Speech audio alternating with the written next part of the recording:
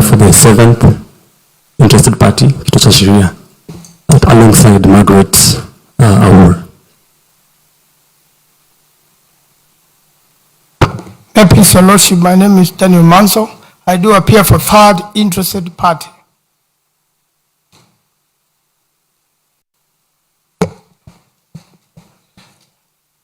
My lords and my lady, if it may please the court, my name is Mudhomi Thienkolu for the second interested party, and I appear together with Mr. Moses Kipkogei, Mr. Kennedy Meli, Mr. Boniface Mwereru, Mr. Steve Ogola, and Mr. Kenson Mutethia.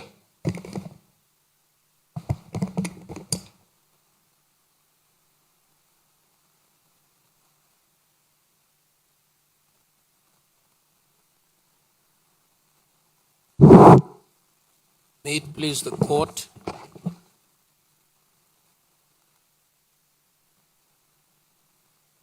I will introduce counsel appearing for the respondents in the interests of time. My name is Githu Muigai.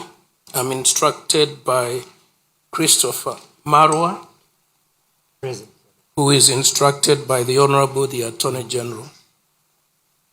For the National Assembly, second and first ninth respondent is represented by my learned colleagues, Eric Gumbo, Paul Nyamodi, Moses Kipkogei, Alex Baya, and Elias Ouma. For the Senate and the Speaker of the Senate, the third and fourth respondents, my learned friend, Professor Tom Ojenda, appears with Mr. Mokele Moni and Ms. Thanji. Dr. Thienkolu has already introduced himself, and I will not repeat that. For the ninth respondent, Mr. Michael Mushemi, and Ms. Gathira is holding brief for Mr. Kamodo for the 10th respondents. Ms. Joy Anami and Hassan Noor are instructed by the 16th respondent, IEBC. Those are the appearances. Sorry, I would like to amend the representation of the Speaker of the National Assembly to include Mr. Sore, S-O-R-E-H, Sore. Those are the appearances. One.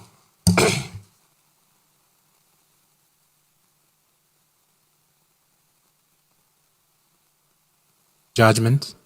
My name is Harrison Kinyanjui. With your very kind indulgence, I do appear for a petitioner in petition E586 of 2024. And my lord, my lady, we filed an application in the Court of Appeal to arrest the delivery of this judgment. This was after the 4th of June. The same petition was not heard when you had directed and ordered it be heard on this, on the 7th of June, 7th of May. You had ordered, directed be heard on the 4th. On that 4th, it was not even listed for a mention. It was listed for a hearing. Because your initial direction was that that petition should be heard as a standalone petition, so that then the decision that will be made in the consolidated petition, together with that, would now be the judgment of the court, because the Honorable Chief Justice had appointed your lordships and my lady as the bench in that petition and as a bench in this petition. Now, when on the 4th of June, the said hearing aborted, we filed an urgent application before the Court of Appeal. CU application number 291, E291 of 2026. I also wrote an email letter to the Chief Justice as the head of the judiciary to bring into her attention the precipitate injury and ruinous violation of the petitioner's right to be heard before you render yourselves in this petition. Accordingly, the Court of Appeal certified that application as urgent. This morning, I served on everyone, including all the parties that are before you now. That application relates to the Court of Appeal's jurisdiction under Article 165(3), and therefore, in deference to the authority of the Court of Appeal, the matter being sub judice in the Court of Appeal, to arrest the delivery of a judgment, so that then a judgment can be rendered that is encompassing that petition and the consolidated petitions. I had, in deference to Section 20, subsection 1H of the High Court Administration and Organization Act, informed the Deputy Registrar of this court that application pertains to the arrest of the delivery of your judgment. And the Honorable Deputy Registrar then alerted me, asked me if I had communicated that to everybody, and I did. And therefore, in deference to the equivalent of the least pendants rule, that application being alive before the Court of Appeal, that this Honorable Court then defers the delivery of the judgment. My lords, as I close, my lady, the right to be heard, being enshrined in Article 25C of the Constitution, it is non-abrogable. It cannot be abridged. But if this judgment is rendered, and peradventure, you find, as indeed you would find, that in petition E586 of 2024, that there was no impeachment, the constitutional threshold was never met, and then you grant that petition, you nullify the impeachment, you render the decision according to the pleas of the petitioner in the amended petition, then your lordships, and my lady, if peradventure you were to dismiss the petitions, herein it would be very embarrassing.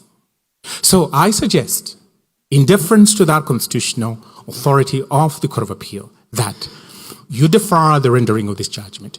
We can be heard tomorrow because we filed our submissions ready for the 4th of June in that E586. And then the ship can sail. You can render a judgment whether to dismiss or grant. Thank you.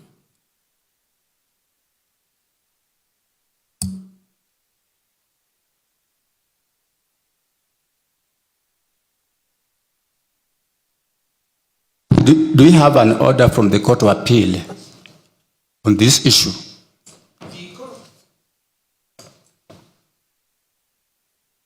The Court of Appeal, as a matter of judicial notice, my learned friends will be aware, has the way of disposing of any matter. I don't think we are ready for argument. I've asked, do you have an order from the Court of Appeal stopping or arresting this judgment?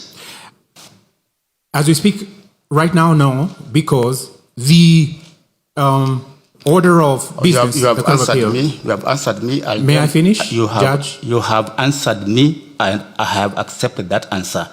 I will now ask some of the parties here to respond to that. May I finish before they respond, just for good order? My lords and my lady, we do not in the list, I do not in the list want to bring any theatrics or sabotage the administration of justice before you. What has provoked this particular move to the Court of Appeal is the aborting of the hearing on the 4th of June 2026. And so that my learned friends can respond.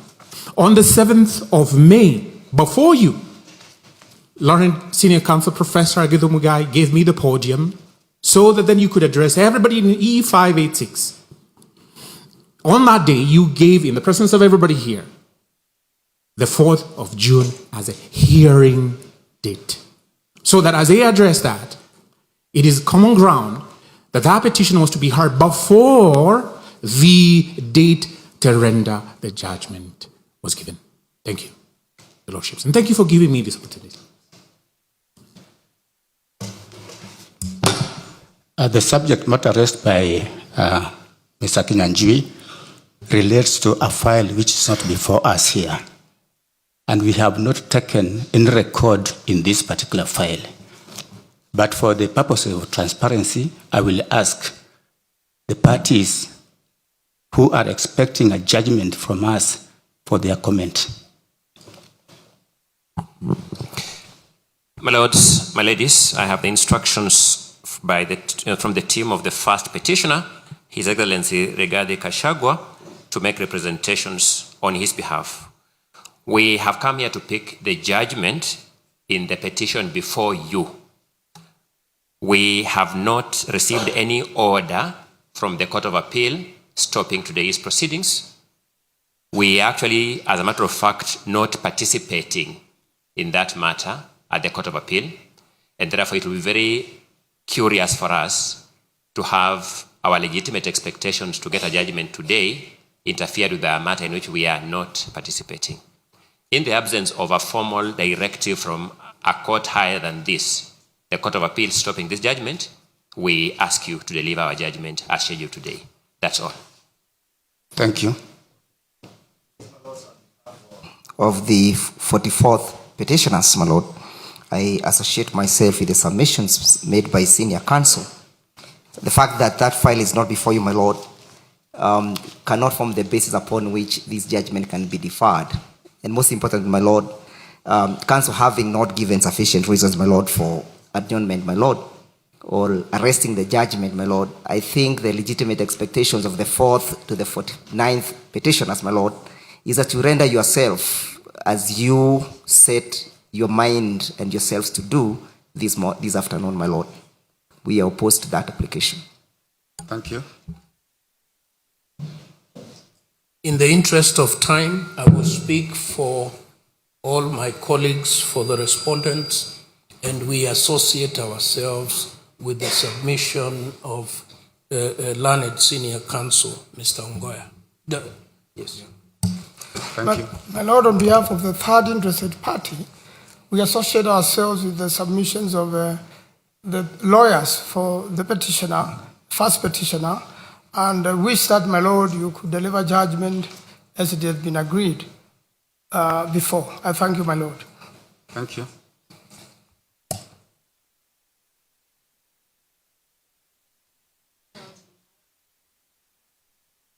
Your Honor, on behalf of the second petitioner, we associate ourselves with the submissions of the other petitioners, and we say in the absence of a court order for stay, then we see no need of stopping judgment.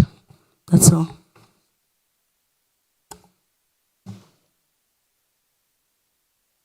My lords and my ladyship, appearing for the 43rd petitioner, we also associate ourselves with the submissions of Senior Counsel Ongoya, and in the absence of a clear order and in respect of our legitimate expectations to deliver the judgment, we then oppose the application. Thank you.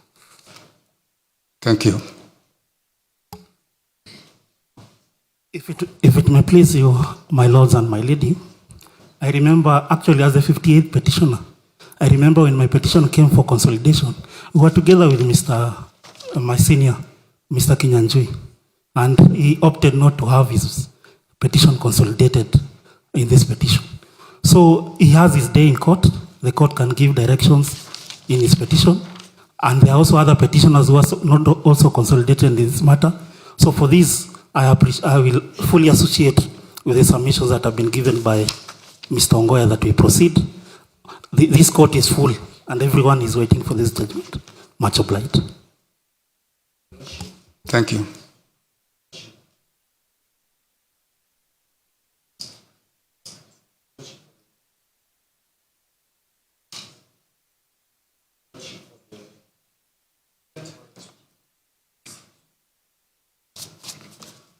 Lordship, for the 10 to 21st is nothing more to My lords and my lady, if it pleases you, speaking on behalf of the 9th petitioner, I will wish to fully associate myself with the submissions made by my senior and my teacher, Senior Counsel Zebedee Ongoya. My lord, over and above that, perhaps it will benefit the court to notice that we have only but been served with the application. So in any event, even in the absence of the order, even if we are to agree, we have not been given enough or sufficient time to understand in full flavor the application that has been made by my senior, Mr. Kenyanjui, and for that matter, we'll be urging the court to proceed with the business of the day to render the decision. Mr. Kenyanjui, my senior, can pursue his claim at the Court of Appeal. Thank you. Thank you. I think the point is made, my lord. I will add the following. One, it is presumptuous for Mr. Kenyanjui to address you as though it is a given that the Court of Appeal will ultimately grant his request, and therefore, as already submitted, there is no basis for that request he makes as we speak. Number two, if you were to grant his request, nothing would stop all the other petitioners in the cohort of petitions that were equally held in abeyance pending the delivery of this judgment. So there is nothing special about his petition that would require a different approach. Number two, rather number three, my lord.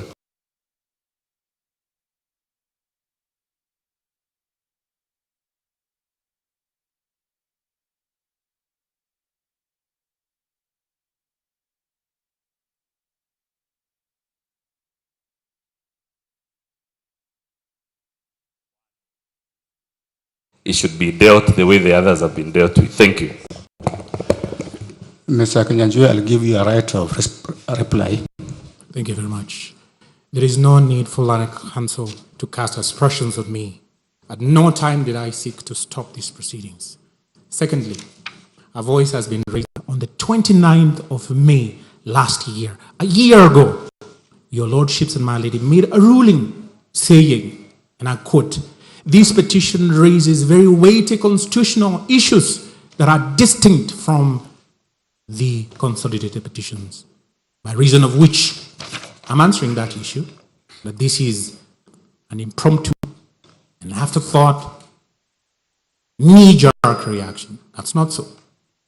That particular ruling of the 29th of May 2025 deconsolidated these E586 of 2024 from the consolidated petitions. That is a decision of the court, not my decision. Shouldn't the petitioner have abided by that decision? Yes, he did, and yes, he has. The 7th of May, everybody here was present when that decision was made to hear that petition. I'm answering, my lord, I'm answering because they say that this is something that I've just come up with to scuttle the hearing. It's my rejoinder, with tremendous respect, my lord. And I'm not going to take too long. I'm alive to the fact that this court is on a constitutional duty. My lord, the date for hearing was fixed in the presence of my lawyer friends. I served that application from the Court of Appeal in deference to the Court of Appeal's directions. And we cannot sit here and pretend as legal practitioners we do not know the practice of the Court of Appeal. The Court of Appeal is seized of these proceedings. And this court is subordinate to the Court of Appeal. And I'm answering that issue as to no reason has been preferred to defer this judgment. The Court of Appeal being seized of those proceedings, which everybody here is fully aware. My friend has said, yes, he has been served. Everybody has been served. So we ought to give deference to that constitutional issue. The other issue raised is that, your lordship, there's nothing peculiar. There is nothing out of the ordinary from these consolidated petitions. Lion Counsel, really, having looked at my petition, never having answered in that petition, Muthomi Thiankolu never filed a single sheet of paper in that petition, and he is appearing for the 10th respondent. Your lordship, he cannot be heard to say that he has absolutely no reason to see what is peculiar. Your lordships and my lady, you saw the peculiarity of that petition. You saw, and I'm not going to go into those grounds, Your Lordship. I'm not going to go. So that Your Lordship, the petitioner wants to be heard on merit because Article 25C says he should be heard and given that right to a fair trial. As I close, none of my learned friends here, when that petition comes up for hearing, should they ever remove from their pocket the res judicata card. None of you. My Lord, I say so because they are happy to have the judgment today. And I'm going to demonstrate there was no lawful impeachment. Constitutional threshold was never met, and I'm not delving into that. So none of them, my lords, none of them, no, Prof, please don't point a finger at me. None of them should be heard to say that my client's petition is res judicata. So that Your Lordship, Mr. Kinanjui, yes, this is my last we have given you enough time. Yes, this is my last remark. This is my last remark. Since the Honorable the DR received this formal communication and was brought to the attention of this honorable court, I very believe this honorable court should have deferred to the Court of Appeal. And I said, we're not adjourning indefinitely. It's not open-ended. Even give me this afternoon, we'll be heard, and then you can render your judgment tomorrow. Thank you for hearing me.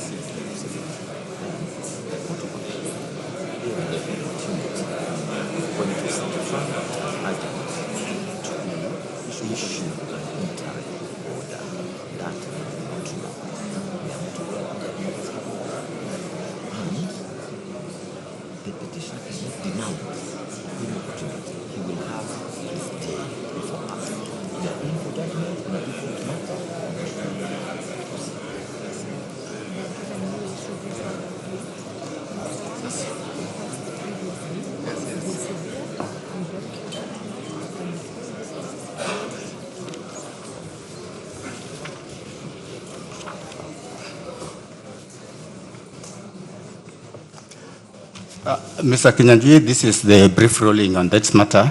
First of all, we want to note for record that the matter you are referring to is not before this court, either by way of a mention or a hearing or a judgment. Indeed, it is not before us, and we are not able to take notes on that matter. Secondly, because many people here may not know where you are coming from, you yourself sought to be deconsolidated in that matter. And we gave you the orders the way you wanted them. You took yourself away from these petitions. We have made a decision on that. You will not misrepresent facts. Listen, I'm making a ruling on this matter. The matter is not before us. The Court of Appeal has had or has cited that matter. If they wanted to stop us, we would drop our pens. Give us a court order from the Court of Appeal, then we'll drop our pen. We don't have anything like that. Lastly, we gave directions the last time we were having this matter. We said that your matter will be mentioned after today's ruling. And for record, and this is the last comment we're making on this issue, your matter is coming for a mention on 18th of June, 2026. Parties before the court, are you ready to proceed? Thank you very much, Your Lordship.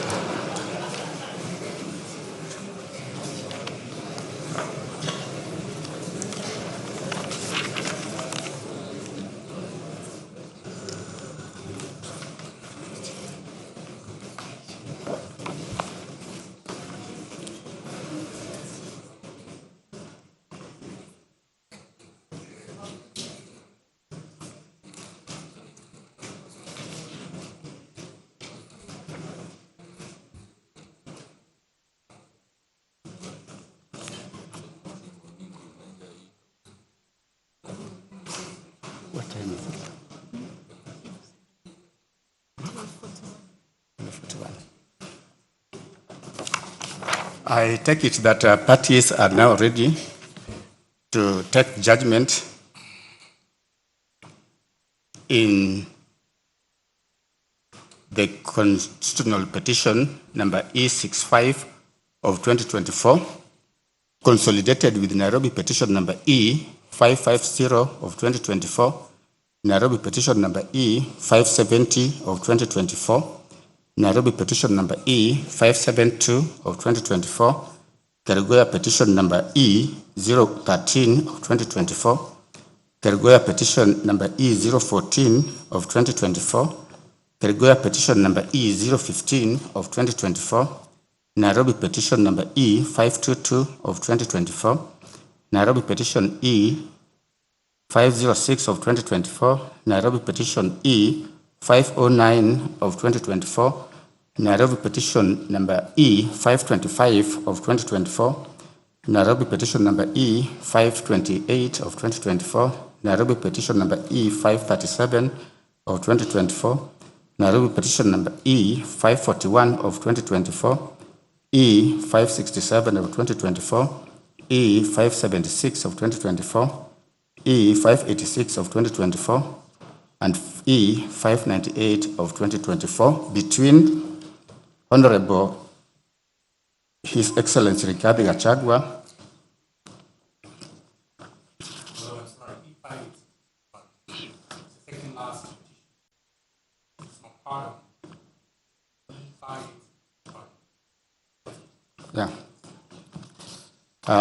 petitioners Rigathi Gachagua, Thomas Kimotho Maingi, John Jerry Maina, David Munyi Madenge, Peter Gichobi Kamotho, Grace Mudhomi Mwangi, Clement Mchiri Murioki, Edwin Munene Karioki, Sharia Mtani na Shadrack Wambui,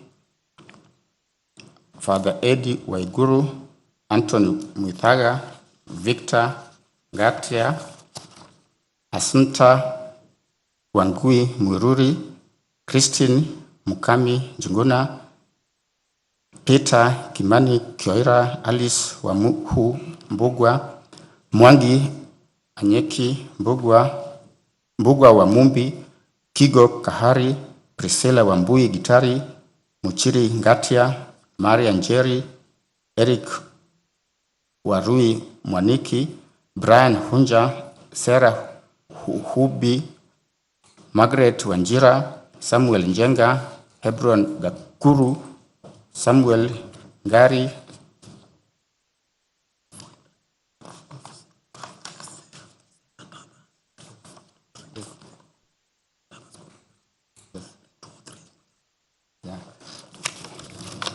I accept, Council, that the parties are known. We can move ahead, and others versus the respondents. Speaker of National Assembly of Kenya, Speaker Senate of Kenya, Honorable Attorney General, and several others.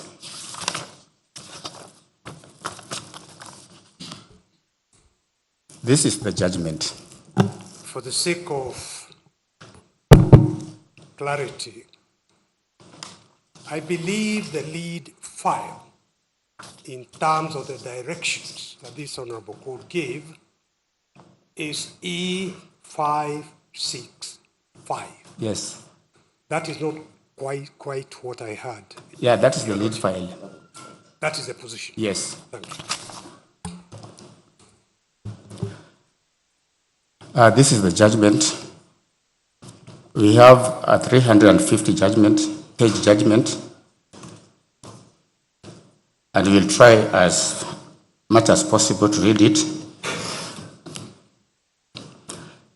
Introduction and background. In the general election of 9th of August 2022, the first petitioner, hereinafter referred to as His Excellency Gachagua, was elected as the Deputy President of the Republic of Kenya alongside His Excellency William Ruto, whom we refer to as President. Their election was upheld by the Supreme Court, paving the way for their swearing in on 13th of September 2022 beginning what was expected to be a full constitutional term under Article 145, Sub-Article 1 and Article 148, Sub-Article 6. That expectation, however, was cut short following the successful impeachment proceedings against His Excellency Gachagua. The process leading to his removal commenced on 1st of October 2024, when Honorable Mwengi Mutuse, the 9th respondent and Member of Parliament for Kibwezi West constituency, we shall refer to him as Hon Mutuse, introduced an impeachment motion pursuant to Article 145 and Article 150 of the Constitution. The motion hereafter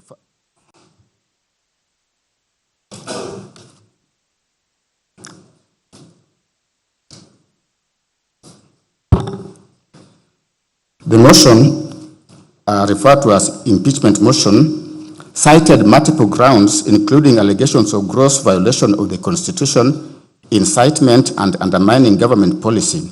The 11 grounds were as follows.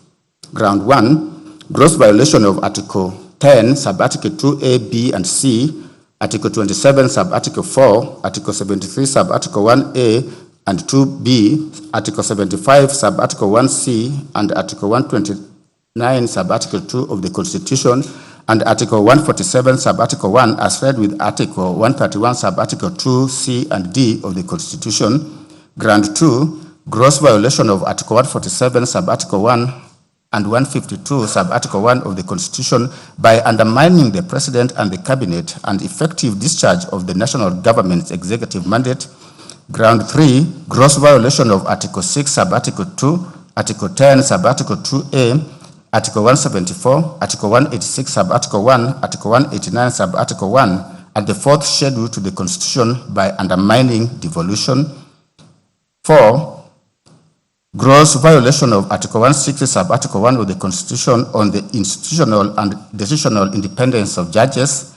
Article 5, Ground 5, gross violation of Article 3, Sub-Article 1 and Article 148, Sub-Article 5A of the Constitution, and fidelity to the oath of office and allegiance.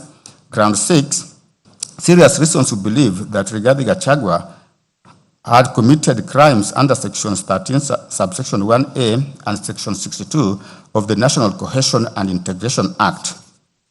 Ground 7, serious reasons to believe that Rigathi Gachagua has committed crimes under Section 45, 46, 47, and 48 of the Anti-Corruption and Economic Crimes Act and Section 2, 3, 4, and 7 of the Proceeds of Crime and Money and Anti-Money Laundering Act.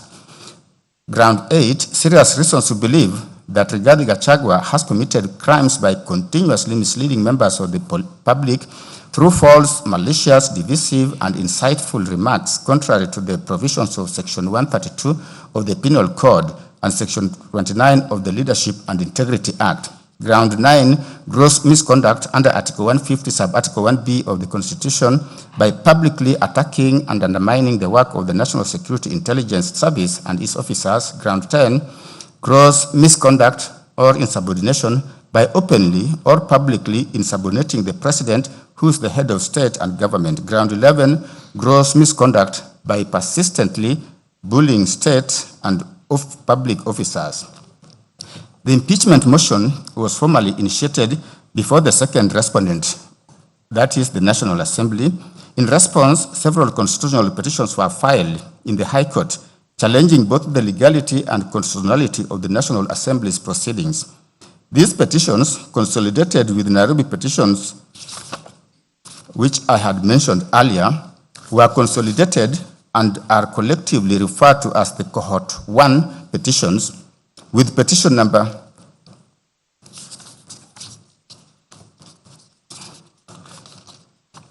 E522 of 2024 designated as the lead file. 56, that was Cohort 1 petitions. Cohort 2 petitions, where these petitions belong, the lead file is 565 of 2024. On 8th of October 2024, the National Assembly passed the impeachment motion. Subsequently, the resolution was transmitted to the Senate. As the impeachment process unfolded, further applications were seeking conservatory release were filed in the High Court to restrain the Senate from proceeding with impeachment hearings. The Senate thereafter conducted its hearings and upheld 5 of the 11 charges against His Excellency Gachagua, as a result of which he effectively ceased to hold office as Deputy President of the Republic of Kenya. The Senate's decision was communicated to the public through a Gazette notice issued on 17th of October 2024.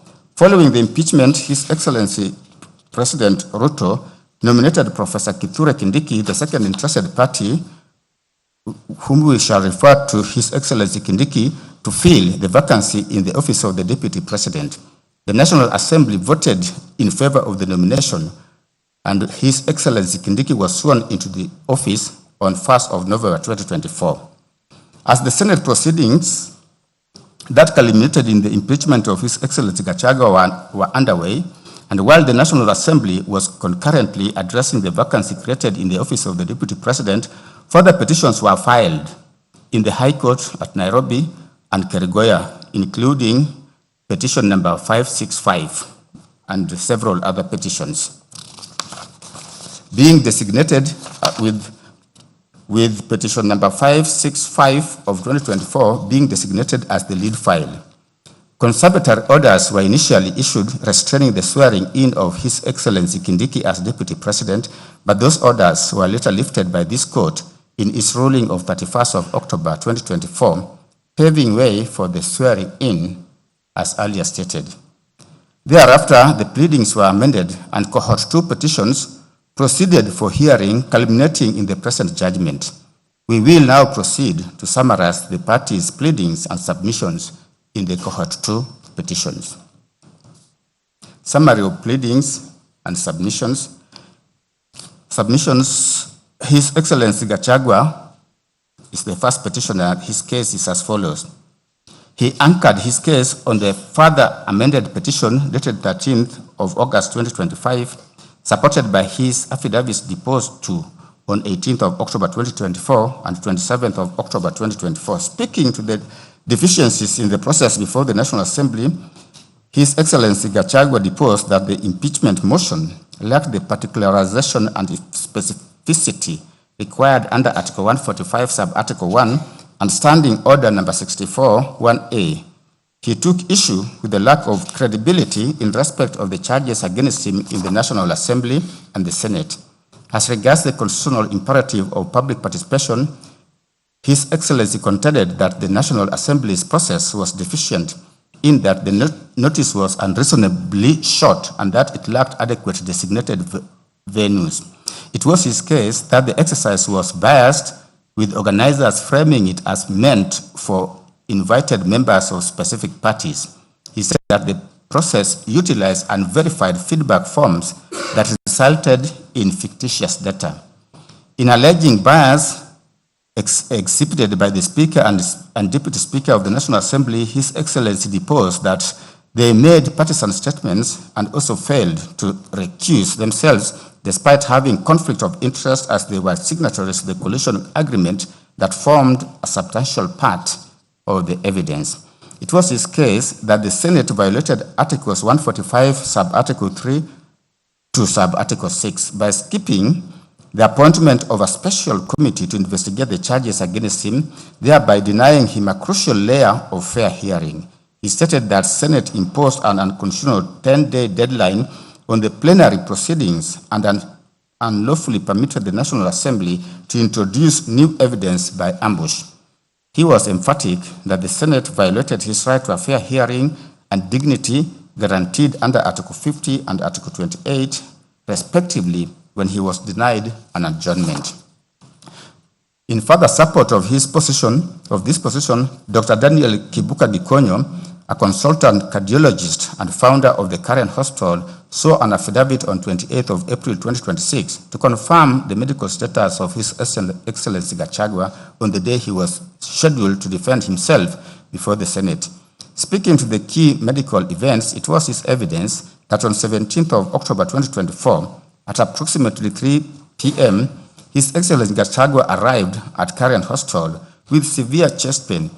He deposed that given his age and underlying risk factors including hypertension, history of diabetes, stress, he conducted ECGs and blood tests and recommended a 48 to 72-hour admission to enable close monitoring, further evaluation, and appropriate medical management.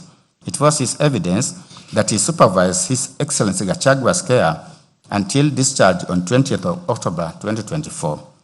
Far from the impeachment process, His Excellency Gachagua impugned the subsequent nomination and approval of His Excellency Kindiki.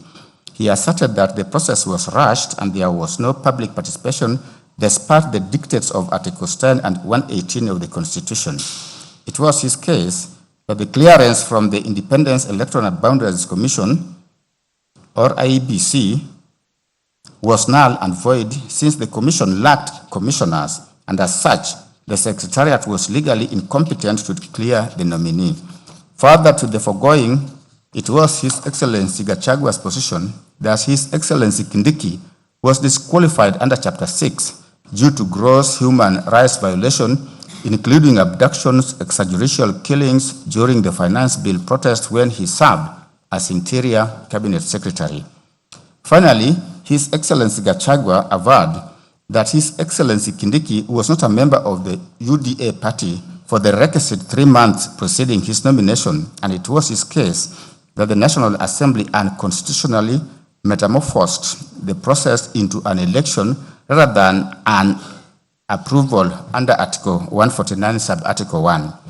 For these reasons, His Excellency Gachagua sought the following reliefs: a declaration that the respondents have contravened the provisions of Articles 10 and 18, Sub-Article 1, Articles 10 and Article 118, Sub-Article 1 of the Constitution, by initiating a process leading to the removal from office by impeachment against the petitioner without first putting in place adequate legislative and procedural measures for effective public participation. In particular, the Senate's decision was not informed by any input from public engagement. 2, a declaration do issue that the impeachment motion lacks the particularization and specificity required under Articles 145, Sub-Article 1 of the Constitution and Standing Order 64(1)A of the Standing Orders of the National Assembly, and is thus incapable of invoking the jurisdiction of both the National Assembly and the Senate under Articles 145 and Article 150.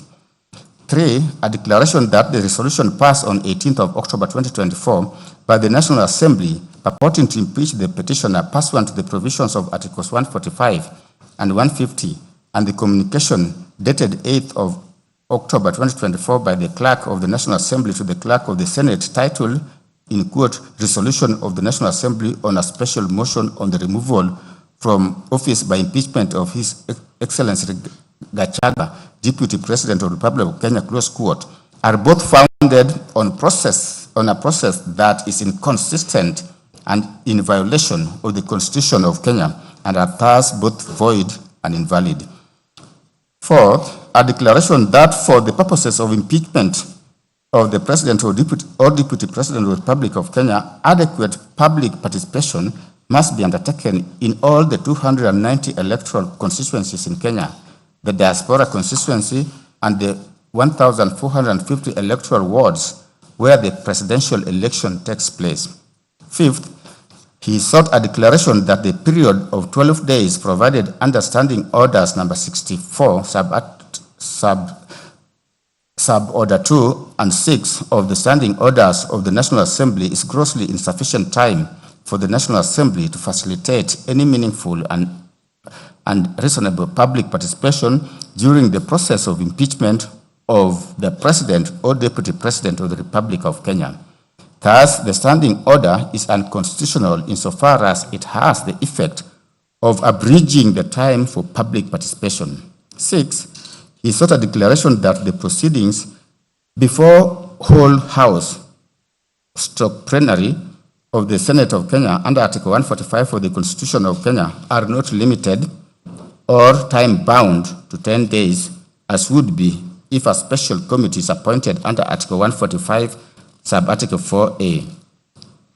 He also sought in 7th prayer a declaration that the petitioner has right to fair administrative action under Article 47 right to fair hearing under Article 50, Sub-Article 1 of the Constitution were violated on account of the petitioner being denied an adjournment occasioned by illness, thus violating his right to appear in person before the Senate of Kenya to be heard and present his case.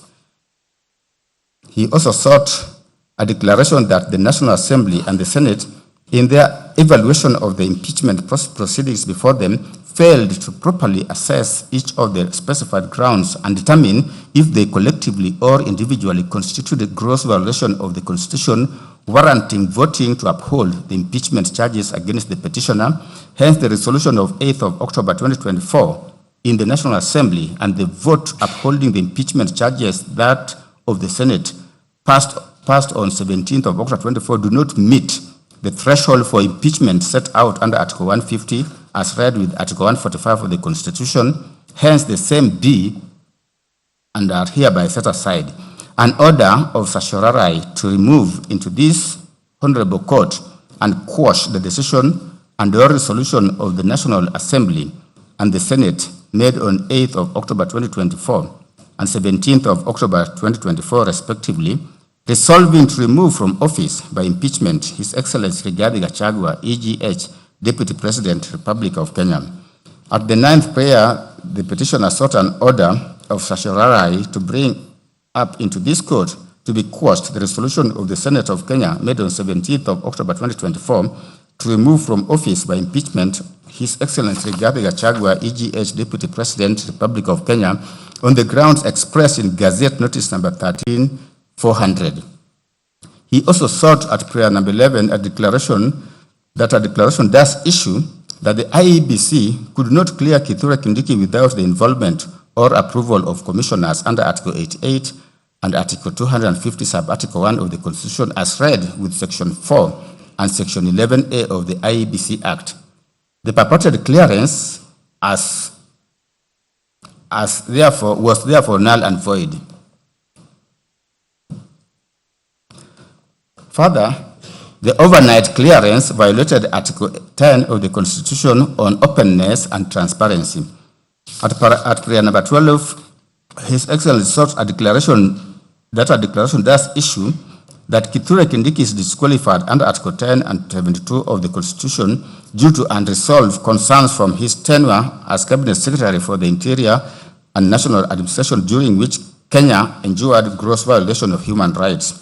He also sought a declaration does issue that the National Assembly violated Articles 124 Sub-Article 4 and Article 149 Sub-Article 1, Section 6 of the Public Appointments Parliamentary Approval Act, Cap 7F, and Standing Order 45 in the method it adopted to approve Kithure Kindiki's nomination as Deputy President. He also sought a declaration that Kithure Kindiki was illegally appointed and procedurally cleared and unlawfully approved as nominee for Deputy President in violation of Articles 1, Article 10, Article 8, Article 118, Article 124, Article 137, Article 148, Article 149, and Article 250 of the Constitution, so that his appointment, clearance, and approval for that position is null and void.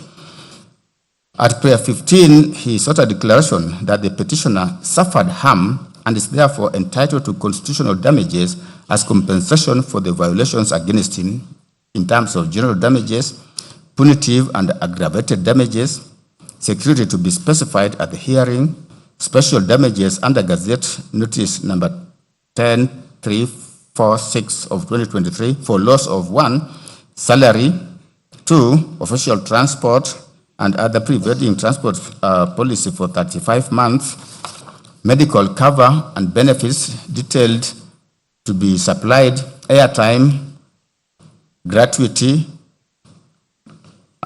and annual salary for 5 years. He calculated those sums and gave the figures. At prayer number 16, His Excellency sought pension and other benefits under the Retired Benefits Deputy President and Designated State Officers Act, Chapter 197B of the Laws of Kenya, being a monthly pension equal to 80% of the first petitioner's last monthly salary while in office, 2, a lump sum payment on retirement calculated as a sum equal to 1 year's salary paid for each term served in office. 3, 2 saloon vehicles of an engine capacity not exceeding 2,000 cc, which shall be replaceable once every 4 years. 4, 1 4-wheel drive vehicle of an engine capacity not exceeding 3,000 cc, which shall be replaceable once every 4 years. 5, a fuel allowance equal to 15% of the current monthly salary of the office holder. 6, full medical and hospital cover, providing for local and overseas treatment with a reputable insurance company for the first petitioner, the first petitioner's spouse, and the first petitioner's child who is below 18 years or is under 25 years of age and is undergoing a course of full-time education, and in the case of a female child, is not married or is not cohabiting with any person.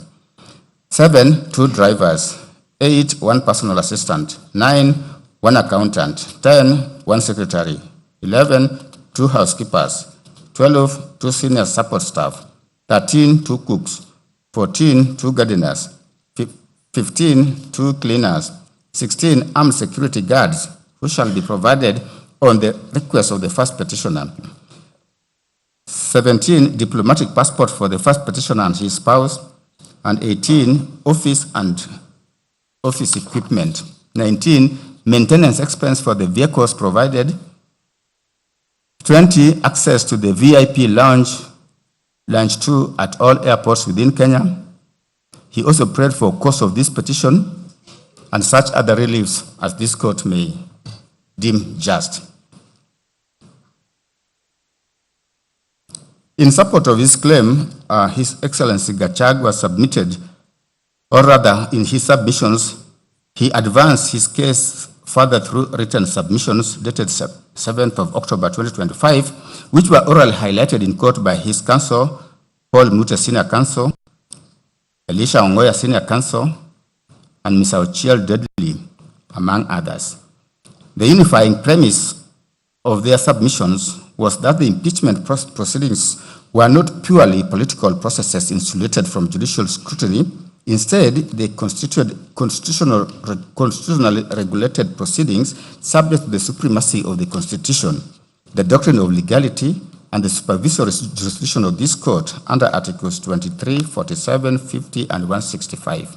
Overall, they came up with the following issues for course determination. 1, whether National Assembly motion met the constitutional threshold under Article 145. 2, whether the Senate violated Articles 145 sub-Article 3 to 6 by failing to appoint a special committee to investigate the charges. 3, whether the Senate, misled by its misinterpretation of Article 145, rushed the process and denied the petitioner a fair hearing. D, whether there was adequate public participation at both the National Assembly and the Senate. E, whether the speakers of the National Assembly and Senate were biased in reality or in perception. F, whether the overnight clearance and approval of a replacement of Deputy President evidence a predetermined process. G, whether Standing Order number 62 sub order 2 of the National Assembly is valid. And then lastly, what are the available reliefs? They collectively, the lawyers for His Excellency, the petitioner Rigathi Gachagua, collectively submitted that while Parliament undeniably possesses the authority to undertake impeachment, such authority is neither absolute nor immune from judicial review when allegations of constitutional violations, irrationality, or procedural impropriety arise. They characterize the proceedings as a politically engineered process disguised as constitutional compliance, submitting that Parliament specifically observed procedural forms while deliberately undermining constitutional substance, thereby necessitating judicial intervention to preserve the rule of law. Leading the charge on the constitutional standards of the process, learned Senior Counsel Elisha Ongoya anchored his arguments on constitutionalism and legitimacy within Kenya's presidential order. he submitted that the Constitution transformed governance from unrestrained political discretion to a system founded on constitutional limitation and accountability, which rendered all exercise of public power, including parliamentary impeachment, subordinate to the Constitution and amenable to judicial scrutiny. Describing the proceedings as an exercise in malicious compliance, he drew parallels to the historical trials of Socrates, Sir Thomas More, and Jesus Christ to demonstrate how processes can appear outwardly lawful while being fundamentally unjust and predetermined. He maintained that constitutional democracy depends on good faith, adherence to fairness, and constitutional morality, not merely technical compliance. In analyzing the text of Article 145 and Article 150, Council noted that the threshold language, gross violation, gross misconduct, and serious reasons prove impeachment is a mechanism reserved strictly for the gravest constitutional transgressions. To that end, Council drew the support from the cases of Mike Sonko, which we have particulars we have given, Muya and versus Tribunal appointed to investigate the conduct of Justice Martin Muya. We have given citation. He used these cases to argue that grounds must be substantiated by cogent evidence to an intermediate standard higher than a balance of probabilities. Senior Counsel Ngoya further submitted that since impeachment directly interferes with the sovereign will of the electorate expressed through universal suffrage, courts could not abdicate their responsibility by treating it as a purely political immune process. It was his case that the grave consequences of removal brought the matter squarely within the High Court's supervisory jurisdiction, requiring it to interrogate whether Parliament met the heightened constitutional standards. Senior Counsel Paul Mute submitted on the democratic mandate and the political question doctrine. He was emphatic that impeachment in Kenya's presidential system is an extraordinary constitutional remedy of last resort. He distinguished Kenya's architecture from parliamentary systems where executive tenure relies on legislative confidence. It was his case that the deputy president derives direct democratic legitimacy from the electorate through universal suffrage and cannot be removed due to transient political dissatisfaction or partisan convenience. In view of the fact that impeachment effectively overturns the democratic will, it was Senior Counsel's position that the Constitution deliberately imposed strict procedures and substantive safeguards that courts are duty-bound to enforce. Learned Counsel drew support from the decision in Mike Sonko Mbuvi, which we have stated, to restate that the threshold for removal could not be reduced to political expediency.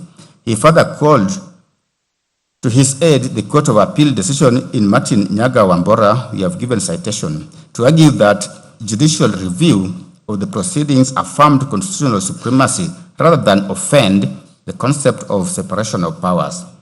He firmly rejected the respondents' invocation of the political question doctrine, asserting that the Constitution creates no autonomous islands immune from accountability, and he maintained that all constitutional power remains subordinate to the judiciary's review.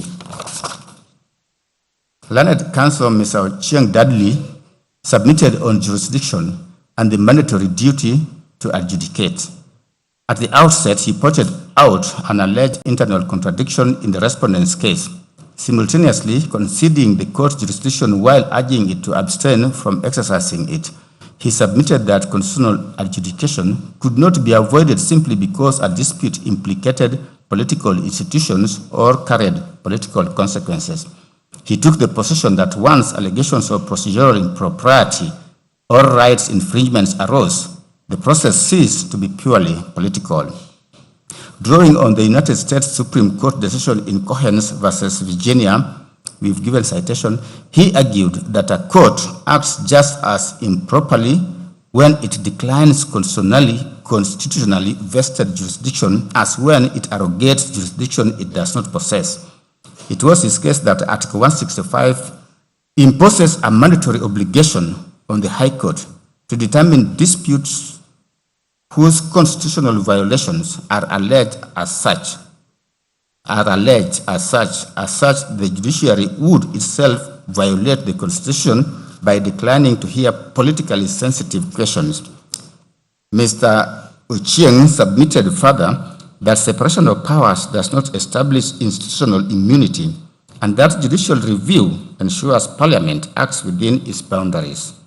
Citing the Supreme Court advisory opinion in the matter of Kenya National Commission on Human Rights, Council concluded that constitutional interpretation in such disputes must be transformative, holistic, and purposive rather than mechanical.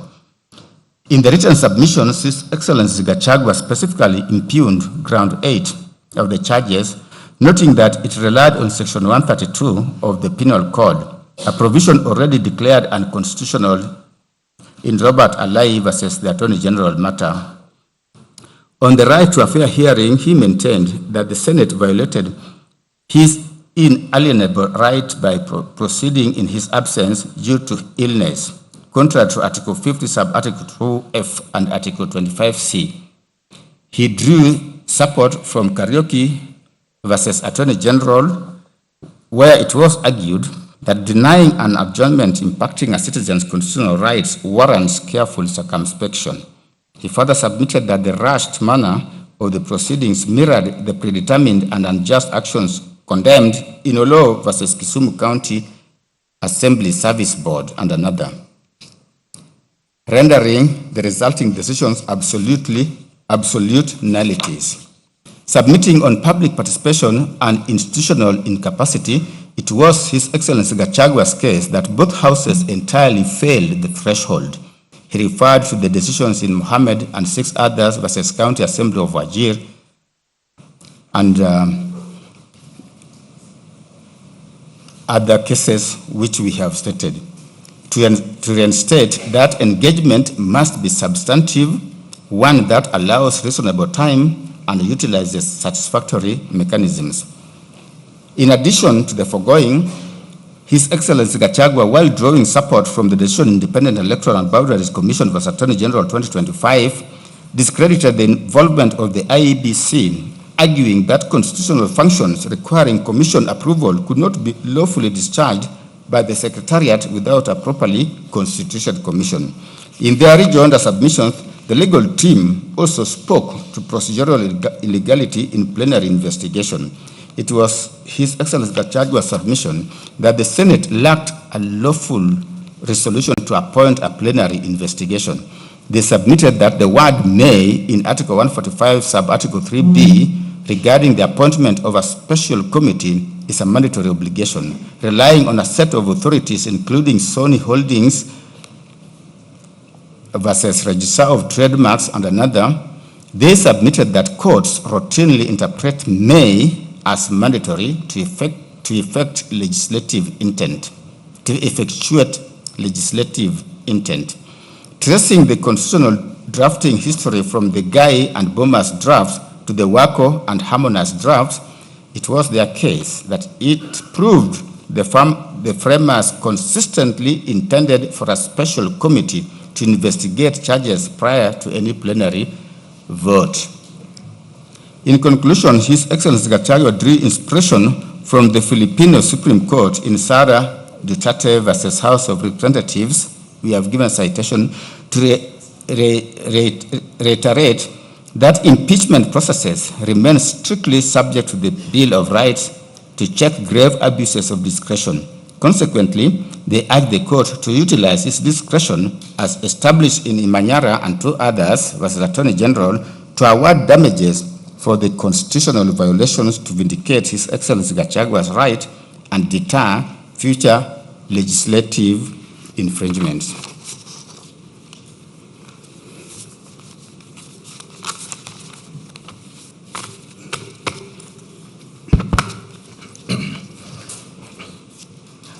I will proceed from the second petitioner's case, that is Thomas Kimoto Maingi.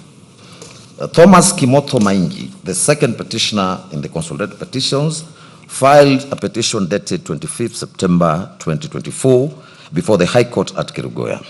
The petitioner described himself as a former member of the National Intelligence Service, NIS, and contended that his constitutional rights had been violated by statements allegedly made by His Excellency Gachagua on 26th of June 2024 concerning the conduct of NIS during the Finance Bill 2024 protests.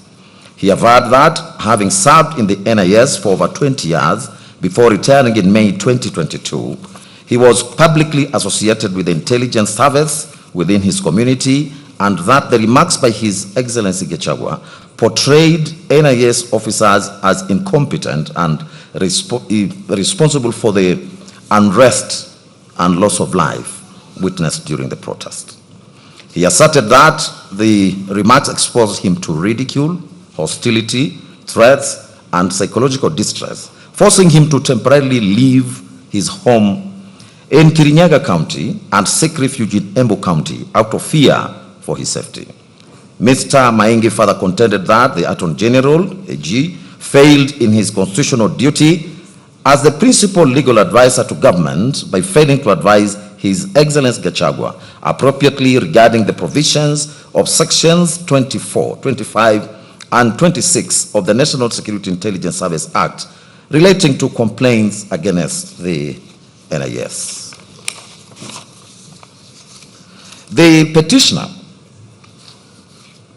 alleged violations of Articles 10, 27, 28, 29, and 47 of the Constitution, claiming that the impugned statements amounted to discrimination, infringement of human dignity, psychological torture, and unfair administrative conduct. Consequently, the petitioner sought the following reliefs. That there be a declaration that the constitutional rights of the applicant as provided for under Articles 10, 27, 28, 29, and 47 of the Constitution have been violated by the respondents. B, that the first respondent be ordered to issue an apology to the NIS members and staff for the utterances and or speech made on the 26th of June 2024. C, cost of the petition, and D, any other relief the court may deem. The second petitioner did not, however, file any written submissions. The third petitioner's case. Honorable Njeri Maina, the third petitioner in the consolidated petitions, filed the petition dated 2nd of October 2024. That was later amended on the 9th of October 2024 before the High Court at Kerugoya. She is the current woman representative in the National Assembly for Kirinyaga County. She stated that she brought the petition on her own behalf and on behalf of the residents of Kirinyaga County, and in public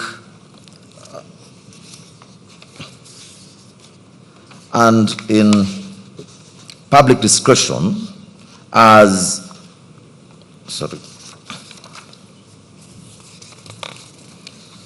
and in public interest, her petition also principally challenged the constitutionality, legality, and procedural propriety of the impeachment proceedings commenced against His Excellency Gachagua. She contended that public participation process undertaken by the National Assembly in relation to the impeachment motion was ineffective, inadequate, and constitutional owing to the short notice periods and inaccessible venues. She took issue with the insufficient dissemination of information, defective response templates, lack of proper facilitation of members of the public, and the alleged failure by Parliament to comply with court orders directing constituency-level public participation. She further asserted that the impeachment process violated Articles 10, 47, 48, 145, and 150 of the Constitution, and challenged the constitutionality of Standing Order number 64-2 of the National Assembly Standing Orders on the basis that it imposed an unconstitutional 7-day timeline for disposal of impeachment proceedings, thereby undermining meaningful public participation. Honorable Maina also questioned the legality of the Senate's decision to conduct the impeachment proceedings in plenary instead of through a special committee under Article 145, Subarticle 3B of the Constitution. Urging that investigation of impeachment charges could only lawfully be undertaken by a select committee of the Senate. In addition, she challenged the legality of the National Assembly as constituted, contending that it failed to comply with the constitutional 2/3 gender principle under Articles 27, 81B, 100 and 261 of the Constitution, and was therefore incapable of lawfully entertaining an impeachment motion. As such, Honorable Maina sought for the following reliefs. A declaration that the modalities put in place by the first respondent in respect of the public participation forums that were scheduled for the 4th October 2024 regarding the special motion fell below the threshold of proper, effective, and meaningful public participation as envisaged under Article 10 of the Constitution. B, a declaration that the modalities put in place by the first respondent in respect of the public participation forums held on 4th and 5th of October 2024 as ordered by this Honorable Court regarding the special motion were in disregard of the Court's orders and fell below the threshold of a proper, effective, and meaningful public participation as envisaged under Article 10 of the Constitution. C, a declaration that the impeachment process as against the first interested party undertaken by the first and the second respondents in view of modalities of public participation forums held on the 4th and 5th October 2024, failing well below the threshold of a proper, effective, and meaningful public participation as envisaged under Article 10 of the Constitution, were unconstitutional and therefore void. D, a declaration that the appointment of a select committee by the Senate under Article 145, 3B of the Constitution is not discretionary in the impeachment of a president or deputy president in light of Article 259 of the Constitution. A declaration that any proceedings in regard to impeachment of the first interested party taken by the second and fourth petition respondents outside the select committee of Senate under Article 145, Subarticle 3B of the Constitution are unconstitutional and void. F, a declaration that the first respondent is not legally constituted in light of the mandatory provisions of Article 27, 81B, 10261 of the Constitution on the 2/3 gender requirement. G, a declaration that the first respondent as currently constituted cannot entertain and deliberate the special motion for the removal of the first interested party by respondents. H, cost of the suit, and I, any other order or orders that this court may deem just. The third petitioner's submissions. Honorable Maina supplemented her positions by filing written submissions dated 9th of January 2026, and which she further orally highlighted in court. She identified the following issues for determination. 1, whether the public participation exercise conducted by the National Assembly on the 4th of October 2024 met the constitutional threshold under Article 118 of the Constitution. B, whether the yes-no template deployed by the National Assembly violated constitutional requirements for meaningful public participation. 3, whether the Senate violated Article 118 by not conducting public participation at the Senate stage. 4, whether the Senate violated Article 145, 3B by failing to appoint a special committee of 11 members. 5, whether Standing Order 64-2 prescribing a 12-day impeachment timeline is constitutional. 6, whether the impeachment process violated Article 50 on fair hearing protections. And 7, whether the impeachment proceedings were conducted by impartial officers as required by Article 50, Sub-Article 1 of the Constitution. Honorable Maina submitted that on the 3rd of October 2024. Honorable Justice Mongo, a judge of the High Court sitting at Kariguya, ordered inter alia that public participation be undertaken at the constituency levels so as to accord the public an opportunity to engage and offer their representations. That these orders were duly served and were never appealed, stayed, varied or reviewed, And as such, they remain binding on the respondents, absolutely. Speaking to the obligation to obey court orders, Honorable Maina submitted that such obedience is foundational to the rule of law as was held in Law Society of Kenya and 3 others versus Inspector General of Police and 4 others reported in 2024 KEHC KLR. She submitted that this obligation extended even to cases where the person affected by an order believes it to be irregular or void, as was held in Refrigeration and Kitchen Utensils Limited versus Gulab Chand, Popatlal Shah, and others, the civil application number Nairobi 1339 of 1990. She further submitted that proper compliance required reasonable notice and not the same day or the next day notice. Physical accessibility at constituency level with open, identifiable venues in each of the 290 constituencies, facilitation of engagement, including civic sensitization, information, language diversity, disability access, and hearings as the primary mode, including oral and interactive engagement. Learned Counsel further submitted that the orders were not obeyed and only 200,000 participants countrywide who made up to 0.4% of the Kenyan population turned up for the exercise. Council decried the one-day notice published on a Saturday whose contents were vague as they referred to constituency offices without addresses and times. She also pointed out that no hearings were ever organized, no facilitation was provided, and that CDF offices were closed and the MPs absent.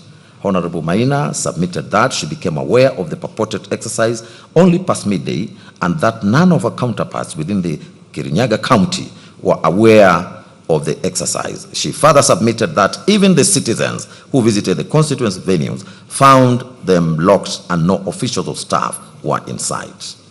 It was submitted that the National Assembly faced a binary choice of obeying the Constitution through the court order or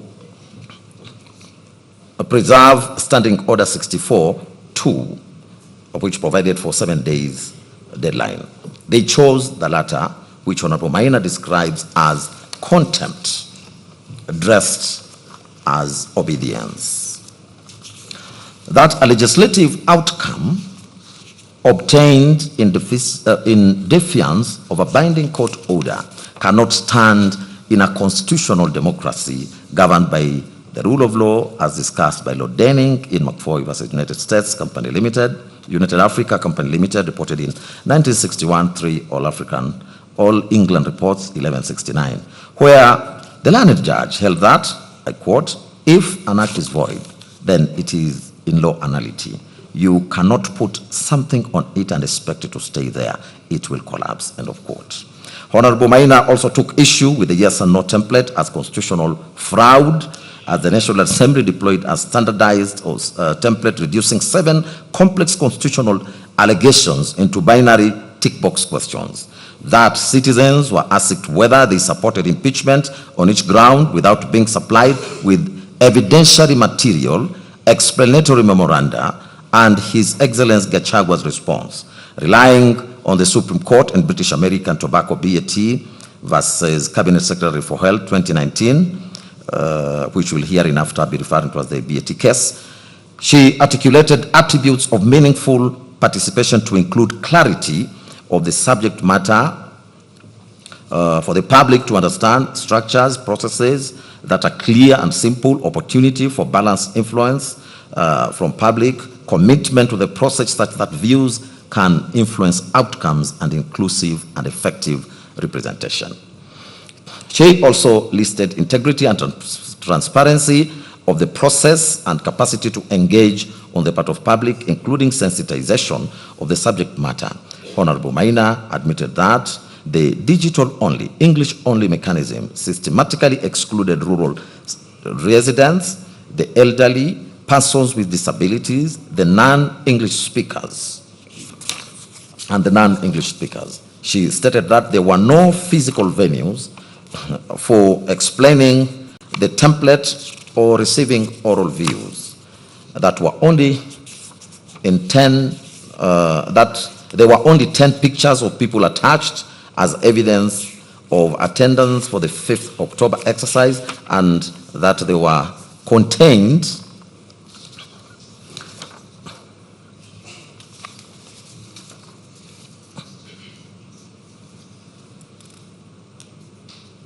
and that they were conflated responses from 4th and 5th October without distinction, obscuring the impact of the court's orders. She identified that the template was not a procedural imperfection, but an endorsement mechanism designed to manufacture numerical support for a predetermined outcome and is therefore constitutionally void. It was her further submission that Article 118 imposes an independent obligation on each House of Parliament to facilitate public participation in its own business, that the Senate is not a subordinate appendage of the National Assembly, as was held in Speaker of Senate versus Attorney General, reported in 2013, where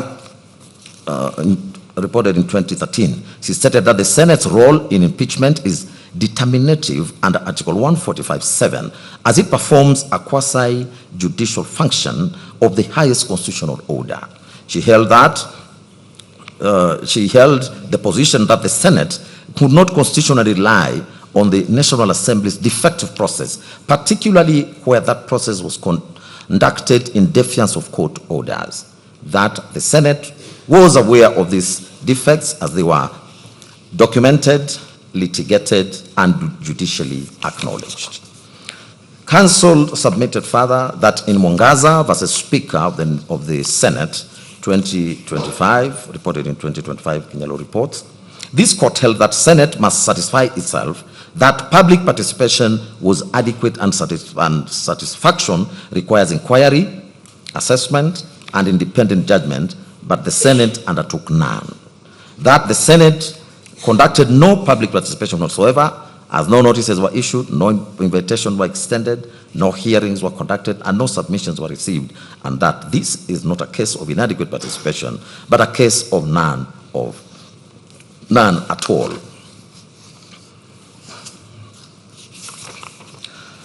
It was also her submission that Article 145, Subarticle 3B of the Constitution provides that the Senate may appoint a special committee comprising 11 members of its members to investigate the matter. On that, she submitted that the word may was a grant of power, not a license to bypass the Constitution, and that once the Senate had elected to proceed under Article 145, it must proceed within the architecture prescribed, which includes a special committee. Further stated that under Article 145, Subarticle 6, it provides that the Senate jurisdiction to vote is triggered only if a special committee reports that allegations have been substantiated, and absent a committee report, the gateway to plenary determination was not opened. She also stated that the constitutional function of the special committee was structured investigation, not political debate, receiving, interrogating, and testing evidence, producing a reasoned report, and insulating investigation from the volatility of plenary politics. That Article 145, Subarticle 5 of the Constitution, guaranteed the Deputy President the right to appear and be represented before the special committee, and by bypassing the committee, the Senate extinguished an entire constitutional hearing stage guaranteed to the Deputy President, thus violating the non-derogable right to a fair hearing. Learned Counsel submitted that standing orders confirmed this distinction, as Standing Order 79 on the Deputy President impeachment provided for a special committee, but no alternative. That Standing Order 80 of the Governor's impeachment procedure impeachment expressly provides two alternatives, that is, a special committee or a plenary investigation. It was then posited that where the drafters intended to permit plenary investigation, they could have said so, and that the omission of the Deputy president must be respected.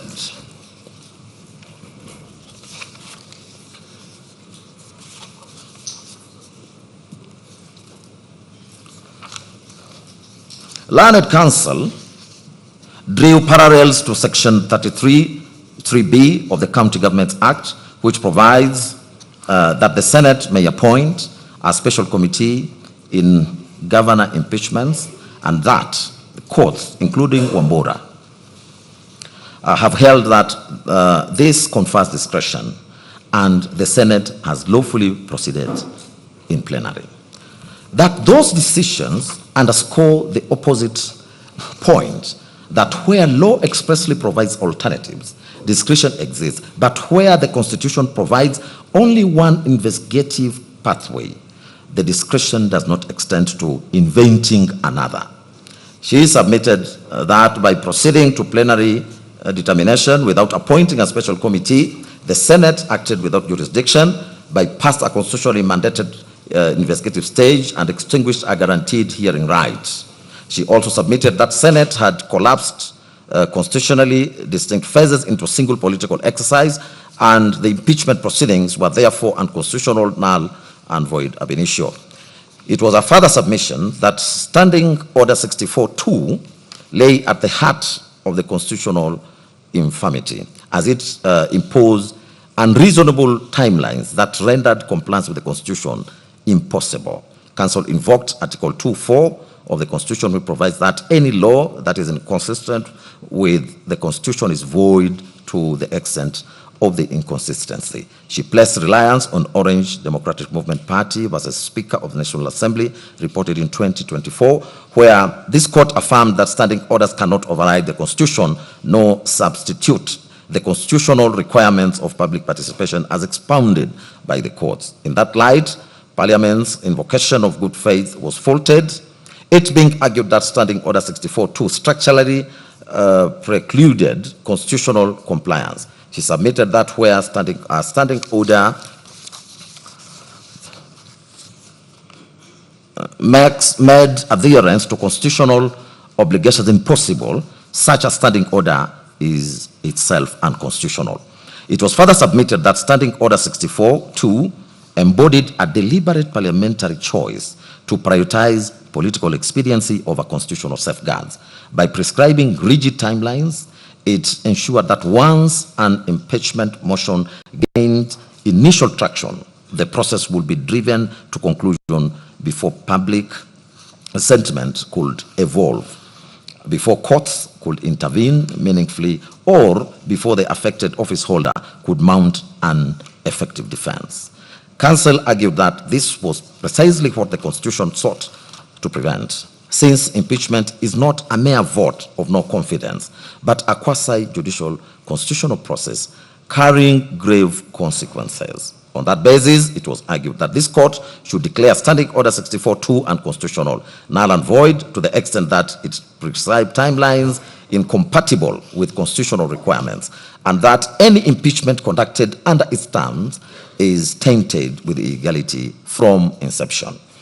On the question of whether His Excellency Gachagua was accorded a fair hearing, Honorable Maina submitted that he was hospitalized with chest pains on the eve of the Senate proceedings.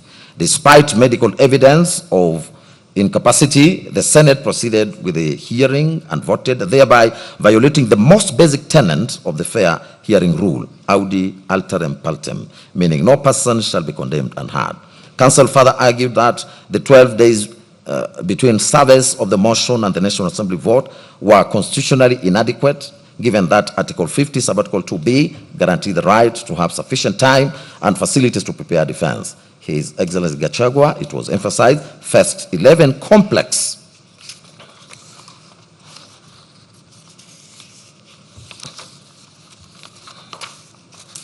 constitutional allegations, including gross violation of the Constitution, abuse of office, and corruption, for which 12 days was structurally insufficient.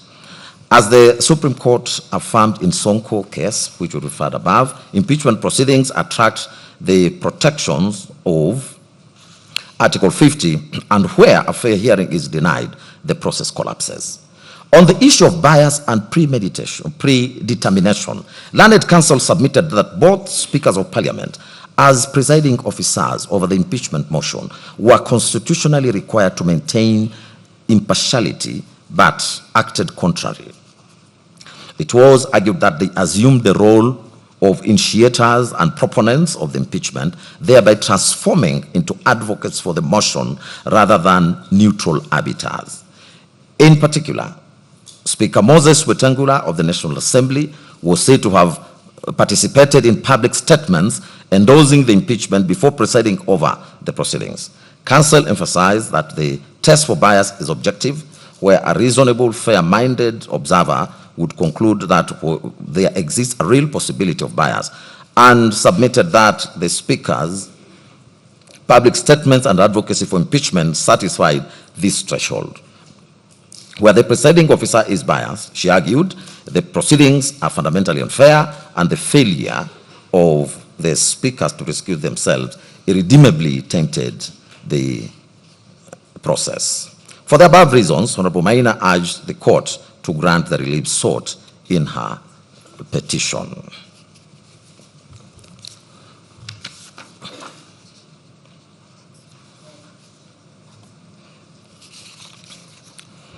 Next is the 4th to 8th petitioners' cases. The 4th to 8th petitioners in the consolidated petitions, that is Honorable David Munyi Madenge, Peter Gechobi Kamoto, Grace Modoni Mwangi, Clement Muchiri Muriuki, and Edwin Munene Kariuki jointly filed a petition dated 18th of October 2024 before the High Court of Kenya at Kerugoya.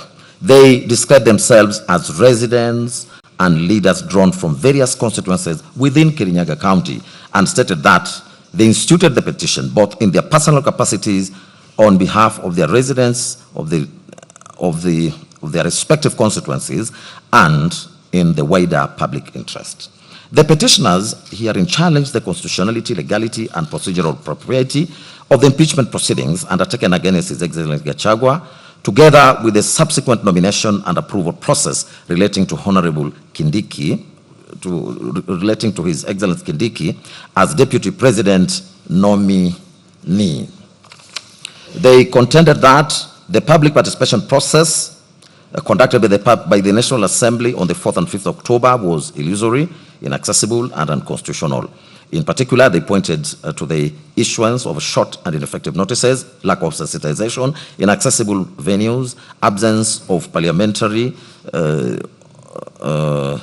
officials at designated constituency sites, closure of the Kirinyaga Central CDF Hall, and the overall failure by both National Assembly and the Senate to facilitate meaningful participation as required under Articles 10 and 118 of the Constitution. The petitioners further asserted that Senate unlawfully conducted impeachment proceedings in plenary instead of through a special committee under Article 145(3)(b) of the Constitution, and that the rash timelines imposed under Standing Order 64(2) of the National Assembly standing orders were unconstitutional as they curtailed effective public participation and the hearing and the fair hearing rights. They also alleged that the Senate violated His Excellency Gachagua's constitutional allegations.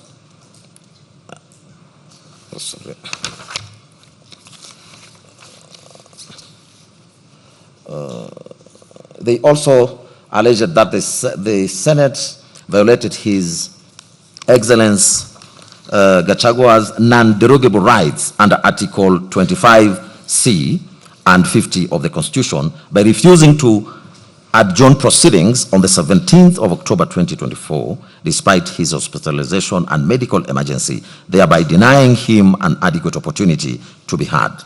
In addition, the petitioners challenged the legality of the nomination and approval process of His Excellency Kindiki as Deputy President nominee, contending that the process contravened Sections 3 and 6 of the Public Appointments Parliamentary Approval Act, Chapter 7 of the Laws of Kenya, for want of adequate notice and public participation. The petitioners then sought the following prayers. A declaration that the appointment of Professor Kithure Kindiki, the second interested party herein, as Deputy President of the Republic of Kenya is invalid, null and void.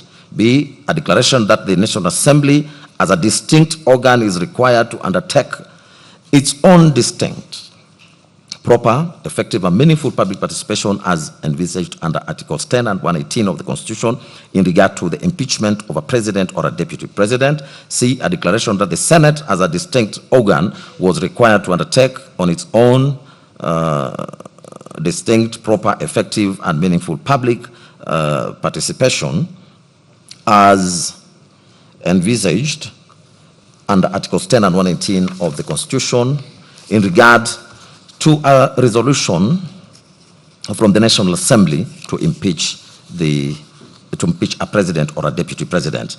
D, a declaration that the public participation as scheduled by the first and the second respondent on 4th of October regarding the special motion was not a proper and effective and meaningful public participation as envisaged in Articles 10 and 18 of the Constitution.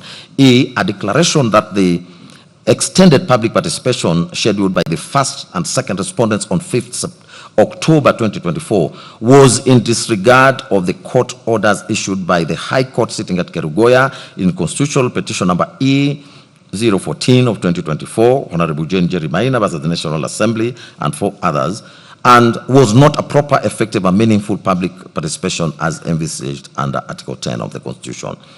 F, a declaration that the impeachment process as against the first interested party was undertaken by the first and second respondents in view of the impugned, improper, ineffective, and meaningful public participation held on the 4th and 5th October was unconstitutional and therefore void. G, a declaration that the failure by the third and the fourth respondents to undertake any public participation at all in regard to the impeachment proceedings in the Senate as against the first interested party renders the whole Senate impeachment process unlawful and void.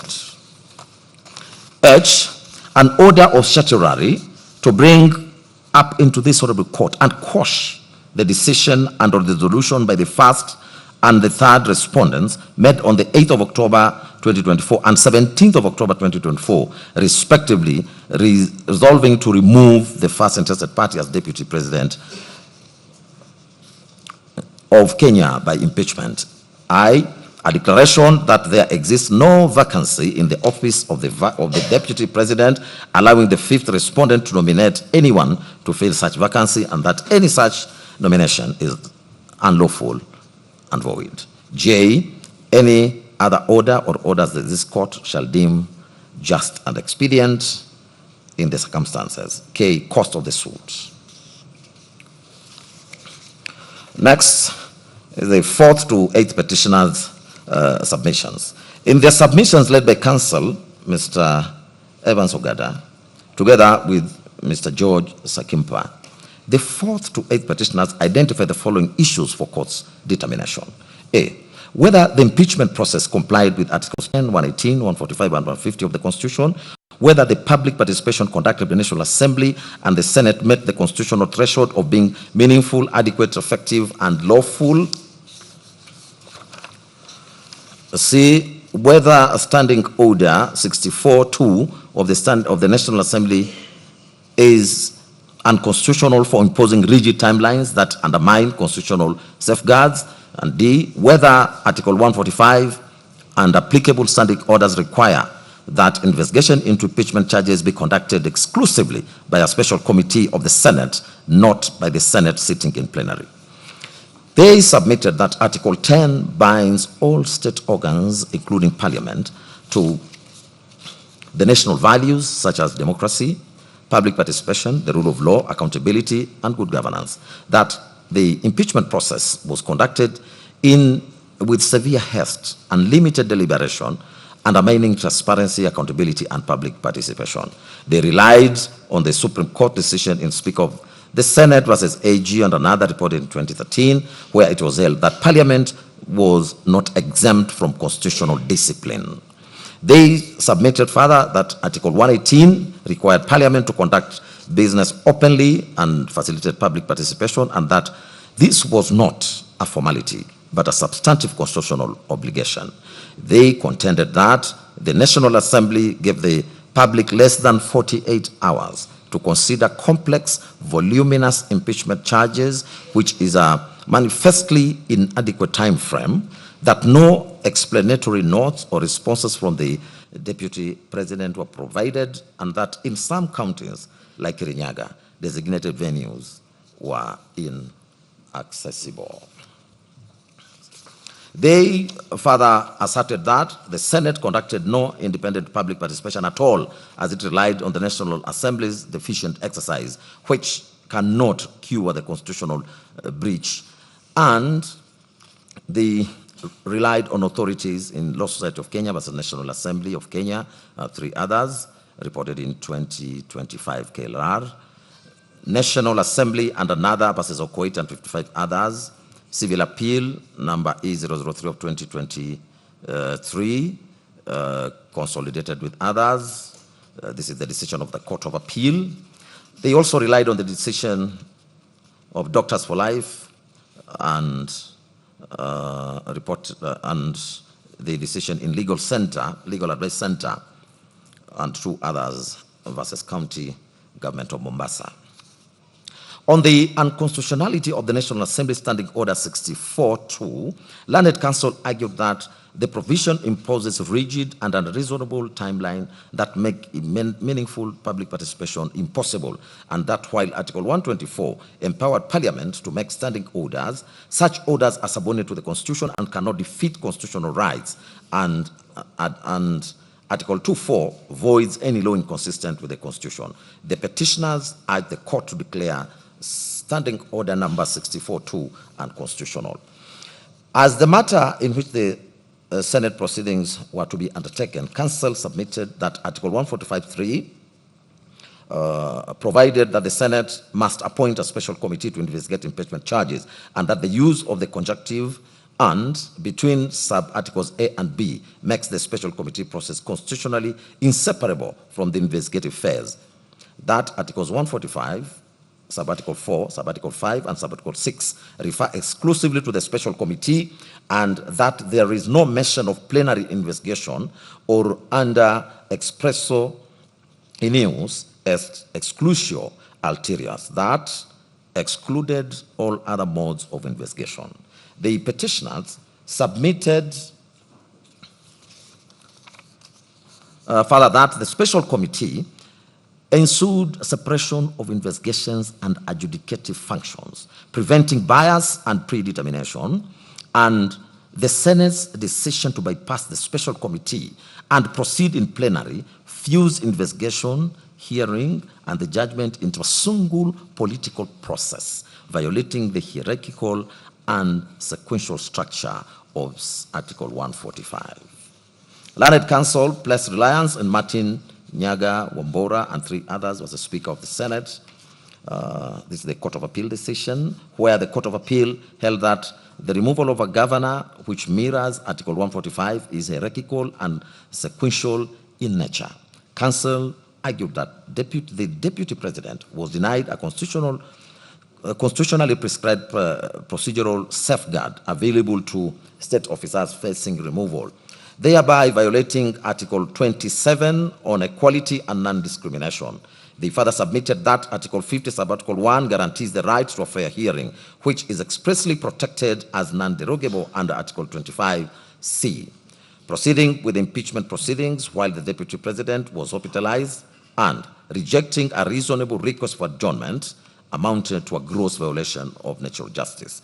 Counsel emphasized that fairness was the unassailable foundation of any removal process. In support, they cited Gachagua versus Speaker, National Assembly, and 3 others, High Court decision, where the High Court reaffirmed that the right to a fair hearing as non-derogable and that any violation renders the process null and void. Counsel concluded by submitting that the Constitution does not permit Parliament to sacrifice legality at the altar of expediency, and urged this court to reaffirm constitutional supremacy and protect the sovereignty of the people of Kenya.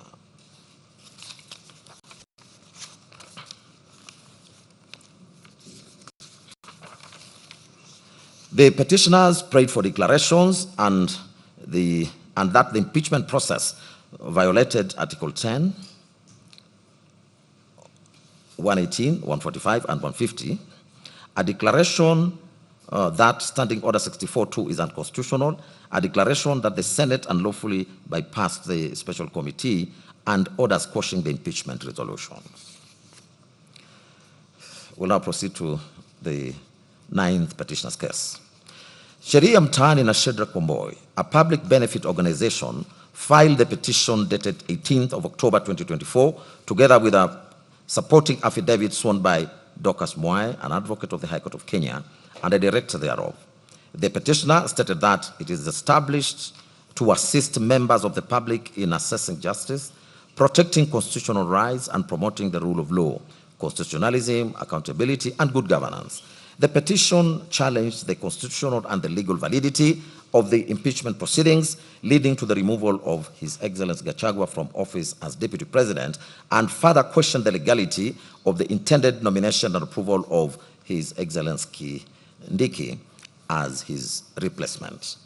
It contended that the Senate proceedings conducted on the 17th of October 2024 violated His Excellency Gachagua's constitutional rights under Article 25C, 47, 50, and 45, Sub-Article 5 of the Constitution. That the Senate unreasonably declined to adjourn the impeachment proceedings despite being informed that His Excellency Gachagua had fallen ill and had been admitted at Karen Hospital, thereby denying him an opportunity to personally defend himself against the impeachment charges. It was further alleged that the Senate acted in breach of the constitutional requirements of fair hearing, procedural fairness, and natural justice by proceeding with the impeachment in the absence of His Excellency Gachagua, while allowing the proceedings to continue on the basis of strict constitutional timelines. It asserted that although the Constitution contemplated an expeditious impeachment process, the constitutional timelines could not override His Excellency Gachagua's non-derogable right to a fair hearing and adequate opportunity to defend himself. Sheria Mtaani na Shedra Komboy further complained that the proceedings before Senate were rushed, insensitive, and conducted in a manner that prioritized speed over substantive justice and constitutional safeguards. Additionally, the 9th petitioner challenged the legality of the subsequent process initiated by His Excellency the President to nominate His Excellency Kindiki as Deputy President under Article 149 of the Constitution. It was contended that the nomination violated Articles 82, 88, and 137 of the Constitution because IIBC was allegedly not properly constituted and therefore incapable of lawful verifying the constitutional qualifications of any nominee to the office of the Deputy President. Sheria Mtaani na Shedra Komboy also argued that His Excellency Kindiki's nomination contravened Article 137 of the Constitution on the basis that he remained a serving Cabinet Secretary for Interior and National Administration at the time of his nomination. For these reasons, the organization sought the following prayers. A declaration be and is hereby issued that the rights and fundamental freedoms of the interested party herein, to which his rights and fundamental freedoms under Articles 25, 50, 27, 47, 145 were grossly violated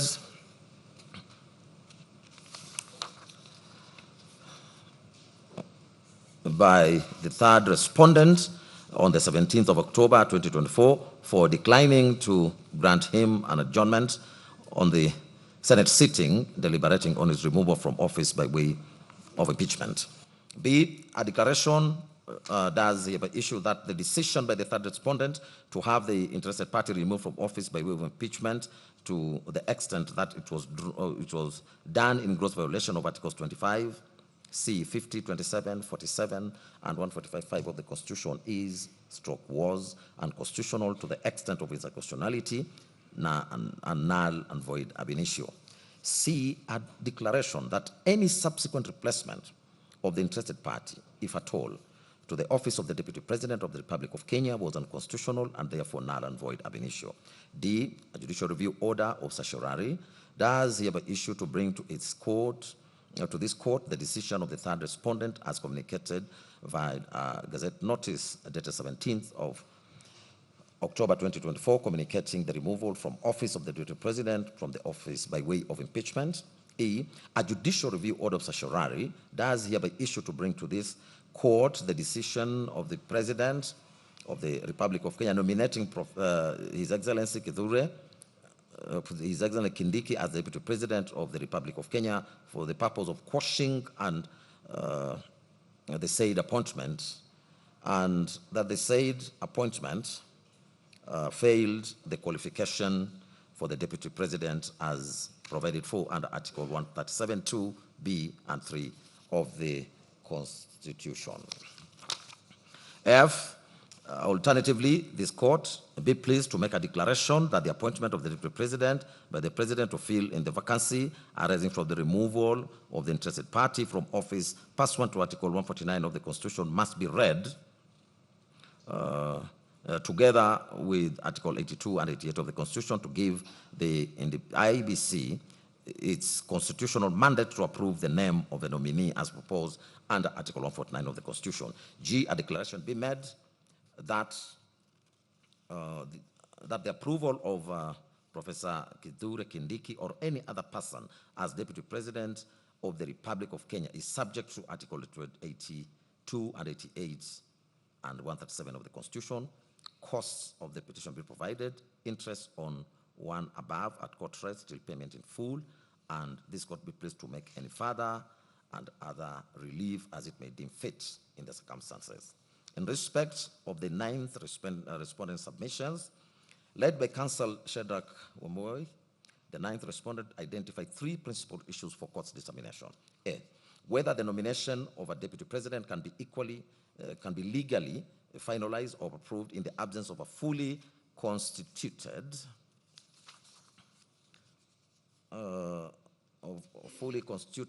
commissioners of the IEBC under Articles 82 and 88 of the Constitution. B. Whether the Senate's refusal to grant His Excellency Gachagua an adjournment due to documented illness during the impeachment proceedings constituted a breach of the rights to a fair hearing and natural justice under Articles 25C, 47, and 50 of the Constitution. And C. Whether the nomination of Honorable Kindiki while serving as a Cabinet Secretary is constitutionally infirm for violating eligibility criteria under Article 148 as read with Article 137. A learned counsel submitted that His Excellency Gachagua fell suddenly ill on the afternoon of the 17th of October, 2024, when he was scheduled to defend himself before the Senate, and that the Senate rushed the proceedings and unreasonably declined to adjourn to allow him to recuperate.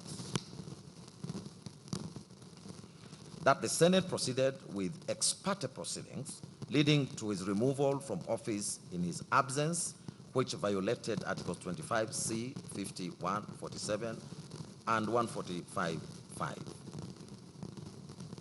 The organization relied on the Supreme Court decision in Kidero and 4 others versus Waititu and 4 others, reported in 2014, which affirmed that fair hearing incorporates the audi alteram partem principle, and also referred to the Court of Appeal in Judicial Service Commission versus Mutava and another, reported in 2015, KLR, which held that rules of natural justice apply to all bodies exercising judicial, quasi-judicial, or administrative duties. It submitted that Senate has no prescribed time limitation for completing impeachment proceedings, and the rushing was unjustified. It was the organization's submissions that Article 148(1) requires that a person nominated as Deputy President must satisfy the requirements of Article 137 and 137(1)(b), or 137, and that Article 137(1)(b) provides that a person is not eligible for nomination as President and by extension Deputy President if they hold any other state office, and that Article 260 defines state officer to include a Cabinet Secretary.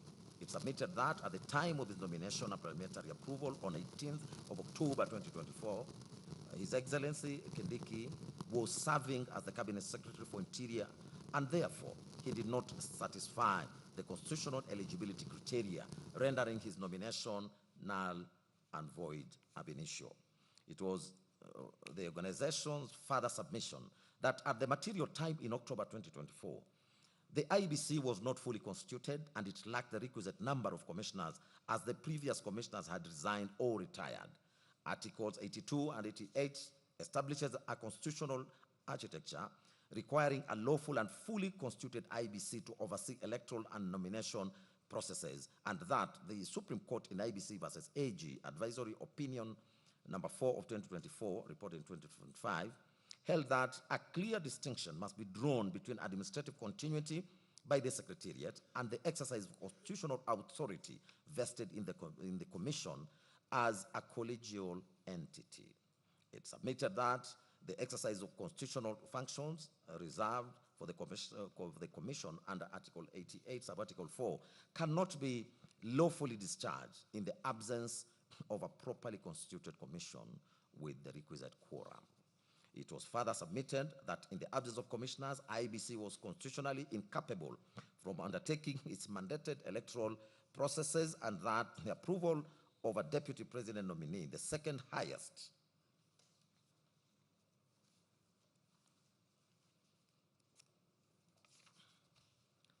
constitutional office, is no less a substantive constitutional responsibility than the limitation of boundaries, and the same principle applies with equal force.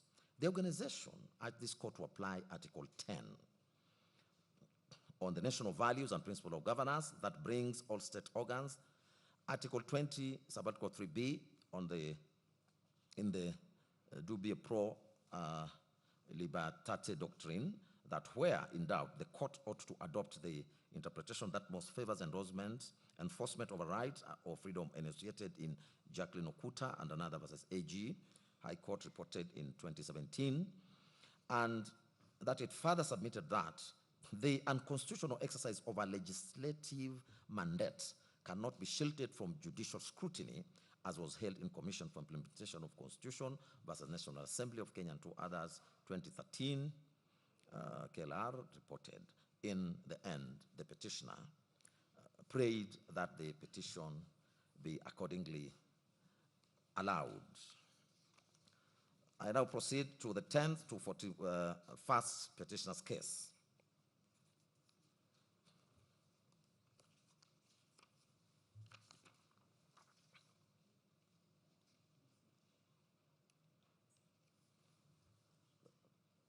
That's yours.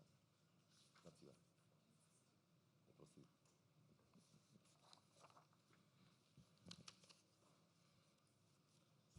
Let me take the 10th to 41st petitioner's case. The 10th to 41st petitioners are a group of Kenyan citizens and one registered association, primarily from Central Kenya region. They filed the petition dated the 17th of October 2024. That was amended on the 18th of June 2025 and re-amended on the 16th of December 2025. They challenged the constitutional validity of the impeachment process and subsequent removal of H.E. Gachagua as Deputy President of Kenya, stating that the National Assembly and the Senate failed to comply with Article 152 of the Constitution, which requires them to modify the presidential impeachment procedure under Articles 144 and 145 for the Deputy President. They said that instead they applied the same rules under Standing Orders 64 and 65 for the National Assembly and Standing Orders 78 and 79 for the Senate without necessary modifications, ignoring that the Deputy President does not have the same powers, prestige, or legal immunities as the President. The petitioners aver that this failure rendered the entire impeachment process invalid, null and void ab initio, and violated the right to a fair hearing under Articles 25, 27, and 50. It was their further position that the impeachment was not a genuine parliamentary process, but was engineered, sponsored, and bulldozed by political and financial inducements to capture Parliament, turning it into a tool to remove the DP and settle political scores, thereby subverting the sovereign will of the people who elected the Deputy President in the August 2022 general election. They asserted that the President and the Deputy President were elected on a joint ticket and that the impeachment violated the rights of the petitioners and other voters from the Central Kenya region who voted for that joint mandate. The petitioners also highlighted and incorporated arguments from Nairobi High Court Constitutional Petition 356 of 2024. In that matter, it was alleged that both HE President Ruto and HE Gachagua had violated their oaths of office and the Constitution through various actions. Specifically, it was claimed that the President accepted foreign gifts valued at approximately Kenya shillings 240 million in the form of paid-for jet hire and fuel costs for a state visit to the United States, thereby exceeding the legal threshold permitted for such gifts. It was further alleged that the President entered into a secretive treaty with the United States to designate Kenya as a non-NATO ally without tabling the agreement before the National Assembly and Senate as required by constitutional oversight. Additional claims included intimidation and threats directed at members of parliament to bypass oversight, as well as inducement of political defections to artificially control the majority party coalition. The petitioners accused the president of using state violence to criminalize and suppress the Gen Z, otherwise read the Generation X good governance protests, as well as the July 2023 protests against oppressive taxation and the high cost of living, and that he distributed state appointments along acute ethnic lines. Additionally, H.E. Gachagua was faulted for publicly dividing Kenyan citizens into shareholders and non-shareholders in quotes, based on political alignments, whereas HE President Ruto is accused of spending hundreds of millions of public funds to conduct avoidable by-elections caused by appointing sitting MPs and senators to the cabinet. The petitioners further argued that the Kenya Kwanza Coalition Agreement binds HE President Ruto to nominate a replacement deputy president from the Gikuyu, Embu, or Meru communities, which is the same region as the impeached deputy president. They sought a declaration that the president's power to nominate a new deputy president was subject to certification by the IEBC, that the nominee meets qualifications under Articles 99 and 137, stating that the 14-day and 60-day timelines in Article 149 were meant to ensure public participation across all 90 constituencies. Consequently, the petitioners asked the court to declare the nomination and approval of H.E. Kindiki as the new deputy president as unlawful, null, and void. The petitioners thus sought the following reliefs from this court. 1. A declaration be issued to declare that the first petitioner was impeached by the National Assembly and removed by the Senate under a procedure that violated Articles 27, 50, and 150 sub-Article 2 of the Constitution. 2. A declaration be issued to declare that the first and second respondents have violated the rights of the petitioners and other voters and residents of Central Kenya region by failing to govern together in accordance with their joint mandate secured during the presidential election held on the 9th of August 2022. 3. A declaration be issued to declare that the first petitioner was impeached by the Parliament under the respective standing orders of the National Assembly and the Senate that offends Article 150 sub-Article 2 of the Constitution. 4. A declaration be issued to declare that the impeachment of the first petitioner was null and void ab initio on account of the violation of Articles 25, 27, and 50 of the Constitution, read together with Articles 144, 145, and 150 of the Constitution. 5. A declaration be issued to declare that the second and third to 14th respondents have conspired and schemed to remove the second respondent from office through impeachment in violation of Articles 1, 27, and 38 of the Constitution. 6, a declaration be issued to declare that the second respondent violated Articles 110, 118 and 150 of the Constitution in passing a resolution on 8th October 2024 to remove the second respondent from office. 7, an order of certiorari be issued to quash the resolution of the second respondent passed on 8th October 2024 to approve the motion of impeachment of the first petitioner tabled on 1st October 2024 by the 9th respondent. 8, a declaration be issued to declare that the 6th respondent's power under Article 149 of the Constitution to nominate a person to occupy the office of the Deputy President is subject to certification by the Independent Electoral and Boundaries Commission under Articles 99 and 137 of the Constitution. 9, a declaration be issued to declare that the 14 days period prescribed under Article 149 for the President to nominate a person to occupy the office of Deputy President is to ensure compliance with Articles 10, 38, 99, and 137 of the Constitution.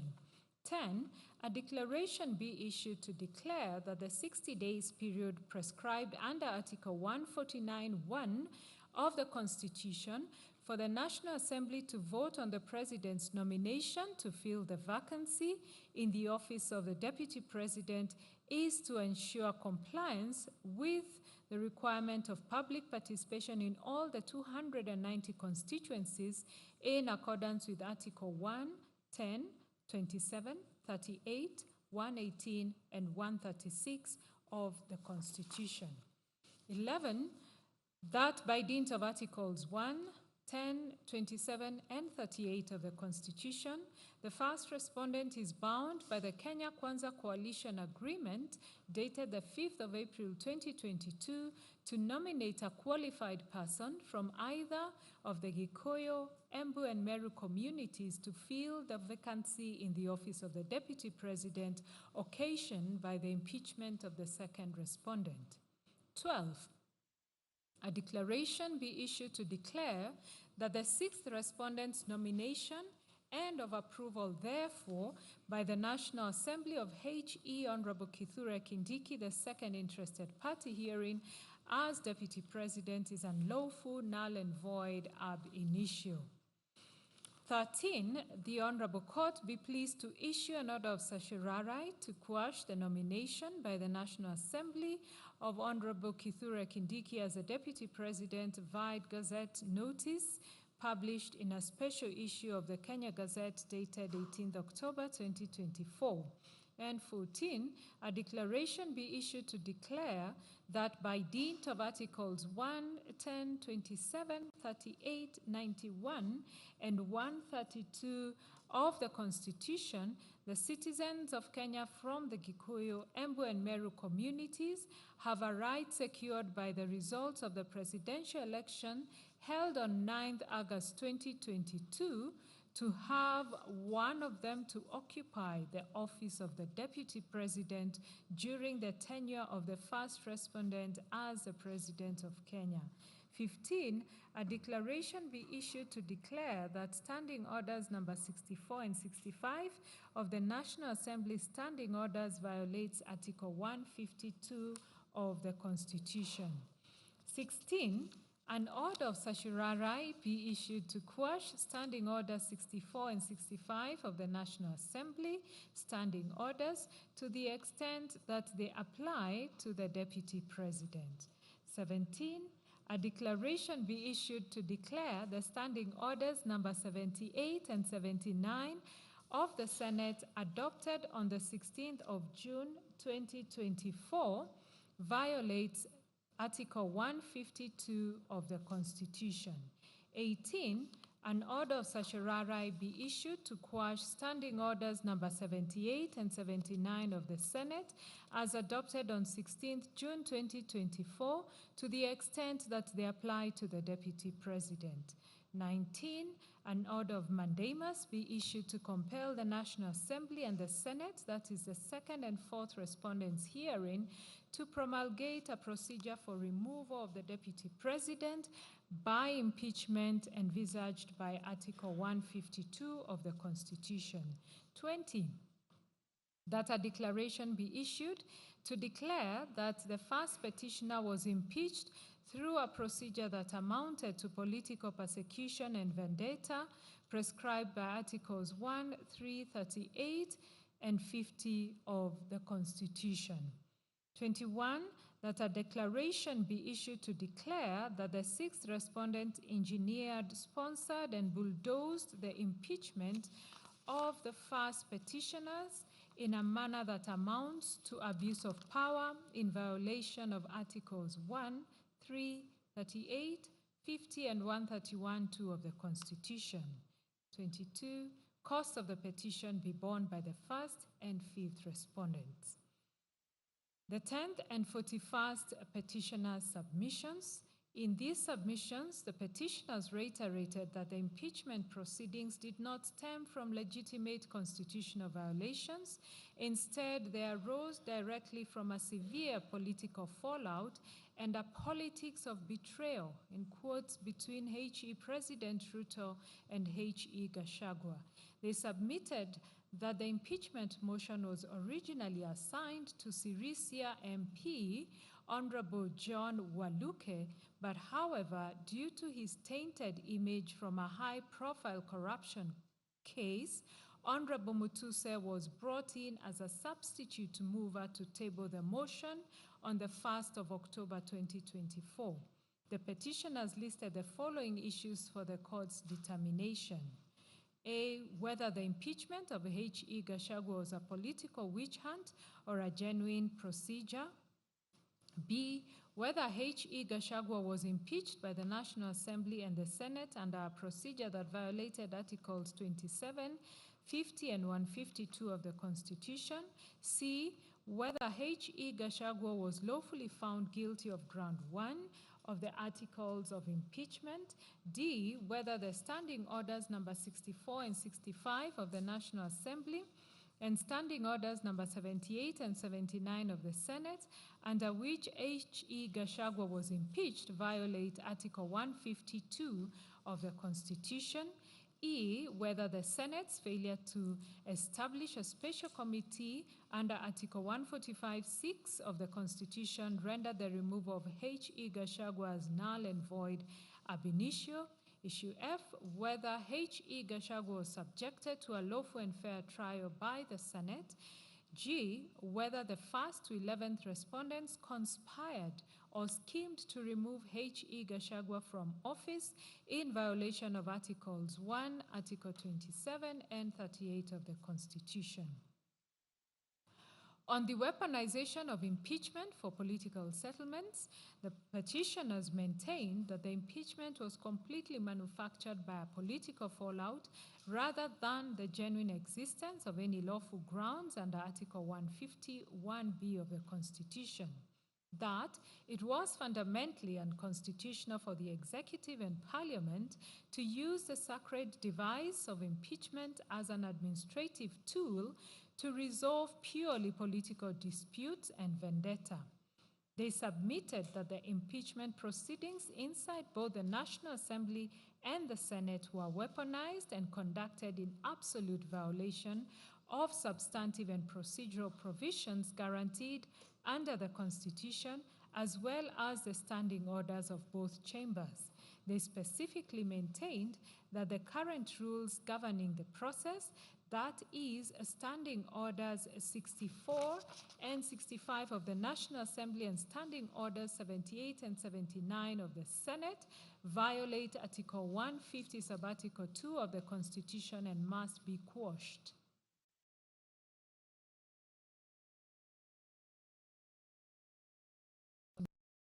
Placement under Article 149 was strictly subject to certification by IEBC under Articles 99 and 137, and because the 14-day and 16-day constitutional windows under Article 149 are designed to guarantee rigorous public participation across all 290 constituencies. The rushed nomination and approval of H.E. Kindiki was unlawful. It was null and void ab initio. That rushing this process directly violated the political rights of the petitioners under Article 38. A fortiori, the petitioners argued that this court has an obligation to step in and quash the impeachment to halt an ongoing executive scheme to re-establish an imperial presidency in Kenya, and they warned that Parliament has become subservient and sycophantic to the executive,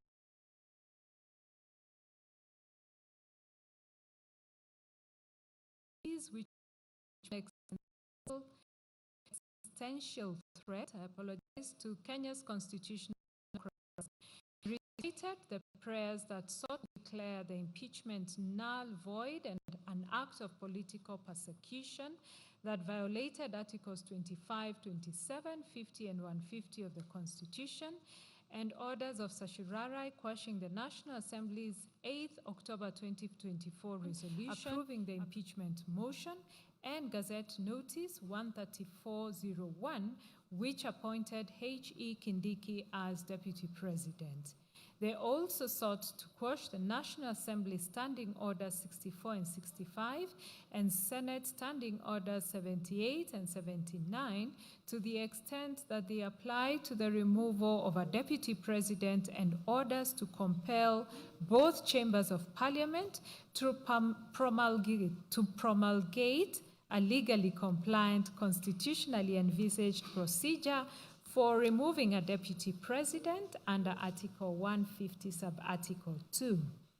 The petitioners relied on various local authorities, including the Sonko case earlier mentioned, as well as Jirongo versus Soy Developers Limited. They also relied on foreign authorities, including Kriegler versus the Law Society of Alberta, Republic R versus Budry, R versus Campbell, R versus Reagan, all of which citations you will find in the judgment, all from the Supreme Court of Canada. Further reliance was placed on books, articles, speeches, and reports, as well as interview statement by Senator Edwin Sifuna on the Senate floor as per the Hansard of 9th October 2024, and an interview statement by H.E. Gachagua on Inoro TV. In the end, the petitioners prayed that their petition be allowed as prayed. Moving on to the 43rd petitioner's case, Mr. Morara Omoke filed a petition dated 9th October 2024 before the High Court of Kenya at Eldoret, together with a supporting affidavit sworn on the same date in his capacity as a Kenyan citizen and patriot, acting in defense of constitutionalism, the rule of law, and democratic governance.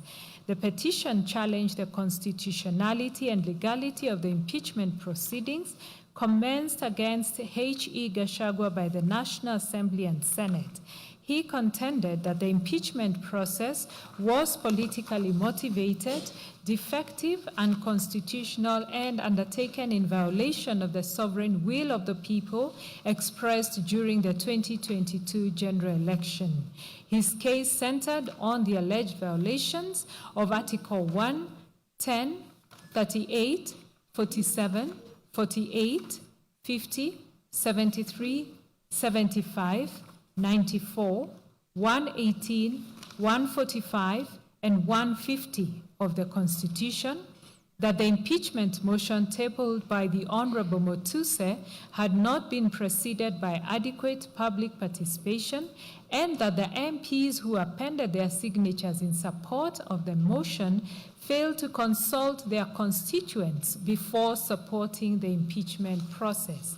He further alleged that the process of collecting signatures in support of the impeachment motion was tainted by bribery, undue influence, intimidation, and forgery of signatures belonging to some MPs. He contended that the subsequent public participation exercise conducted on 4th and 5th October 2024 was merely cosmetic and incapable of constituting meaningful public participation because it was hurried, poorly coordinated, inadequately publicized, and conducted through only one center per county and constituency. He also complained that the public participation forms contained only the allegations against H.E. Gachagua and omitted his responses, thereby condemning him unheard and violating the principles of fairness and natural justice. He also alleged bias and conflict of interest on the part of the Speaker and Deputy Speaker of the National Assembly. He contended that both office holders publicly supported the impeachment process before the motion was tabled and debated in Parliament, thereby compromising their constitutional obligation to act as neutral and impartial arbiters during the proceedings. He asserted that the impeachment motion was politically motivated and arose from internal disputes within the UDA party, yet the parties involved had failed to exhaust internal party dispute resolution mechanisms under the party constitution before initiating impeachment proceedings.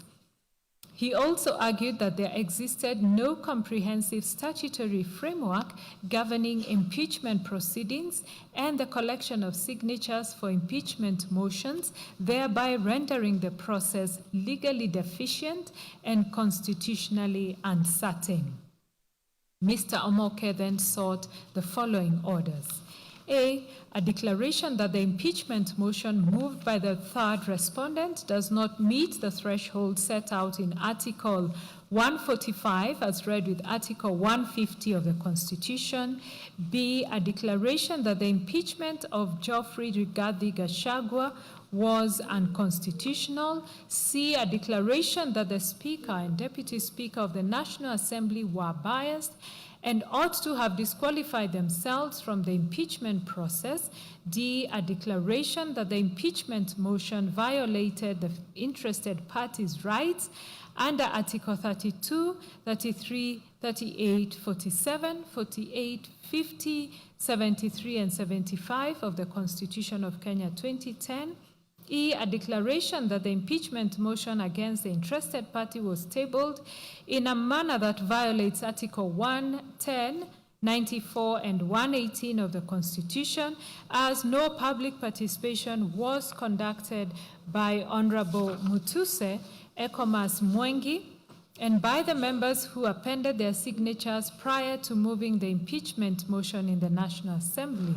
F, a declaration that the impeachment motion, which was a result of a dispute in the United Democratic Alliance Party, was tabled before the National Assembly without exhaustion of internal remedies, contrary to the exhaustion doctrine and Article 159 of the Constitution of Kenya. G, a declaration that in the absence of an enabling legislation operationalizing the provisions of Article 150 of the Constitution of Kenya, there is no legislative and administrative framework within which the impeachment of the DP was anchored, and H, that each party bears its own costs. In his submissions, Mr. Omoke focused on two main issues, namely, whether the impeachment of H.E. Gachagua was unconstitutional and whether the lack of legislation to operationalize Article 150 of the Constitution vitiates the impeachment. He wholly adopted H.E. Gachagua's submissions dated 7th October 2025, submitting that the constitutionality of the impeachment transcends him and must be evaluated with a view to advancing constitutionalism and the rule of law. He maintained that public participation was inadequate and a sham, As the mover of the motion and the 291 MPs who appended their signatures in support of the impeachment motion did not conduct any public participation in their constituencies before signing, contrary to Articles 1, 10, 94, and 118 of the Constitution.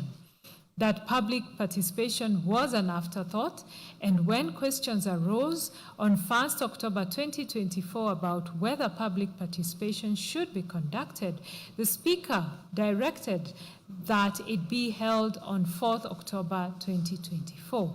The advertisement appeared on 2nd October 2024, which Mr. Omoke submitted was not a genuine intention to conduct any real public participation from the outset, that the public participation form provided by the National Assembly contained only the allegations against H.E. Gachagua and conveniently left out his response, denying the public the ability to effectively weigh the grossness of the alleged violations. He submitted that public hearings occurred for only 9 hours from 8 a.m. to 5 p.m. on a normal workday, which was a Friday, meaning most Kenyans could not attend. That venues were changed on the eve of the exercise. For example, in Embu, it changed from IFAD Hall to Talent Academy, and in Nairobi, it changed from KICC to Bomas of Kenya. He submitted that in Kiambu constituency, only about 2,000 people attended in a county with over 1 million registered voters, that there was no proper coordination, and he described the situation as utter pandemonium akin to the Tower of Babel. He contended that in some areas, especially in Mount Kenya, public participation forms were faulty.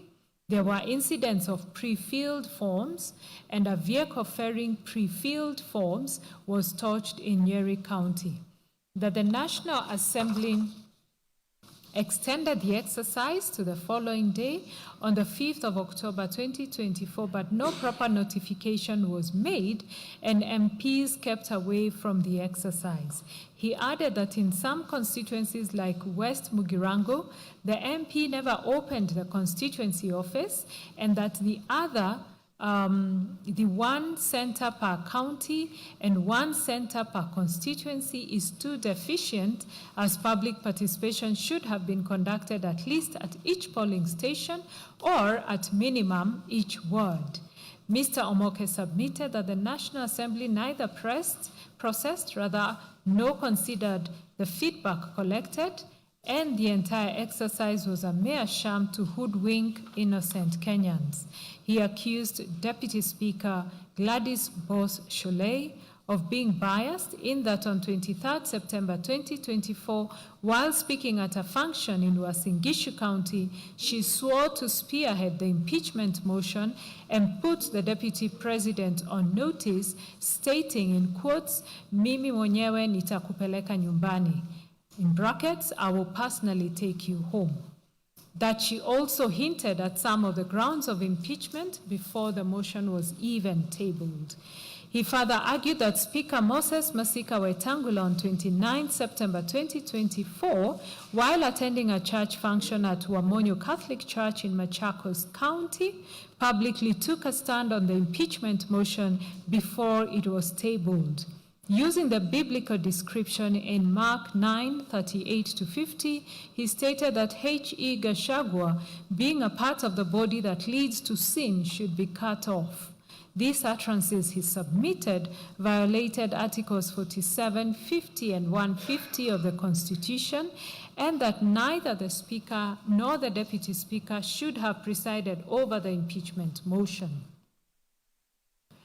Mr. Omoke submitted that the Constitution sets a high threshold for impeachment as a measure is a grossness of alleged violations, and that grudges and squabbles cannot be the basis for removal.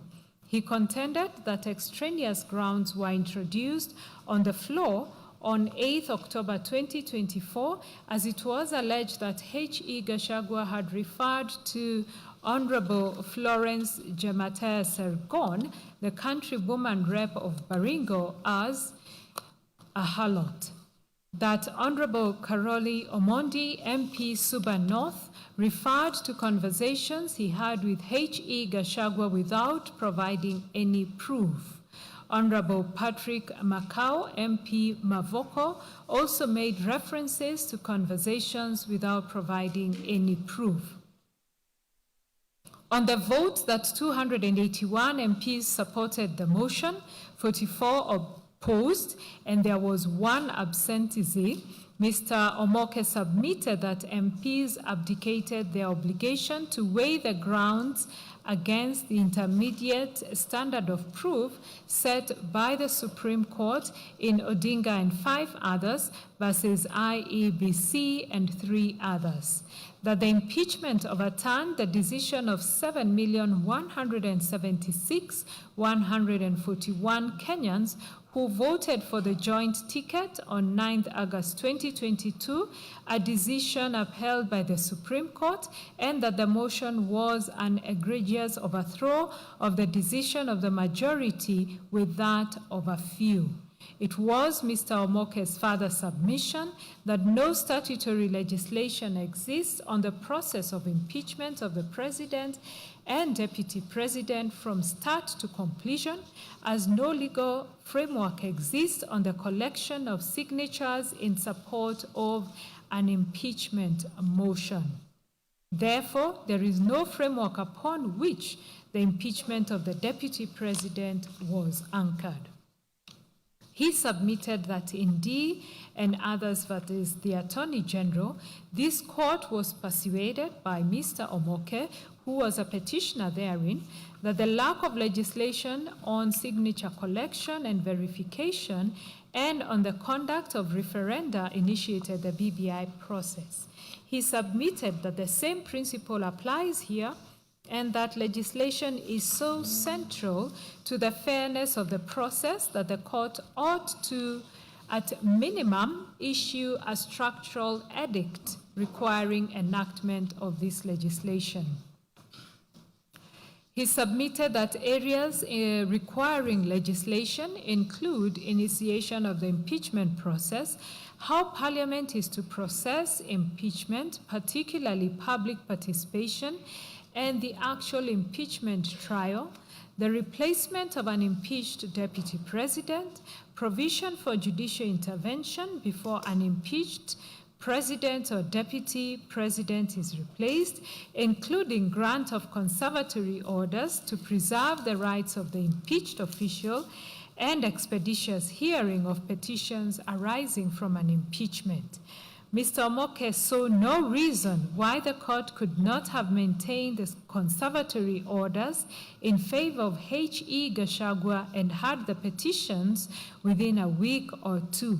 That the discharge of the orders, followed by an immediate declaration of a public holiday for the swearing in of a new deputy president, left a mind-boggling question on the efficacy of Article 50 of the Constitution.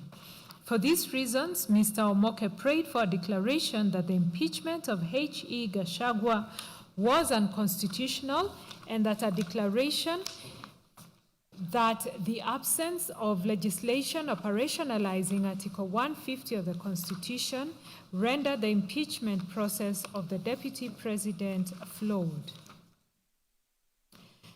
We look at the 44th to 48th petitioner's case. Obuli Namenya, Kennedy Kareithi Gachagua, Dennis Okumu, Simon Mushangi, and Peter Maina Kanene jointly filed the petition dated 30th September 2024 before the High Court of Kenya at Nairobi. They describe themselves as Kenyan citizens committed to constitutionalism, the rule of law, and defense of the Constitution, and that they also instituted the petition in the public interest to challenge the proposed impeachment of H.E. Gachagua as Deputy President of the Republic of Kenya.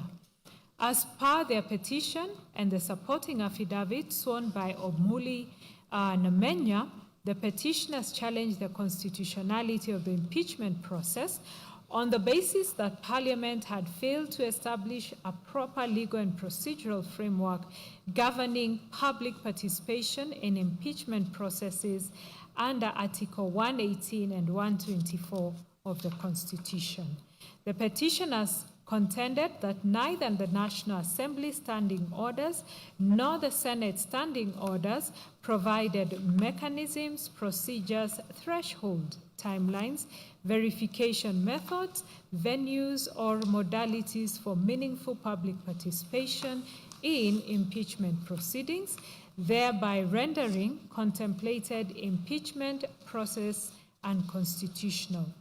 They further argued that public participation was a mandatory constitutional prerequisite which ought to precede any impeachment process, and asserted that the 7-day timelines prescribed under Standing Orders 64 and 73 for disposal of impeachment proceedings were inadequate and unconstitutional, as they undermined effective public participation and violated the rights to fair administrative action and fair hearing under Articles 47 and 50 of the Constitution.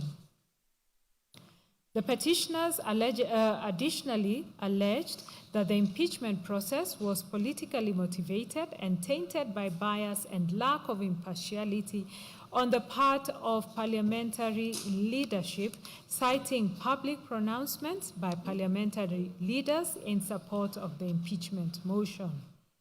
They advanced a historical argument concerning the office of the Vice President and Deputy President in Kenya, contending that successive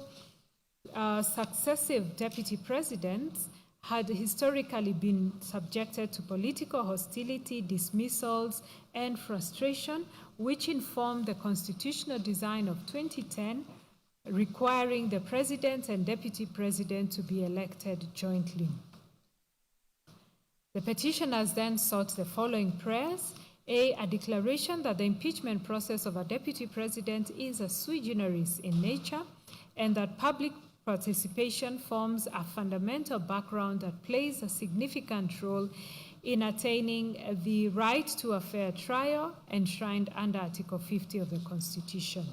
B, a declaration that public participation is the only avenue or means through which the people can exercise their sovereignty contemplated under Article 1 of the Constitution in determining whether an office created under the Constitution ought to be abolished, or whether accountability mechanisms created under this Constitution ought to be put in motion or otherwise, and that the lack of elaborate procedure or certainty as to when the same should commence or conducted will ordinarily amount to usurpation of the people's power and subsequently amount to a violation of the Constitution.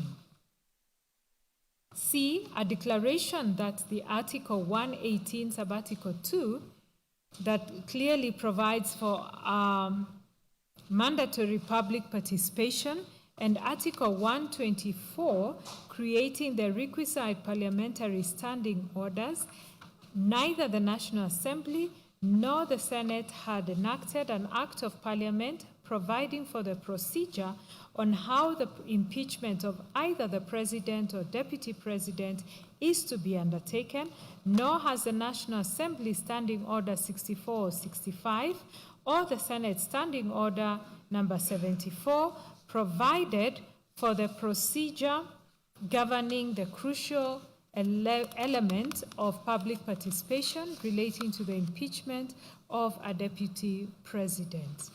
D, a declaration that the National Assembly Standing Order 64 and 65 or the Senate Standing Order number 74 are unconstitutional, as they were never subjected to the mandatory public participation during their enactment. E, a declaration that the standing orders must with certainty and clarity provide that the public participation contemplated under Article 118 should be a conditional precedent that must precede all other processes relating, connected, or incidental to the impeachment of the Deputy President. F, a declaration that Article 27 requires that all Kenyans must be subjected to the principle of equality and equal protection of the law, while Article 47 requires that a person must be subjected to an administrative process that is procedurally fair, expedited, reasonable, and lawful, irrespective of one's status in society, and that the respondents herein have violated the same by commencing an impeachment process that is constitutionally tainted with illegalities. G, a declaration that public participation in an impeachment process is a fundamental infrastructure that facilitates the enjoyment of Article 50, and that the absence of the same will amount to the respondents herein violating, denying, threatening, or infringing the interested party's right to a fair trial during his impeachment. H, a declaration that time is an important resource for any judicial or quasi-judicial tribunal contemplated under the Constitution, and that the 7 days period for impeachment provided for under Standing Order 64-2B of the National Assembly Standing Orders and the Senate Standing Order 73-1 amounts to conducting a sham trial in, and the same will amount to a violation of Article 50.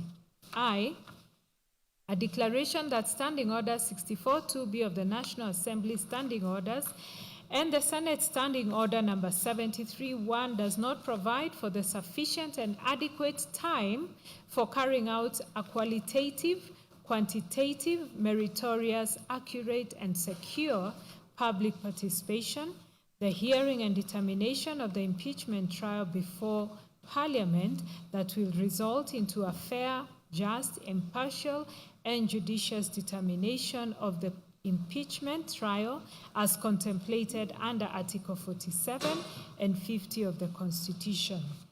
J, a declaration that for purposes of authenticating and verifying the results of the participants taking part in the public participation, confirming all the requisite legal thresholds like that of citizenship, the total number of participants, public participation ought to be undertaken by an impartial state organ separate from Parliament. Looking at the 44th to 48th petitioners' submissions, led by Learned Counsel Mr. Njiro Ndegwa, the petitioners focused on the constitutional architecture governing impeachment of a deputy president, submitting that the process was fundamentally flawed because impeachment is a measure of last resort, not a primary accountability tool, and that the Senate failed to apply the mandatory modification rule under Article 152, which requires that Articles 144 and 145 be applied in quote with necessary modifications to the deputy president.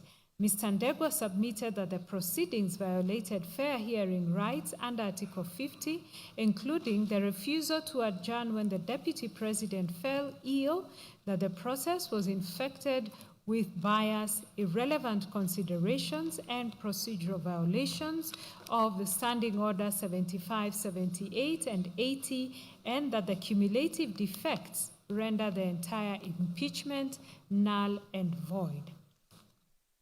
The petitioners adopted and relied on H.E. Gachagua's submissions and the Wambora principles on quasi-judicial impeachment proceedings and identified the following issues for determination: whether the impeachment of the deputy president met the constitutional threshold of a measure of last resort in light of the availability of alternative constitutional and statutory mechanisms, whether the constitutional framework governing the impeachment of a deputy president under Article 150, Sub-Article 2 was properly invoked, applied, and distinguished from the regime governing the impeachment of a president under Article 145, whether the Senate complied with the mandatory requirement to apply Articles 144 and 145 with necessary modifications as contemplated under Article 152 and Standing Order 79.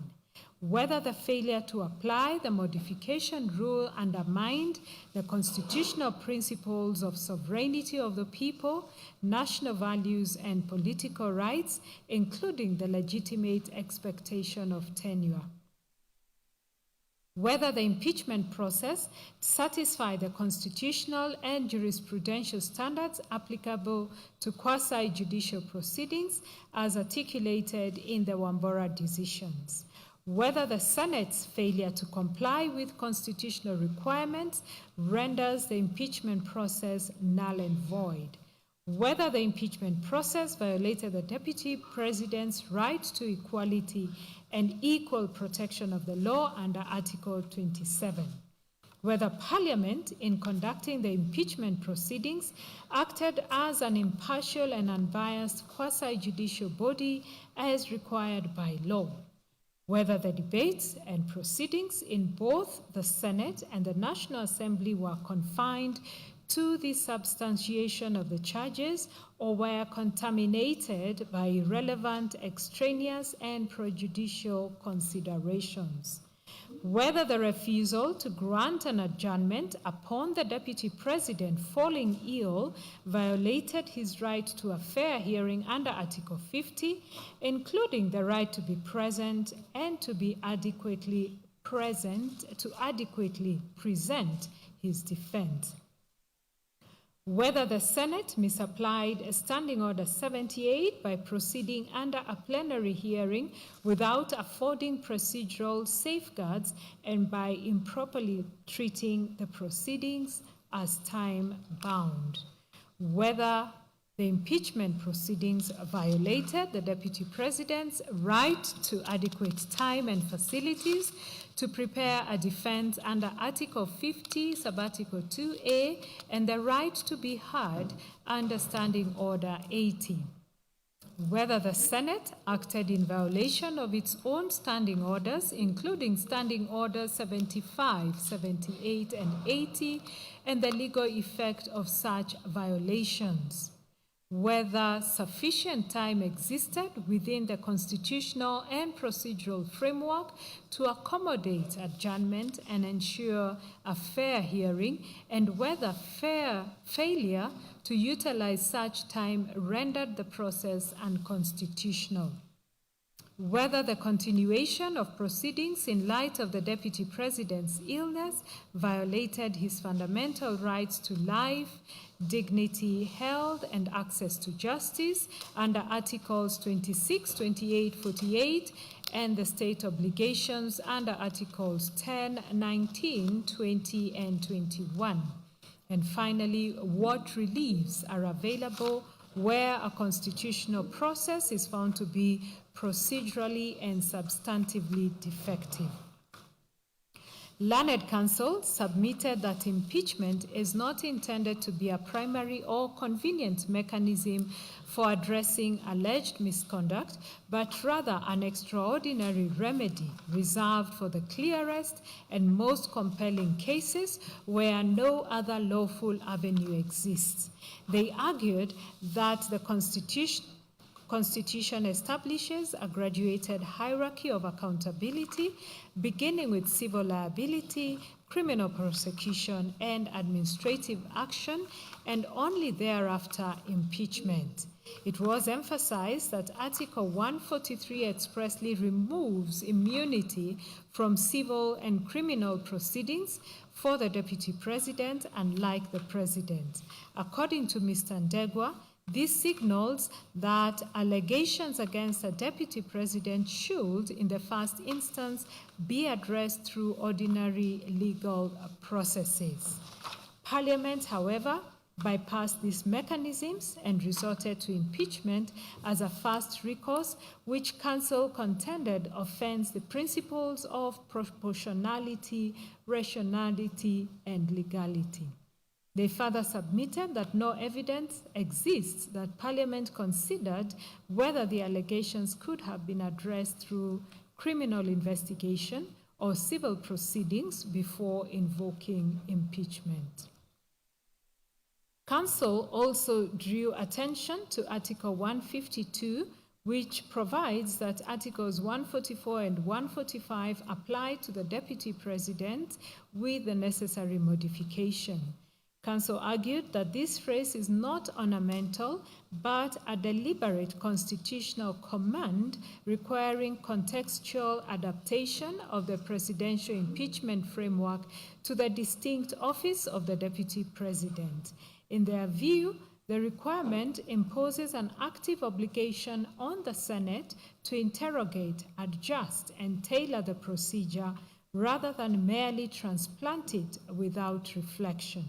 Standing Order 79, they submitted, operationalizes this obligation by requiring the Senate to consciously and expressly apply the modification principle. Mr. Ndegwa submitted that nowhere in the Senate Hansard is the Speaker recorded as guiding the House on the necessity, the scope or content of the required modifications as the Senate proceeded, as though Article 145 applied mutatis mutandis and in toto without any modification. He stated that this failure is not merely procedural but a substantive and jurisdictional issue which renders the entire process unconstitutionally defective ab initio. The petitioners submitted that this modification requirement ensures that impeachment is not invoked where alternative legal mechanisms such as the courts, EACC, or DCI are adequate. It was their case that the failure to modify denied the Deputy President the procedural safeguards that would have arisen from a properly tailored process, including consideration of alternative accountability mechanisms, flexibility in procedure to ensure fairness, and enhanced scrutiny of the necessary and proportionality of the impeachment. It was their submission that the office of Deputy President derives its legitimacy from the sovereign will of the people expressed at the ballot under Article 1, and impeachment without proper modification undermines this sovereign will and defeats the legitimate expectation of tenure for both the office holder and the electorate. That Article 38 guarantees citizens the right to elect leaders and to have them serve their full term, subject only to lawful and constitutionally compliant removal process, and that the failure to modify the process resulted in an unjustified interruption of the people's sovereign mandate. Mr. Ndegwa submitted that the Deputy President fell ill during the proceedings while actively engaged in his defense, and that this is not disputed and is recorded in the Senate Hansard. That the Senate refused to grant an adjournment, proceeding instead to a conclusion in his absence, and he submitted that this violated Article 52 on the right to adequate time and facilities to prepare a defense, and Article 52F on the right to be present when being tried, and Standing Order 80 on the right to be heard within Senate proceedings. That a hearing conducted in the absence of the principal defense participant due to verified illness cannot satisfy the conditional threshold of fairness. He stated that the Senate had sufficient procedural latitude under Standing Order 75 2B, to adjourn without violating any constitutional timeline, but the refusal was not dictated by lack of time, but by a failure to exercise discretion fairly.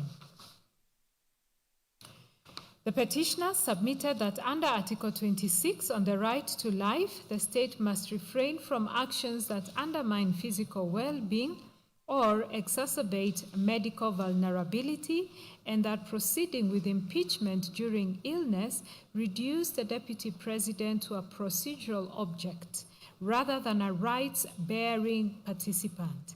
They stated that Article 48 on the access to justice extends to all adjudicative processes, including parliamentary impeachment, and that meaningful participation requires reasonable accommodation and denial of adjournment rendered and denial of an adjournment rendered access to justice illusory.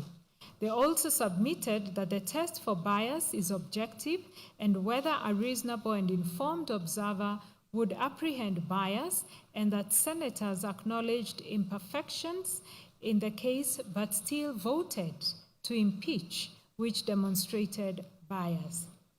They urged the court to address the impeachment process as a whole, not in fragments, noting that the petitioners have demonstrated cumulative defects, including failure to apply the modification rule under 152, absence of impartiality and presence of bias, reliance on irrelevant and extraneous considerations, violations of fair hearing rights, misconstruction of the constitutional and procedural framework, and breach of Standing Order 75, 78, and 80.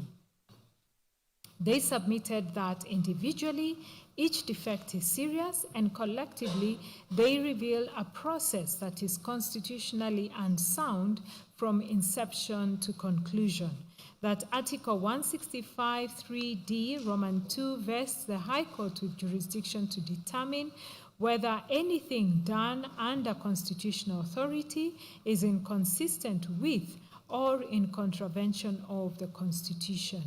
They contended that this court is not being invited to interfere with parliamentary politics, but is being invited to perform its core constitutional function as guardian of legality and fundamental rights, and where Parliament acts within constitutional bounds, the court defers, but where it acts outside those bounds, the court must intervene, not as an intruder, but as a constitutional necessity. As such, the petitioners urged the court to find that impeachment was not a measure of last resort when ordinary legal mechanisms were available and bypassed, that the Senate failed to apply the mandatory modification rule under Article 152, rendering the process unconstitutional ab initio, that the refusal to adjourn during illness violated Articles 50, 26, 28, and 48, that the proceedings were infected with bias and irrelevant considerations, and that the cumulative defects render the impeachment null, void, and of no legal effect. They then prayed that their petition be allowed in entirety. I will then take over from the 51st petitioner's case. Caroline Wambui Mwangi, the 51st petitioner, in the consolidated petitions, filed a petition dated 26th of September 2024 before the High Court of Kenya at Milimani as a public-spirited Kenyan citizen and a defender of the Constitution. Ms. Mwangi contended that the impeachment process was unconstitutional, unlawful, and politically motivated. She relied on public statements allegedly made by Honorable Didmas Baraza and Honorable Gladys Poshole in September 2024, indicating that the impeachment of H.E. Gachagua had already been predetermined, and further referred to a motion by Honorable Danson Mungatana expressing displeasure with the conduct of His Excellency Gachagua. Ms. Mwangi asserted that the allegations leveled against his H.E. Gachagua were vague, unsupported by evidence, and lacking in specificity and peculiarity, contrary to the constitutional requirements of fair hearing and due process under Articles 47 and 50 of the Constitution.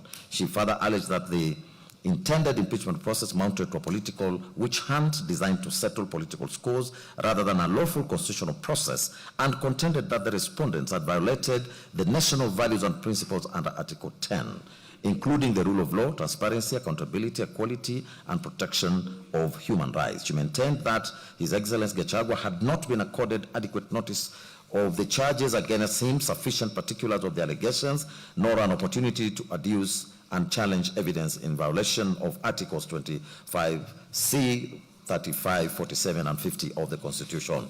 As such, she sought for the following orders. A declaration that within the purview of Articles 25C, 35, 47, and 50 of the Constitution of Kenya, a person facing impeachment proceedings under Article 150 is entitled to be informed substantially with peculiarity and specificity, and supported with evidence the grounds of impeachment before the commencement of the impeachment proceedings by the National Assembly and Senate.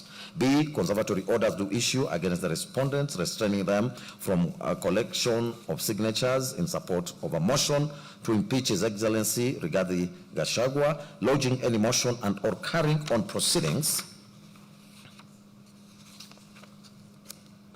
seeking to impeach the Deputy President of the Republic of Kenya, the interested party herein.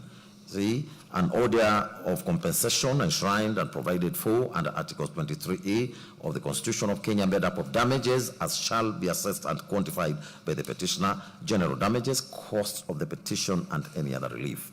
The 51st petitioner neither filed any written submission nor attended the physical highlighting of submissions.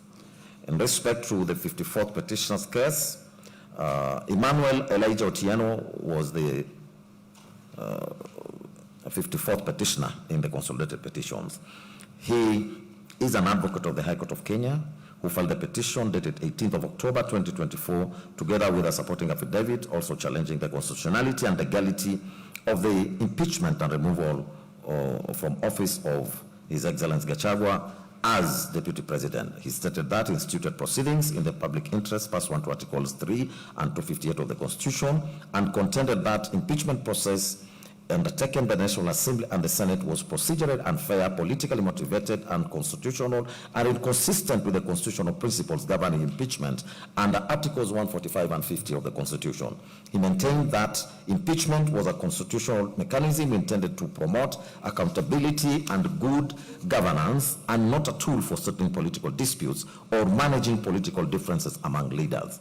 He challenged the legality of public participation process and the fairness of the proceedings before the National Assembly and the Senate, and the substantive threshold applied in removing His Excellency Gachagua from office. He contended that the National Assembly failed to conduct meaningful and constitutional compliant public participation as required under Articles 10 and 118 of the Constitution and Section 5 of the Fair Administrative Actions Act. Mr. Otieno stated that the public participation exercise was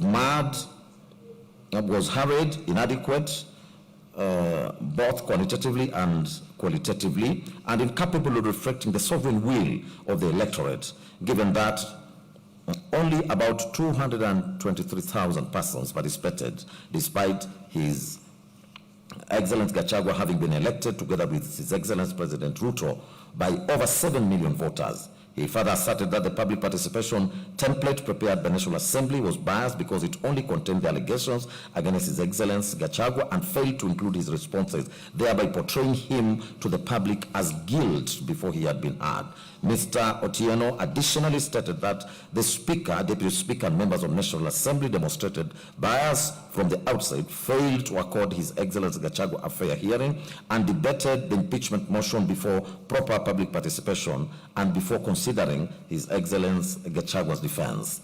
He maintained that no impeachable offense meeting the constitutional threshold of gross violation, gross misconduct, or commission of crimes under national and international law had been substantiated either before the National Assembly or the Senate. He further challenged the Senate proceedings, contending that the Senate violated His Excellency Gachagua's right to a fair hearing by proceeding with impeachment despite his illness and hospitalization, and by failing to adjourn the proceedings to allow him an opportunity to personally testify. He therefore alleged violations of Articles 25C, 47 and 50 of the Constitution relating to the rights of fair hearing and fair administrative action. He sought the following prayers: A declaration, B, and is hereby issue that the public participation organized and conducted by the first respondent did not meet the requirements of Articles 118, 1B of the Constitution quantitatively and qualitatively. B, a declaration B and is hereby issued that the first respondent violated seventh respondent right to a fair administrative action under Articles 47 of the Constitution and Section 4 of the Fair Administrative Actions Act. C, a declaration B and is hereby issued that the first respondent violated the right of the seventh respondent under Article 50, Sub-Article 1 of the Constitution 2010. D, a declaration B and is hereby issued that the resolution of the first respondent to impeach the seventh respondent was invalid and null and void. And E, respondent shall bear the cost of the petition. Likewise, the 54th petitioner neither filed any submissions nor attended the physical highlighting of the submissions. Next is consideration of the 55th and 56th petitioner's case.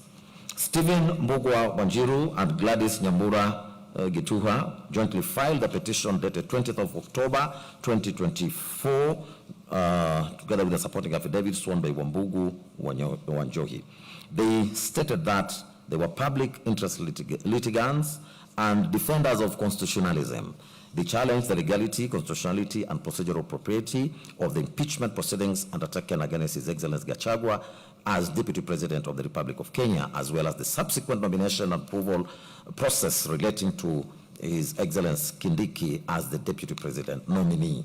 The petitioners contended that the impeachment process before both the National Assembly and the Senate were marred by procedural irregularities, bias, denial of fair hearing, and unconstitutional conduct, that the Speaker and the Deputy Speaker of the National Assembly had publicly pronounced themselves in favor of the impeachment before presiding over the proceedings, thereby violating the constitutional principles of impartiality, neutrality, and natural justice. The petitioners further challenged the adequacy and constitutionality of the public participation exercise conducted on the 4th and 5th October 2024, asserting that the notice period was too short to permit meaningful participation, that the questionnaires used by the National Assembly only presented the accusations against His Excellency Gachagua without his responses, and that the Parliament failed to avail documentary and electronic evidence to the public to facilitate informed participation.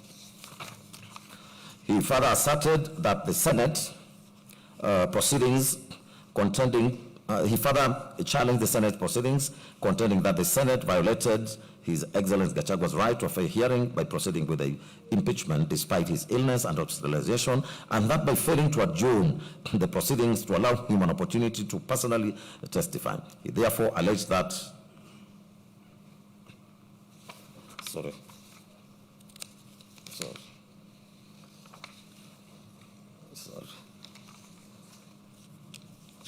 Sorry, I had repeated that bit, but I'll proceed from paragraph 133. They additionally alleged that public participation process was chaotic, disorderly, and marred by violence and characterized by low turnout in several constituencies and undertaken on days when many Kenyans were engaged in religious worship, thereby undermining the constitutional threshold for meaningful participation under Articles 10 and 118 of the Constitution.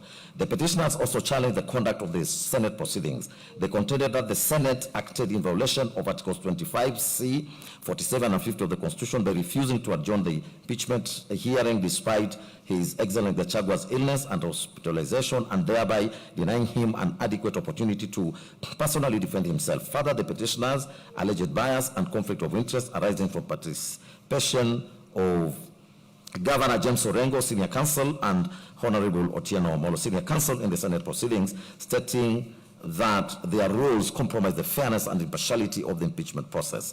The petitioners maintained that the impeachment proceedings before both houses of parliament were characterized by constitutional violations, procedural inconsistencies, and disregard for due process. The petitioners also challenged the subsequent nomination and approval of His Excellency Kindiki as Deputy President, contending that the nomination was tainted by the same constitutional and procedural violations that affected the impeachment process and was therefore null and void. As such, he sought the following prayers: a declaration that the grounds of impeachment laid in the special motion dated 24th of September 2024 did not meet the constitutional and legal threshold for impeachment of a deputy president. That a declaration do issue that public participation exercise conducted on the 4th and 5th of October was flawed and incapable of meeting the constitutional standards required for such processes, and the outcomes of this flawed participation do not reflect the will of the people and cannot be considered a legitimate basis for advancing the impeachment motion. See, a declaration that the impeachment process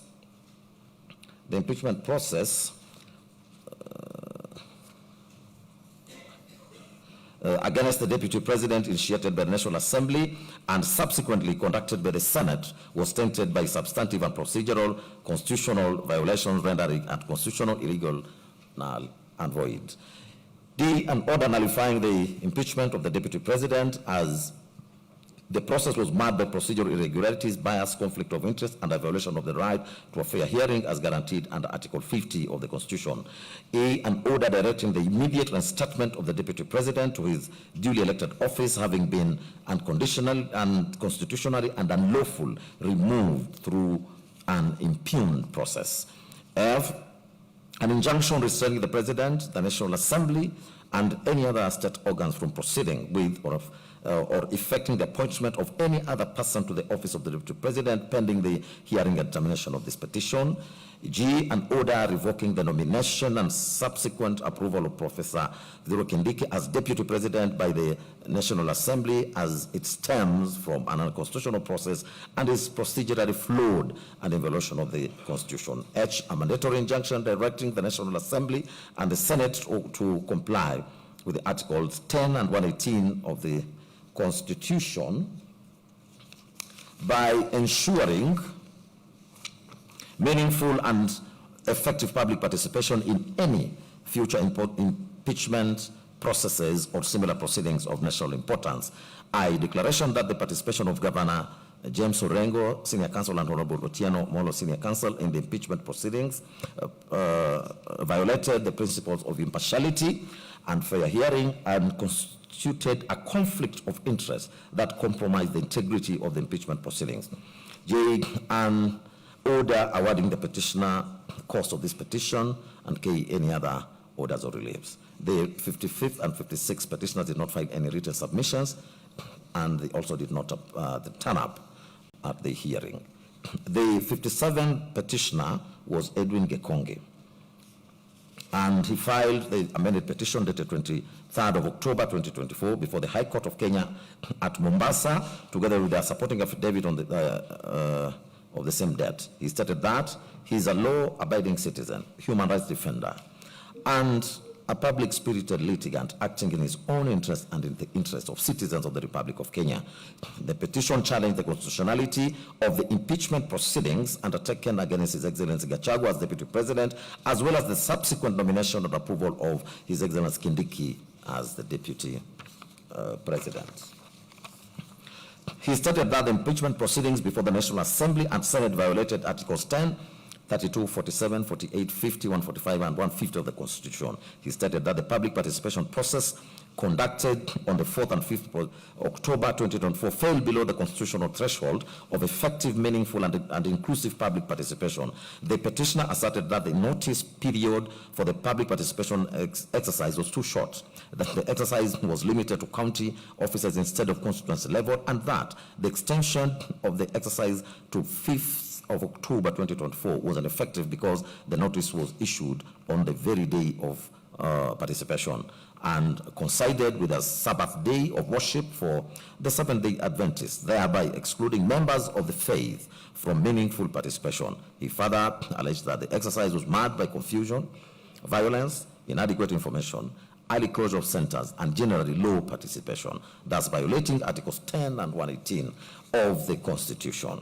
He also challenged the legality of the Senate proceedings on the ground that His Excellency Gachagua was denied a fair hearing contrary to Article 50 of the Constitution. He contended that although the first petitioner had fallen ill and was unable to continue participating in the proceedings, the Senate declined to adjourn the hearing and proceeded to vote on the impeachment charges in his absence. Mr. Gekonge stated that Article 145 of the Constitution did not prescribe rigid timelines that could override the constitutional right to a fair hearing, and that the Senate failed to apply the necessary constitutional modifications contemplated under Article 150 in impeachment proceedings relating to a deputy president. He further maintained that the evidence presented before the Senate did not attain the constitutional threshold required to establish gross violation of the Constitution, gross misconduct, and serious reasons to believe that His Excellency Gachagua has committed crimes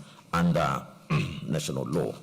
Mr. Gekonge also challenged the legality and constitutionality of the nomination and approval of His Excellency Kindiki as Deputy President, stating that the constitutional timelines under Article 149 contemplated meaningful public participation and adequate vetting before approval of a Deputy President nominee. He contended that His Excellency Kindiki remained a state officer serving as Cabinet Secretary at the time of nomination and had not formally resigned, thereby rendering him constitutionally disqualified under Article 137 and Sections 23 and 24 of the Elections Act. The petitioner further challenged the role of IEBC, contending that the commission was not properly constituted and therefore incapable of lawfully confirming the qualifications of the nominee. Mr. Gekonge sought the following orders.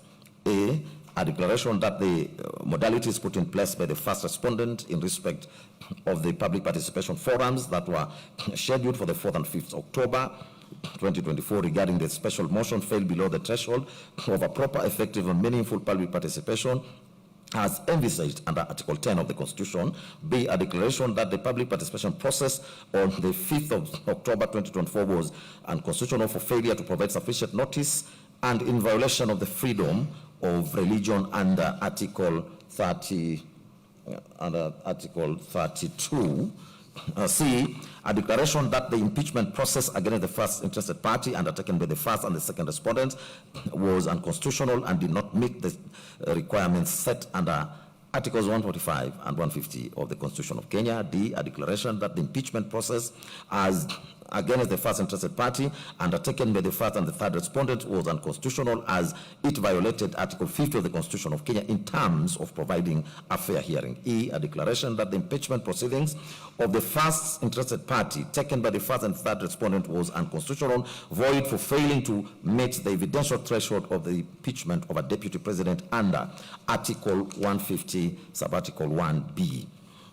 F, a declaration that the nomination of Abraham Kithure Kindiki by the President of Kenya is unconstitutional, null and void, and in contravention of Article 137(1) of the Constitution. G, a declaration that the approval of the nomination of Abraham Kithure Kindiki by the National Assembly is unconstitutional for failure to comply with Articles 10 and 118 of the Constitution.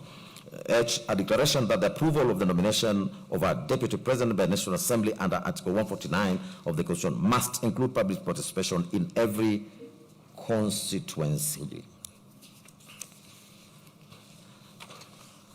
I, a declaration that the approval and nomination of Abraham Kithure Kindiki by the National Assembly is unconstitutional as Abraham Kithure Kindiki had not resigned as a state officer. J, a declaration that the independent, that IEBC at the time of nomination of Abraham Kithure Kindiki was not properly constituted to approve or confirm the qualification of Abraham Kithure Kindiki under Article 137(1) of the Constitution. K, a declaration that IEBC had violated Article 149 of the Constitution by confirming that Abraham Kithure Kindiki was qualified to stand as a member of Parliament as per Article 137(1) of the Constitution. any other orders as the court may deem just. Mr. Gikonge likewise did not file any submissions. In respect of the 50th, the 52nd and the 53rd petitioners, that is John Njomo, Clarence Eboso, and Wanjiru Mwangi, their petitions were withdrawn from the consolidated proceedings on the 7th November 2024, as well as on the 16th of May 2025. On the 7th interested parties case and submission,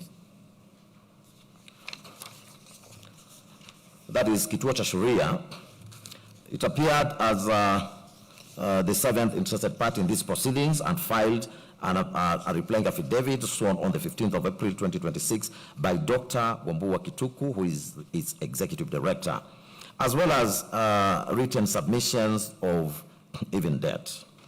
Kituo identified 4 issues for court's determination, being whether the National Assembly process met the constitutional threshold for meaningful public participation and Articles 1 and 10, 110 and 118 of the Constitution. Secondly, whether impeachment proceedings were quasi-judicial to the extent that they meet constitutional and statutory procedural fairness standards. Thirdly, whether the court could review the procedural regularity of impeachment proceedings consistently with the doctrine of separation of powers. And lastly, whether the refusal to adjourn and the decision to proceed with in absentia violated the first representant's petitioner's right to fair administrative action and fair hearing under Articles 10, 27, 28, 47, and 50 of the Constitution.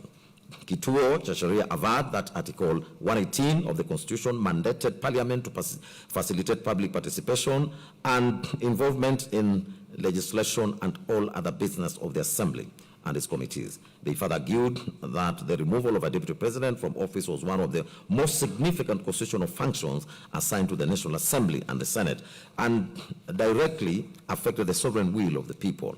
It was their understanding that public participation in such a constitutional process had to be both quantitative to mean that a sufficient number of citizens had to be reached and accorded an opportunity to participate, and qualitative to mean that the participation had to be meaningful and capable of influencing the decision-making process.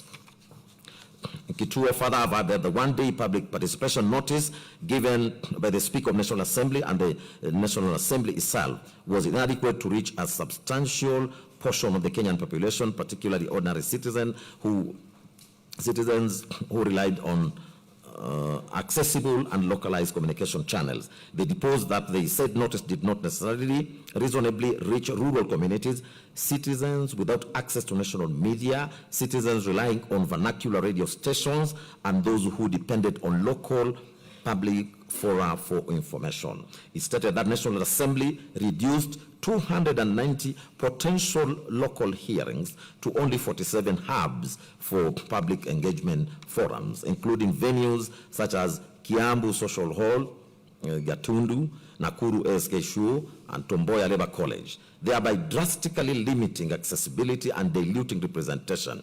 Kituo cha Sheria averred that the National Assembly and the Senate did not take adequate steps to ensure that sufficient citizens were made aware of the intended impeachment process. In particular, they had failed to disseminate information through churches, mosques, temples, public barazas, community meetings, vernacular radio stations, and county-level public participation forums. They further averred that the alleged public participation conducted by the National Assembly and the Senate lacked adequate structures for public engagement, including ICT-based platforms for the submission of views, decentralized citizens forums, structured mechanisms for receiving memoranda from citizens across counties, and organized town hall meetings. As a result, members of public were largely reduced to observers of the proceedings rather than participants in the process. They deposed that in the impeachment proceedings conducted by the Senate, by the Speaker of the Senate and the Senate on the 16th and 17th of October, His Excellency Gachagua was denied an opportunity to appear and be heard, to be present when being tried, and to challenge the evidence. That during the proceedings on the material day, it was communicated to the Speaker of the Senate, and the Senate, that is Excellency Gachagua, was present but subsequently fell ill. He was then rushed to hospital for urgent medical attention, and his legal counsel duly communicated his admission to hospital to the Speaker. Notwithstanding the request for adjournment on this ground, the Senate declined the request and proceeded to hear the case in the absence of His Excellency Gachagua and his counsel. The Senate subsequently decided to remove His Excellency Gachagua from office by impeachment for gross misconduct and on grounds of violation of the Constitution. Kituo stated in the proceedings of that the proceedings of the removal from office of the Deputy President before the Senate involved the reception of evidence, evaluation of contested facts, and the making of determinations that directly affected the fundamental rights of His Excellency. Those proceedings, therefore, ought to have been procedurally fair and to have accorded him an opportunity to be present during the trial, to be cross-examined, to be re-examined, and to fully clarify any allegations made. However, the Senate, in disregard of the quasi-judicial nature of the proceedings, reached its determination without affording His Excellency those rights. Kituo cha Sheria contended that declining an adjournment request when His Excellency suffered severe and involuntary pain constituting a medical emergency was inhumane and unreasonable. They further averred that the one-day public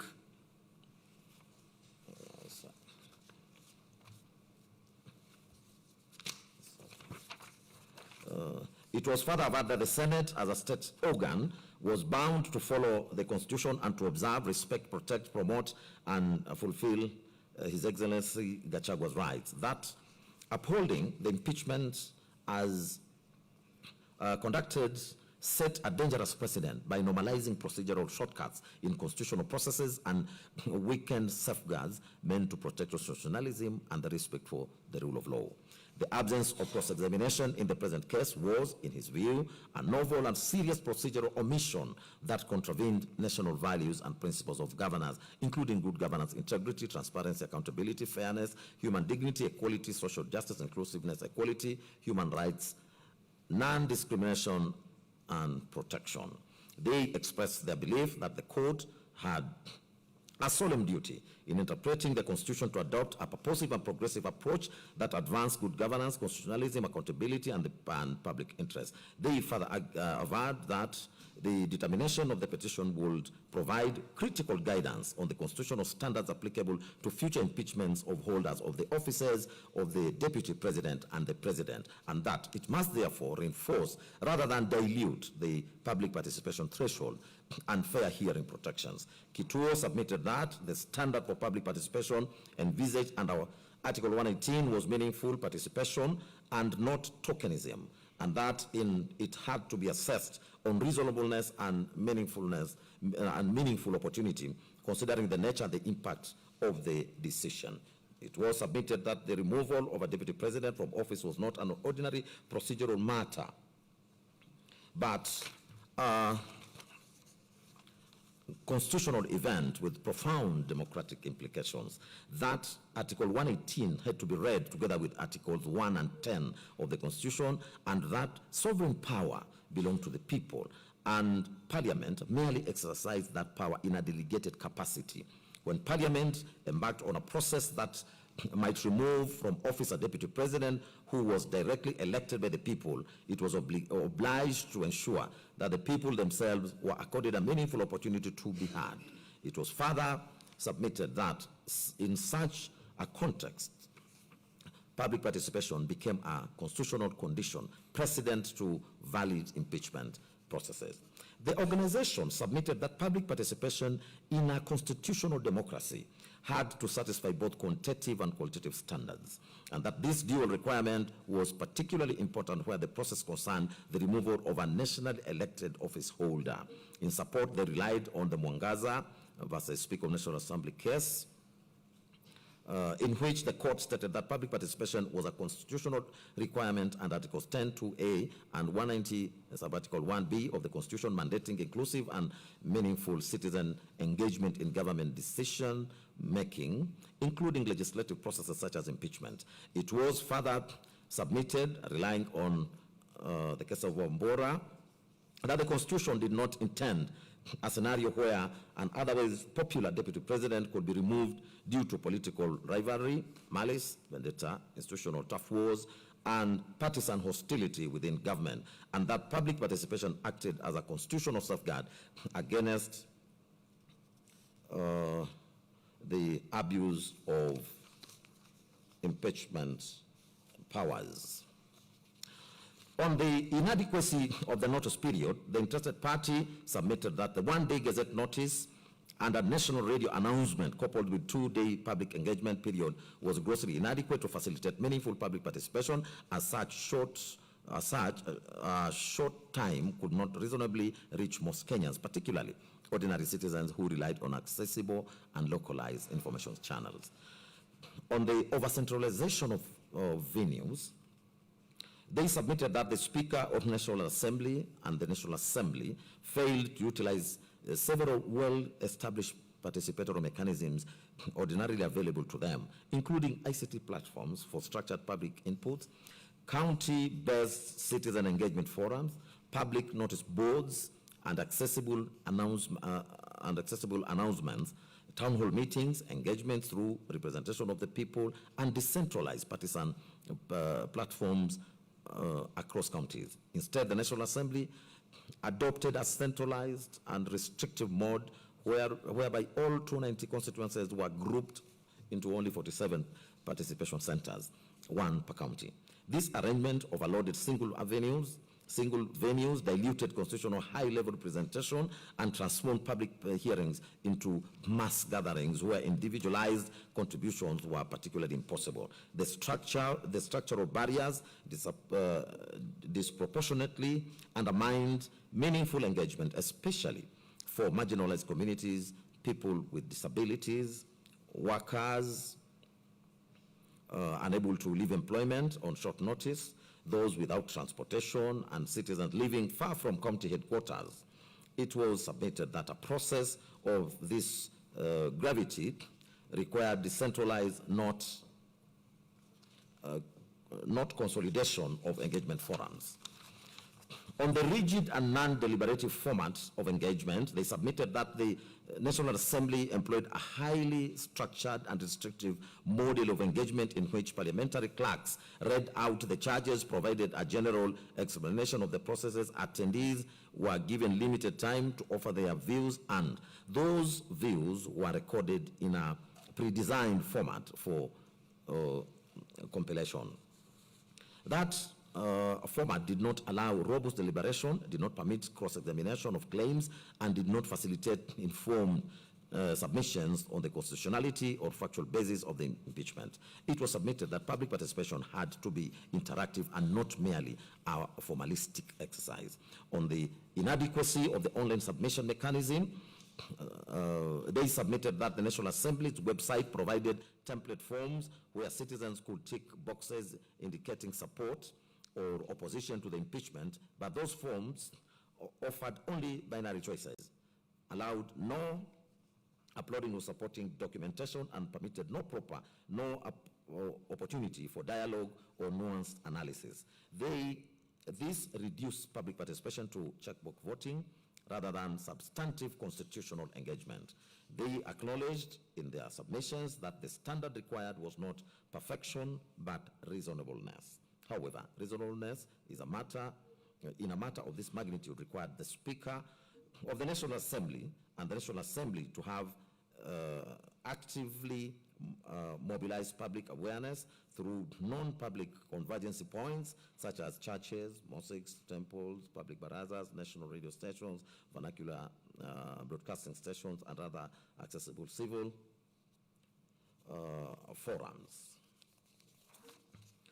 The failure to which those avenues significantly restricted the reach of the notice and consequently diminished participation.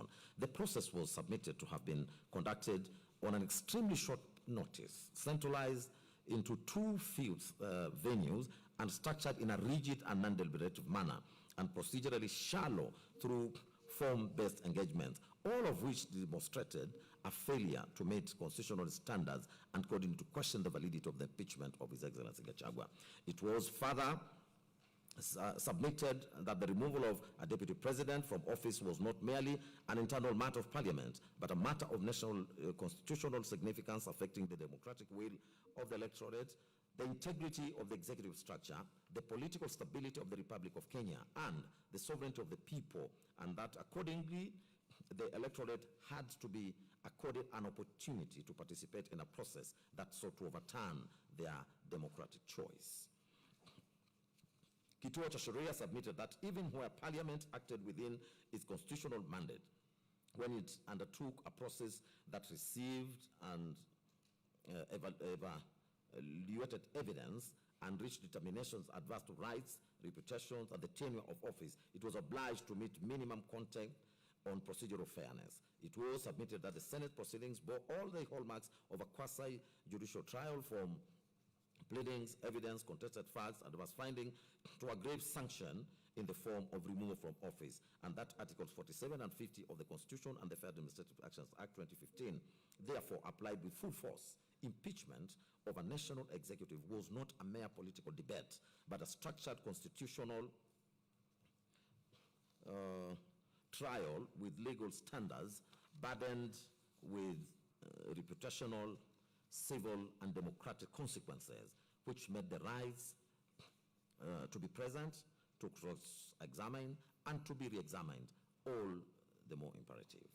It was submitted that Article 50, read together with Article 25C of the Constitution, and that scored that fair trial rights were non-derogable in substance, relying on Stephen Odede versus Court Maxwell, in which the court confirmed that the right to a fair hearing and right and fair trial ought not to be unduly impeded, and that a trial body had to be circumspect in purporting to limit and take away such crucial rights, since Article 25C specifically provided that there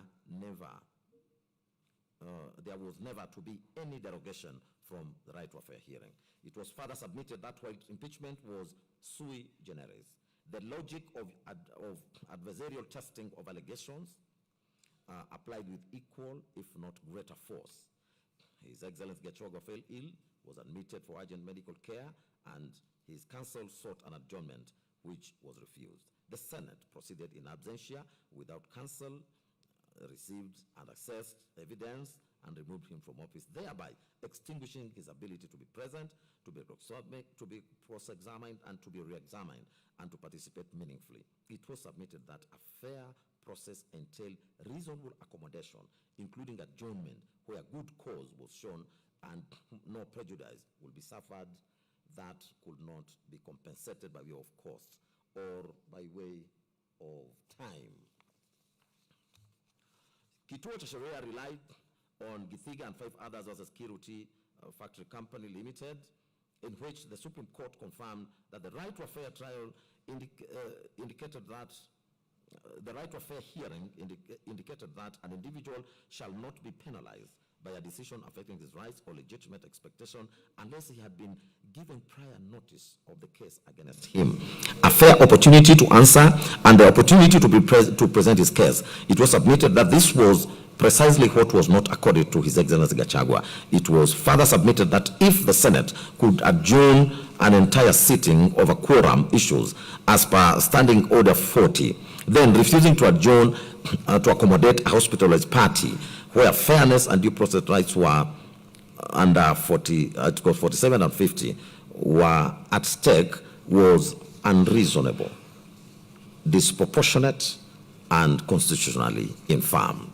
They argued that the right to be heard required a real and effective opportunity to participate, not a mere formality, and included the right to attend and to answer the case one first, as well as the right to correct and contradict the allegations made against one. Further, that an adjournment was recognized was a recognized incident of a fair hearing where unavoidable circumstances prevented attendance or effective participation, and accordingly, the denial of a reasonable adjournment amounted to a denial of the right to be heard. The Senate could have proceeded in His Excellency Gachagua's absence if his conduct had made it impossible to continue the hearing, or if, after due notice, his notice was unjustified. In the present case, they submitted that that absence was explained as a medical emergency and counsel had sought an adjournment.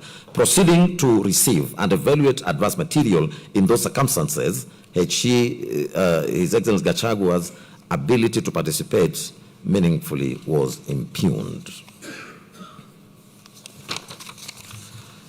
It was further submitted that in impeachment, the public interest was best served by accuracy and fairness, not speed for its own sake, and that where adverse oral evidence was received and weighed, cross-examination was then crucial for testing credibility, the denial of which hollowed out fairness and tainted the decision. It was submitted that expedition could not cannibalize fairness, and that Articles 10, 47, and 50 demanded reasonable accommodation, especially where a short adjournment would have cured the prejudice occasioned by a medical emergency. Kituo cha Sheria submitted that courts had emphasized committee and institutional respect, and that impeachment was principally a political and constitutional accountability process, but that Parliament had not been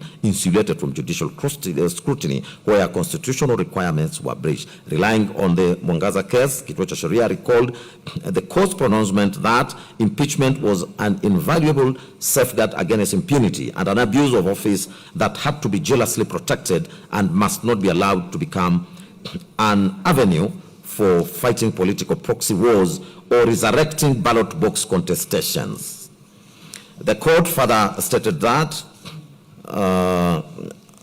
the court further stated therein that watering down impeachment, lowering its bar too low, or allowing it to become a facade, masking hidden political interests, ran the risk of Kenyans losing confidence in the process, and that the intervention of courts came far down the impeachment path, making it the duty of the primary duty bearers to ensure that impeachment remained a constitutionally envisaged. Kituo cha Sheria submitted that constitutional review was therefore available to term procedural impropriety in the exercise of public power, even in political charged arenas.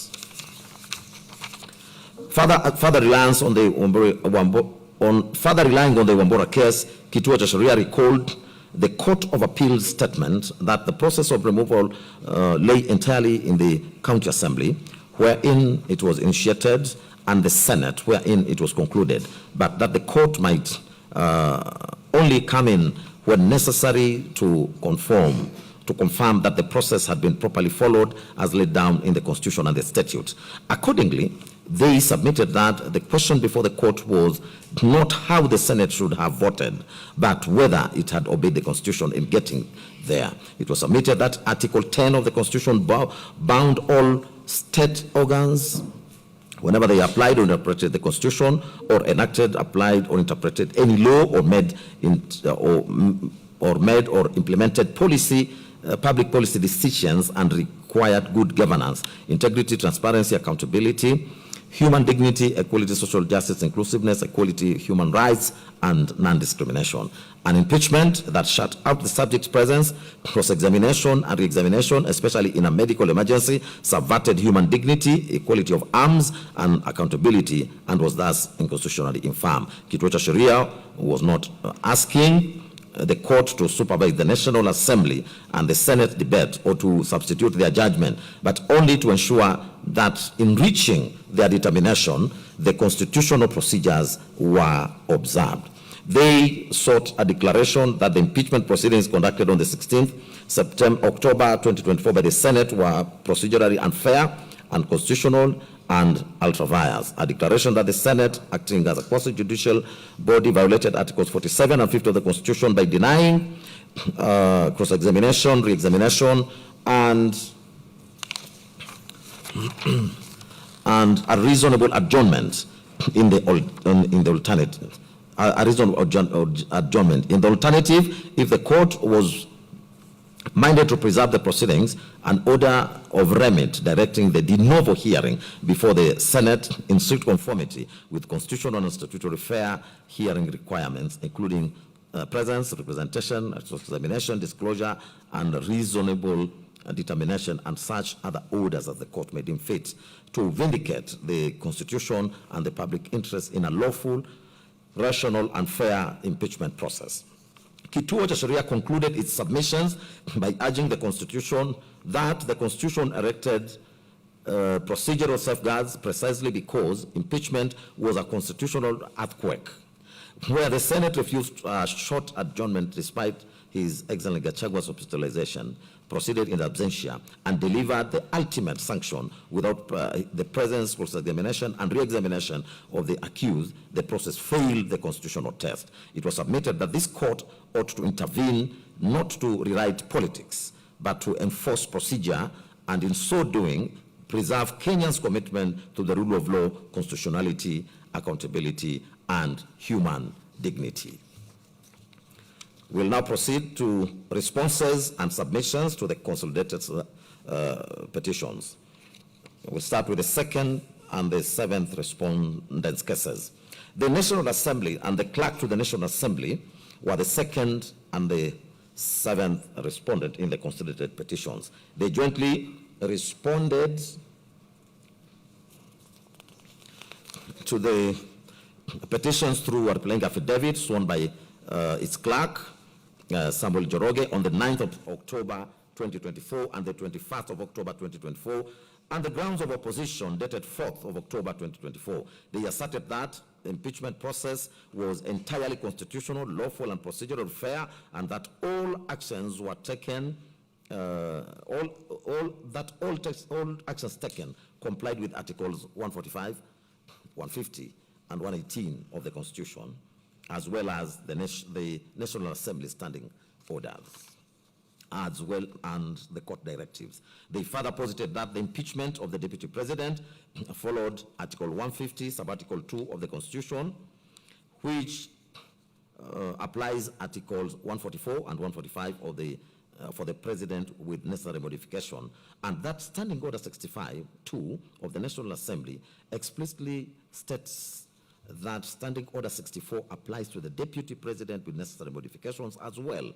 They deposed that the Speaker validly confirmed that the motion met the required legal form and the signature threshold of at least 117 MPs, or 1/3 of all members, that public participation was adequate, inclusive, and compliant with court orders, as the National Assembly placed advertisements in all three national dailies on the 2nd, 3rd, and 4th of October 2024. Public hearings were held on the 4th of October 2024 across the country, and that public and the public will submit views by way of email, post, hand delivery. A dedicated template in English and Kiswahili was provided, and they were also able to visit the constituency offices.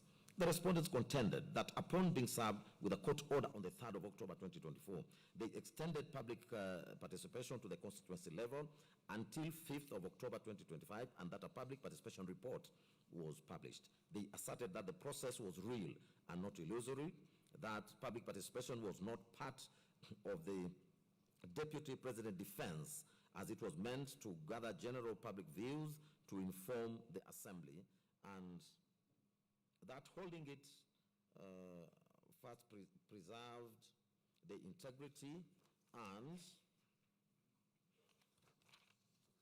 the independence of public input, preventing it from being influenced by the Deputy President's defense or parliamentary debate. The respondents maintained that the Deputy President still received his full right to be heard during the debate on the 8th of October 2024, where he appeared in person with his legal team. The respondents further claimed that one of the petitioners, Honorable Jane Jeremiah, closed her Kirinyaga County Women Representative Office during public participation exercise, despite parliamentary officers being deployed there. Further, they reliably learned that the closure was directed by the woman representative herself, since she was vehemently opposed to the impeachment. The respondents averred that she cannot then benefit from her own actions that obstructed the public participation exercise. The respondents deposed further that after debate on the 8th of October 2024, the motion was put to a vote and 282 members voted in support of the impeachment and 44 voted against, which exceeded the required two-thirds majority under Article 145(2) of the Constitution. That on the 9th of October 2024, the Speaker of the National Assembly formally notified the Speaker of the Senate of the resolution by transmittal. The respondents denied any constitutional or otherwise wrongdoing and prayed that the constituted petitions against the National Assembly and the clerk be dismissed with course. In respect to their submissions, the National Assembly and its clerk's onslaught on the constitutional petition was led by learned counsel, Mr. Eric Gumbo, Mr. Paul Nyamodi, and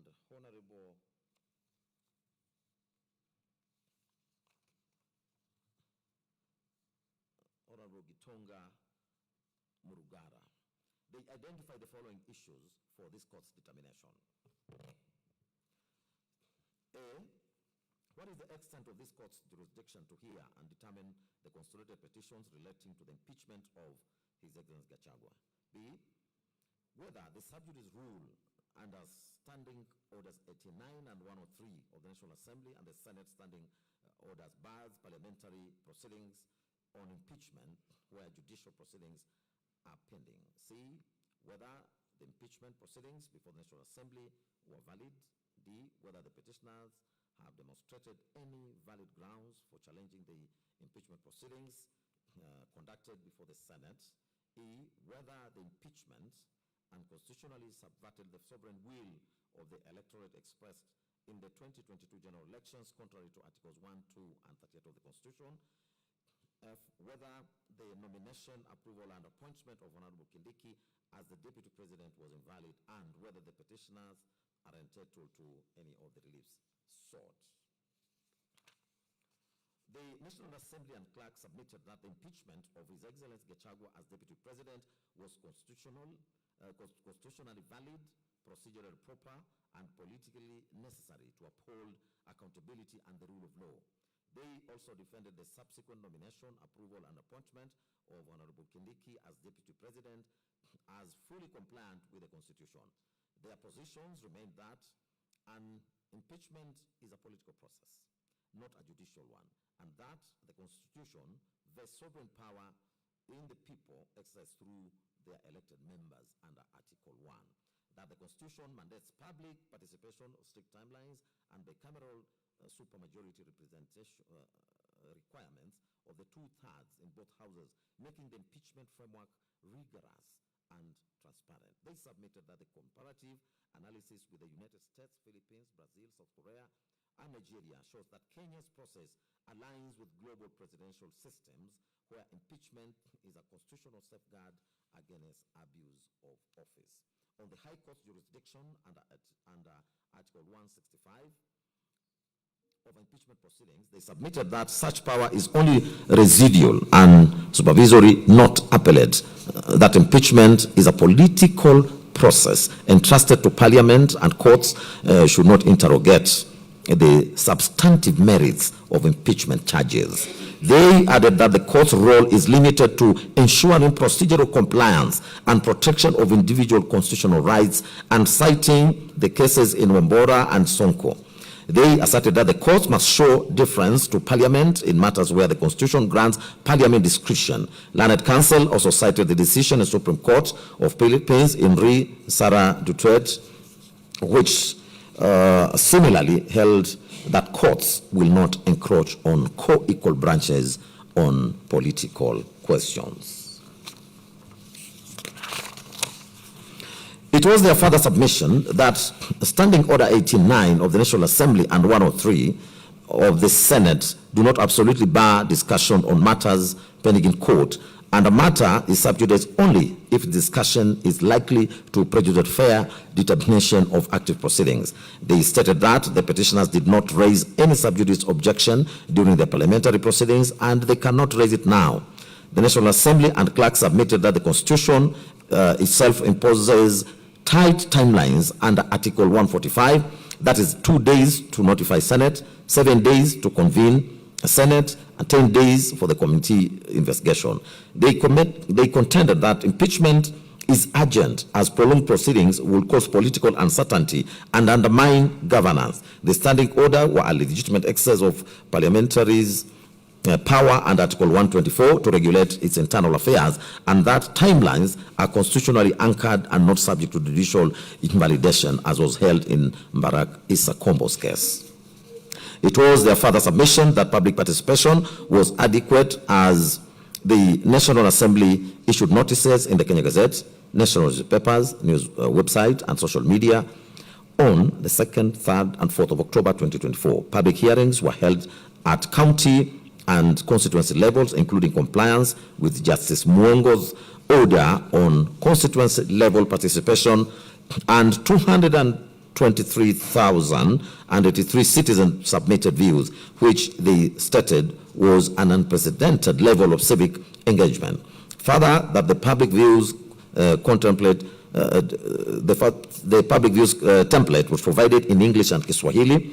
Submissions were received orally, in writing, and electronically. They also submitted that the constitutional standard is reasonableness, not perfection, and that the Supreme Court in Cabinet Secretary for National Treasury and Planning and 4 others versus Okoita and 52 others held that timelines must be considered when assessing public participation adequacy. They submitted that His Excellency Gachagua's response was not required to be circulated, was not required to be circulated simultaneously, as the public role is to express views, not adjudicate, and that allegations of violence, intimidation, and poor organization were unsubstantiated, and that isolated incidents do not vitiate an entire process. They also submitted that public participation report was submitted in Parliament and recorded in the Hansard, which is a valid parliamentary record. They stated that the impeachment motion was properly particularized and set out 11 detailed grounds with specific particulars, and that these grounds met the threshold set in the Wambora's case of being serious, substantial, weighty, with clear nexus and precise constitutional provisions. That the motion was supported by 282 MPs, which was well above the 2/3 requirement of 233 MPs, and that the Deputy President was accorded a fair hearing as he received prior notice of the charges. He filed his written response and appeared in person with counsel, and he was given 2 hours to address the National Assembly. The National Assembly and the clerk also submitted that His Excellency Gachagua's defense was considered and debated before the vote, and that the 2/3 gender principle does not invalidate Parliament, as Articles 97 and 98 on the composition of Parliament have been fully complied with. On the 2/3 gender principle under Article 81B, it was submitted that this was an aspirational provision to be achieved progressively, not a condition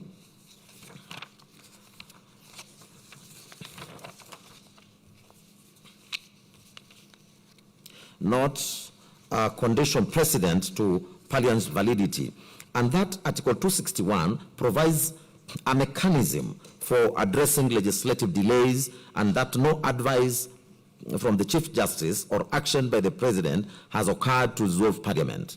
They contended that accepting the petitioner's argument would void all legislation and action since 2013 and will be an absurd and constitutionally impermissible outcome.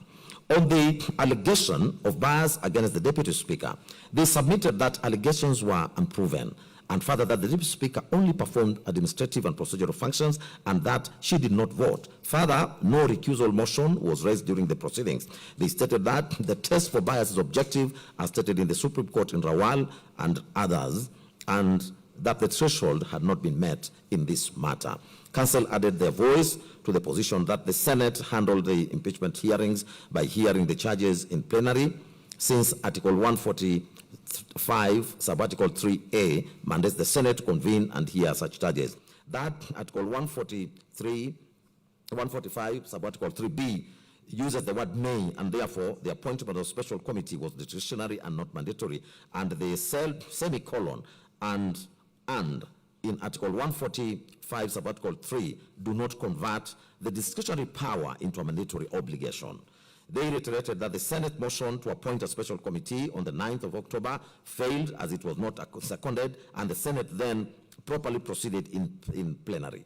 They relied on the Supreme Court Court and Sonko case that confirmed that for governors, the Senate may proceed in plenary or by a committee, and that the same applies to the Deputy President.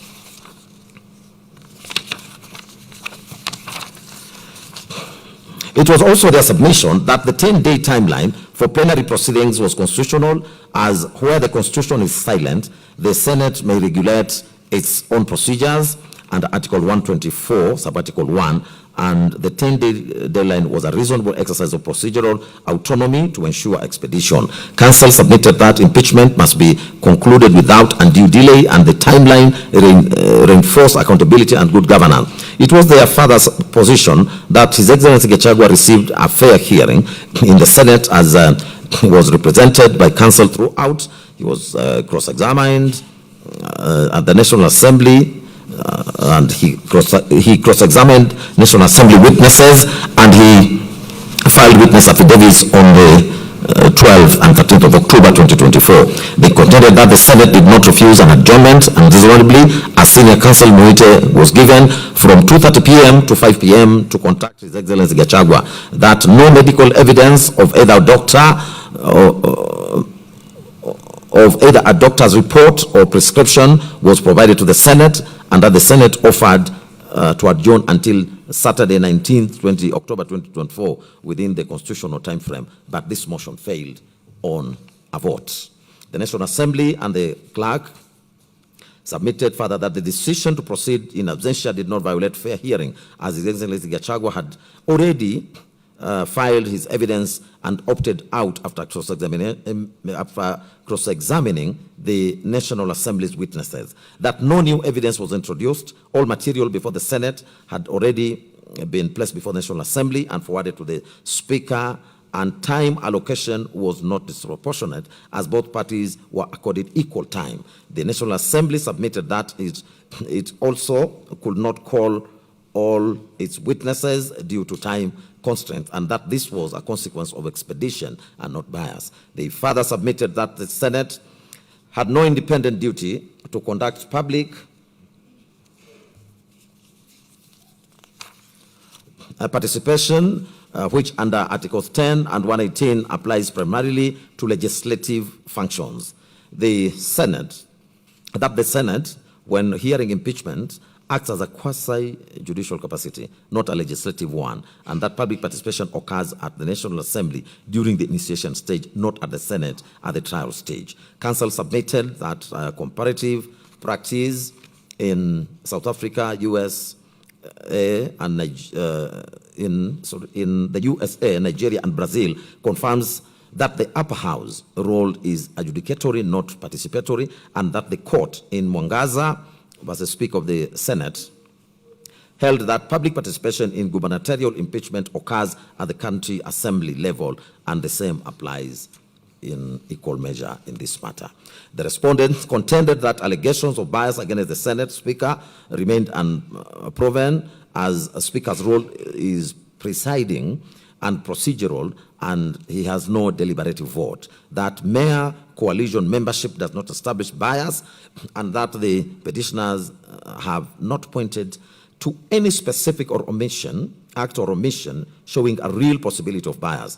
They restated that the test for bias is objective, and the petitioners failed to meet it, as well as in respect of the Senate Speaker. It was the submission of the National Assembly and the clerk that the participation of Honorable Orengo and Honorable Amolo as counsel did not invalidate the proceedings in that Article 77(1) restricts gainful employment that is inherently incompatible with state office, and that representing a party in proceedings is not such an employment. That any alleged illegality would affect the advocates personally and not the validity of the impeachment process, and that no actual bias or procedural fairness has been shown. They further submitted that the Senate applied the correct standard of proof for impeachment, which is above a balance of probabilities but below beyond reasonable doubt, as set out by the Supreme Court in the Sonko and Wambora cases. The Senate found 5 charges substantiated, including gross constitutional violations, attacks on judicial independence, ethnic incitement, gross misconduct, and that the evidence was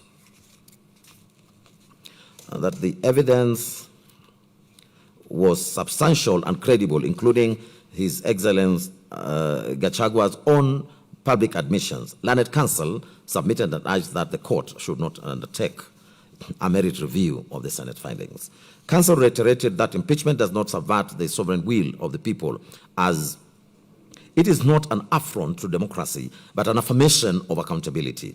That the Constitution provides for removal of elected officials for gross misconduct, constitutional violations, and crimes, and that the joint ticket of the President and the Deputy President does not create legal inseparability, as they are separate constitutional offices with distinct and accountability mechanisms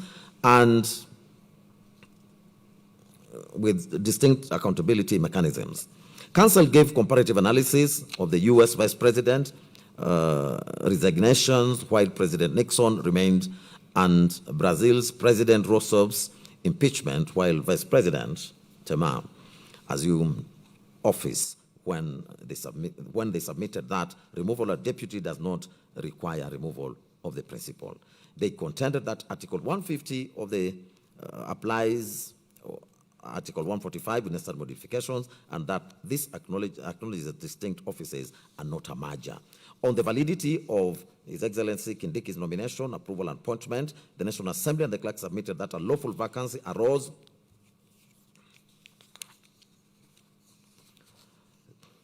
by operation of law under Article 145(7), as the impeachment was valid.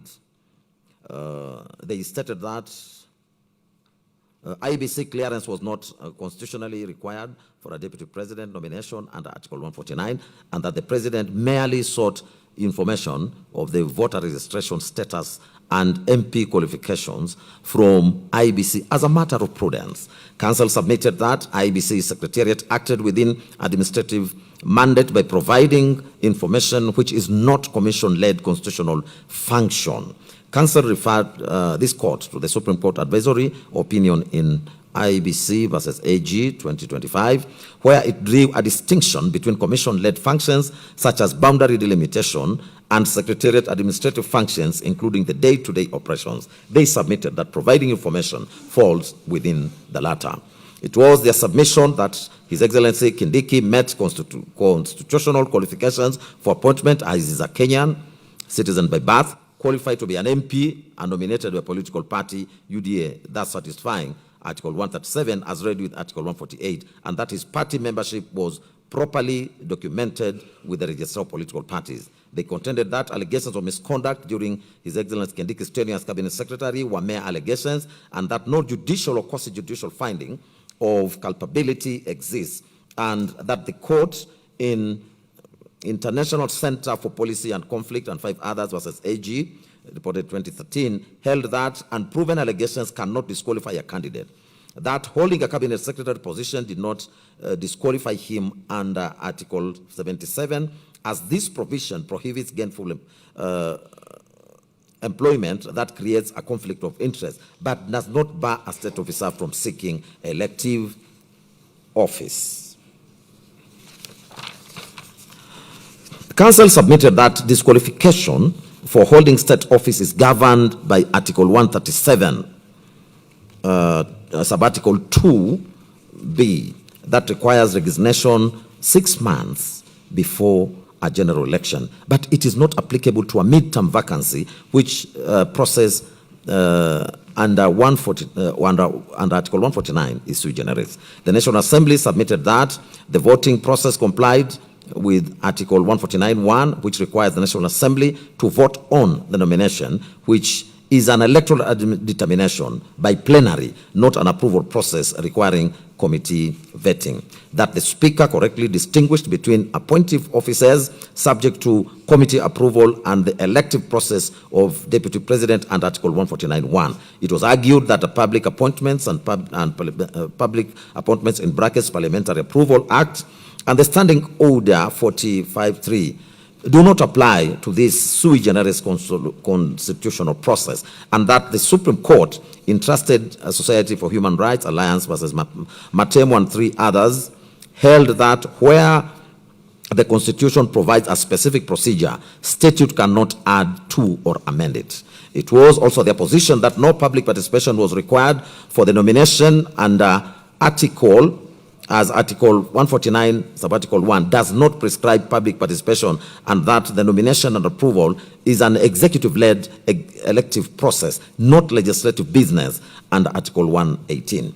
That it will be incongruous to require more process for a mid-term vacancy than a general election, where the ticket is approved by popular vote without prior public hearings. For the aforementioned reasons, the National Assembly and the clerk urged the court to dismiss all relief sought in the with the council submitting that no constitutional violations had been proved.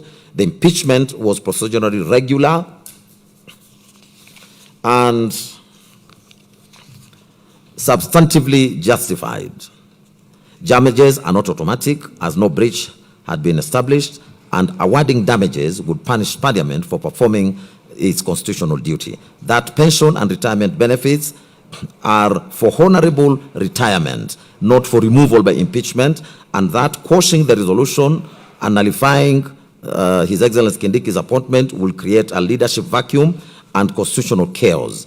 Council thus urged this court to dismiss the constitutional petitions with cost to them, find that the impeachment of His Excellency Gachagua was lawful, constitutional and procedurally proper, and that the nomination, approval, and appointment of His Excellency Kindiki as Deputy President was valid and constitutional, and that the court should decline to grant any of the relief sought by the petitioners.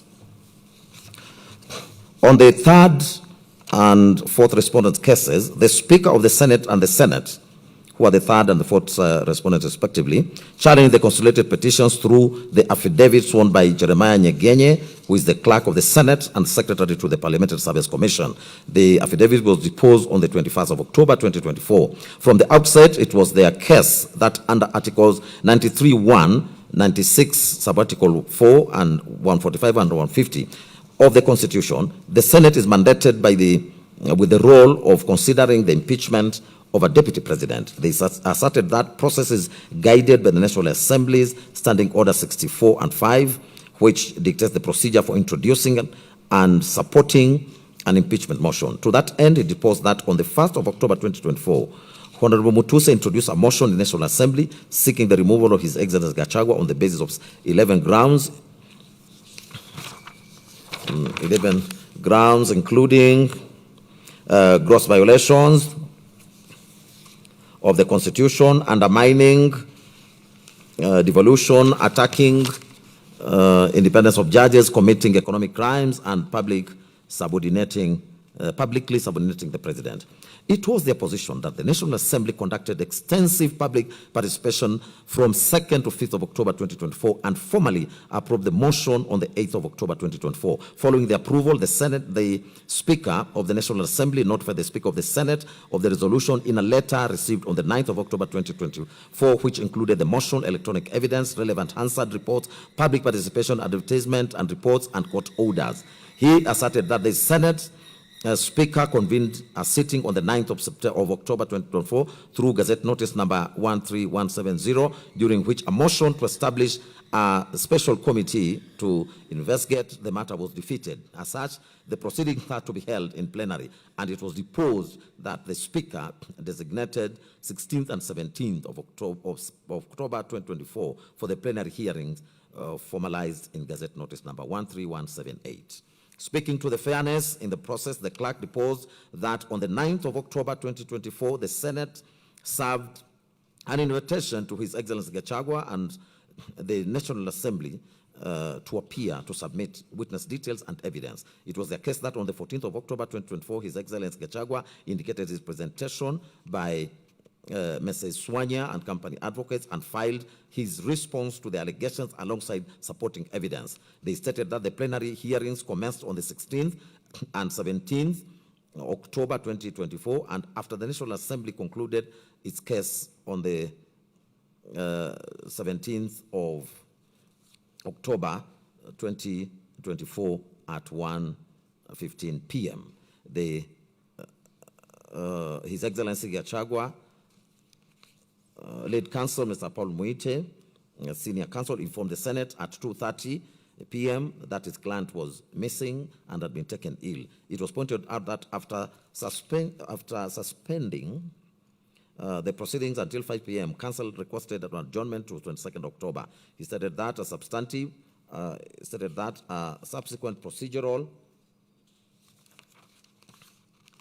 motion to sit on Saturday, 19 October 2024, to meet the constitutional deadlines was defeated, prompting His Excellency Gachagua's counsel to exit the proceedings. They maintained that the Senate, across the judicial body, exercised discretion in granting adjournments, and His Excellency Gachagua's counsel failed to provide cogent material evidence of his illness. As regards the constitutional timelines, it was their case that impeachment could not be posed without violating the Constitution.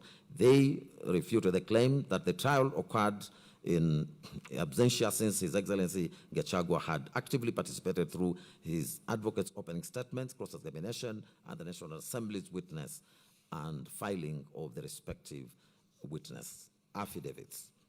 In challenging the claim that the public participation was not conducted, the Senate and the Speaker stated that an order of the High Court in Kerugoya did not mandate the Senate to conduct public participation, as the Senate functions exclusively as a trial chamber akin to a court. In conclusion, it was disposed that the Senate voted on the impeachment charges, where 5 charges comprising ground 1 on gross violation of the Constitution, ground 4 on undermining the independence of judges, ground 5 fidelity to the oath of office, ground 6 on crimes under national cohesion, and ground 9 on gross misconduct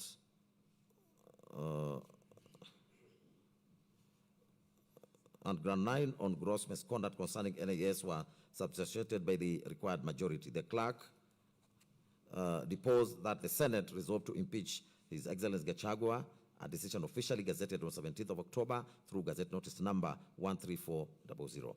On the foregoing, this court was urged to find that the impeachment power is inherently political and vests solely in Parliament, which triggered the political question doctrine, thereby inviting this court to exercise judicial restraint. Ultimately, the Speaker of the Senate and the Senate prayed that the petitions be dismissed with cause. The third and fourth respondents filed submissions dated for the 24th of April 2026, and they were highlighted by their legal team led by Professor Tom of Gender Senior Counsel, Mr. Edwin Mukele, Ms. Mercy Thanji, Ms. Opola, and Honorable Hilary Sigei. They maintained that the entire impeachment process meticulously complied with all constitutional timelines, including standing orders and the principles of natural justice. On the question whether His Excellency Gachagua was accorded a fair and reasonable opportunity to be heard, they submitted that the hearing aligned with the due process and the Audi Alteram Partem rule. To define the threshold of a fair trial, they relied on the Black's Law Dictionary, 7th edition, at page number 725, and the Halsbury's Laws of England, 5th edition, 2010, volume 61, at paragraph 639. The dictionary defines the right to be heard as follows, and I quote, the rule that no person is to be condemned unless that person has been given prior notice of the allegations against him and a fair opportunity to be heard is a fundamental principle of justice. This rule has been refined and adapted to govern the proceedings of bodies other than judicial tribunals, and a duty to act in conformity with the rule has been imposed by the common law on administrative bodies not required by statute or contract to conduct themselves in a manner analogous to a court. End of court. To bolster their case, the Senate and the Speaker referred to the President in Evans, Kidero and 4 others, was Stedman Ndungu, Waitiru and 4 others, 2014 Supreme Court decision, which approved the Supreme Court of India's decisions in Indru Ramchand, confirming that a fair hearing possesses 2 elements, namely the opportunity must be given and it must be reasonable. Council drew further support from the Uganda Supreme Court in Obiga versus Electoral Commission and another, and in Saulo Kandie versus James Kwambai Cheruyot, which is a Court of Appeal decision, to illustrate that the right to be heard is fulfilled when a party is supplied with the opposing evidence and given a full venue to present their case, comment, or call witnesses. As regards the sufficiency of written evidence and constructive waiver, they stated that His Excellency Gachagua fully participated in the initial phases of the trial by filing comprehensive responses, witness statements, and documentary of video exhibits, which legally constituted his defense in chief under Rule 6 of the second schedule to the Senate standing orders. They submitted that an oral hearing is not an absolute prerequisite for natural justice, and they fortified their position through the decision in Economic Freedom Fighters and 3 others versus Speaker of National Assembly. This is a South African case, and the Kenya Revenue Authority and Menginya versus Menginya Salim Magara's case. They also relate to Swalwarjan versus Race Relations Board Limited. This is a foreign case, as well as R versus Immigration Appeal Tribunal. They also referred to the case of Jacob Ochanda versus Kenya Hospital Association Limited, to demonstrate that a hearing can be fairly conducted through written representations. The Speaker and the Senate faulted His Excellency Gachagua, stating that because he chose to walk out of the proceedings after the Senate had voted down an adjournment, it was deliberate boycott. They implored the court to find that voluntary absence constituted a constructive waiver of the right to be heard orally. Support to that end was drawn from various authorities, among them Regina versus Jones, R versus Governor of Brixton Prison, and the Ghanaian Supreme Court case in the Republic versus High Court of Accra. They affirmed that the Senate acted within its lawful discretion when it denied His Excellency Gachagua's request to adjourn the proceedings due to his sudden hospitalization.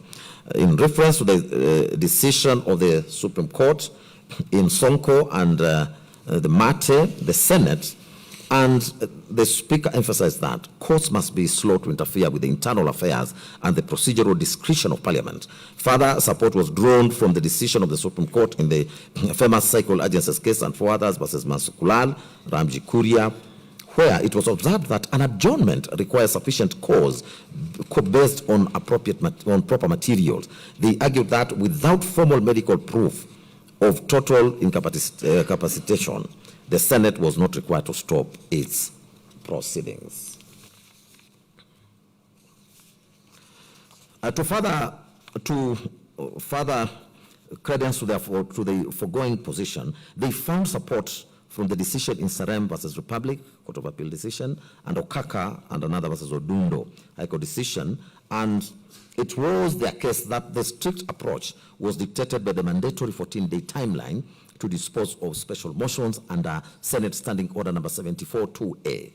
On the question whether investigation of charges met the requisite standard of proof. The Senate asserted that it thoroughly investigated and voted on each individual charge according to the established intermediate standard of proof, which is above a balance of probability but below reasonable doubt threshold. It was their case that the standard was set by the Supreme Court in the Sonko case, which declared that proving even a single charge is legally sufficient to sustain an impeachment. Consequently, they submitted that the court must decline to reevaluate the evidence or substitute its own finding for the political question decided by the Senate under Article 96, Sub-Article 4 and Article 145, Sub-Article 3 of the Constitution. On the question challenging His Excellency Gachagua's claim that the Senate acted unprocedurally by failing to form an 11-member special committee under Article 143, Sub-Article 3B, the Speaker and the Senate submitted that the word may in the Constitution and Rule 2 of Part 1 of the second schedule to the Senate standing orders grant the Senate absolute discretion to choose between a committee or full plenary. They submitted that such interpretation is anchored in the Supreme Court case in the matter of the Speaker of Senate rendering or referencing the matter of interim independent electoral commission and the Court of Appeal decision of Cooperative Bank of Kenya Limited and versus Banking Insurance Finance Union, which is a Court of Appeal decision. They contrasted Article 135, Sub-Article 3B with Article 152, Sub-Article 7 of the Constitution, which uses the mandatory phrase, shall appoint, when dealing with the dismissal of Cabinet Secretary. It was their case that since a motion to form a special committee was moved but failed to be seconded under Standing Order 70, the Senate properly proceeded in plenary, meticulously satisfying the oversight parameters affirmed in the by the Supreme Court decision in the Sonko case. As regards the contentious issue of public participation, they contended that there was no legal basis for the Senate to conduct a secondary round of public participation because the National Assembly had already completed a rigorous national public participation drive between the 2nd and the 5th of October 2024 through extensive media notices and public feedback templates. They submitted that to demand a repetitive exercise from the Senate will be an imprudent waste of state resources. Separately, the Speaker and the Senate submitted that during an impeachment trial under Article 145(3)(a), the Senate acts exclusively as a quasi-judicial body evaluating specific charges rather than performing a standard legislative function, exempting it from public participation requirements of Articles 10 and 118. They dismissed the argument that Parliament was illegally constituted due to a threshold failure to implement the two-thirds gender rule. They further submitted that although the former Chief Justice David Maraga issued a dissolution advisory to the 4th President, the 12th Parliament dissolved by operation of law and the 13th Parliament was lawfully established following the general elections of the 9th August 2022. Seeking to rely on Article 261, Sub-Article 5 running to 7, the Senate and the Speaker submitted that the ground that the gender rule mechanism is intended to compel future compliance and not to retroactively invalidate state operations. They warned that declaring Parliament unlawful would cause an absurd constitutional crisis, invalidating national budgets, legislation, and public appointments, which violates the governance promotion mandate of Article 259 of the Constitution. They urge the court to practice judicial restraint as the gender dispute is actively pending before a 5-judge bench in Conchela and others as the Chief Justice and President of the Supreme Court in Kenya and others. The Speaker and the Senate rejected the allegation that the Senate was mandated to conduct an approval hearing for filling the subsequent vacancy of the office of the Deputy President. They pointed out that Article 149, Sub-Article 1 of the Constitution, expressly grants the exclusive mandate to vote on and approve a nominated Deputy President to the National Assembly, entirely omitting the Senate. It was their case that by applying the statutory construction principle established in the case of Federation of Women Lawyers Kenya, FIDA versus AG, the initiative of strategic litigation in Africa, statutes could be interpreted to override the explicit, statutes could not be interpreted to override the explicit text of the Constitution. On the strength of the foregoing submissions, the Speaker and the Senate urged the court to dismiss all the consolidated petitions with costs.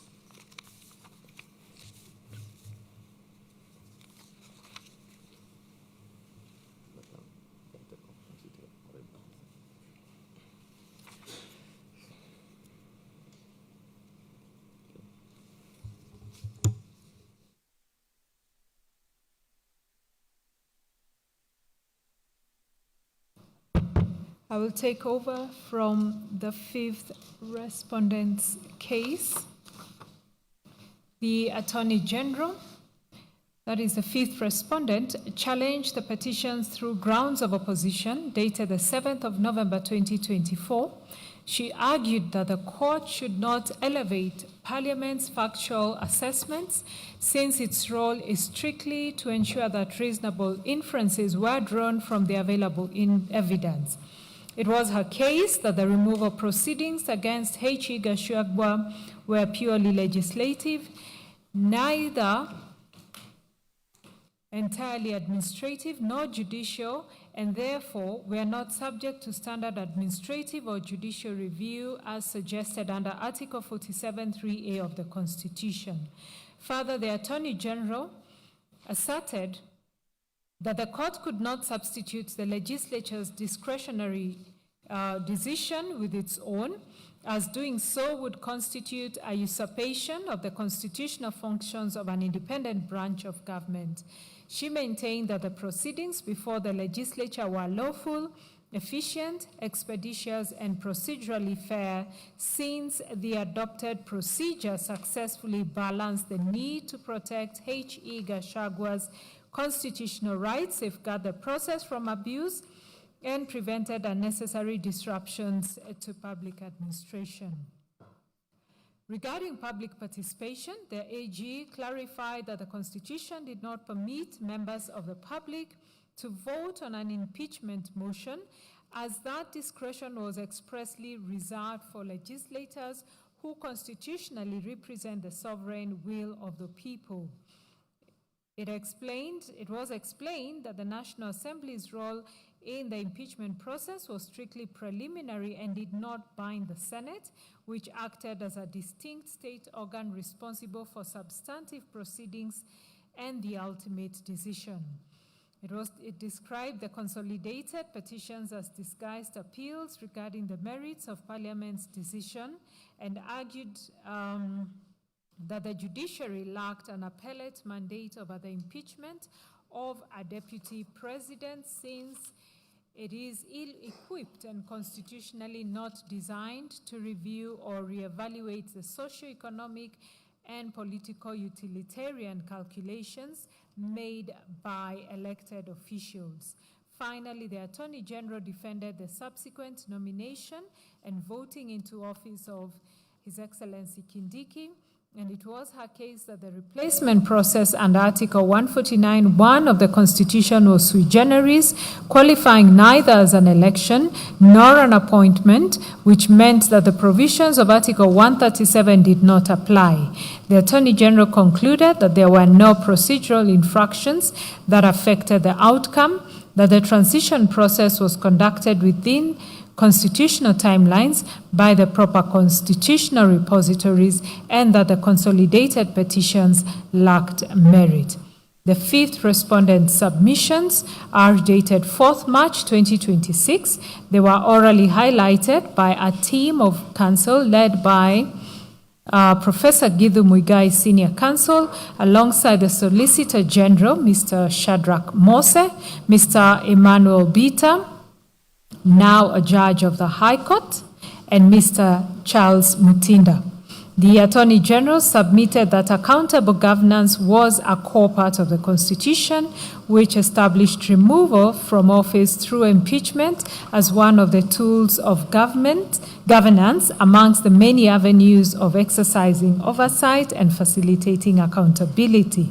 He relied on the Supreme Court decision in Sonko, where the Apex Court stated that its purpose was to ensure integrity in leadership and prevent abuse of public office. It was the Attorney General's submission that the removal of proceedings for a deputy president was textually committed by the Constitution to the National Assembly and Senate, and that both institutions were vested with exclusive power to remove the deputy president, subject only to procedural requirements set out in the Constitution and in the standing orders, that both houses were free to determine the procedures for receiving and considering the evidence necessary to discharge their duty to conduct impeachment hearing.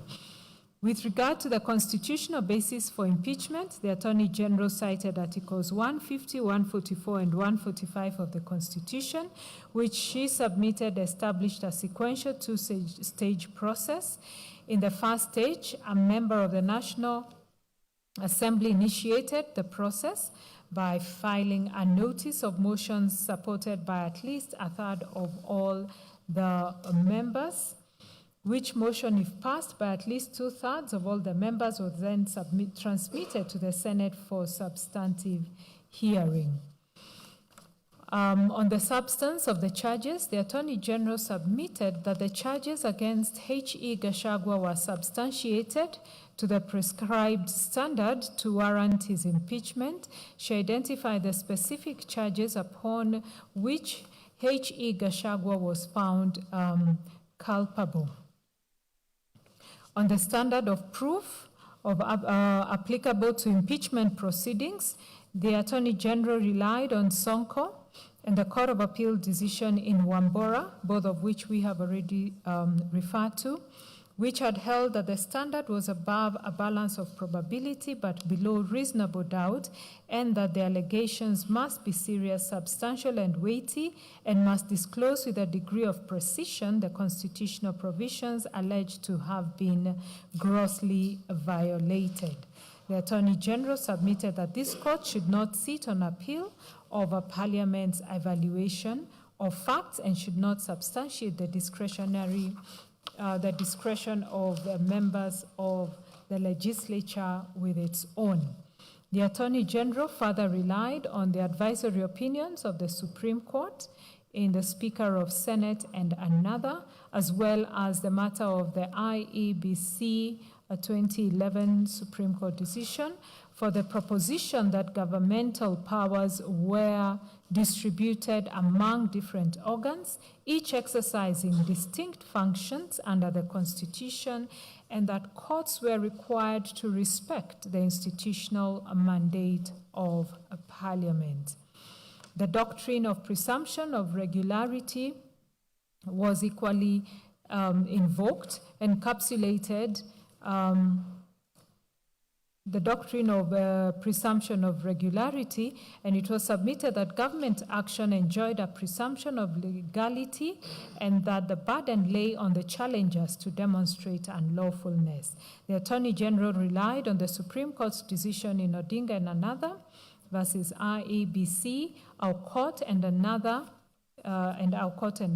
as well as it's the same decision, Odinga and another versus the IEBC, including our court and another, the Attorney General and another as interested parties and amicus. On a comparative method, comparative jurisprudence, the Attorney General submitted that both the United States and the Philippines recognize the political nature of impeachment proceedings, and the power is vested in the legislature, thereby warranting judicial deference to the merits of legislative decisions. The Attorney General relied on the case of Nixon versus the United States, where the United States Supreme Court held that challenges to Senate impeachment procedures were non-justiciable under the political question doctrine. as well as the Duterte decision that we have already cited. On the part of the petitions relating to the nomination and approval of H.E. Kindiki, the Attorney General submitted that the provisions of Article 149 envisaged a sui generis procedure for the nomination and assumption into office of a deputy president. It was the Attorney General's submission that the process under Article 149(1) was neither an election in the traditional sense nor an appointment, as the text of the Constitution employed neither of those terms. In support of the sui generis nature of the process, the Attorney General drew on comparative constitutional provisions from the USA, Ghana, and Nigeria, each of which provided for a distinct mechanism of filling a vacancy in the office of Vice President through presidential nomination and legislative confirmation. The Attorney General submitted that as H.E. Kindiki was nominated by the President within 14 days after the vacancy arose, and the National Assembly voted on the nomination within 60 days, there had been no infringement of either the text or the spirit of the Constitution. Moving to the 9th respondent's case, the Honorable Mutuse responded to the consolidated petitions through a replying affidavit sworn on 22nd October 2024. He deposed that on 1st October 2024, pursuant to Article 150B, read with 145 of the Constitution and the Standing Order 64 and 65, he gave a notice of a special motion for the removal from office by impeachment of H.E. Gachagua. He was aware that the special motion was a time-bound exercise pursuant to the Standing Order 64, 2, and 65, which required that it be disposed of within 7 days of the notice being given, failure to which it would be deemed as withdrawn. Honorable Mutuse averred that while Articles 145 and 150 of the Constitution and Standing Orders did not expressly require public participation in a special motion, Article 118(1)(b) of the Constitution imposed on the Speaker of Parliament the obligation to facilitate public participation in legislative and other business of Parliament and its committees. He deposed that it was in that spirit that the National Assembly, with a view to facilitate public participation, invited members of the public to submit their views, and public hearings were thereby conducted across all the 290 constituencies on 4th October 2024. A notice dated 4th October 2024 by the Clerk of the National Assembly extended the period of public participation to 5th October 2024. Honorable Mutuse confirmed that on 8th October 2024, Honorable Millie Odhiambo MP tabled the public participation report before the National Assembly. Honorable Mutuse further deposed that on the 3rd of October 2024, the High Court sitting in Kerugoya issued orders directing the National Assembly to organize, facilitate, and conduct further public participation at the constituency level, and that the National Assembly complied with those orders by extending the exercise to the 5th of October 2024.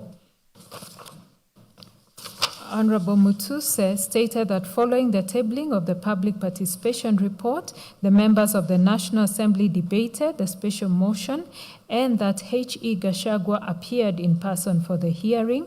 After debating and hearing both parties, the members of the National Assembly met the threshold set under Article 145(2) by passing and approving all 11 grounds of the special motion. Honorable Mutuse affirmed that the entire impeachment process, from the tabling of the special motion dated 26 September 2024 at the National Assembly to the Senate's resolution, had fully complied with all legal procedure provided in the Constitution and relevant laws.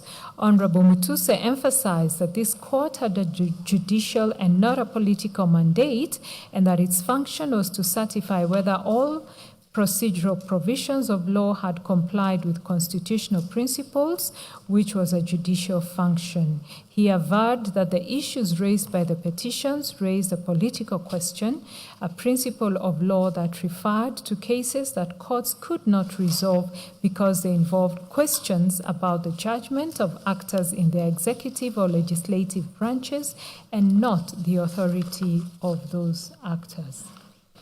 Honorable Mutuse also cited the position taken by courts in Paraguay, India, Lithuania, and the Philippines to demonstrate that jurisdiction practicing a presidential system of government had been appreciative of the political question doctrine in impeachment matters.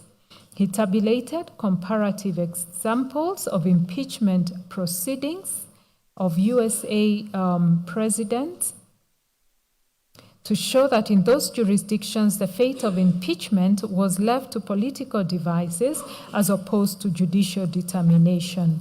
Honorable Mutuse further deposed that under Article 94(2) of the Constitution, the National Assembly and Senate manifested the diversity of the nation and represented the will of their people and exercised their sovereignty. In conclusion, he urged the court to appreciate the prudential standing principle of self-restraint as a jurisdictional limitation on its power and prayed that the petitions be dismissed.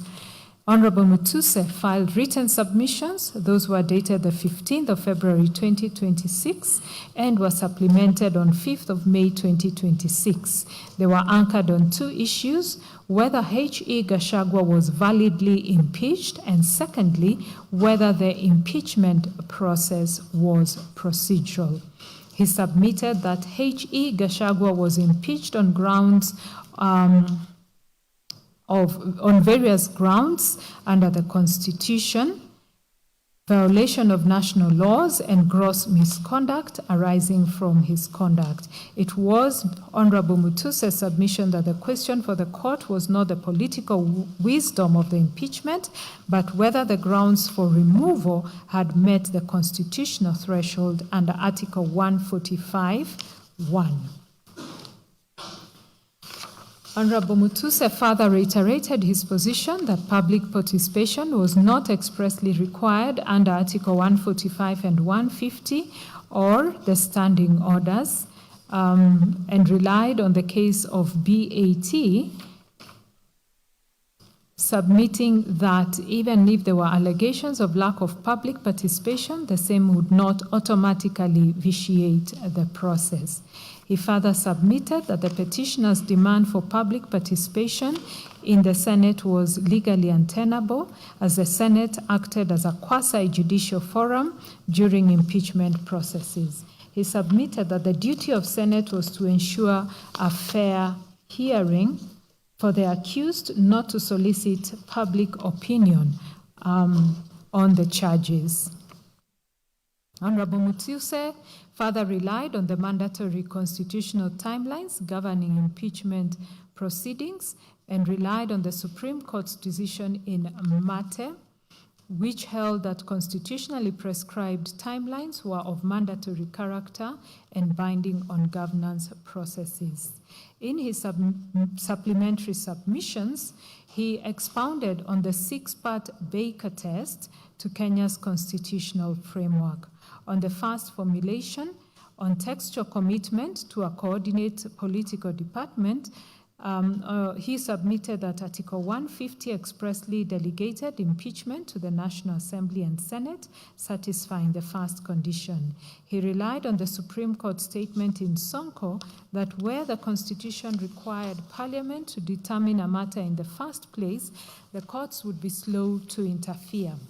On the second formulation, on the lack of judicially discoverable and manageable standards, he submitted that Article 145(7) envisaged the finality of the Senate's determination with no provision for judicial appeal or standard or review.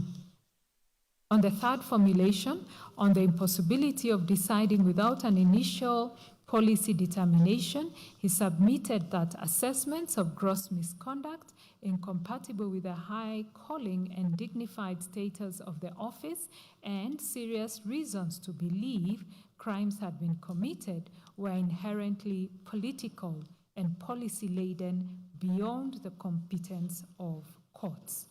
On the fourth formulation, on the impossibility of independent resolution without expressing lack of respect for coordinate branches, Honorable Mutuse submitted that a merit review of the Senate's determination would substitute the court's judgment for that of elected representatives, constituting a profound expression of disrespect for a coordinate branch.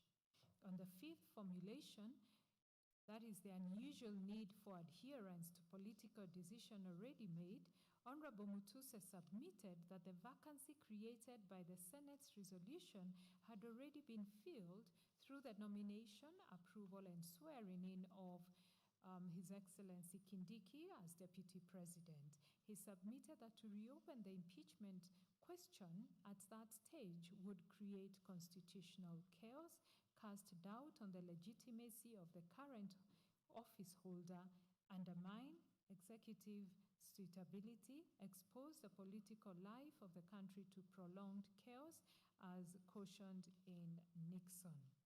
On the sixth formulation, on the potentiality of embarrassment from multifarious pronouncements, Honorable Mutuse submitted that if the court entertained a merit review and reached a different conclusion from the Senate, conflicting pronouncements from different arms of government would undermine political, rather public confidence in all institutions and weaken the constitutional order. Honorable Mutuse therefore urged the court to appreciate the prudential principle of judicial self-restraint as a jurisdictional limitation on its power to hear and determine consolidated petitions on the basis that they raised a purely political question whose determination would be tantamount to subverting the will of the Kenyan people.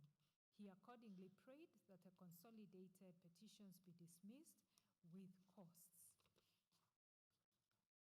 The 10th respondent's case. The 10th respondent was the United Democratic Alliance, UDA, who challenged the petitions through grounds of opposition dated 6th October 2025. UDA claimed that the petition is untenable since it irregularly and craftily sought to convert political grievances into constitutional disputes, contrary to the Supreme Court decision in Sonko. Pursuant to the Supreme Court's advisory opinion in Speaker of the Senate versus the Attorney General, UDA urged this court to exercise restraint and avoid interfering with the proceedings of Parliament, except in the clearest cases of constitutional violations. The 10th respondent filed written submissions dated the 24th of August 2026, which were highlighted by Counsel Dr. Adrian Kemodo. On the procedure for impeachment, UDA submitted that Article 151 provided for the grounds of impeachment of a deputy president being gross violation of a provision in the Constitution or any other law, serious reasons to believe that the deputy president had committed a crime under national or international law or gross misconduct. It's admitted that Article 152 applied the provisions of 144 and 145 with necessary modifications to the removal of the deputy president. The UDA submitted that having been accorded a right to be heard both at the National Assembly as well as the Senate's stage and to be represented in the proceedings, His Excellency Gachagua was found culpable of publicly attacking and undermining the work of the NIS and its officials, undermining the institutional personal, functional, and decisional independence of judges, and persistently making inflammatory, reckless, and insightful public utterances threatening to discriminate against and exclude sections of the people of Kenya from public service appointments and allocation of public resources amounting to gross violation of the Constitution. It was submitted that the charges were proven to the requisite standard and that the procedure of impeachment under Article 145, 1 and 2 of the Constitution, as well as the applicable standing orders, was followed to the required standards.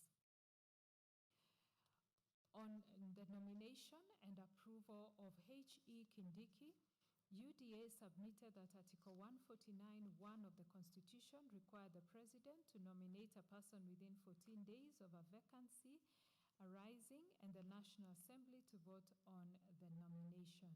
It was submitted the article did not contemplate an appointment, approval of an appointment, nomination by a political party, or the holding of an election as erroneously alleged by the petitioners. UDA submitted that His Excellency Kindiki was nominated within the 14-day period. The National Assembly voted in support of the nomination on 18th October, which was within the 60-day period, and the Speaker of the National Assembly published the resolution via Gazette Notice 13401. It was submitted that the nomination, approval, and swearing in of His Excellency Kindiki were all done in accordance with the law and without any violation of Article 149 of the Constitution.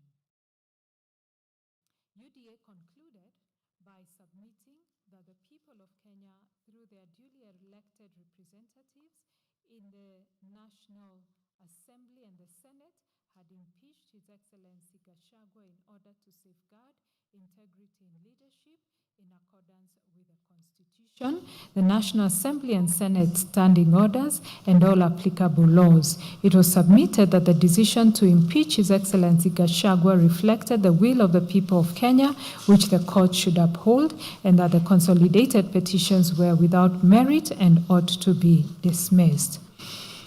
I look at the 16th respondent's case. That was the IEBC. Responded to the consolidated petitions through the replying affidavit of Marjan Hussein Marjan, the then Chief and Commission Secretary, deposed to on the 25th of October 2024. IEBC refuted the petitioner's claims that it was legally incapacitated. Deposed to on the 25th of October 2024. Its case primarily addressed two distinct legal issues raised by the petitioners, namely the constitutional validity and capability of IEBC as currently constituted, and the purported role of the IEBC in clearing or approving a deputy president appointed under Article 149 of the Constitution. IEBC refuted the petitioner's claims that it was legally incapacitated due to the vacancies of the commissioners, and that it is an independent commission with perpetual existence established under Articles 88(1) and 253 of the Constitution, as read with Section 13 of the IEBC Act. Specifically, it relied on Section 7(3) of the IEBC Act, which states that the IEBC shall be properly constituted, notwithstanding any vacancy in its membership.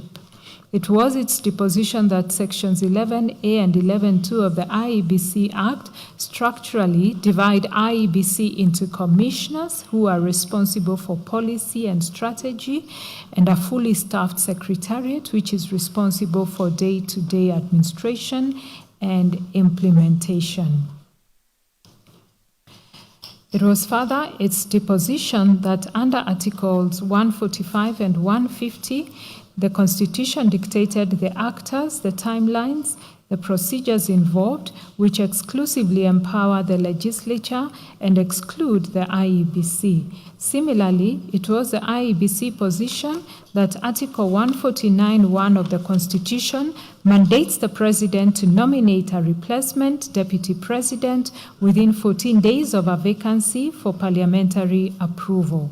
Flowing from the foregoing, the IEBC deposed that the omission of the IEBC in the process signified that the framers of the Constitution did not intend for an electoral body to validate executive midterm appointments. Finally, the IEBC addressed the petitioner's flawed reliance on sections 99 and 137 of the Constitution. It clarified that the articles relate strictly and unequivocally to the qualifications of individuals seeking election as a member of parliament or president, respectively. The IEBC claimed that because a midterm vacancy under Article 145 and 150 trigger a nomination rather than a by-election, the clearance protocols under Articles 99 and 137 were not activated. The IEBC stated that while the IEBC maintains the voter register under Article 88(4)(a) of the Constitution and the IEBC Act and provides public information as required by Section 35 of the Constitution and the Access to Information Act, it is not mandated to vet a nominee's educational, moral, or criminal background, as those duties belong to other state agencies like the EACC and the DCI, and as such, IEBC urged the court to dismiss the consolidated petitions. The IEBC filed submissions dated 27 October 2024, reiterating the deposition of Marjan Hussein Marjan. It was its case that it has no constitutional or statutory role in filling a vacancy in the office of the Deputy President. It maintained the position that Article 149 is a self-executing mechanism requiring only a presidential nomination and parliamentary approval with no mandate for elections, referenda, or IEBC intervention. To that end, it relied on the Supreme Court's decision in Attorney General versus two others versus D and 79 others, which is a Supreme Court decision which established that constitutional and statutory bodies must operate strictly within the four corners of their mandate and cannot extend their powers through implication or interpretive craft.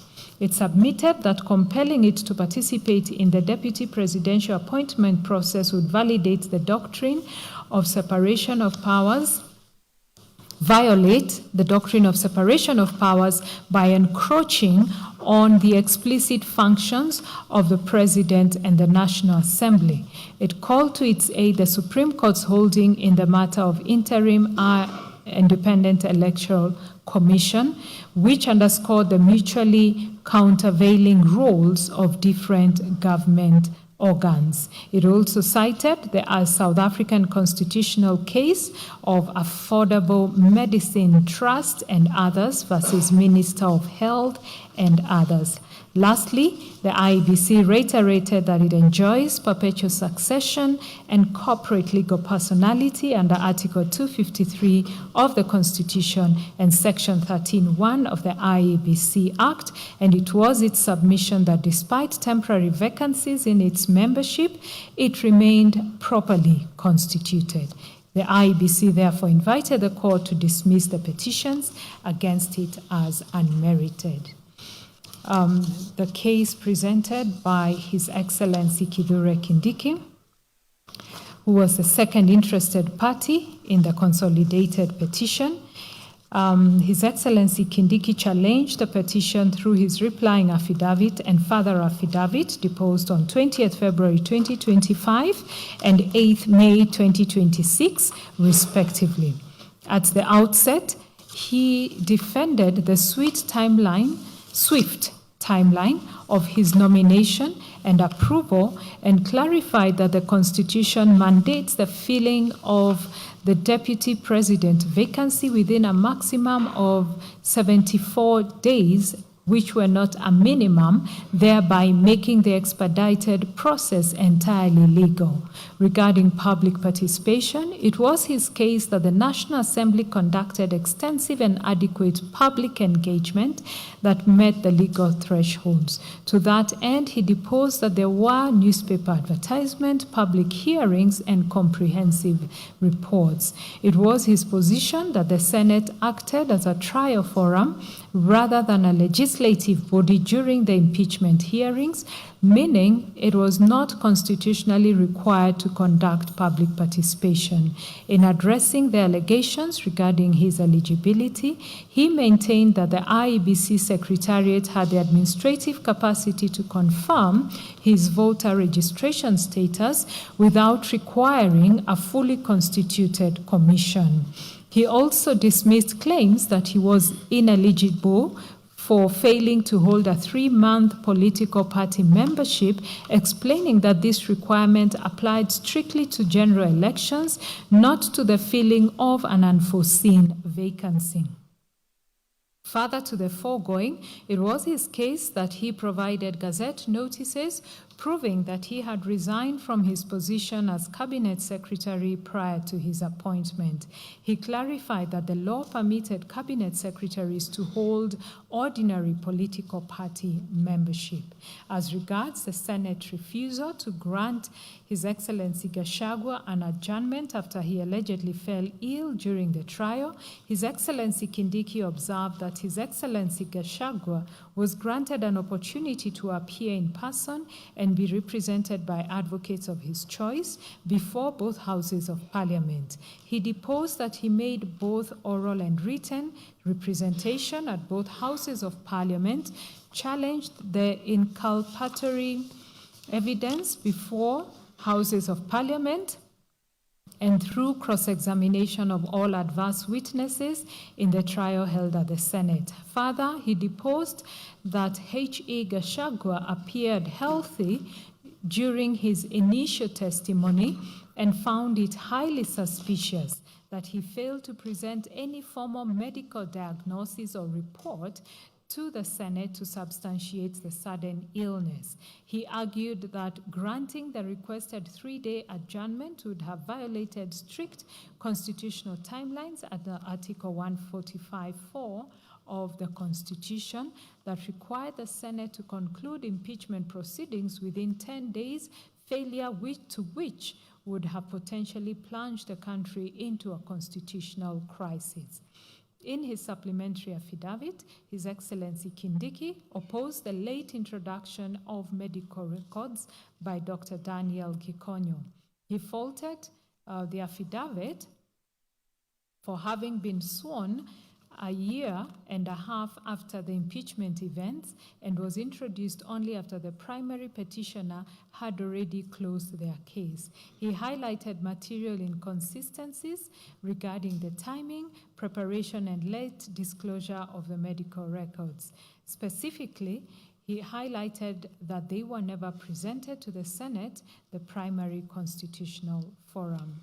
His Excellency Kindiki urged his case further through written submissions dated the 1st of October 2025, which were highlighted by Learned Counsel Dr. Muthomi Thiankolu, Senior Counsel, and Mr. Kenson Muteithia.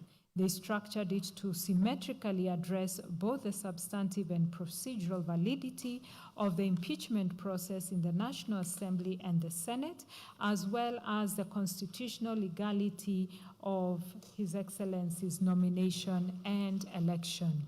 Regarding the substantive validity of the impeachment, Dr. Thiankolu, Senior Counsel, submitted that His Excellency Kindiki was lawfully apologies, there's a mistake here. That His Excellency Gachagua was lawfully removed from office on 5 distinct counts, which included making persistent inflammatory public statements, undermining the decisional independence of the judiciary, and publicly attacking the NIS. To support the argument that the judiciary should not substitute its own judgment for that of Parliament, it was his case that the Supreme Court, in the case of Sonko, and the High Court decision in Wambora, held that the courts exercised only supervisory jurisdiction over impeachment disputes and could not act as a super legislature to review the sufficiency of the evidence presented to Parliament. In defense of the procedural mechanisms employed, His Excellency Kindiki urged that the National Assembly fulfilled its mandate by adequately informing the public and facilitating public participation, referring to the BAT case. He further implored the court to find that the strict 12-line impeachment timeline was a rigid constitutional framework, and to fortify its position, he referred to the Supreme Court's decision in Mate, where it was observed that timelines were not subject to alteration.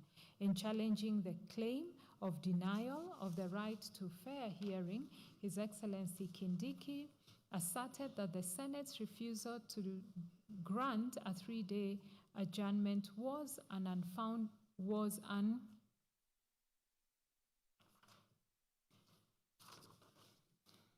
In challenging the claim of denial of the right to a fair hearing, His Excellency Kindiki asserted that the Senate's refusal to grant a 3-day adjournment was an attempt to sabotage the proceedings and trigger a constitutional crisis. It was his position that His Excellency Gachagua had failed to produce medical evidence to substantiate his sudden illness. He reiterated that granting the adjournment would have blatantly violated the strict, non-modifiable constitutional timelines. Turning to the validity of His Excellency Kindiki's assumption of office, Dr. Thiankolu submitted that his speedy nomination, electoral clearance, and political party membership was justified. He drew support from the court's decision on 31st October 2024, which established that the critical functions of the Deputy President's office abhorred a vacuum and demanded expeditious action. Finally, His Excellency Kindiki contended that the statutory laws governing appointive state offices, such as the Public Appointments Parliamentary Approval Act, did not apply to the elective office of the Deputy President. We now come to issues for determination.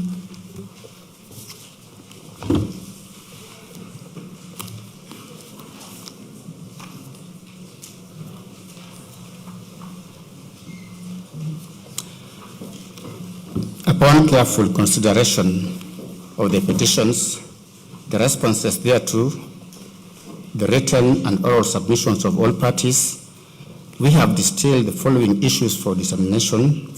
For clarity and issue of reference, the principal issues and their attendant sub-issues are set out below. Issue number 1, jurisdiction, and under jurisdiction, the issue is the justiciability of the petitions filed in light of the doctrine of separation of powers and the political question doctrine. Issue number 2, predetermination of and bias. Whether there was predetermination and bias by the mover of the motion, the Speaker of the National Assembly, and the Senate during the proceedings. And 2, whether the first to the 11th respondents conspired or schemed to remove Honorable Gachagua from office in violation of Articles 1, 27, and 38 of the Constitution. Issue number 3, public participation. Whether there was adequate public participation at the National Assembly. 2, whether the Senate was obligated to conduct public participation, and if so, to what extent. 3, whether public participation was required at the point of nomination and appointment of His Excellency Kindiki. Issue number 4, constitutionality and legality of the standing orders. 1, whether standing order number 64, suborder 2, and 65 of the National Assembly are unconstitutional. 2, whether standing order number 75, 78, 79, and 80 of the Senate are unconstitutional.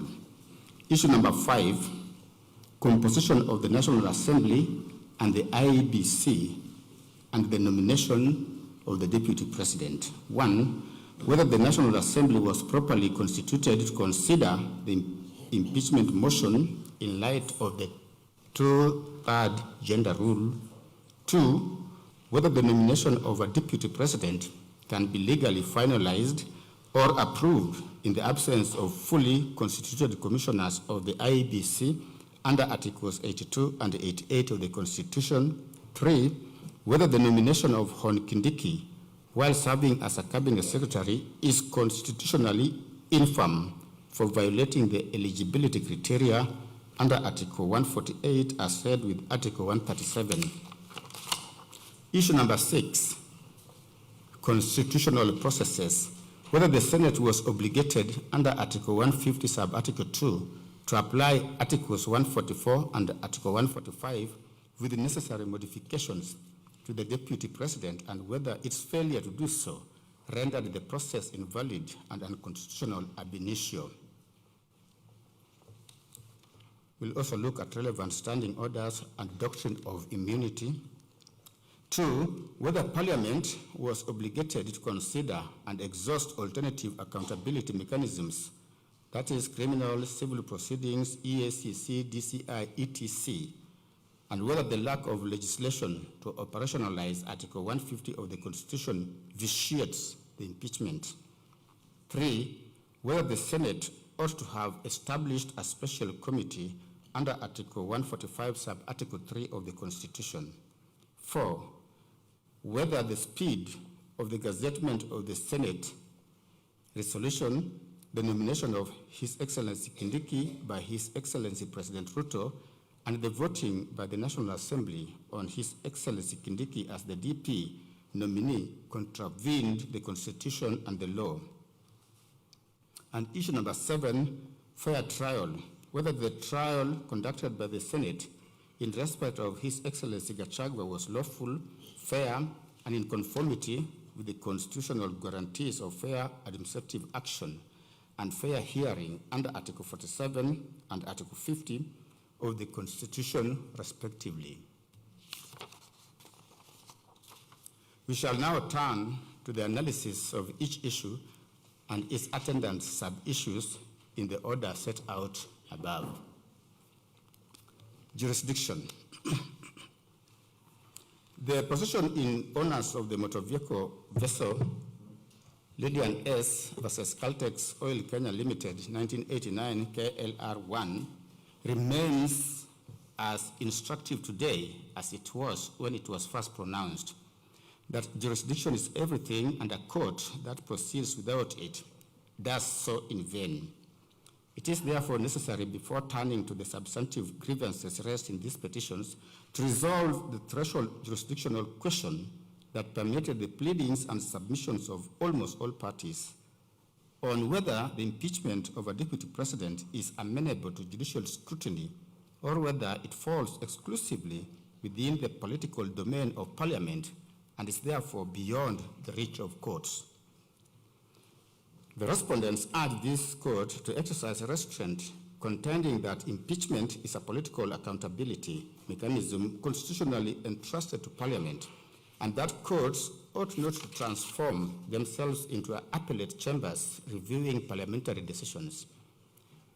The petitioners maintained that while impeachment is undoubtedly political in context and consequence, it remains a constitutionally regulated process subject to constitutional supremacy, the Bill of Rights, and judicial oversight. The resolution of these competing positions requires an examination of the constitutional architecture established under the Constitution of Kenya 2010.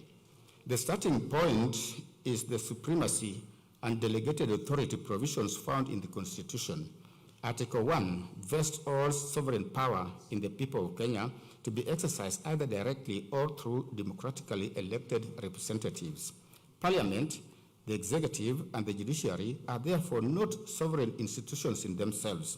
They are repositories of delegated sovereign authority, deriving their legitimacy from and remaining accountable to the people. Article 2 declares the Constitution to be the supreme law of the Republic, binding all persons and all state organs at both levels of government. The inevitable consequence is that no state organ, including Parliament, enjoys immunity from constitutional scrutiny. The Constitution of Kenya does not recognize parliamentary supremacy. It entrenches constitutional supremacy, and that supremacy is absolute and admitting of no exception. The Supreme Court gave authoritative expression to this principle in Justice Kariuki Mate and another versus Martin Nyaga Wambora and another 2017 EKLR, where it emphasized that no arm of government is above the law, that this being a constitutional democracy, the Constitution is the guiding light for the operations of all state organs. It further determined that the court's mandate, where it applies, is for the purpose of averting any real danger of constitutional violation. It follows, as a matter of necessary constitutional logic, that whenever Parliament exercises authority under Articles 145 and Article 150 of the Constitution, it does so not as a sovereign body wielding unreviewable discretion, but as a constitutional organ exercising delegated authority within and subject to the limitations that the Constitution prescribes. The jurisdiction of this court to entertain these petitions is firmly grounded in Articles 22, 23, and 165 of the Constitution.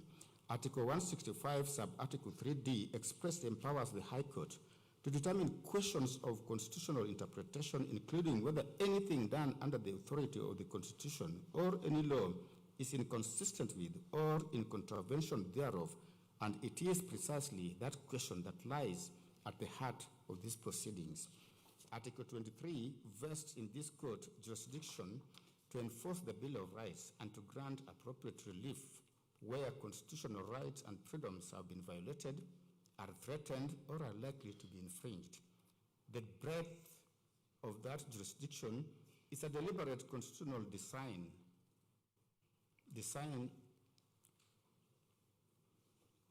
that reflects the transformative aspirations of the Constitution of Kenya 2010 and the indispensable role assigned to the judiciary as the ultimate guardian of constitutional supremacy and the protector of the rights of every person within the Republic. This court does not approach the jurisdictional question as one of first impression. In its ruling delivered on 31st of October 2024, this bench considered and conclusively determined the self-same jurisdictional challenge that the respondents now seek to resurrect. The court held that the broad jurisdiction vested in the High Court under Articles 23, 22, and 165 extends to determining whether the powers exercised by the National Assembly and the Senate in impeachment proceedings conformed to constitutional requirements. Had the framers of the Constitution intended to exclude the High Court's jurisdiction in matters arising under Article 145, they would have done so in express terms, as they demonstrably did in relation to certain proceedings under Article 144. The argument that impeachment proceedings are beyond judicial scrutiny sits uneasily with the constitutional text. The Constitution contains no provision excluding impeachment from judicial review and no clause creating islands of authority immune from constitutional control. Where allegations are made that constitutional procedures are violated, rights infringed, or constitutional standards disregarded, as in the present case, this court would itself violate the Constitution were it to decline jurisdiction merely because the dispute arises in a politically sensitive context. As Chief Justice Marshall observed in Cohens versus Virginia, 19 U.S. 6 feet 264 in the year 1821, the court said, "It is most true that this court will not take jurisdiction if it should not, but it is equally true that it must take jurisdiction if it should. We have no more right to decline exercise of jurisdiction which is given than to usurp that which is not given. The one on the other or the other would be treason to the Constitution," close quote.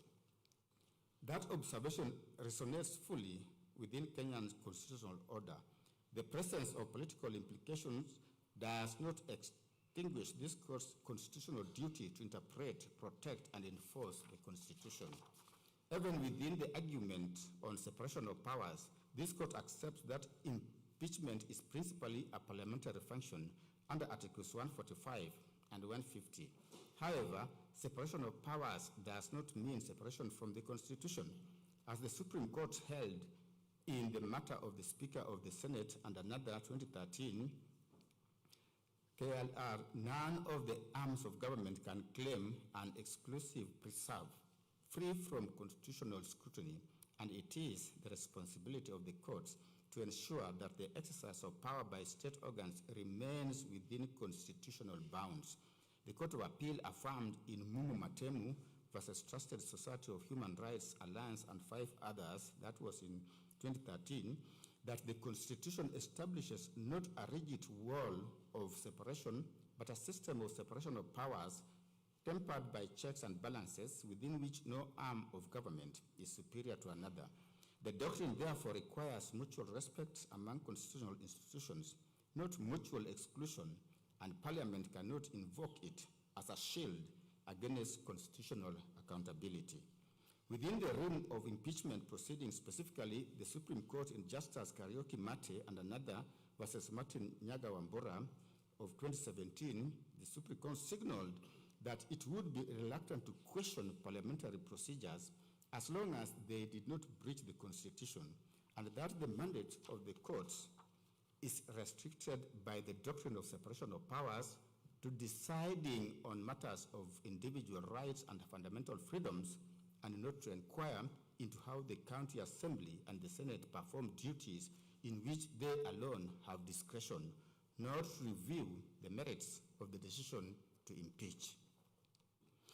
We are therefore satisfied that this court is being correctly called upon to scrutinize and pronounce itself on the constitutional regularity of the impeachment process. To do so neither impinges upon nor offends the doctrine of separation of powers. As the Constitutional Court of South Africa observed in Doctors for Life International versus Speaker of the National Assembly and others, in quote, while the doctrine of separation of powers is an important one in our constitutional democracy, it cannot be used to avoid the obligation of a court to prevent the violation of the Constitution. The right and the duty of this court to protect the Constitution are derived from the Constitution, and this court cannot shirk from that duty, close quote. That proposition applies with equal, if not greater force within Kenya's constitutional order. To decline the obligation of constitutional adjudication in deference to the political character of impeachment proceedings would not be an act of judicial restraint, but an act of judicial abdication. On the political question doctrine, the respondents placed reliance on Nixon versus the United States, 506 USA 224, 1993, where Walter Nixon, a federal district court judge removed from office by the Senate, challenged the procedure by which his impeachment trial had been conducted. The United States Supreme Court held that the manner in which the Senate conducts impeachment trials is a non-justiciable political question, the conduct of such trials having been textually committed by the Constitution exclusively to the Senate. While Nixon offers useful guidance on the need for political restraint in a constitutional context, the Constitution of Kenya contains an expansive Bill of Rights enforceable under Article 23. broad and explicit judicial review powers under Articles 165, sub-Article 3D, and a constitutional supremacy clause under Article 2 that expressly subjects every excess of power or public power without exception to constitutional scrutiny and accountability. Unlike the United States Constitution, the Constitution of Kenya does not textually commit impeachment proceedings to Parliament in terms of exclusive of judicial oversight. The place of the political question doctrine within Kenya's constitutional order has been authoritatively addressed by the domestic courts at the highest levels. The Supreme Court elaborated upon this position with specific reference to impeachment proceedings in Mike Mbuvi Sonko versus County Assembly of Nairobi 2022. The court held that courts are permitted to intervene where matters of constitutional violations arise in impeachment processes, reasoning that although impeachment is a political process sanctioned by the Constitution, neither the County Assembly nor the Senate can act outside the confines of the Constitution and the law. For to do so would invariably invite the court's intervention. The Supreme Court clarified that the mandate of the courts was to determine whether the individual's rights, dignity, and fundamental freedoms had been preserved and protected in the process without usurping the powers and functions of the legislative branch of government. Those principles were further articulated in a 5-judge bench decision of this court in Ramogi and 3 others versus Attorney General 2020, where the court held that the critical constitutional inquiry is not whether a dispute is political in character, but whether it raises constitutional or legal questions capable of judicial determination. Where constitutional standards exist against which the impugned conduct may be measured, a court is not at liberty to decline jurisdiction on grounds of political contentiousness alone. The court observed that were courts to decline jurisdiction whenever a dispute bore political implications, constitutional violations committed within political processes would be left entirely without remedy, an outcome fundamentally irreconcilable with Articles 2 and 3 of the Constitution. Taken together, these authorities establish that the political question doctrine in Kenya is not a doctrine of abdication, but one of restraint. It requires courts to distinguish between political choices entrusted to the political branches of government and questions of constitutional compliance entrusted to the judiciary. The former ordinarily lie beyond judicial competence. The latter falls squarely within the judicial function. In light of the foregoing, we reiterate that the court is not a political arbiter, but a constitutional one. We agree in principle with the submission that it is not the function of this court to determine whether the charges against His Excellency Gachagua were of sufficient gravity to warrant his removal from office. Those are quintessentially parliamentary judgments, constitutionally entrusted to the National Assembly and the Senate. We decline any invitation to venture into the merits of the charges upon which the impeachment was founded. The court's obligation is to ensure that the impeachment process, however political its character and however significant its consequences, was conducted in accordance with the Constitution, the rule of law, and the procedural and substantive safeguards the Constitution prescribes. Where that standard was met, we will say so. Where it was not, we are equally bound to say so. For it is in the faithful discharge of that obligation and not in deference to political outcomes that the legitimacy of this court's intervention ultimately rests.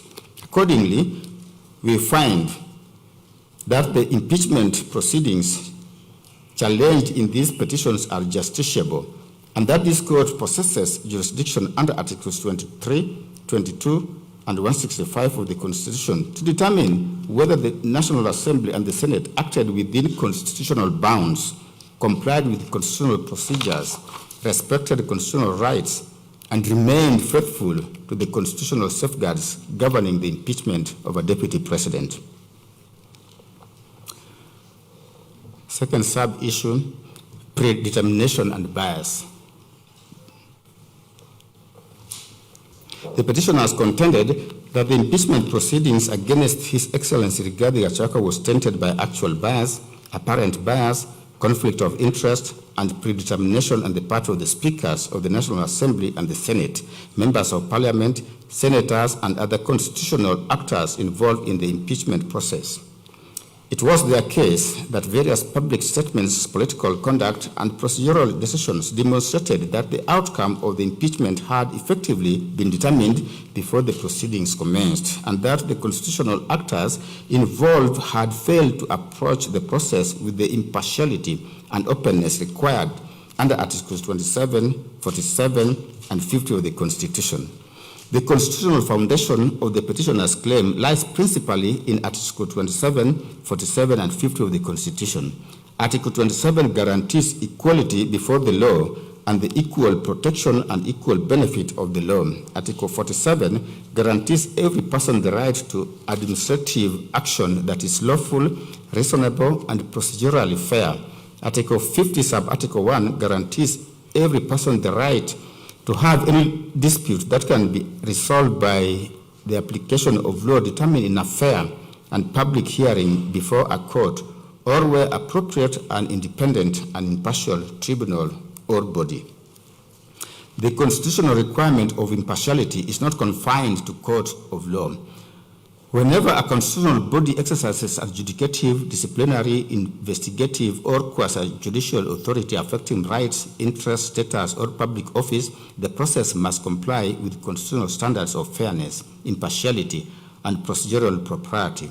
This principle was affirmed by the Court of Appeal in Sholei versus Judicial Service Commission and 3 others in 2013, and the Judicial Service Commission versus Mbalu Mutava and another civil appeal number 52 of 2014.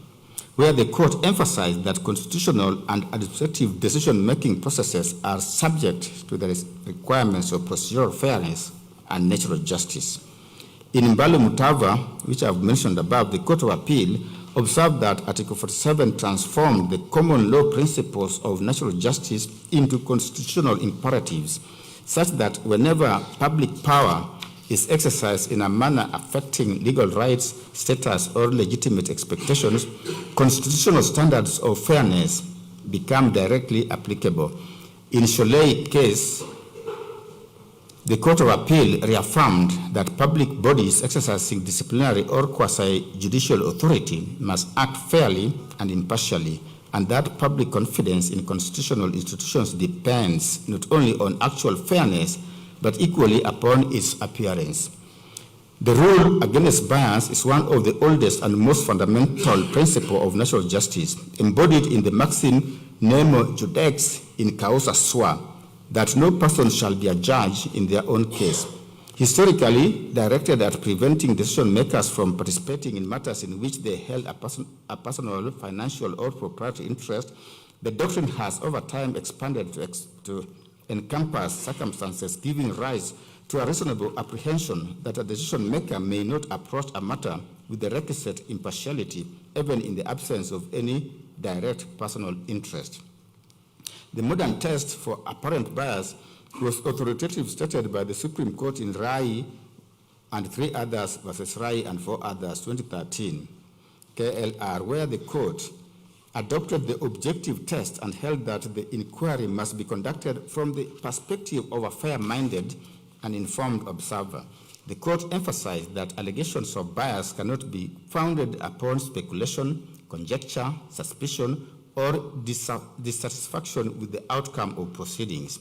There must exist objective circumstances capable of giving rise to a reasonable apprehension that the decision maker may not bring an impartial mind to bear on the subject. The Supreme Court reaffirmed and elaborated upon these principles in Kaplana, Rawal, and 2 others versus Judicial Service Commission in 2016, observing that the question is not whether a party genuinely believes that a tribunal is biased, but whether a reasonable and informed observer, having considered all relevant facts, would conclude that there exists a real possibility of bias. The court further recognized that constitutional institutions must be protected from unsubstantiated allegations capable of paralyzing their functioning, and accordingly insisted upon an objective evidentiary foundation before a finding of bias can be made. Similarly, in Tunoi and another versus Judicial Service Commission and another civil appeal number 6 of 2016, the Court of Appeal reaffirmed the enduring principle first established in R versus Sussex Justices Ex parte McCarthy, 1924, 1 KB 256, that justice must not only be done, but must manifestly and undoubtedly be seen to be done, and underscored that public confidence in constitutional institutions depends significantly upon the appearance of impartiality and not merely its substance. From these authorities, several important principles emerge. First, the test for apparent bias is objective, not subjective. Second, the inquiry must be conducted from the standpoint of a fair-minded and informed observer. Third, mere suspicion, political disagreement, dissatisfaction with a decision or an adverse outcome does not, without more, establish bias. Fourth, and critically, there must exist objective circumstances capable of giving rise to a reasonable apprehension that the decision maker did not or could not approach the matter impartially.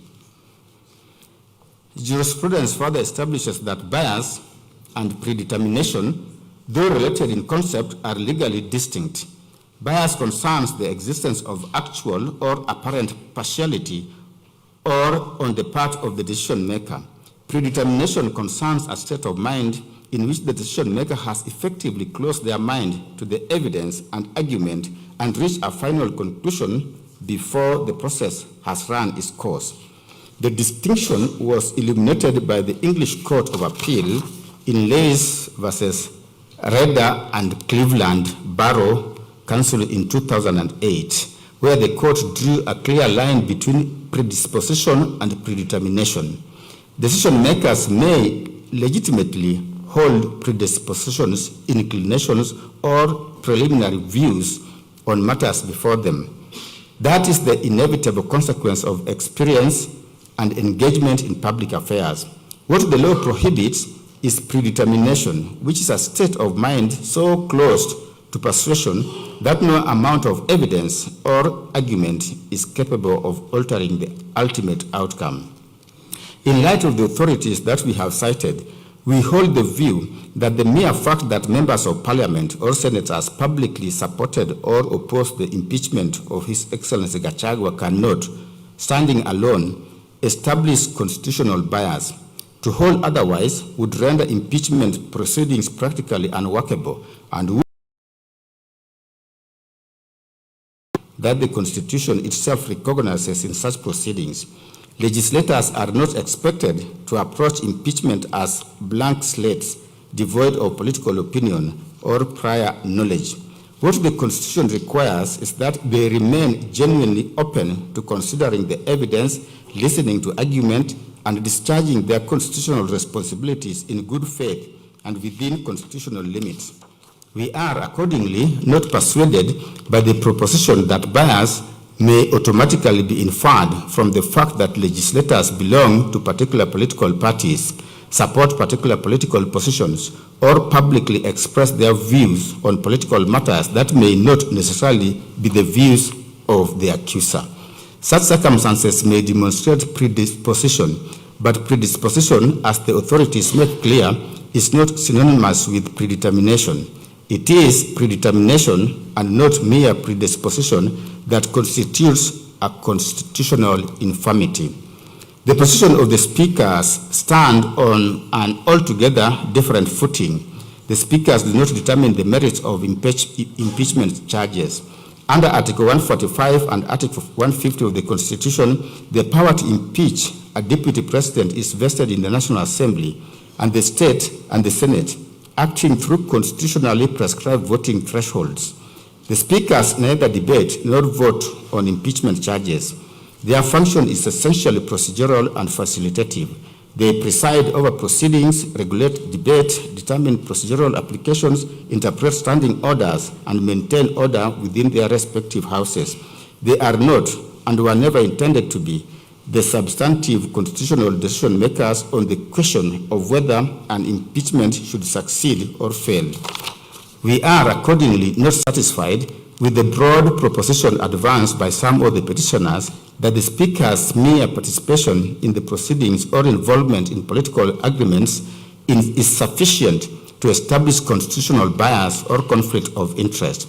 The constitutional decision makers under Article 145 and Article 150 are members of Parliament and senators collectively acting through the respective houses of Parliament.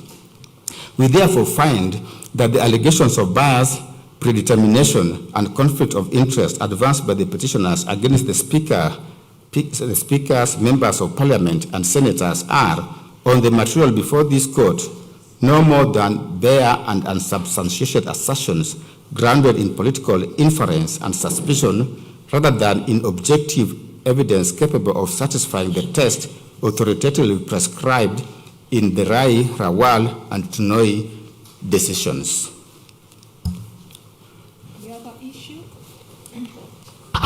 The other main issue relates to public participation. In dealing with this topic, we address ourselves to three distinct but interrelated questions.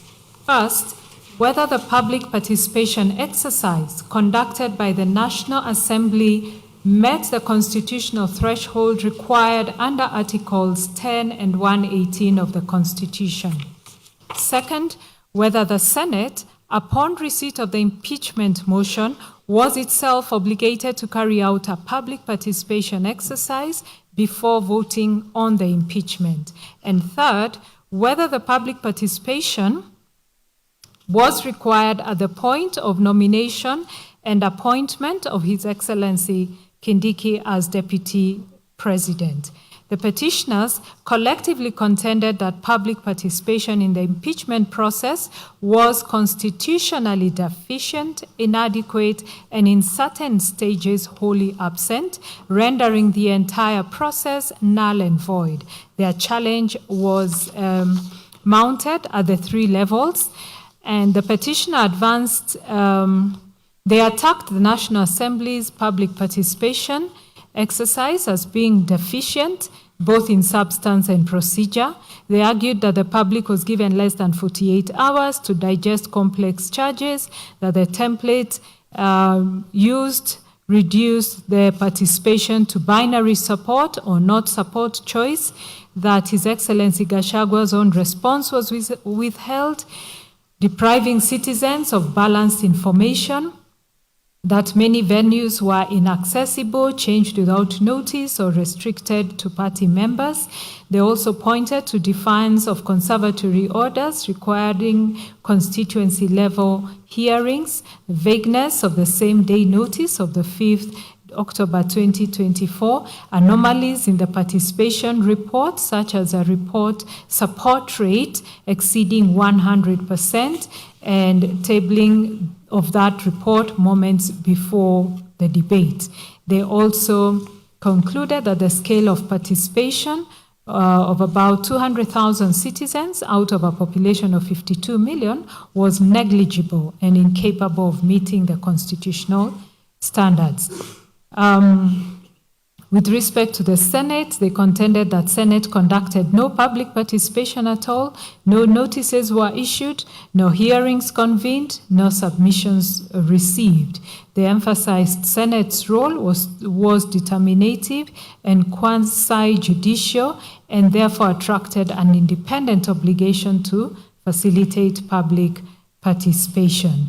They argued that this obligation could not be discharged vicariously through the National Assembly, and that by proceeding without its own engagement, the Senate compounded the defects of the Assembly's process and arrogated sovereign power that the Constitution requires to be exercised by the people.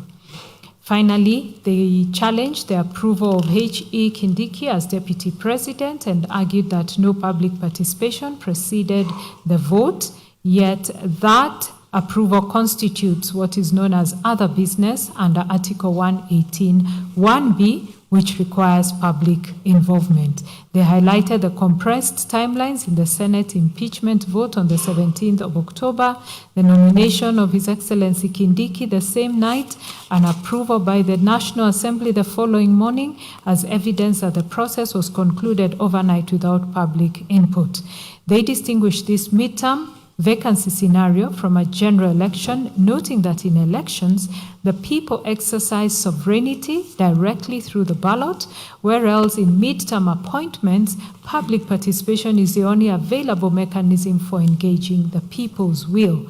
And on that basis, prayed for declaration that the nomination, approval, and appointment of His Excellency Kindiki were unconstitutional. The respondents, quite in summary, maintained that the National Assembly's public participation exercise was adequate, it was reasonable, and fully compliant to the constitutional requirements. They argued that notices were disseminated through the Gazette, through newspapers, through Parliament website and social media, and that multiple channels of participation were available.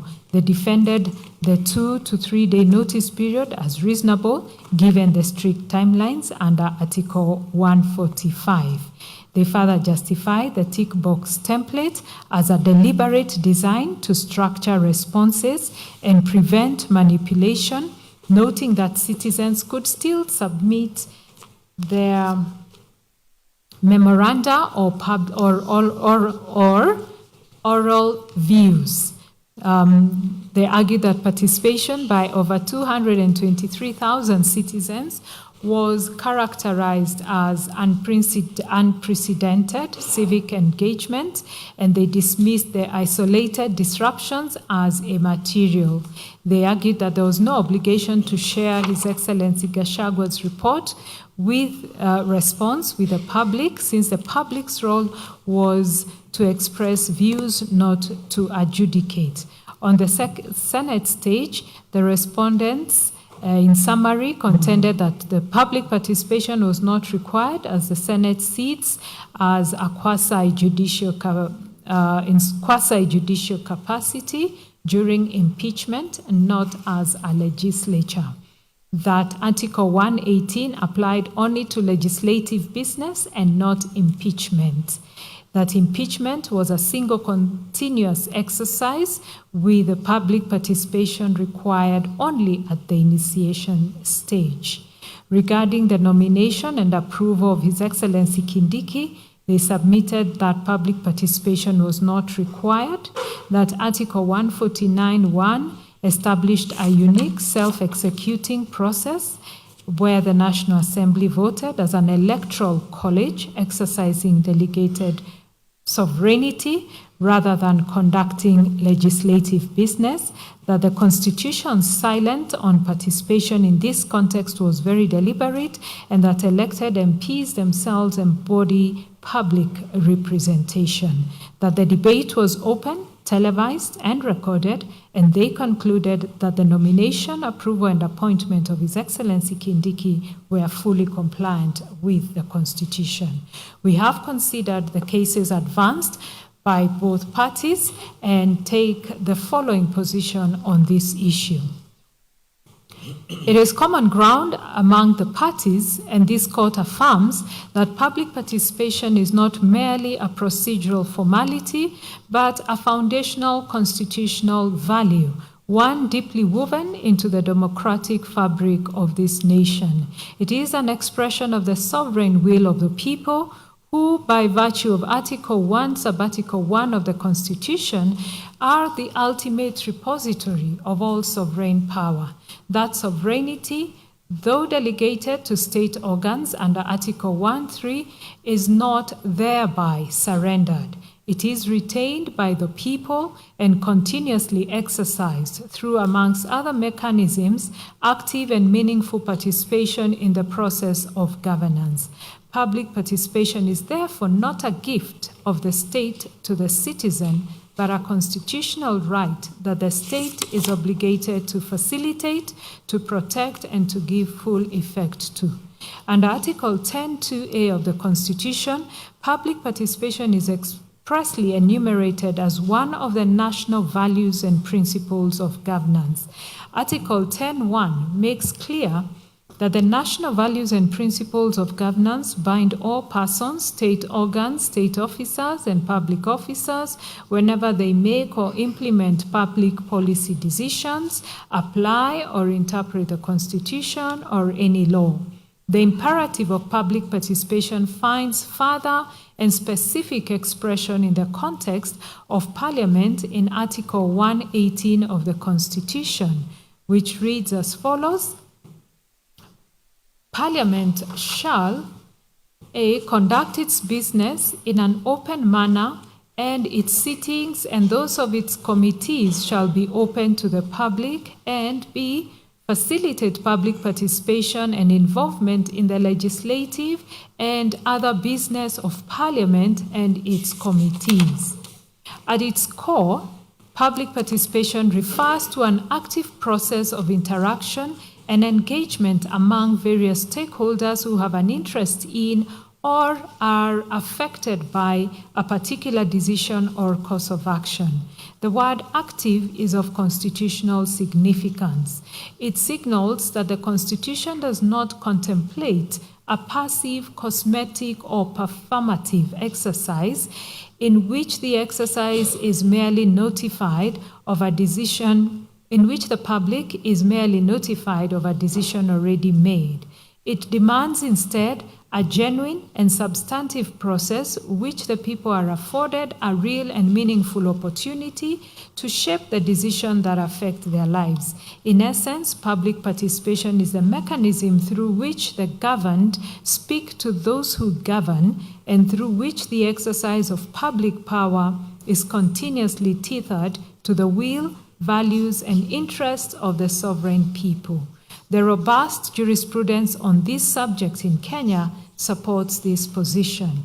The Supreme Court, in the matter of National Land Commission, this is an advisory opinion application number 2 of 2014, placed the principle of public participation at the very core of the concept of checks and balances in governance, recognizing it as integral to the manner in which various arms of government discharge their constitutional functions. Subsequently, in the British American Tobacco Kenya PLC versus Cabinet Secretary for Ministry of Health, commonly referred to as the BAT case, the Supreme Court delimited the following binding framework for public participation. The principles are that, as a constitutional principle under Article 10.2 of the Constitution, public participation applies to all aspects of governance, that the public officer and or entity charged with the performance of a particular duty bears the honors of ensuring and facilitating public participation, that the lack of a prescribed legal framework for public participation is no excuse for not conducting public participation, and the onus is on the public entity to give effect to this constitutional principle using reasonable means. That public participation must be real and not illusory. It is not a cosmetic or a public relations act. It is not a mere formality to be undertaken as a matter of course just to fulfill a constitutional requirement. There is need for both quantitative and qualitative components in public participation. That public participation is not an abstract notion, it must be purposeful and meaningful. That public participation must be accompanied by reasonable notice and reasonable opportunity. Reasonableness will be determined on a case-to-case basis. That public participation is not necessarily a process consisting of oral hearings. Written submissions can also be made. The fact that someone was not heard is not enough to annul the process. That allegations of lack of public participation does not automatically vitiate the process. The allegations must be considered within the peculiar circumstance of each case, including the mode, the degree, the scope, the extent of public participation is to be determined on a case-to-case basis. Additionally, in Cabinet Secretary for National Treasury and Planning and 4 others versus Okiya Omtata, the Supreme Court held that the constitutional threshold for public participation is one of reasonableness, that the process must afford the public a genuine and meaningful opportunity to be heard, and that Parliament must take reasonable measures to ensure the proposal, views, and suggestions received. The court spoke as follows. In the BAT case, this court established the standard that duty bearers must meet and the threshold courts should use to determine whether duty bearers have fulfilled their obligations with respect to public participation. This threshold is set at a reasonableness standard. In its guiding principles on public participation, this court defined this threshold as follows: that public participation must be accompanied by reasonable notice and reasonable opportunity. Reasonableness will be determined on a case-to-case basis. Close of quote. This and the broader corpus of jurisprudence firmly established that when the Constitution, the Constitution demands is not necessarily the most intensive form of participation in every case, but always a form that is meaningful, purposeful, and proportionate to the nature and gravity of the decision being made. This principle finds its clearest expression in the decision of the Constitutional Court of South Africa in Doctors for Life International versus the Speaker of National Assembly and others, where the court held that the degree and nature of participation must be calibrated to the subject matter and the potential impact of the decision on affected persons. The proposition has been consistently adopted by our courts in Mui Col Basin Local Community and 15 others versus the Permanent Secretary, Ministry of Energy. The Court of Appeal affirmed that decisions of greater consequence demand more robust and substantive engagement, and that public participation ought to be meaningful rather than a tick box exercise. The High Court reinforced this position in Robert Gakuru versus Governor Kiambu County and Institute for Social Accountability versus the National Assembly, where it held that the standard of participation required is directly informed by the gravity and reach of the decision in question. We believe that it is within this rich conceptual context that the courts must approach questions about the adequacy of public participation in any given case, whether arising from the legislative process or from any other exercise of public power in which the Constitution demands the people's involvement. The focus ought to be on whether the participation that occurred was real, substantive, and meaningful.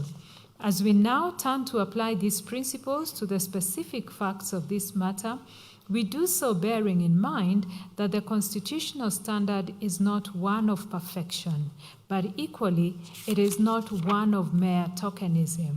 The standard is meaningful participation, and that standard must be assessed with rigor, sensitivity to context, and fidelity to the constitutional vision of a government that is truly of, by, and for the people. Certainly, the impeachment of a deputy president is not an ordinary legislative act.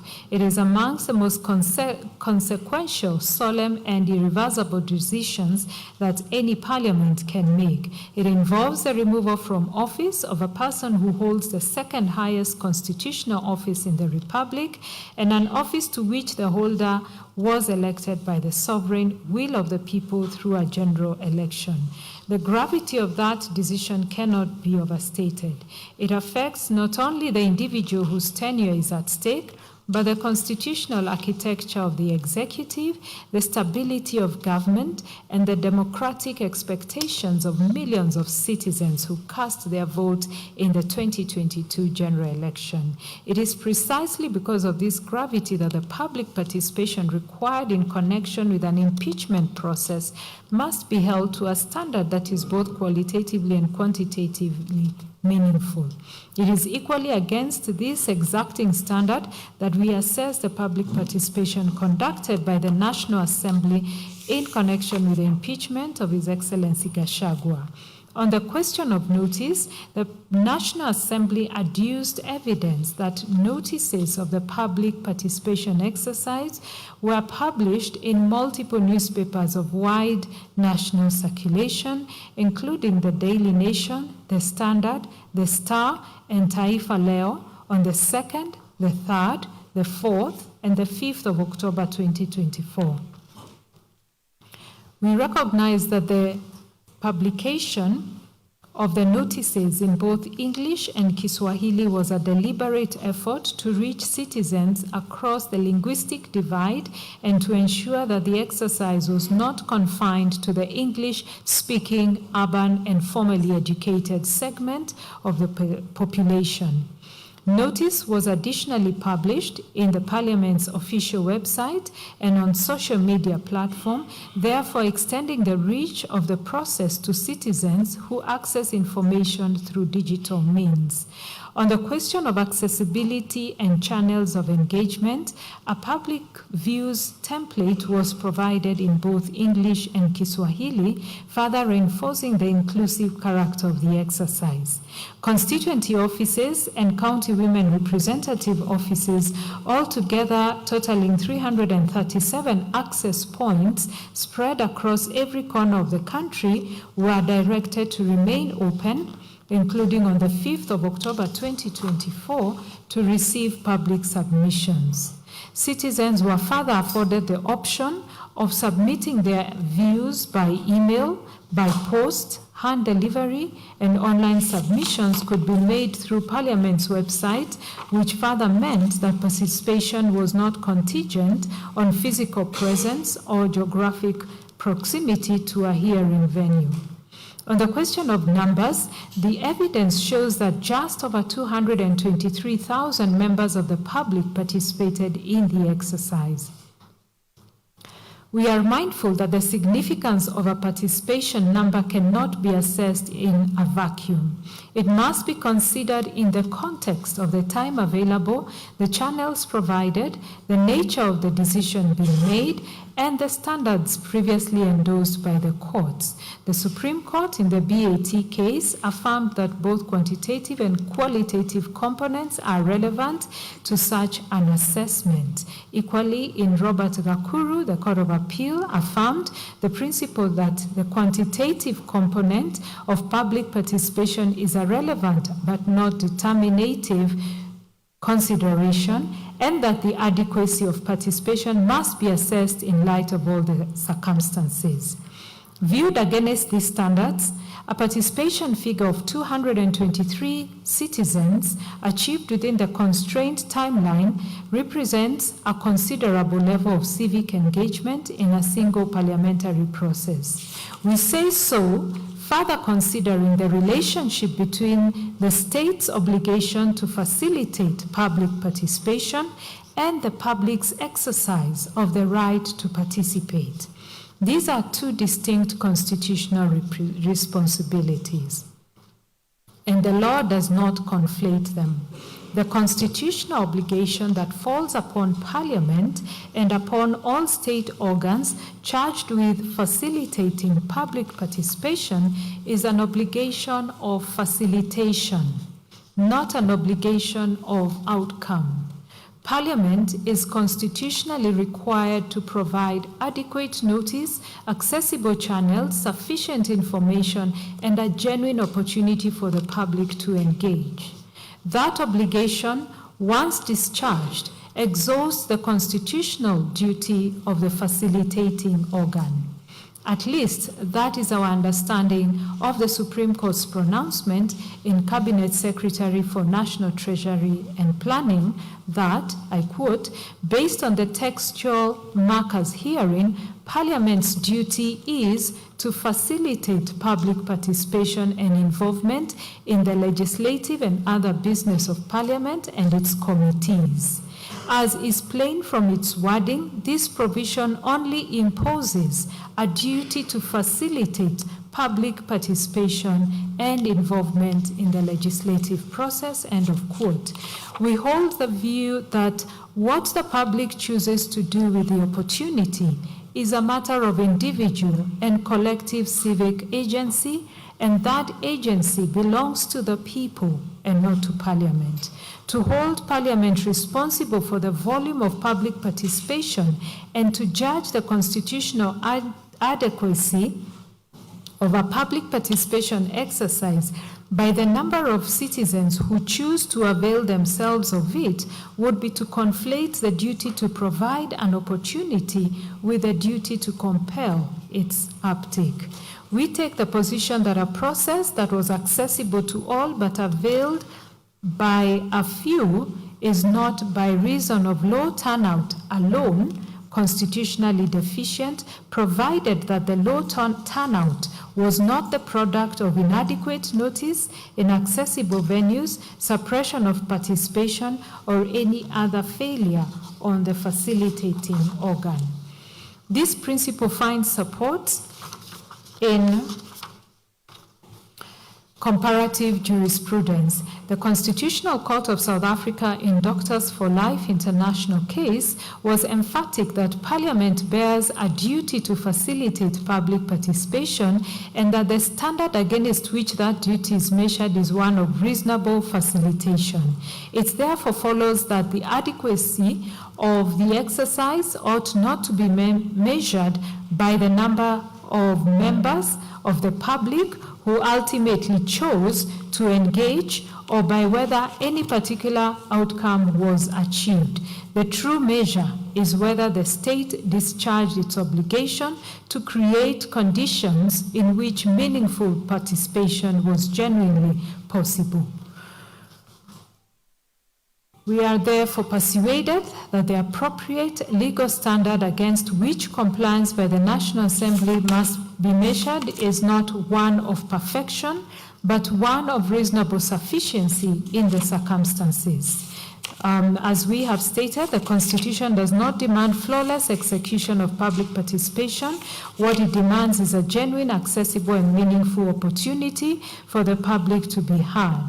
Even accepting, as we do, that logistical and operational challenges may have arisen in certain isolated cases, which is not an uncommon occurrence in any large-scale nationally coordinated exercise conducted under time pressure, such localized deficiencies would not invalidate the entire process, as guided by the Supreme Court in the BAT decision.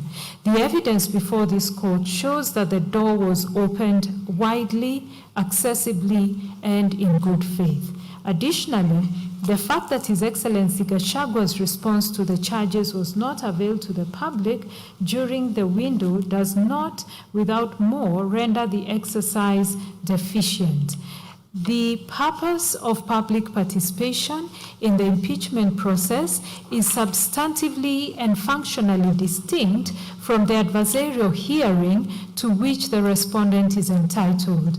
The public was called upon to express its views on whether the allegations assessed on their face were of sufficient gravity to warrant a removal of a constitutional office holder. It was not and was never intended to be a mini trial of the charges. The Constitution vests the final decision-making authority in the National Assembly and the Senate, both of which are representative bodies exercising a delegated mandate from the people. These institutions heard, considered, and weighed both the allegations and His Excellency Gachagua's full response before proceeding to vote. On the question of compliance with the court orders of 3rd October 2024, which directed the National Assembly to organize public participation at least at constituency level, we find upon careful evaluation of the evidence placed before us that the National Assembly took demonstrable and timely steps to give effect to those directions. A memo from the Clerk of the National Assembly contained at page 996 of the National Assembly's documents provided as follows. The title of the memo was Collection of Public Views on the Special Motion for Removal from Office by Impeachment of the Deputy President of the Republic of Kenya. And the Clerk of the National Assembly writes, as you are aware, the National Assembly is currently considering a special motion for the proposed removal from office by impeachment of His Excellency Rigathi Gachagua, the Deputy President of the Republic of Kenya. To facilitate this process, public hearings were scheduled to be held in all 290 constituencies on Friday, October the 4th, 2024 from 8 to 5 p.m. And members of the public were notified to submit their views to the constituency or county. Offices of all members of Parliament of the National Assembly notified to submit their views to the constituency or county offices of all members of Parliament of the National Assembly. By a court order issued on the 3rd of October 2024, the High Court in Kenya sitting at Kerugoya directed that the National Assembly organize similar public hearings closer to the citizens, at least at constituency level, on each constituency in Kenya to enable the constituents of members of Parliament responsible for the impeachment process nationally to engage with and participate on hearings and or any other suitable modes by which citizens at that level can participate and offer their representations. In this regard, you are required to continue facilitating and coordinating the public participation exercise on the special motion within your constituency or county office. Please ensure that you implement the following: availability of forms. Ensure that copies of the public views template are physically available in your offices. In addition to the physical forms availed earlier, additional forms can be downloaded from the Parliament's website. 2. Collection of views. Collate all views, including memoranda, completed public views templates, and any other submissions relating to the exercise. Note to transcribe oral submissions into written form using the designated template. 3. Submission of collected views. You are required to submit the collated views arranged per constituency to the collection center, which has been set up in Parliament Building, Nairobi, at the entrance of Bunge Tower. Alternatively, you may hand over the forms to the respective officers designated for your counties or constituencies as per the attached list. All submissions must be received by Sunday, the 6th of October, 2024. Please ensure that your respective offices remain open on Saturday, the 5th of October, 2024, as from 8 a.m. to 5 p.m. to facilitate the exercise. Please utilize the operation facilities and resources available in your offices to print or photocopy the forms and to support any other aspects of this exercise. For seamless coordination, we have shared the contacts of parliamentary officers responsible for each county or constituency. I close the quote. The petitioners allege that no actual hearings were held at the constituency level, contending in effect that the exercise was a procedural facade. The allegation was effectively countered by substantial evidence presented by the National Assembly. This included the report of public participation on the proposed removal from office by impeachment of His Excellency Rigathi Gachagua, EGH, the Deputy President of the Republic of Kenya. The report contained a detailed analysis of the aggregated constituency tallies. See table number 4 at page 180 of the report, supported by photographic documentation of the exercise conducted across multiple constituencies, as well as an official account comprehensively outlining the scope and substance of the proceedings. It is a well-settled evidentiary principle that a bare denial or unsubstantiated allegation cannot displace positive and particularized evidence to the contrary. The petitioners bore the burden of proving on a balance of probabilities that the public participation was an illusory or ineffective exercise. That burden was not discharged. It was also common ground that the public participation was tabled before the National Assembly on the 8th of October 2024. Members of Parliament had the opportunity to consider it before and during the debate. One of the petitioners mounted a specific and pointed challenge to the integrity of the report's data, contending that the figures recorded for Keio South were statistically impossible in that they purportedly reflected a support rate of 162.78%, a figure that, if accurate, would self-evidently exceed the mathematical ceiling of 100% and thus portray either gross error or deliberate manipulation. We have subjected the report to careful scrutiny. Our analysis shows that in Keio South, of the 820 responses recorded, 807 supported the impeachment, 12 opposed it, and 1 selected other. This translates to 98.41% in favor, 1.46% against, and 0.12% categorized as other. These figures, in our view, are mathematically sound and fall within the permissible range of 0 to 100% and disclose no statistical anomaly of the kind alleged. The petitioner's contention, presented as a statement of fact, is therefore not borne out by the document itself. We further find that even if isolated errors were present in data entry, tabulation, or transcription, if those errors were demonstrated to exist within a report of this scale, such minimal errors would not without more vitiate to the entirety the otherwise lawful and substantially compliant public participation exercise. Therefore, having wholly examined the totality of the evidence used before us and having applied the Constitution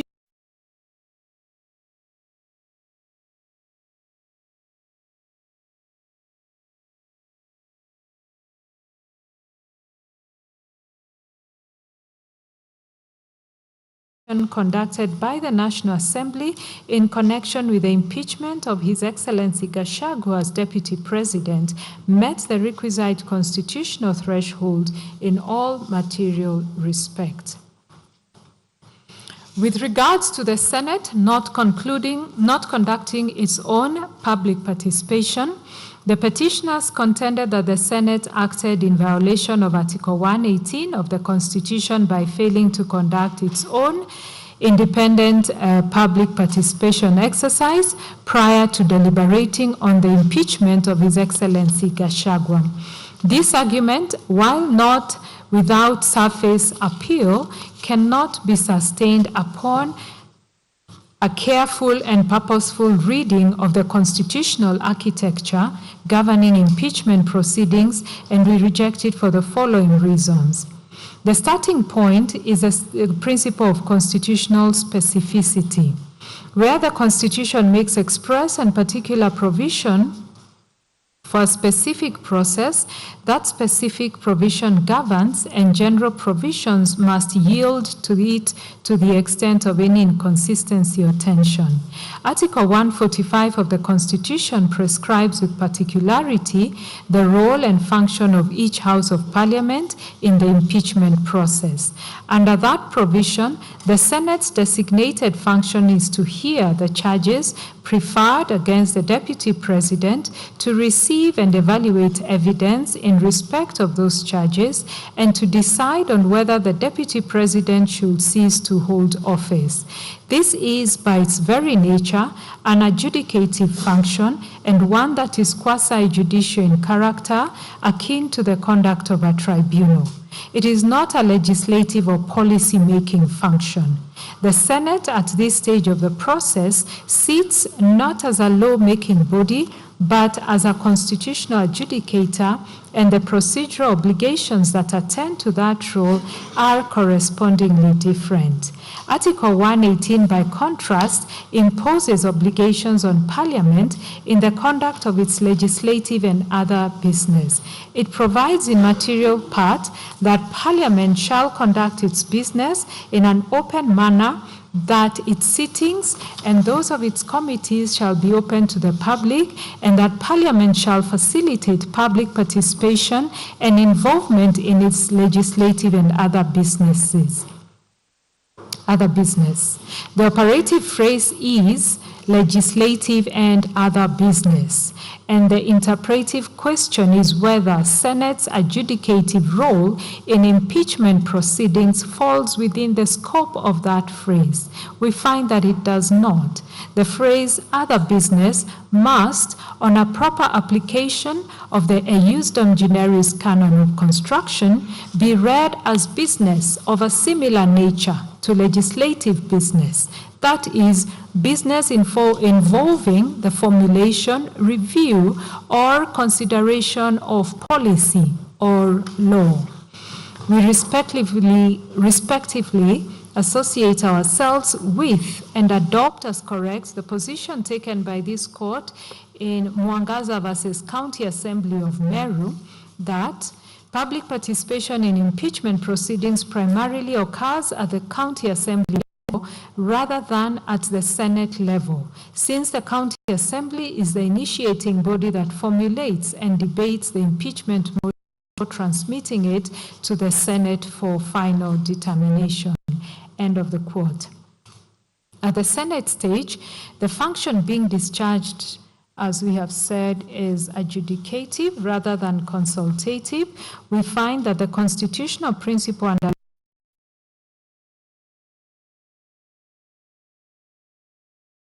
governors, it is a principle of general application that derives its force from the structural logic of the impeachment framework embedded in the Constitution, and it applies with equal force and validity to the impeachment of the Deputy President.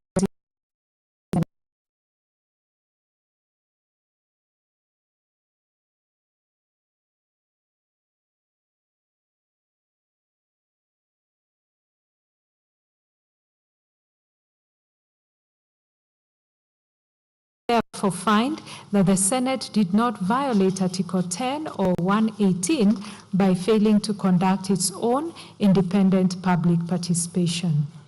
Finally, the question of whether public participation was constitutionally required for the nomination and approval of His Excellency Kindiki as Deputy President calls for a holistic interpretation of Article 149(1) of the Constitution, read in its proper textual, structural, and purposive context.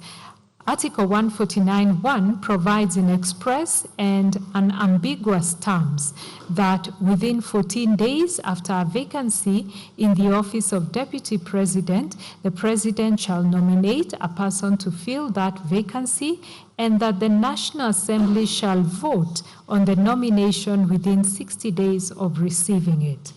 The correct approach to to that interpretive exercise is well settled. The Supreme Court affirmed in the matter of the principle of gender representation in the National Assembly and Senate that constitutional interpretation must be holistic and that no provision of the Constitution may be read in isolation, divorced from the broader architecture of the document of which it forms part. The court elaborated the context of that holistic approach in the matter of Kenya National Commission on Human Rights, holding that holistic interpretation requires contextual analysis, which is reading a constitutional provision alongside and against related provisions so as to arrive at a rational and principled understanding of what the Constitution must be taken to mean, having regard to its history, the issues in dispute, and prevailing circumstances. It is this disciplined, context-sensitive methodology that we apply to the question at hand. A holistic reading of Article 149.1 in its contextual context reveals compellingly that this provision is self-executing.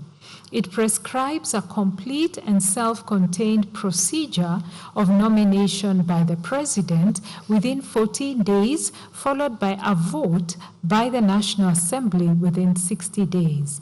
It makes no cross-reference to any other article for supplementary procedure. Critically, it makes no mention of public participation, nor of committee vetting, nor of any other consultative mechanism. The framers of the Constitution were not silent on public participation by inadvertence. When they intended to require it, they said so in express terms. Article 118.1b expressly mandates Parliament to facilitate public participation in its legislative and other business. The deliberate omission of any equivalent requirement from Article 149.1 is itself a constitutional signal that must be given interpretive effect. To read a public participation requirement into Article 149.1, where none appears in the text, would be to engage in precisely the kind of unbridled extrapolation that the Supreme Court cautioned against in Kenya National Commission on Human Rights. The constitutional text of 149.1 is further instructive in its precise choice of language. The provision directs that the National Assembly shall, and in quotes, vote on the nomination. This is a deliberate linguistic choice by the constitutional drafters, and it is not open to a court to substitute its own preferred terminology for that which the Constitution has expressly employed. As the Speaker of the National Assembly correctly ruled, the phrase vote on connotes an electoral determination so that the National Assembly was in constitutional substance electing the Deputy President from among the nominee presented by the President and not approving an executive appointee in the manner of a parliamentary vetting process. That interpretation is faithful to the constitutional text and is consistent with the structural design of that provision. This understanding is further reinforced by Articles 1, 2, and 1, 3 of the Constitution, which vest sovereign power in the people and provide for its delegation to, among other organs, Parliament. When the National Assembly votes on a nominee for Deputy President under Article 149.1, it is not acting as a conduit for public opinion, but exercising delegated sovereign authority on behalf of the people. The Constitution makes a deliberate structural choice not to provide for a by-election to fill a mid-term vacancy in the office of the Deputy President, electing instead to vest that determination in the National Assembly as the people's primary representative institution. That choice reflects a conscious constitutional calibration of the respective roles of participatory and representative democracy, a calibration that this court is bound to respect. To accept the petitioner's contention that public participation is a constitutional prerequisite for every decision of constitutional importance would be to obliterate the distinction between participatory and representative democracy and to impose an obligation on the National Assembly to conduct public participation before every significant vote, including the election of the Speaker, the Deputy Speaker, and appointment of committee chairs. That is plainly not what the Constitution requires. As this court confirmed in Okoiti and 6 others versus Cabinet Secretary for National Treasury, and running, it was held that the representative democracy as a complement to participatory democracy is independently and fully constitutionally recognized. The Supreme Court stated as follows, that Article 1.1 declares that the sovereign power belongs to the people of Kenya, and that power can be exercised only in accordance with the Constitution.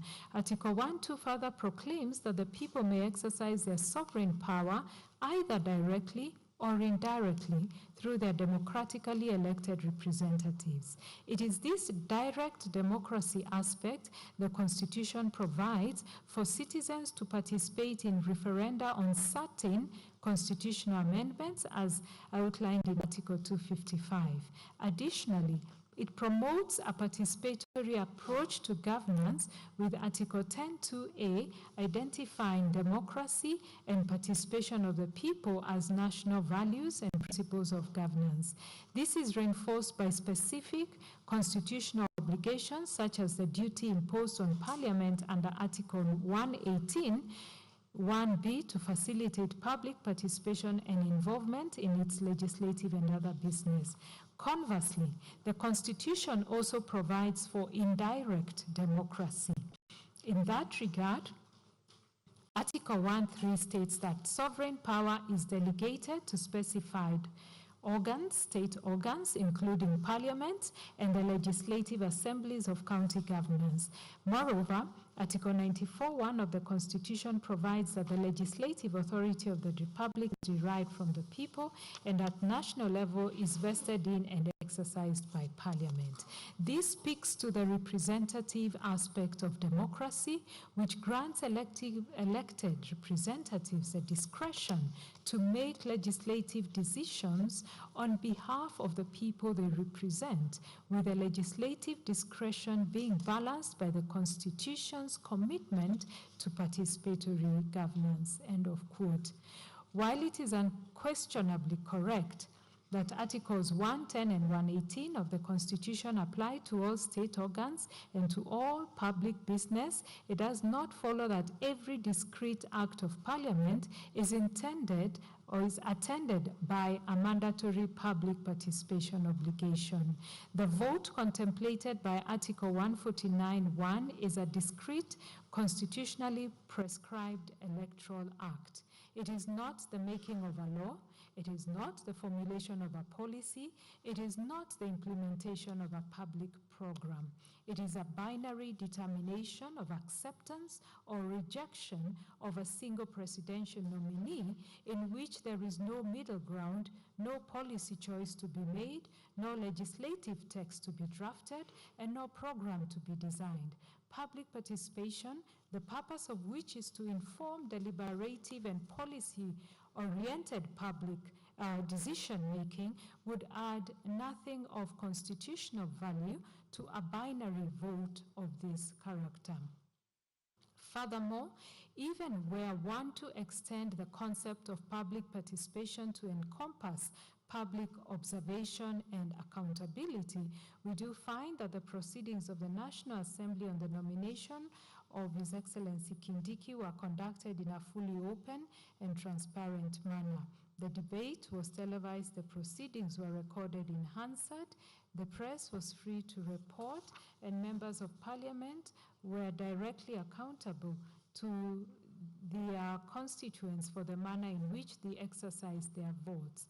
We are therefore satisfied that this openness and transparency, which is a constitutional core of Article 118(1)A's requirement that public conducts its business in an open manner, was amply satisfied.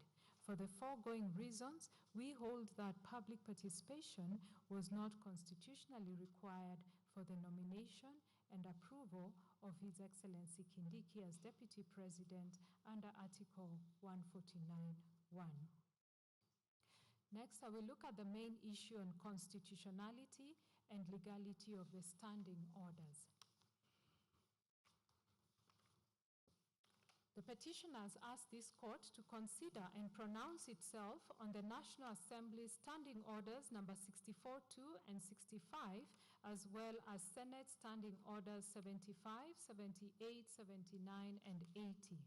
Beginning with the National Assembly, some of the petitioners assailed the constitutionality of Standing Order number 64(2), contending that the provision imposed an impermissibly truncated 7-day timeline for the disposal of impeachment proceedings.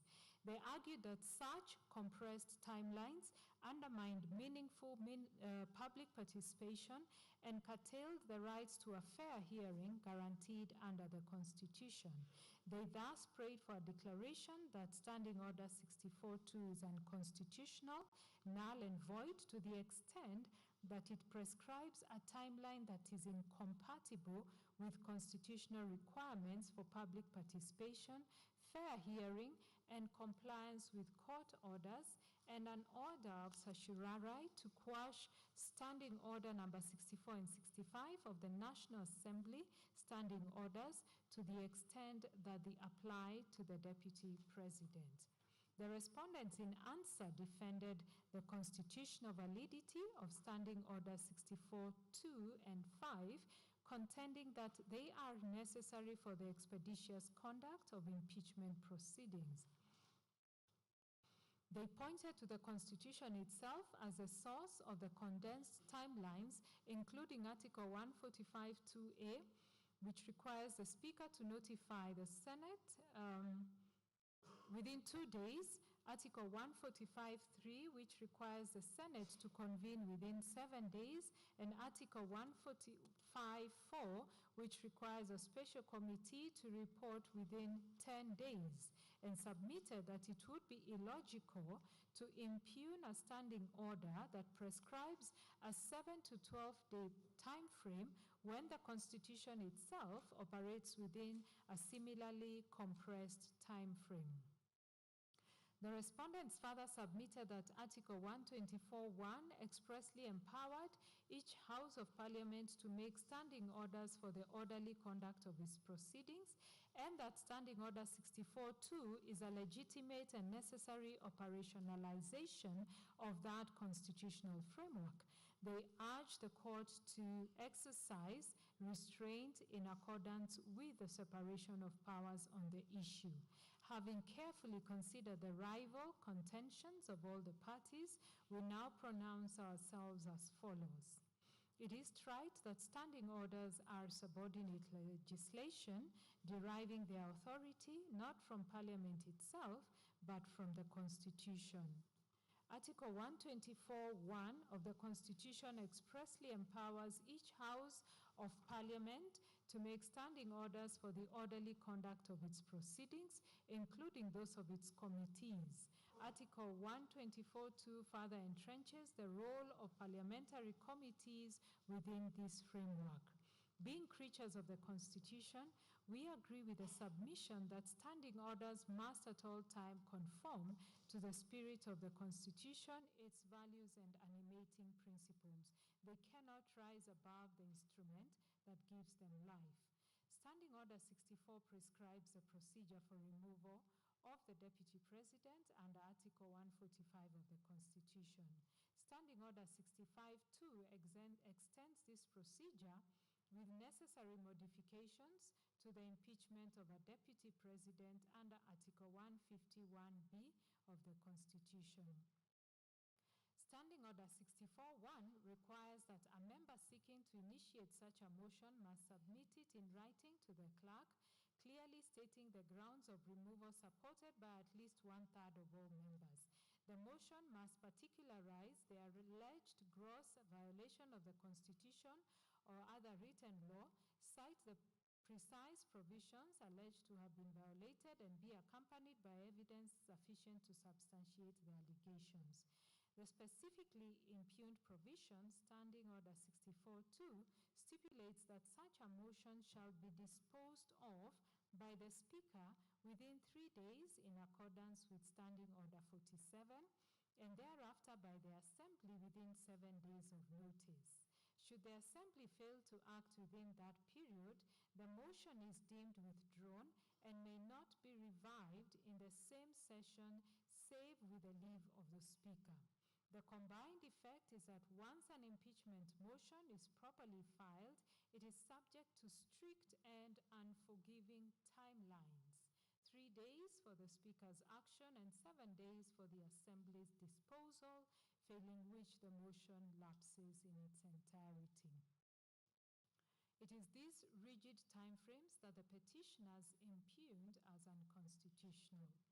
Now, the constitutional provisions engaged by the challenge are uncontested. Article 2.4 of the Constitution, which provides in terms that admit of no ambiguity that any law, including subordinate legislation that is inconsistent with the legislation with the Constitution, is void to the extent of the inconsistency, and any act or omission in contravention of the Constitution is invalid. Article 50, which guarantees the right to a fair hearing, and Article 10 and 118, which further enshrine public participation as a constitutional obligation binding on all state organs, including Parliament, in the exercise of their functions.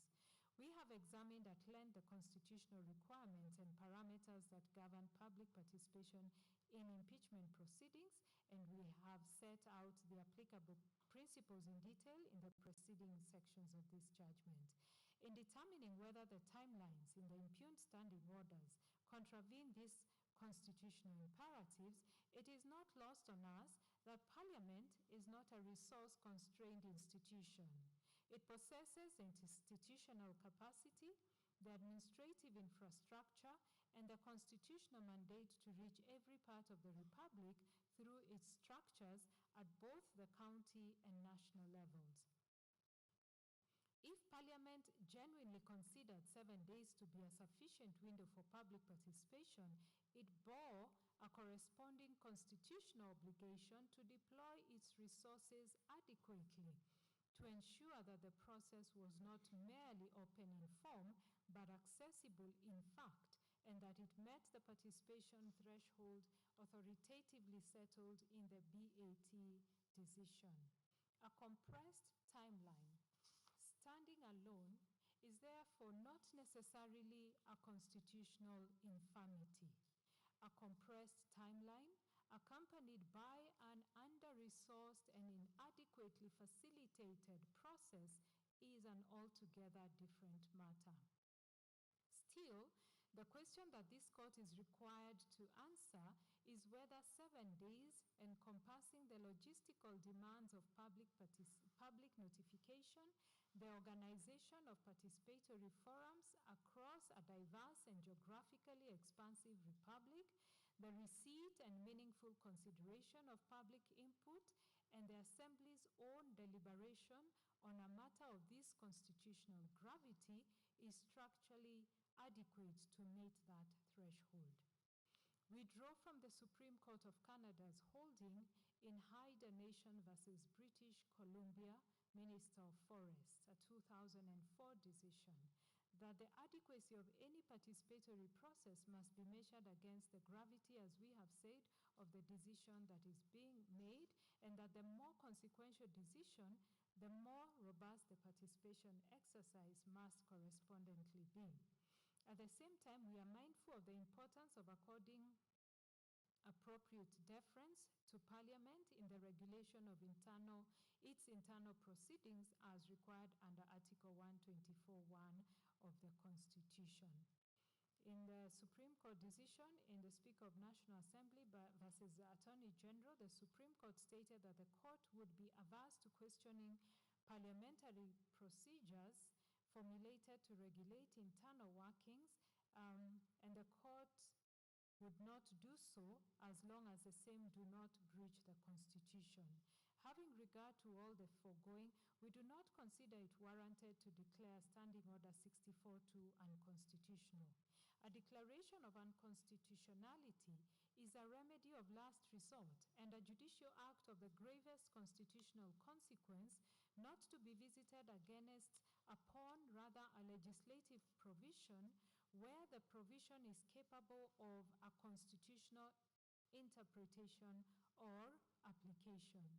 We are further guided by the principle of constitutional avoidance that where a provision of subordinate legislation can be read and where it can be applied in conformity with the Constitution, the court ought not to strike it down when a less drastic remedy is available. This principle was affirmed by this court in IEBC versus Maina Kiai and 5 others, where it was held that interpretive generosity must extend where reason permits to the provisions whose constitutionality is challenged. We are not persuaded that the mere existence of a 7-day timeline taken in isolation and on its face renders Standing Order 64-2 void. A provision is not unconstitutional simply because it is capable of being applied unconstitutionally. The vice lies not in the number of days prescribed, but in what Parliament does or fails to do within those days. The timeline, considered as an abstract legislative proposition, is therefore not in itself the source of any constitutional infirmity. The infirmity, where it arises, lies in the manner of implementation, and in whatever Parliament operating within that compressed window deploys, Parliament operating within that compressed window deploys adequate resources, establishes genuinely accessible structures, and puts in place meaningful mechanisms sufficient to discharge its constitutional obligations of public participation, Article 10, 50, and 118 in substance and not merely in form. The distinction we draw is between a provision that is unconstitutional on its face and void in all its applications, regardless of how it is applied, and one that is conditionally constitutional, as in valid in law, but only where its application is accompanied by the institutional effort and constitutional seriousness that the gravity of impeachment proceedings demands. Standing Order 64-2 falls, in our judgment, in the latter category. In declining to strike down Standing Order 64-2, we instead note that the timeline prescribed in that standing order is not constitutionally mandated. Unlike certain procedural requirements that derive their specific content from express constitutional text, the 7-day window is a creature of parliamentary regulation alone. Parliament was free to prescribe a longer period and still remains free to do so. The experience of the first impeachment of a deputy president to come before the National Assembly under the Constitution of Kenya 2010 might have been a sobering constitutional experience. It may have exposed in real time the structural tensions that compressed timelines have the potential to create when applied to proceedings of national consequence. We commend to Parliament for its serious consideration in the exercise of its sovereign authority to regulate its own proceedings, the question of whether the timelines prescribed in Standing Order 64-2 remain adequate in light of this experience, and whether a timeline that builds in more time for public participation and for the Assembly to deliberate with the gravity that removal from constitutional office demands would not be more befitting of the constitutional moment that the impeachment invariably represents. As it stands, however, we find nothing unconstitutional about the standing order. With respect to the Senate standing orders, the petitioners assailed the constitutionality of Standing Orders 75, 78, 79, and 80 to the extent that they apply to the Deputy President, advancing their challenge on 3 grounds. First, that Standing Order 79 was a mechanical imputation of the presidential impeachment framework to the Deputy President's distinct constitutional position without any effort to modify the required identify the required modifications as required by Article 150 to 152. Second, that the appointment of a special committee was mandatory under Article 145(3)(b, and that Standing Order 79 did not mirror this requirement. Third, that the 14-day timeline under Standing Order 75 was structurally incompatible with Articles 47, 50, and 145(5), and was grossly inadequate for proceedings involving 11 complex constitutional allegations. The respondents maintain that Article 145(3)(b uses the word may, which confers a discretion and not a mandatory obligation, that the fact that Standing Order 80 expressly provided for a plenary alternative, while Standing Order 79 did not, was constitutionally significant, as the discretion was conferred by the Constitution itself. They further submitted that Article 152 did not require a formal or recorded exercise of identifying modifications, and that the modifications were implicit in the different constitutional status of the Deputy President.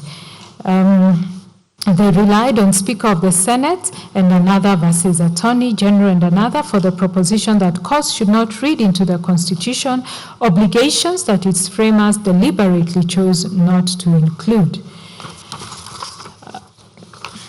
We have considered the submissions put forward by the parties, and for the avoidance of doubt, standing orders, we provide verbatim what the Standing Order 75, 78, 79, and 80 all provide. Allow me not to go through that. The principle that standing orders must conform to the Constitution applies with equal force to the Senate as it does to the National Assembly, for the reasons we have already set out in the preceding section of this judgment. Our jurisdiction to examine that conformity is equally settled, and will rely on the case of Orange Democratic Party versus Speaker of National Assembly, and Ombogi and 9 others versus County Assembly of Nyamira. We note that Standing Order 78 largely mirrors the impeachment procedure provided for under Article 145. As such, the question of whether the special committee contemplated under standing orders is mandatory or discretionary, and the constitutionality of those standing orders is in the context of Article 145(3)(b is addressed separately in the next ground.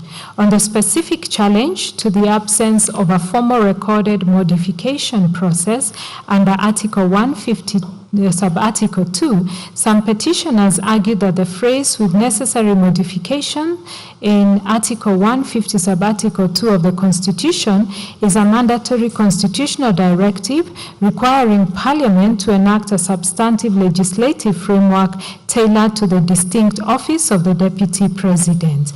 They emphasize that unlike the President, the Deputy President enjoys no civil or criminal immunity under Article 143, and therefore impeachment must be treated as a mechanism of last resort. In their view, a mere transposition of the presidential framework through standing orders is inadequate and constitutionally insufficient. The respondents countered that with necessary modification is nothing more than a drafting device requiring only the mechanical substitution of president with deputy president. They maintained that the obligation was discharged through the National Assembly Standing Order 65-2 and Standing Order 79, and that the Parliament's procedural autonomy under Article 124(1) shields its internal arrangements from judicial scrutiny. We are unable to accept the respondent's construction. Taken to its logical conclusion, it renders the phrase superfluous. If the Constitution intended mere substitution, it would not have qualified the incorporation of Article 145 at all. The deliberate insertion of those words signals that the drafters anticipated substantive adaptation as opposed to a mechanical production or drafting convenience. This conclusion is reinforced by the structural asymmetry between the two offices, partly under Article 143. We do agree with the submission that a framework that ignores this distinction has not applied Article 145 with necessary modification. It has applied it without modification at all. The standing orders relied upon by the respondents do not cure this deficiency. National Assembly Standing Order 65-2 and Senate Standing Order 79 merely echo the constitutional command without discharging it. They reproduce the obligation verbatim, but provide no substantive modification at all. The county experience is instructive in this regard. In Sonko versus County Assembly of Nairobi, the Supreme Court was compelled to resolve fundamental procedural questions that a comprehensive statutory framework ought to have addressed in advance.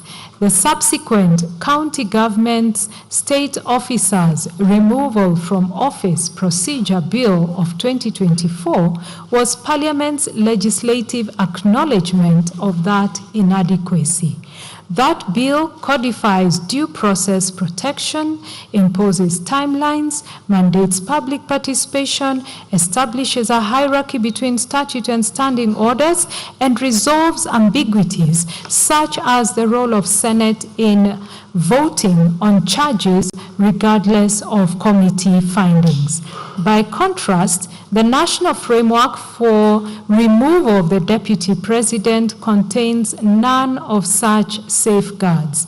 The very issues agitated in the petitions before us, including the inadequacy of public participation, the role of the special committee, procedural rights of the deputy president, timelines, and neutrality of presiding officers, are precisely the questions a dedicated legislative framework would have foreclosed. Equally, the question on judicial intervention before an impeached president or deputy president is replaced would also be addressed in the legislation. Their resolution through litigation rather than legislation, and the challenges that the impeachment proceedings have brought forth is itself evidence of that lacuna.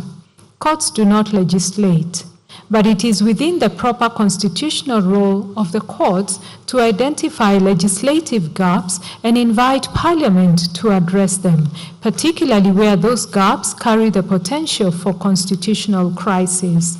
We therefore find that the existing framework under Article 150 is structurally inadequate. The absence of a comprehensive structural framework does not preserve parliamentary autonomy. It transfers the resolution of fundamental procedural questions to the courts at considerable cost to institutional certainty and public confidence. We therefore hold that Parliament ought urgently to enact a dedicated statutory framework for the removal of the Deputy President under Article 150. We do observe, however, that the absence of such legislation does not invalidate the impeachment process already undertaken. This is because the Constitution itself, at Articles 144 and 145, sets out the minimum threshold for conducting such proceedings. It is upon this constitutional framework that Parliament relied, ensuring that the process was carried out in a manner designed to safeguard the Deputy President's protections. On timelines, we note that Standing Order 78-2 imposes a 10-day timeline in respect of a special committee investigation. Neither the standing orders nor the Constitution prescribes a timeline for plenary proceedings. The Senate's adoption of a 10-day deadline for its plenary hearing was therefore a self-imposed procedural choice and not a requirement of the standing orders or the Constitution. The Senate was not obligated by any applicable rule to impose that timeline when it elected to proceed by way of plenary. And the petitioners have not demonstrated that the choice to do so was in itself a constitutional violation.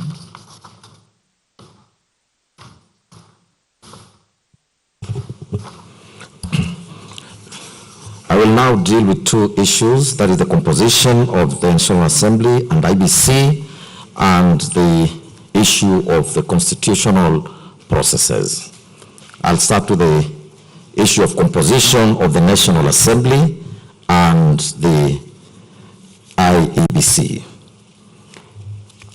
Three main issues were raised under the heading, including whether the National Assembly was properly constituted to consider the impeachment motion, whether the nomination of His Excellency Kindiki could take place in the absence of fully constituted IEBC, and whether his nomination as Deputy President was infirm. We shall address these issues in turn. The third petitioner, Honorable Jane Jeremiah, invited this court to declare that the National Assembly, as presently constituted, was not legally constituted for failure to comply with the constitutionally 2/3 gender principle under Articles 27, 81B, 100, and 261 of the Constitution. She submitted that, as a consequence, the National Assembly is incapable of entertaining or deliberating on the impeachment motion against the Deputy President. She therefore sought declarations impugning both the legality of the National Assembly and the validity of the proceedings arising from its resolution. The respondents opposed that contention. The National Assembly and its clerk maintained that the constitutional requirements concerning the composition of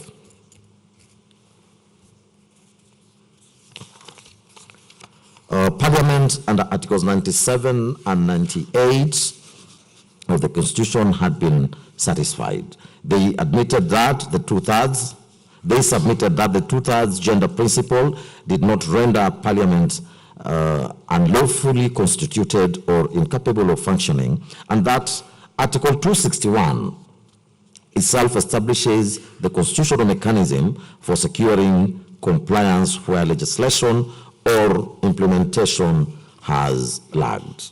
They warned that acceptance of the petitioner's proposition would invalidate all parliamentary business undertaken since 2013, an outcome they described as constitutionally untenable and absurd.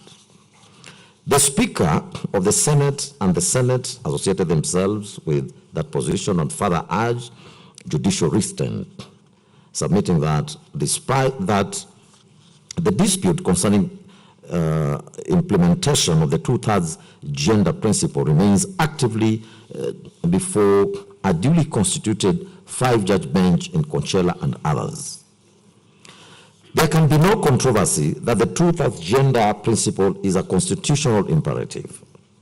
Article 81B decrees that not more than 2/3 of the members of elective bodies shall be of the same gender. Article 27 and Article 100 reinforce the constitutional commitment to equality, inclusiveness, and equitable representation.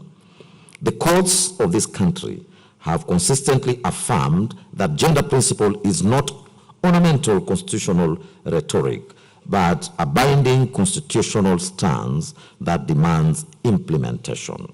Equally, however, constitutional adjudication must be undertaken within the framework of the Constitution and the dispute resolution mechanisms it establishes.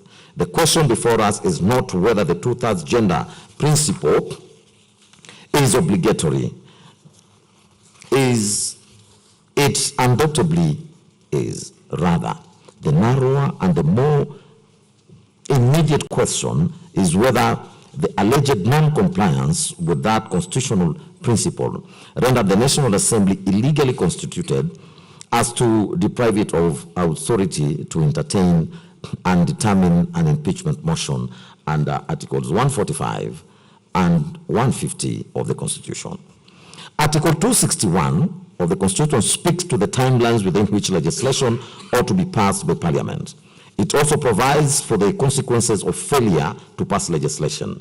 On such a failure, a petition may be filed in the High Court, and the court may grant a declaratory order directing Parliament and the Attorney General to take steps to ensure that the required legislation is enacted within the period specified in the order, and to report the progress to the Chief Justice. In the event Parliament fails to enact the legislation in accordance with the court order, the Chief Justice shall advise the President to dissolve Parliament, and the President shall so dissolve Parliament. The new Parliament shall then enact legislation within the timelines contained in the court order, lest it faces similar consequences. The issue of failure by Parliament to enact the legislation on the gender rule has been litigated in courts for relatively long. Further, in an advisory opinion filed in the Supreme Court, other petitions under Article 261 have been filed in the High Court and declarations made. The Honorable Chief Justice even advised the President to dissolve Parliament.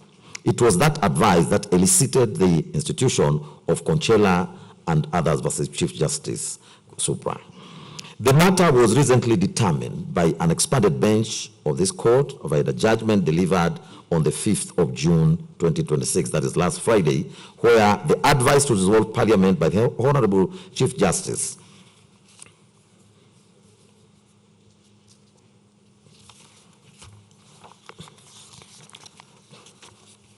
to the President was declared unconstitutional and subsequently quashed for failure to comply with some fundamental procedural steps.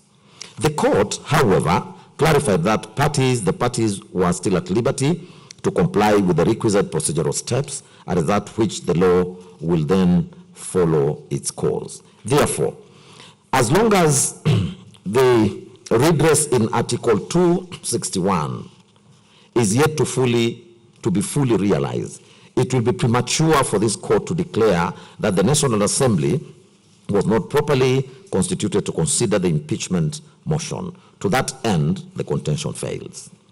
The challenge to the IBC was advanced on two related grounds. First, that IBC was constitutionally incapacitated by the absence of commissioners at the material time, such that any verification of His Excellency Kendiki's qualifications being a substantive commission-led function under Article 250, Sub-Article 1, could not lawfully be performed by the Secretariat alone. And second, that the clearance process was consequently a nullity that fatally infected the nomination. The respondents, however, maintained that the midterm replacement mechanism under Article 149, Subarticle 1, was a sui generis self-executing constitutional process that did not engage the IEBC electoral mandate under Article 88, Subarticle 4, and that the strict eligibility and clearance protocols under Articles 99 and 137 applied exclusively to general elections and not to midterm nomination vetted directly by the National Assembly. Our reading of Article 149, Subarticle 1 confirms that it is unambiguous, express, and self-contained. It establishes a strict executive legislative process where the president nominates and the National Assembly votes on the deputy president nominee. It makes no reference to IEBC. That omission is not an oversight. It is a deliberate constitutional choice which this court must give full effect. Were it the intention of the drafters to impose a more stringent requirement, nothing would have been easier than to say so expressly, as they did in Articles 99 and 137 in respect to candidates for elective office at a general election. The absence of any equivalent requirement in Article 149, Subarticle 1 is therefore a considered constitutional choice to be respected. For ease of reference, Article 149, Subarticle 1 provides as follows, and I quote, vacancy in the office of Deputy President. Within 14 days after a vacancy in the office of Deputy President arises, the President shall nominate a person to fill the vacancy, and the National Assembly shall vote on the nomination within 60 days after receiving it. From a plain reading of the above, we are convinced that no clearance was required by the Deputy President, and that the vote by the National Assembly was an expression of representative authority by the sovereign's elected representative, precisely the constitutional mechanism that Article 149, Subarticle 1 contemplates. Under Article 1 of the Constitution, sovereign power belongs to the people of Kenya and may be exercised either directly or through their democratically elected representatives. When the National Assembly voted on His Excellency Kindiki's nomination, it did so as the constitutional repository of delegated sovereign authority acting on behalf of the people in accordance with the specific mechanism the Constitution provides for filling in a midterm vacancy in the office of the Deputy President.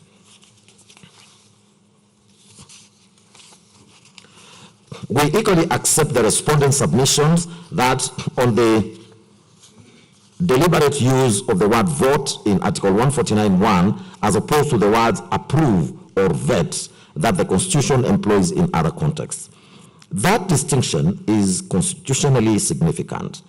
Across the Constitution, we note that the word approve is used where Parliament exercises a confirmatory function in relation to executive appointments, as in the approval under Article 132, Subarticle 2 of Cabinet Secretaries, the Attorney General, the Secretary to the Cabinet, the Principal Secretary, the High Commissioners, Ambassadors, and diplomatic consular representatives, as well as any other state or public officer whom the Constitution requires or empowers the President to appoint or dismiss. The same applies to the approval of the candidates for constitutional offices such as the Chief Justice under Article 166 of the Constitution. In those contexts, approval connotes a deliberate and structured vetting exercise in which Parliament assesses the suitability of the nominee against a prescribed criterion, and in which the IBC or other constitutional bodies may have a role to play in verifying qualifications. The word vet carries similar connotations of structured scrutiny against defined standards. The word vote, by contrast, denotes a direct and immediate exercise of collective democratic will. It is the language of elections and of sovereign determination. its use in Article 149, Sub-Article 1, signals that the National Assembly's function in the midterm replacement process is not to sit in the judgment of the nominee's suitability, but to exercise on behalf of the people a direct democratic determination on whether the president nominee should fill the vacancy. That determination is political and representative in character, and it is expressed through the ballot of elected members of parliament, each of whom is accountable to their constituents for the vote they cast. It consequently follows that no input or intervention by the IEBC was constitutionally required in the midterm replacement process under Article 149(1). The absence of any IEBC involvement would not have rendered the nomination or the filling of the vacancy unconstitutional. The informational input by the IEBC Secretariat did provide was, in those circumstances, entirely voluntary in character. It was not a condition precedent to the validity of the process, and its presence or absence was constitutionally irrelevant to the outcome. That being so, the fact that the input was provided by the Secretariat in the absence of commissioners is equally irrelevant if the input was not required at all. The question of whom within the IBC provided it simply does not arise.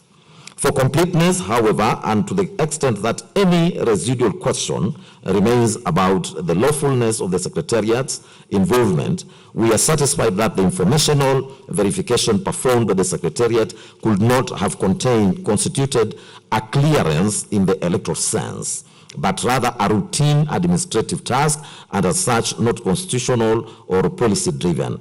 The same was legally permissible and procedurally valid and fell squarely within the Secretariat's lawful administrative mandate.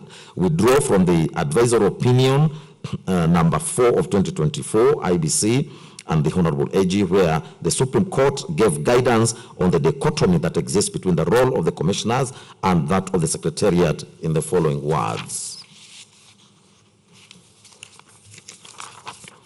And I quote, "The Secretariat, under the leadership of the Commission, Secretary and the CEO, is empowered to undertake routine administrative and operational tasks essential for the day-to-day functioning of the Commission. In the same vein, it is necessary to clarify that the absence of commissioners does not of itself vitiate or invalidate administrative actions taken by the Secretariat within the scope of its lawful mandate, including the execution of contracts, management of personnel, procurement, and other functions necessary for institutional continuity. Such acts remain valid and binding, and provided they fall within the bounds of statutory delegation and do not purport to usurp the constitutional function of the Commission as a corporate body," end of quote. To guard against institutional overreach, the Supreme Court carefully delineated where IBC's administrative mandate ends as follows, and I quote once again, "Having concluded as above, a clear distinction must be drawn between administrative continuity by the Secretariat and the exercise of constitutional authority vested in the Commission as a collegial entity. It is our considered view that the exercise of constitutional function expressly reserved for Commission, such as those enumerated under Article 88, Sub-Article 4 of the Constitution, cannot be lawfully discharged in the absence of a properly constituted Commission with the requisite quorum as contemplated under Article 250, Sub-Article 1 and Sub-Article 2 of the Constitution," end of quote. This differentiation of responsibility is further contained in Section 11A of the Independent Electoral and Boundaries Commission Act and exposed by the Supreme Court in the Muruli versus Oparanya and 3 others case. For all these reasons, it is our finding that the Secretariat did not travel beyond its mandate. It simply functioned as an information repository. Having so found, we now move to the last sub-issue concerning the constitutional validity of His Excellency Kindiki's nomination. The petitioners anchored the ground on Article 148, Sub-Article 1, read with Article 137, contending that His Excellency Kindiki was serving as Cabinet Secretary for Internal and National Administration, a state office under Article 260, at the time of his nomination and parliamentary approval on the 18th of October 2024. He was disqualified from nomination by dint of Article 137, Sub-Article 2B, rendering the entire process null and void ab initio. In contrast, the respondents who responded to this ground argued that the appointment process was completely legal and procedurally sound. They maintained that the filling of mid-term vacancy under Article 149, Sub-Article 1 was an independent sui generis executive-led process, and that was distinct from traditional election or appointment. Further, it was the case that the restrictive disqualification in Article 137, such as the recruitment to the requirement to resign 6 months prior to or to secure multi-county voter endorsement, were tailored exclusively for general elections, not sudden midterm vacancies that demanded swift action to prevent a leadership vacuum. They contended that the initial formation of a presidential joint ticket under Article 148 could not apply to midterm emergency transitions. In addition, His Excellency Kindiki and the IBC specifically disputed the factual basis of the persons of the petitions, arguing that His Excellency Kindiki had in fact provided official gazette notices proving he had formally resigned from his cabinet position prior to his appointment as deputy president. In considering the arguments of both parties, we turn to the relevant constitutional provisions, to wit Articles 137, 148, and 149. Article 137, Sub-Article 2B, bars any person who is a public officer or is acting in any state or other public office from nomination as a presidential candidate. Article 137, Sub-Article B, carves out exceptions for the sitting president, the deputy president, and members of parliament. Cabinet secretaries are not included in that exception. Article 148, Sub-Article 1 also locks the qualifications of a deputy president candidate to those of a presidential candidate under Article 137. And Article 148, Sub-Article 2 provides that there shall be no separate nomination process for the deputy president at a general election. Article 149, Sub-Article 1, however, creates an entirely distinct pathway of filling a mid-term vacancy, as we have already observed, through a direct presidential nomination followed by a National Assembly vote. It makes no cross-reference to the electoral machinery or disqualification timelines that apply under Articles 137 and 148 in the general election context.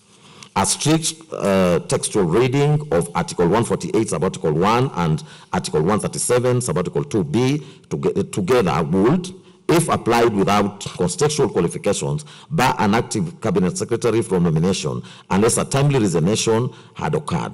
However, we are satisfied that Article 149, Sub-Article 1 creates a sui generis process that cannot be evaluated by mechanical application of the general election framework. Article 149, Sub-Article 1 omits the standard electoral requirements, including the signature collection requirement and Article 137, Sub-Article 1D, which signals the framers' intention that this provision operates independently of the general election machinery. To apply the strict disqualification timelines of the electoral context to a sudden or unforeseen midterm vacancy would risk creating an executive leadership vacuum of precisely the kind that Article 149, Sub-Article 1 was designed to prevent. In any event, we are satisfied that the factual premise of the petitioner's challenge is not established on the evidence. The primary constitutional mischief targeted by Article 137, Sub-Article 2B is the prevention of active public servants from deploying state resources or conflicting institutional mandates to influence an election or appointment. The evidence before this court establishes that despite the unique circumstances of his nomination, His Excellency Kindiki formally resigned from the cabinet and gazetted his exit prior to taking oath of office as Deputy President. By severing his ties to the cabinet before assuming the Deputy Presidential office, the potential conflict of interest under Article 137, Subarticle 2B is designed to address was lawfully cured. The core integrity parameters of Chapter 6 and Article 137 of the Constitution were accordingly satisfied. This ground of challenge therefore fails. Before concluding on this issue, we must address whether the speed with which the state resolution, with which the Senate resolution was gazetted, the President nominated Professor His Excellency Kindiki, and the National Assembly approved the nominee contravened the Constitution and the law. The petitioners argued that the extraordinary haste following the Senate resolution of 17th of October 2024 revealed a predetermined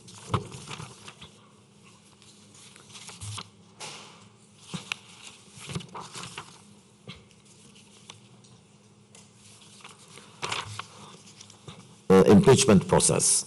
In their view, the immediate gazettement, swift presidential nomination, and expedited parliamentary approval were evidence of a pre-arranged outcome. They contended that such speed undermined constitutional values of transparency, accountability, public participation, fairness, and constitutionalism. The respondents, including His Excellency Kindiki, took the opposite position. They maintained that the Constitution itself anticipates expedition in matters concerning high constitutional office. Once a vacancy arose in the office of the Deputy President, they argued the President was constitutionally bound to act under Article 149. Prompt compliance with such a duty, they insisted, cannot be itself amount to constitutional impropriety. Turning to the Constitution, Article 149(1), we have already reproduced that section, that article. I don't need to go through it again. Proceed. This provision leaves no doubt that the framers of our Constitution deliberately contemplated speed in filling in a vacancy of the Deputy President's office. The rationale is evident, and it is to safeguard continuity and the stability in the national executive by requiring prompt action. Judicial President reinforces this principle. In Ali Hassan Joho and another was a Suleiman Said Shabal and others, this is a Supreme Court petition number 10 of 2013. The court held that constitutional timelines are substantive requirements, not procedural conveniences, and cannot be extended by legislation or judicial discretion.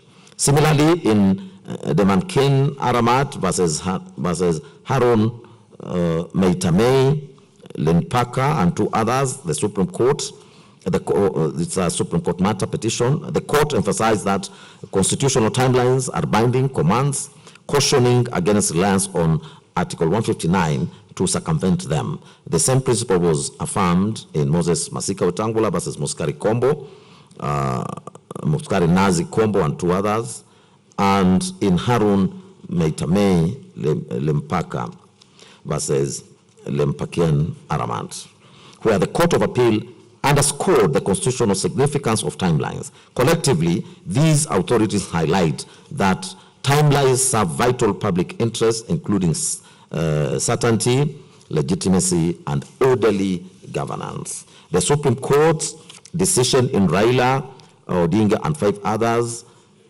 versus Independent Electoral Boundaries Commission and 3 others, this is presidential petition number 5 of 2013, is also instructive.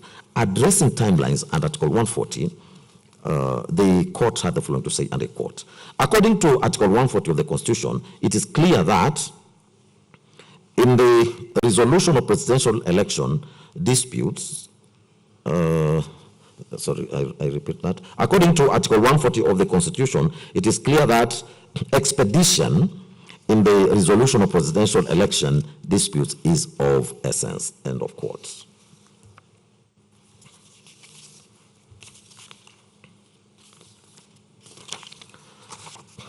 The court warned that prolonged uncertainty regarding the presidency undermines public interest. This reasoning reflects a broader constitutional philosophy that uncertainty in the occupants of high office is detrimental, and the Constitution deliberately establishes mechanisms to ensure continuity. Applying these principles, we are not persuaded that the prompt gazettement of the Senate's resolution was unconstitutional. Once the Senate concluded its process, the Deputy President ceased to hold office, and nothing in the Constitution required a waiting period before gazettement. Likewise, the President cannot be faulted for acting swiftly under Article 149. He was constitutionally obligated to nominate a replacement within 14 days. Compliance with this duty cannot be construed as wrongdoing. To hold otherwise would penalize constitutional actors for fulfilling their obligations. The same reasoning applies to the National Assembly. Article 149 allows up to 60 days to vote on a nomination, but it does not require Parliament to exhaust that period. Acting sooner than the deadline is not evidence of illegality. Speed alone does not establish predetermination. The law requires objective proof that a decision maker had closed their minds before exercising power. Mere expedition does not meet that threshold. We therefore find that the gazettement of the Senate resolution, the President nomination of His Excellency Kindiki, and the nomination National Assembly's approval did not contravene the Constitution simply because they were undertaken expeditiously. I will now turn to the constitutional processes. Under this heading, this court is called upon to interpret Articles 144 and 145 of the Constitution to determine whether the Senate was obligated to establish a special committee to investigate the charges against the Deputy President, or whether the formation of such a committee was discretionary. The court is equally invited to examine the procedures applied in the impeachment process, with particular focus on Article 150, sub-Article 2, and the extent to which, if at all, the Senate ran afoul the Constitution in that respect.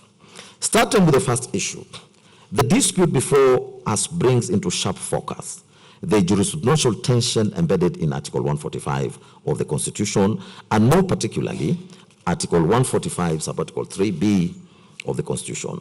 Article 145, sub-Article 2 and sub-Article 3 detail the provision of removal in the following terms. I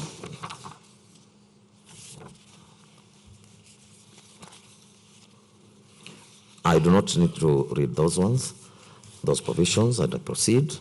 The true import of Clause 3b cannot be discerned in isolation. It demands a historiographical examination and a forensic appreciation of historical continuum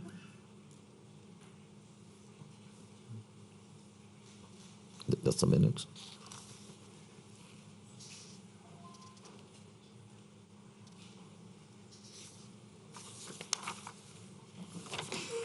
Yes, I proceed. The true import of Clause 3b cannot be discerned in isolation. It demands a historiographical examination and a forensic appreciation of the historical continuum of Kenya's constitutional reform. Constitutional interpretation, particularly in matters touching on the architecture of the governance, must be informed by history, for history illuminates the intent of the framers, constitutionalizes the text, and guards against distortion that arise from reading provisions in a vacuum. As the courts have consistently held, Constitution is not merely a legal is not a merely legal instrument, but a living charter whose meaning is enriched by the struggles, compromises, and aspirations that birthed it. Accordingly, this inquiry necessitates tracing the evolution of impeachment clause through the Bournemouth draft, the Wacko draft, and the harmonized draft to appreciate the context of Article 145, Subarticle 3B was ultimately incorporated into the Constitution. Article 164 of the Bournemouth draft outlined the procedure for impeachment, vesting the Senate with ultimate authority. It provided that upon receipt of a resolution from the National Assembly, the Speaker of the Senate would convene the Senate, and if the motion was passed, a special committee of the 13-member will be appointed to investigate the matter. The language of the Bournemouth draft was rigid and prescriptive. The investigatory phrase was mandatory, and the committee route was the inescapable mechanism for digesting evidentiary complexities prior to a final vote. If the committee found the allegations unsubstantiated, no further proceedings would ensure. For avoidance of doubt, it provided as follows. The Speaker of the Senate shall, if Senate is then sitting or has been summoned to bring the motion to the notice of the Senate for the consideration within 7 days, or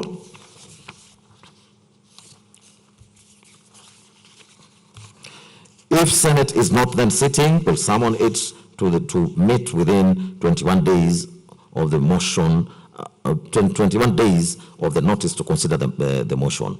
If a motion is passed under Clause 3, the Senate shall appoint 13 of its members as a special committee in accordance with its standing orders of the Senate to investigate the matter. If the special committee shall investigate the matter and shall, within 10 days, report to the Senate whether it finds the particulars of the allegations against the President to have been substantiated. End of quote. Similarly, Article 155 of the Wacko draft mandated the formation of a special committee of 13 members of Parliament to investigate allegations once an impeachment motion was initiated. The provision was explicit and inflexible, leaving Parliament with no discretion. The committee route was compulsory, and the President retained the right to appear and be represented before the committee.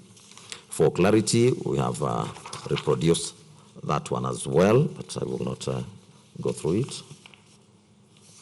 I proceed. The harmonized draft of 2009 and its subsequent revision in 2010 represents the constitutional settlement now embodied in Article 145, which is the subject of contestation before us.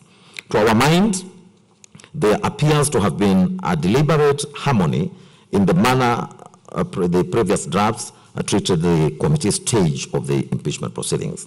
We are convinced that the framers intended to preserve this consistency across the drafts rather than to depart from it. This conclusion is fortified by a wholesome reading of the Constitution, which we explain in detail. Interpreting the text before us requires a careful and nuanced exercise in constitutional interpretation. Fortunately, the Constitution itself provides guidance on how it should be read. Articles 20, Subarticle 4, and Articles 259, Subarticle 1 establish the interpretive framework. Article 20, Subarticle 4 directs courts when interpreting the Bill of Rights to promote the values of an open and democratic society founded on human dignity, equality, equity, and freedom, while giving effect to the spirit and the objects of the Bill of Rights. Article 259, Subarticle 1 further commands courts to interpret the Constitution in a manner that advances its purpose, values, and principles, threatens the rule of law, protects human rights and fundamental freedoms, permits development of the law, and contributes to good governance. Over time, Our courts have consistently emphasized that the 2010 Constitution demands a transformative approach to interpretation. Recognizing its highly progressive nature, courts have articulated several interpretive canons. In David Ndii and others, as AG, the High Court, that is the BBI case, the High Court identified 4 guiding principles: that the Constitution must be interpreted holistically, that it should not be approached with rigid formalities or treated as a mere statute, that its own theory of interpretation must be applied to safeguard its values, objects, and purpose, and that non-legal considerations are essential to uncover the true meaning and values. The Supreme Court, in the matter of Kenya National Commission on Human Rights 2014, clarified that a holistic interpretation requires contextual analysis, which means reading provisions alongside and against each other, informed by history, disputes, and prevailing circumstances. Similarly, in the Tunyefuza versus AG case, this is a Ugandan court, stressed that a constitution must be read as an integrated whole with each provision sustaining rather than undermining the others. The principle that the Constitution must not be interpreted through rigid formalism was also emphasized by the Supreme Court in Interim Independent Electoral Commission 2011 and the Communication Commission of Kenya versus Royal Media Services 2015. The courts observed that constitutional interpretation requires more than positivistic approaches. The court noted that Articles 20, Sub-Article 4 and Articles 259, Sub-Article 1 incorporate non-legal considerations such as historical, social, cultural, and political realities that must inform judicial reasoning. The court highlighted that Kenya's modern Bill of Rights envisages a human-based approach and social justice-oriented society, and judicial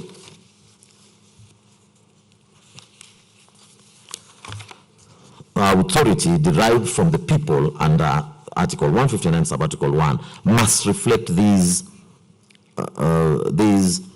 values in court decisions. The former Chief Justice Emeritus Mutunga, in his concurring opinion in the Speaker of the Senate and another versus the AG, this is 2013 reported, also underscored the constitution making, that constitution making was an ongoing process, and acknowledged that compromises in drafting often create vagueness, and it is the court's responsibility to resolve contradictions and clarify gaps. In his words, I quote, "Constitution making does not end with the promulgation. It continues with the interpretation." Finally, the Court of Appeal in Center for Rights, Education and Awareness, and another versus John Harun Mwau, 2012 reported, links constitutional interpretation with the statutory interpretation principles. It reiterated that courts must avoid absurd, unpracticable, illogical, and artificial results, and must always strive to serve the public interest. Fidelity to both the letter and the spirit of the Constitution requires interpretations that advance justice, rationality, and the common good. Guided by the interpretive principles discussed above, we now turn to examine the purpose and the intent of Article 145, Sub-Article 3 of the Constitution. We do so with full appreciation of the demands of judicial humility and the doctrine of stare decisis, which binds inferior courts to the pronouncements of superior ones and is the bedrock of coherent and predictable legal order. Our analysis is therefore offered within that framework, not as a departure from it. We are aware that the Supreme Court has determined the question in the Sonko decision, and we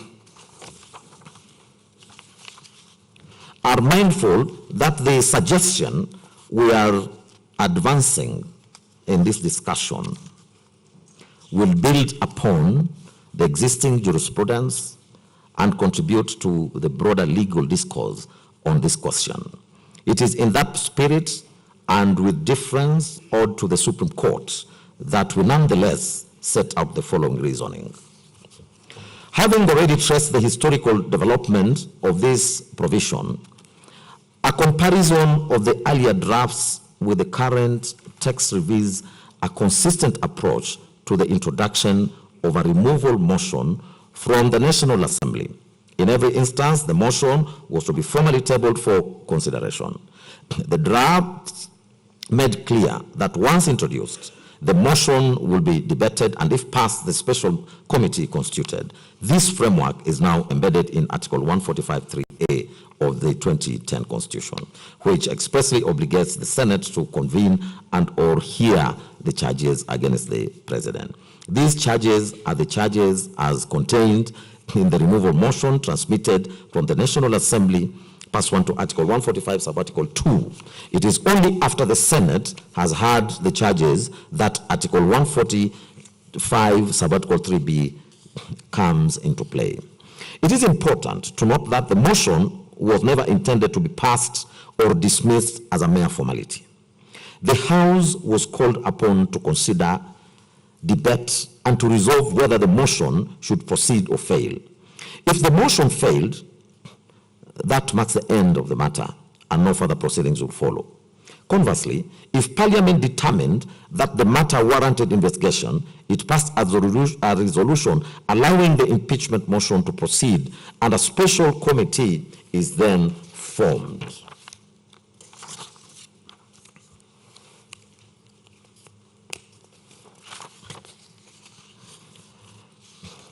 Returning to Article 145, Sub-Article 3A, upon receipt of the removal motion, the Senate is required to hear the charges. While this hearing may not necessarily connote a formal trial, it provides an opportunity for the House to be appraised of the charges, the supporting evidence, and any accompanying documentation. At this stage, the Senate must decide by resolution whether the charges merit investigation. It is also at this point that the House considers whether the other preliminary requirements, such as the constitutional threshold, were properly satisfied by the National Assembly in the first place. We have examined the Hansard record of the Senate sitting on Wednesday, the 9th of October 2024, convened pursuant to Kenya Gazette Notice number 13170.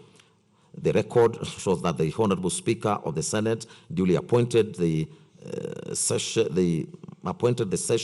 for the purpose of hearing the charges against the then Deputy President. During the sitting, the Speaker read out all 11 charges and formally laid before the Senate the documents conveying the resolution of the National Assembly.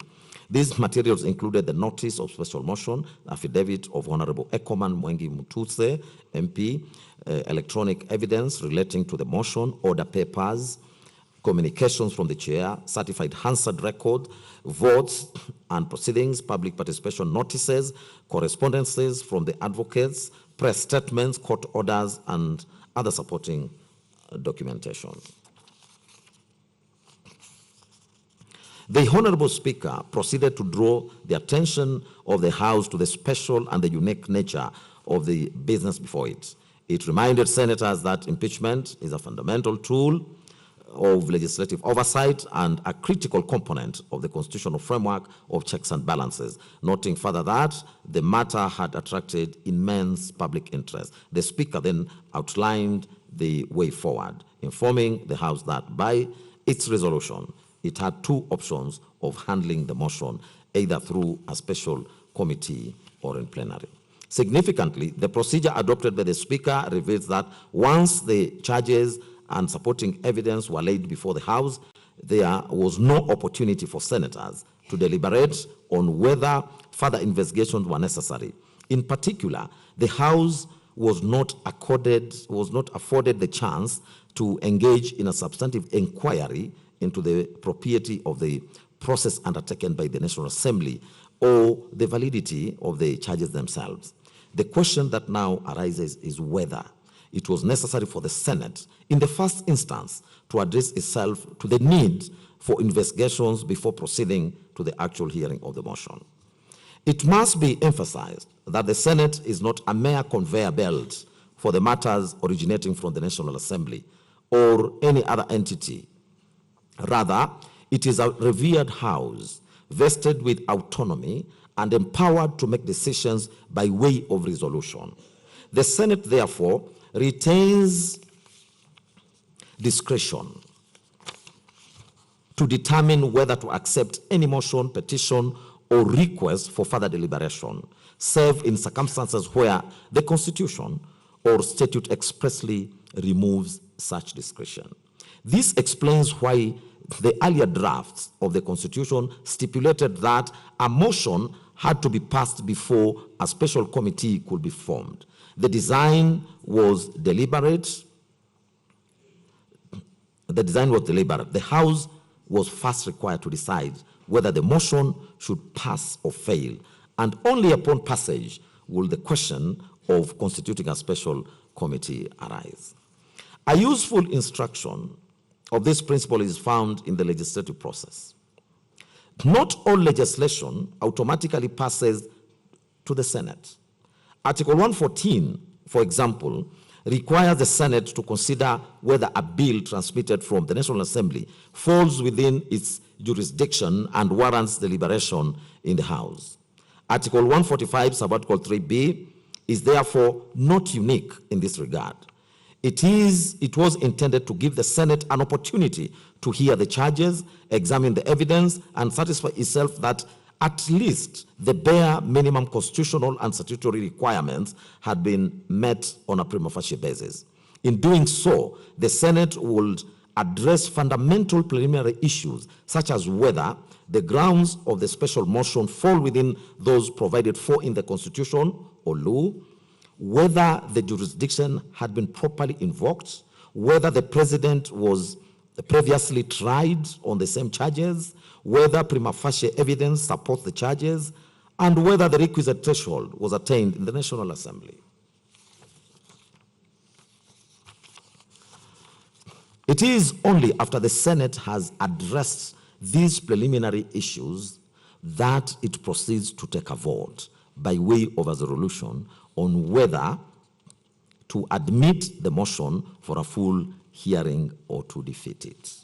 This explains the deliberate use of the word may in Article 145, subarticle 3b. The term may signifies discretion on the part of the Senate to determine whether the motion, as presented, satisfies the minimum constitutional and statutory requirements and therefore warrants further consideration. Once such a resolution is made and the Senate decides to proceed, the House then turns to the procedure governing the hearing. Conversely, if the Senate is not satisfied that the motion merits further interrogation, the matter ends there. There is therefore no ambiguity in the use of the word may in Article 145 3b.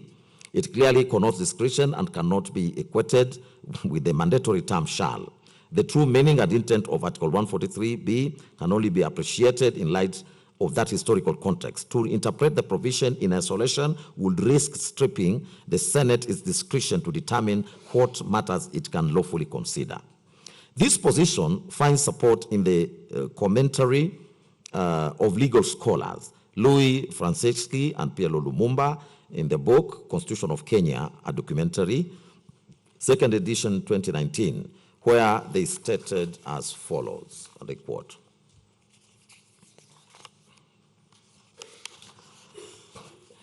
"In order to avoid abuse of Parliament's power to impeach a president, the Constitution appropriately provides for 2/3 majority threshold of the total number in both houses of Parliament. Furthermore, the Senate is called to constitute a special committee to investigate the charges against the president and present a report as opposed to just voting at the National Assembly. In order to ensure fairness of the Senate's committee proceedings, the president has the right to appear and be represented before the special committee during its investigation," end of quote. Upon careful perusal of the Senate Hansard, however, we did not find any debate or proceedings or resolution indicating that the House interrogated the motion as presented from National Assembly or resolved on the way forward. The record shows that once the motion was laid before the House, the charges were read out and the supporting evidence tendered. That was all. No resolution admitting the motion to a full hearing was made. The Senate instead proceeded to address directly to address itself on the issue of the charges to be had. In our view, going by our rendition, we will not have approved this way forward. Having so established, we take the position that once Senate resolves to admit and proceed with the hearing of the motion, its discretion is spent. The only cause available is to appoint the special committee to investigate the matter. This conclusion flows naturally from the foregoing discussion and from the deliberate manner in which sub-articles 145, sub-article 4, 5, and 7 are structured. These provisions build upon the process once the special committee is constituted, setting out the subsequent stages of investigation and the right of the Deputy President to appear and be represented before the committee, the tabling of the committee's report before the plenary, a second opportunity to the Deputy President to be heard, and finally, the Senate's vote. We ask ourselves, if the intention had been to follow a direct plenary route, why would the drafters not have said so? Why would they have crafted such a detailed provision for the committee process, only to mention the Senate at the tail end of that process? The deliberate sequencing of sub-articles 145, 4, 5, 6, and 7 leaves no doubt in our minds that the committee mechanism was intended to be the exclusive path once the Senate resolved to proceed. The plenary option was never envisaged as a substitute for the committee process, but rather as the forum for receiving and debating the committee report. To hold otherwise, according to us, will create an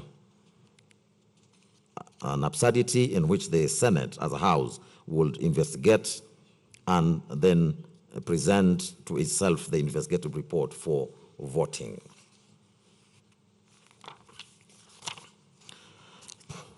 At the risk of repetition, but for emphasis, we observe that the removal of the president by way of impeachment was not provided for in the retired 1963 Constitution, save for this superficial vote of no confidence.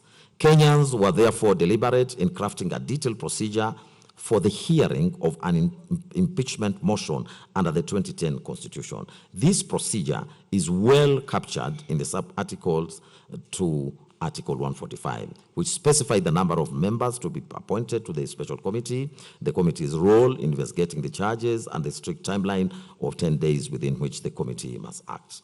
Sub-article 145(5) further commands the observance of the two distinct rights of the president. First, the right to appear before the committee personally, and second, the right to be represented. These rights are not synonymous. The right to appear is exercised by the president as an individual, whereas the right to be represented allows the president to appear alongside counsel or to have counsel appear on his or her behalf. These two rights must be juxtaposed with the right provided for in sub-article 145(6)(b), which grants the president an opportunity to be heard at the plenary once the committee finds any of the charges substantiated. This right is again distinct, as an opportunity to be heard is not limited to physical or oral hearing, but encompasses the broader ability to present a defense in whatever form the Senate deems appropriate. This interpretation ensures a generous reading of the rights of the president, who is afforded representation and opportunity to be heard both at the committee stage and again before the plenary. Such a generous interpretation is precisely what the Constitution commands.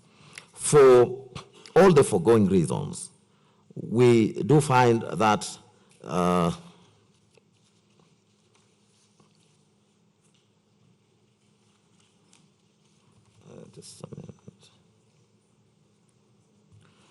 Having expressed our view,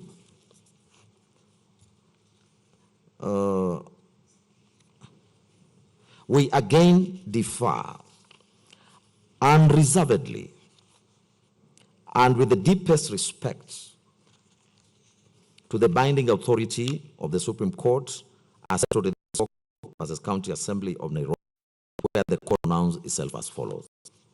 I quote, in the previous ground, we categorized the process of removing a governor in stages. This is the second stage.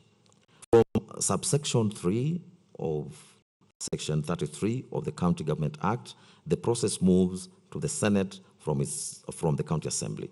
Within 7 days after receiving notice of a resolution from the Speaker of the County Assembly confirming the passage of the impeachment motion, the Speaker of the Senate must convene the meeting of the Senate and hear the charge against the governor.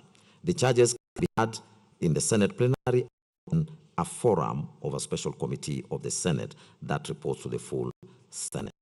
In either case,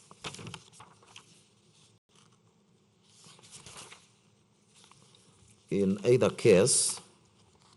governor is entitled to attend and to be represented by counsel during the investigations. It is only when sufficient evidence is presented to substantiate the claims that the Senate will accordingly, after according the governor an opportunity to be heard, vote on each of the charges. If a majority of all the members of the Senate vote to uphold any of the charges, then the governor shall cease to hold office. We reiterate that proof of even a single charge will be sufficient for purposes of Article 181 of the Constitution. But should the vote for removal fail, that brings the proceedings to an end. End of court. That pronouncement represents that settled and binding position of law. We are constitutionally obliged to follow it, and we do so without reservation, notwithstanding the views which we express above. We observe in passing that although the Supreme Court pronouncement in Sonko was referred in the context of interpreting the County Government Act, the provisions of the Act mirror the virtual identical terms, the language of the Article 145 of the Constitution. That correspondence reinforces its application to the present matter. We now move to the final issue that we considered, and that is the issue of a fair trial. The gist of this issue turns on whether His Excellency Gachagua was subjected to a lawful and fair trial process within the meaning of Articles 47 and 50 of the Constitution.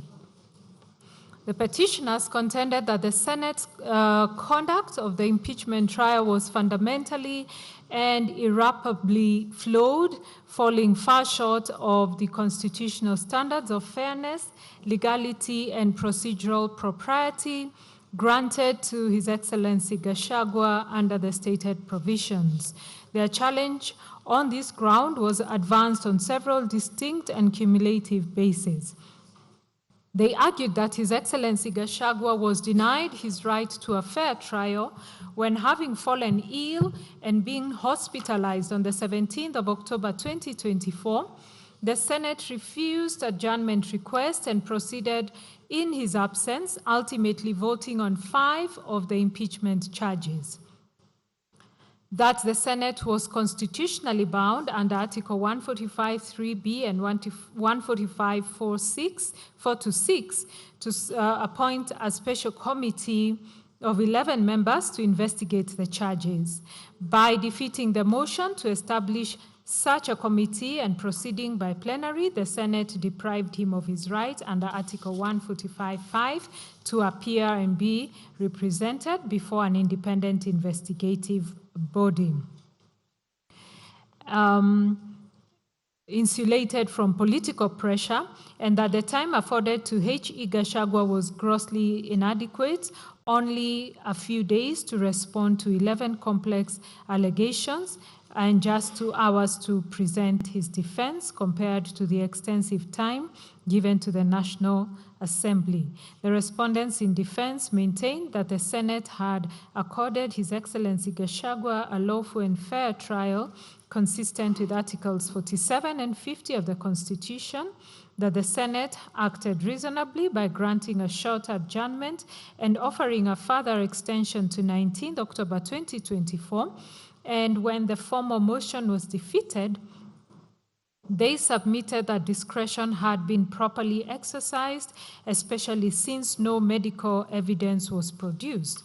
They maintained that the Constitution conferred discretion to proceed by way of a special committee or plenary under Article 145(3)(b), and denied that new evidence or witnesses were introduced at the Senate stage as alleged by H.E. Gachagua.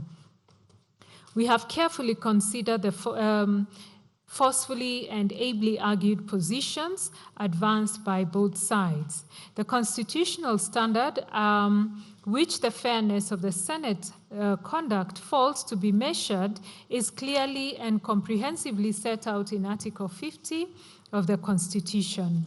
Of particular relevance to the present inquiry are the following guarantees which Article 50 confers on every accused person as components of the right to a fair trial. Under 50C is the right to have adequate time and facilities to prepare a defense. F, to be present when being tried, unless the conduct of the accused person makes it impossible for the trial to proceed.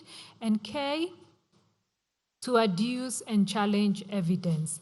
These guarantees do not stand alone. They are reinforced and complemented in the specific context of impeachment proceedings by the procedural rights expressly conferred by Article 145(5) and 145(6)(b) of the Constitution, which provide as follows. 5. The President shall have the right to appear and be represented before the special committee during its investigations. And in 6b, that Senate shall, after according the President an opportunity to be heard, vote on the impeachment charges. To the foregoing must be added Article 47 of the Constitution, which guarantees every person the right to fair administrative action that is lawful, reasonable, and procedurally fair. That right is not confined to purely judicial proceedings. It attaches to any exercise of public power that affects a person's rights, interests, or legitimate expectations, and it applies with full force to the impeachment process before a decision to remove is taken.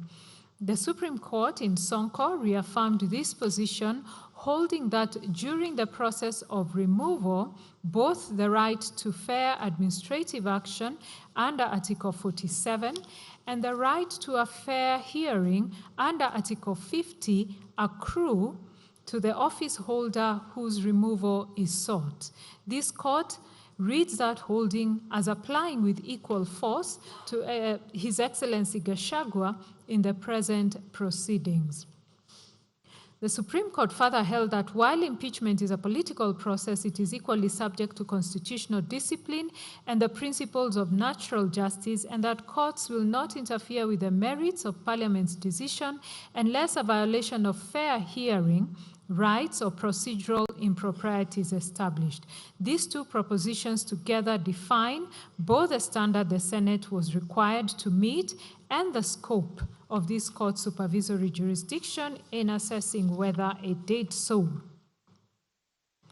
Against that framework, we turn to the specific circumstances of the present case. It is clear that during the proceedings, the National Assembly, as the prosecuting party in the Senate proceedings, presented its case through witnesses who were examined in chief and subjected to cross-examination in the full and formal sense of adversarial proceedings. There is no controversy about this fact. The petitioners contend that the Senate's refusal of the adjournment application denied His Excellency Gachagua, equality of arms and equal protection of the law by preventing him from participating in the oral proceedings at the precise stage when his own evidence was to be led. The constitutional right to equality of arms has been expressly affirmed by the Court of Appeal in Olo versus Kisumu County Assembly Service Board and another, when the court cited with approval the following passage from Pinnacle Project Limited versus Presbyterian Church of East Africa, Gong Parish, and another. I quote, "Fair trial in civil cases includes the right of access to a court, the right to be heard by a competent, independent, and impartial tribunal, the right to equality of arms, the right to adduce and challenge evidence, the right to legal representation, the right to be informed of the claim in advance before the suit is led, the right to a public hearing, and the right to be heard within a reasonable time." The question in the present case is not whether H.E. Gachagua was given any opportunity to be heard. From the evidence before us, he was. The precise and constitutionally significant question is whether, having been partially heard, the remainder of his participation was unlawfully curtailed at the point when the opposing party had already completed a full adversarial presentation. The National Assembly had presented its case in its entirety, its witnesses had testified, been examined, and cross-examined. His Excellency Gachagua had not completed his. It was at that precise point of procedural imbalance, with the scales of participation tilted irrevocably in favor of one party, that the Senate refused the adjournment and proceeded to vote. That is not a case of a party who was heard and then outvoted. It is a case of a party who was prevented from completing his hearing after his opponent had completed his. What we heard the petitioners to be saying is that His Excellency Gachagua critically was not merely a respondent who had filed documentary evidence. He was, on the uncontroverted evidence before this court, his own sole witness.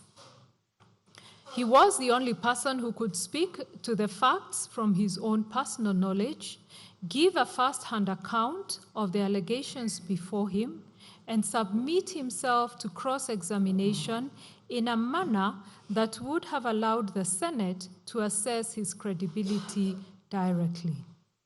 The respondents relied on the Court of Appeal's decision in Kenya Revenue Authority versus Murgani, a 2010 decision, for the proposition that fairness does not always require an oral hearing, and that provided a body achieves the degree of fairness appropriate to its task, the manner in which it proceeds was a matter for its own institutional judgment. Drawing on local government vote versus Aldridge, as well as the case of Selvarajan versus Race Relations Board and R versus Immigration Appeal Tribunal, the Court of Appeal in the Murgani case concluded that a hearing conducted by way of written exchange may, in appropriate circumstances, constitute a fair hearing. We do accept that general principle as binding on us. However, Murgani is plainly distinguishable on the facts and context that are both material and decisive. That case concerned an administrative determination in which no oral proceedings had been conducted at all. Both parties were in a position of formal procedural equality. The written process was the established mechanism, and the question was simply whether the absence of an oral hearing was fatal to fairness. The present case is fundamentally different. the Senate did not choose at the outset to proceed by way of written submissions alone. It had agreed to a fully adversarial oral hearing with witnesses, examination in chief, and cross-examination. Having adopted that mode of proceeding, the Senate could not, at the moment His Excellency Gachagua was to take the stand as his own sole witness, abandon the adversarial framework it had established for itself without satisfactory reason. To do so was to apply different procedural standards to the two parties. That disparity is the antithesis of equality of arms and is irreconcilable with the constitutional guarantees of Article 47 and Article 50. The Hansard record of the Senate proceedings of 17 October 2024 confirms that following the confirmation by Paul Mwite Senior Counsel to the House that His Excellency Gachagua had been taken ill, several senators who rose to comment explicitly acknowledged on the floor of the Senate that H.E. Gachagua was unwell. Not one of these senators disputed the illness. They acknowledged it and then proceeded, notwithstanding that acknowledgement, to oppose the adjournment application. The circumstances must also be taken within the directions issued by the Speaker of Senate at the time. The Honorable Speaker stated in part as follows, I quote, "As this process is time-bound by the Constitution, to be concluded in not more than 10 days pursuant to Article 145 as read together with Article 150 of the Constitution, and noting that the period provided for ends on Saturday the 19th of October 2024, the only window open to the Senate, if it is so obliged, the requests for adjournment sought by counsel for the Deputy President would be to gazette Saturday the 19th of October 2024 as a further and final day for hearing of this matter. Honorable Senators, ladies and gentlemen, such a request is not made to the Speaker but to the Senate and is accordingly a matter for the Senate to determine. To facilitate this decision, I direct the Clerk of the Senate to circulate a supplementary order paper incorporating a notice of motion and a motion for adjournment sought. This being a procedural matter, the motion, if carried, will result in the Speaker gazetting Saturday the 19th of October 2024 as a sitting day to conclude the hearing and determination of this matter. This being the last day allowed by the Constitution of Kenya for these proceedings to conclude. I close the quote. The Speaker's communication meant that it was in fact open to Senate to adjourn the sitting up to Saturday. The significance of that course of conduct cannot be overstated. The Senate, despite having the option to adjourn and having expressly acknowledged the incapacity of the party before it, nonetheless proceeded to determine his fate in his absence. That was not a proper exercise of constitutional discretion. It was a negation. We are convinced that had the Senate exercised its discretion genuinely, open-mindedly, and with a conscientious regard for the constitutional rights of His Excellency Gachagua, and had it directed its mind to the miscarriage of justice that its refusal was plainly going to occasion, this was a case in which the circumstances unambiguously called for an adjournment to be granted at least to the next day. That conclusion is firmly supported by the Court of Appeal's pronouncement in Kariuki versus Attorney General, a 2014 decision, where the court held as follows, again I quote, while bearing in mind that whether to grant an adjournment or not is discretionary, and appellate courts are loath to readily question the exercise of discretion by the trial court, nevertheless, it must never be forgotten that the right to an adjournment to enable a party to adequately prepare his or her case in a criminal trial is underpinned by no less an instrument than the Constitution. The authorities cited above relate to exercise of discretion to grant or refuse an adjournment in a civil dispute.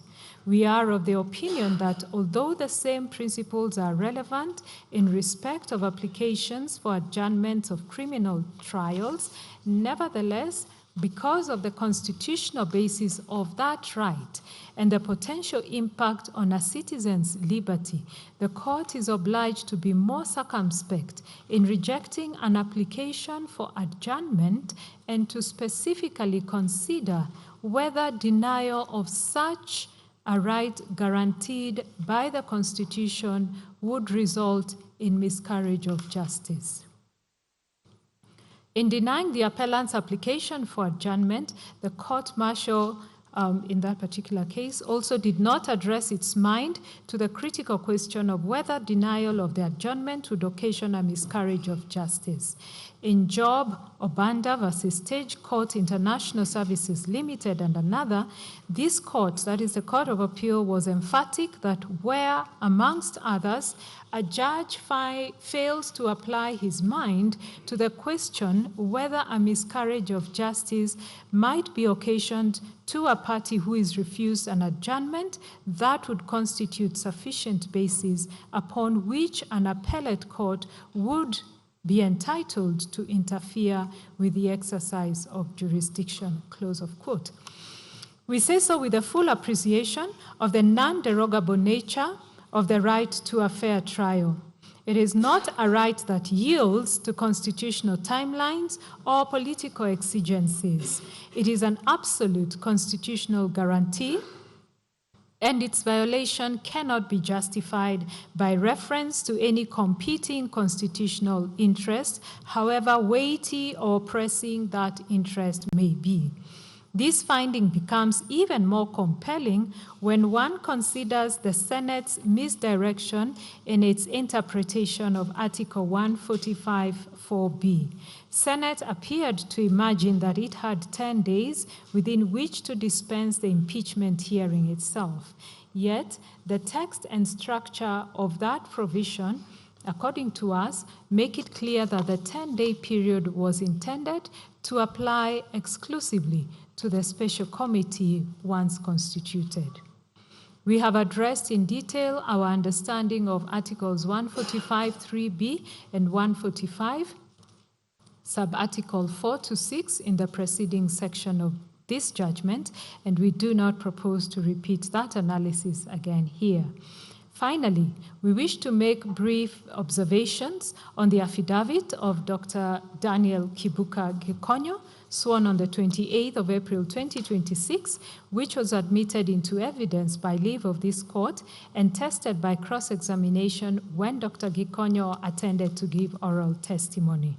There is no doubt that the affidavit was not before the Senate on the 17th of October 2024 when the request for adjournment was made. And on that ground, we do agree with Senate's submission that it could not have informed the House's determination at the time. The affidavit was additionally filed almost 2 years after the petitions were instituted, and no explanation was offered to us, including by Dr. Gikonyo himself, for that delay. For those reasons, we do not attribute significant probative value to it. The circumstances, as we have analyzed, were independently and collectively sufficient to warrant a reasonable adjournment. Dr. Gikonyo's evidence neither adds nor detracts from that conclusion.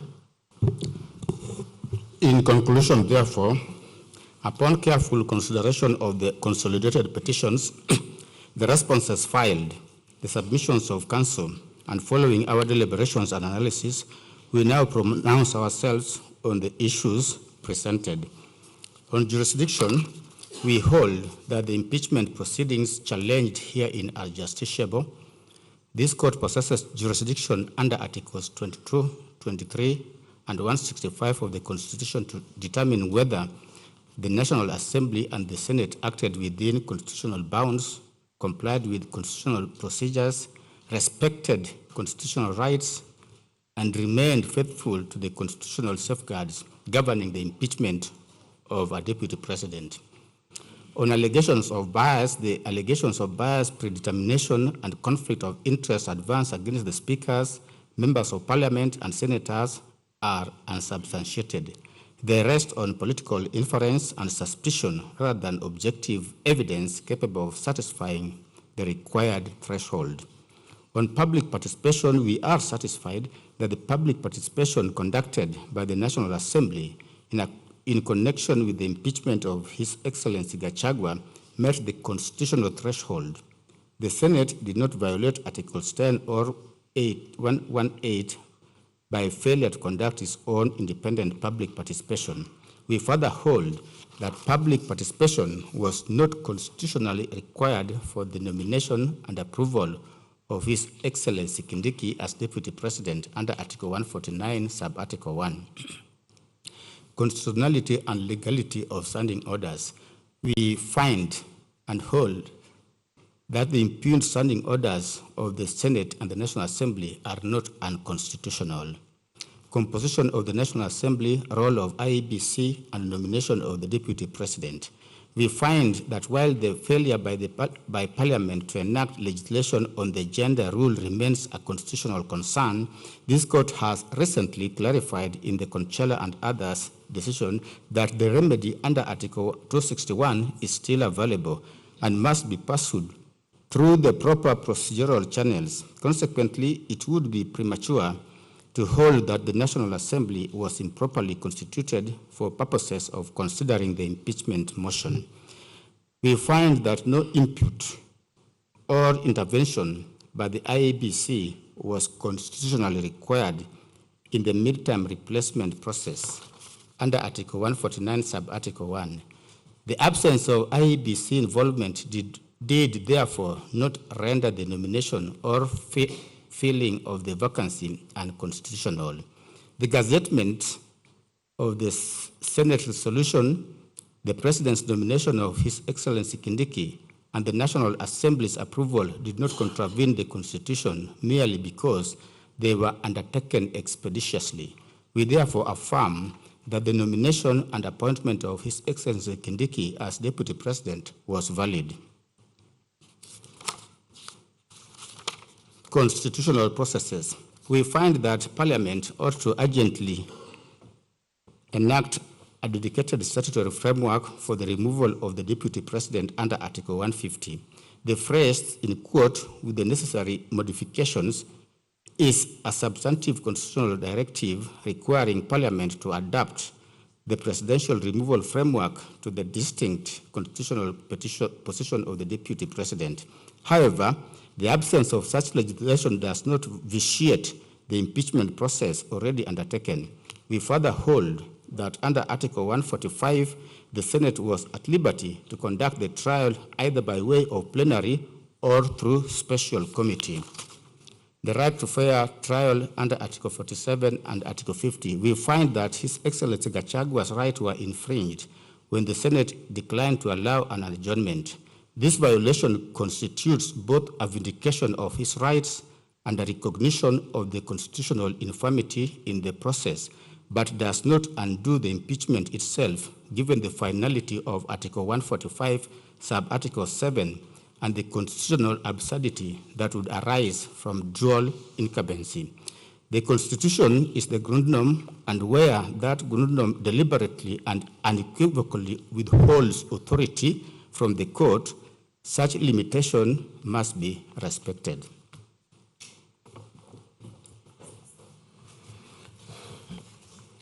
I will deal with the aspect of remedies.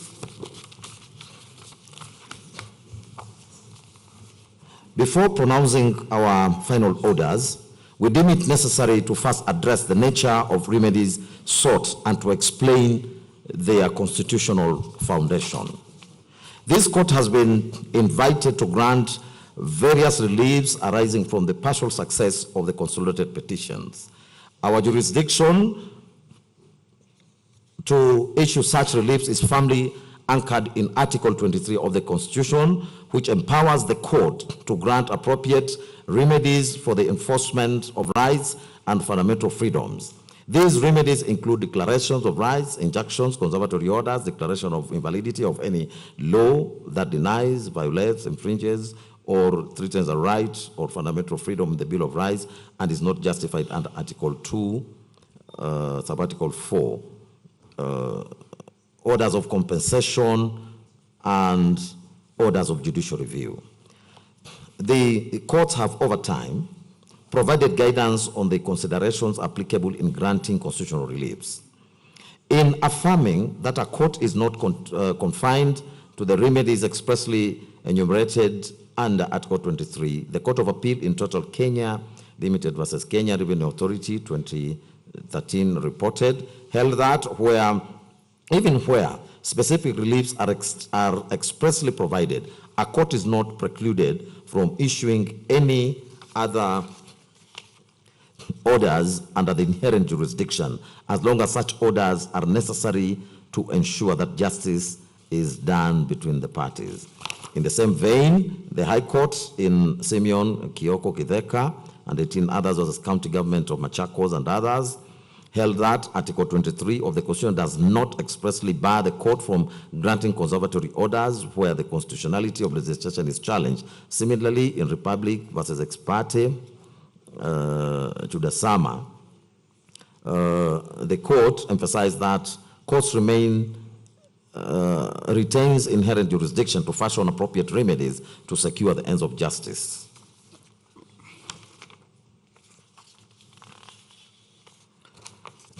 Speaking to the nature of appropriate reliefs, the Constitutional Court of South Africa in Force versus Minister of Safety and Security said as follows, and I quote, appropriate relief will in essence be relief that is required to protect and enforce the Constitution.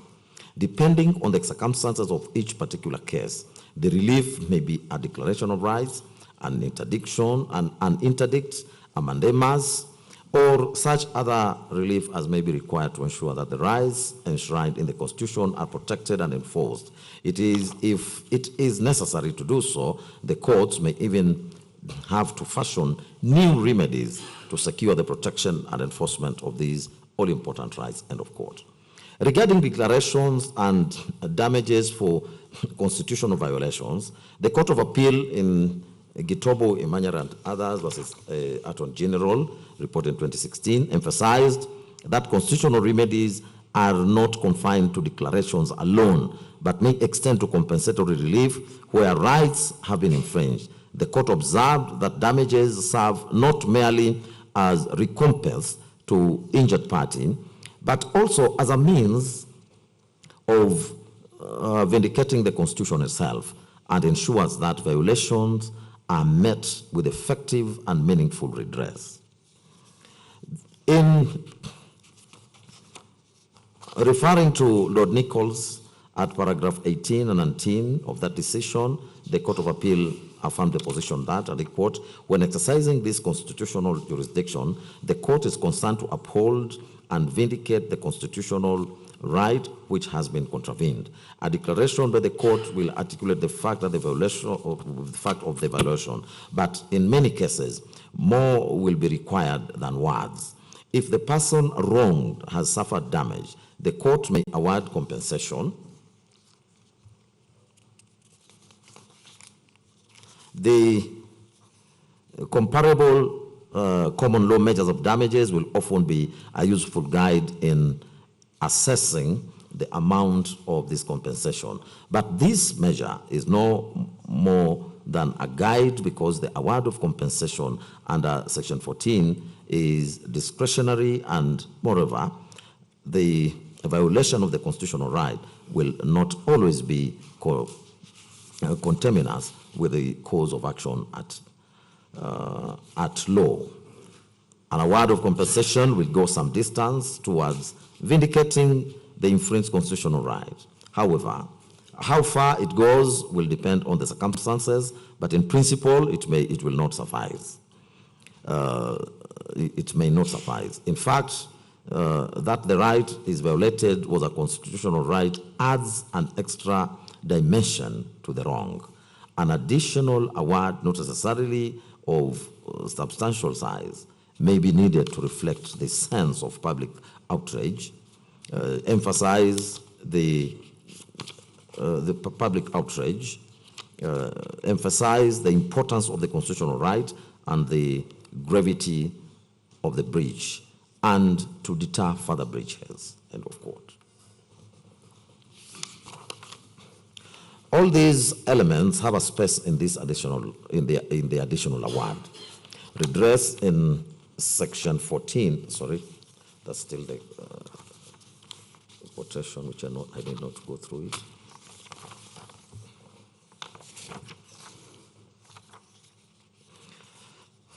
In this present case, and against this background, and having found that the rights of His Excellency Gachagua, were infringed, it is our considered position that declaratory relief and reasonable damages ought to be granted, not only to address the injuries suffered, but also to vindicate the Constitution and deter future violations. We now turn to examine the efficacy of the other reliefs. The petitioner sought an extensive range of remedies. In total, 49 declarations were prayed for, distributed across several thematic areas. 9 declarations relating to public participation, 15 declarations touching on the impeachment, motion, and process, 3 declarations on the fair hearing and due process, 3 declarations concerning the Senate proceedings and committee process, 2 declarations on standing orders, 1 declaration on the National Assembly and the gender representation, 8 declarations on the appointment of His Excellency Kindiki as Deputy President, 5 declarations on the vacancy in the office of the Deputy President and the nomination process, 2 declarations on violation of voters' rights, and 1 declaration regarding the members of the NIS. Beyond declaratory relief, the petitioners also sought 5 orders in the age of certiorari, 2 orders of mandamus, and 2 injunctive orders. They further prayed for reinstatement of His Excellency Gachagua to the office of Deputy President, an order for apology and cause. In addition, there was an elaborate prayer for damages and compensation. In considering the relief sought, it is evident that the two prayers have become moot. The first is the injunction that seeks to restrain the President, National Assembly, and any other state organ from proceeding with or effecting the appointment of any person to the office of the Deputy President pending the hearing and determination of the petitions. The second is the conservatory order restraining the respondents from collecting signatures, lodging any motion, or conducting any proceedings seeking to impeach the Deputy President. For clarity, these prayers are disallowed. Regarding the relief seeking the reinstatement of His Excellency Gachagua as the Deputy President of the Republic of Kenya, we do note that His Excellency Gachagua, through his pleadings and submission by his legal team, expressly abandoned the quest for reinstatement and indicated that he was no longer interested in pursuing it. Nevertheless, since other petitioners continue to press for the said relief, it remains necessary for this court to pronounce itself on the matter. Article 145, subarticle 7 of the Constitution provides as follows, I quote, if at least 2/3 of all the members of the Senate vote to uphold any impeachment charge, the President shall cease to hold office.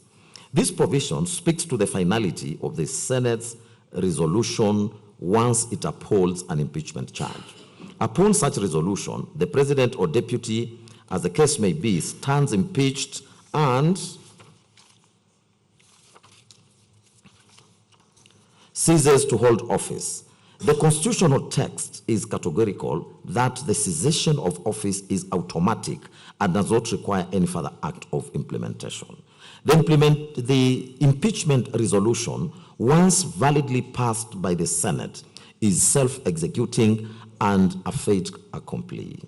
The constitutional design is deliberate in this respect. It does not envisage an instance where the impeached president or deputy president may be reinstated within the framework of the presidency. The vacancy resulting from the impeachment resolution can only be filled through the procedure under Article 149, Sub-Article 1. Even in the unlikely event that Parliament and the President wish to return the impeached office bearer, such a cause will still be subject to the availability of the vacancy and the nomination process prescribed by the Constitution. To hold otherwise presents profound constitutional and practical difficulties. The office of the Deputy President is not merely a matter of judicial declaration, but is intertwined with constitutional processes, political accountability, and the functioning of the executive. To order a statement in circumstances where the vacancy has already been filled would amount to the court usurping powers reserved to the people and their representatives under the Constitution. It would upset the delicate balance of separation of powers and create a constitutional absurdity. For the Constitution does not envisage two serving deputy presidents at any one time. The court cannot undo what the Constitution itself declares to be conclusive. Reinstatement, therefore, is not a viable or appropriate relief in the circumstances of this matter. Before leaving these subjects, we find it necessary to acknowledge and comment on the doctrine of constitutional dilemma that arises in these proceedings from the tension between the constitutional finality of impeachment and the vindication of rights. This tension is highlighted by the comparative jurisprudence, most notably in the United States, where courts have adopted a principle of total avoidance, treating impeachment as non-justiciable.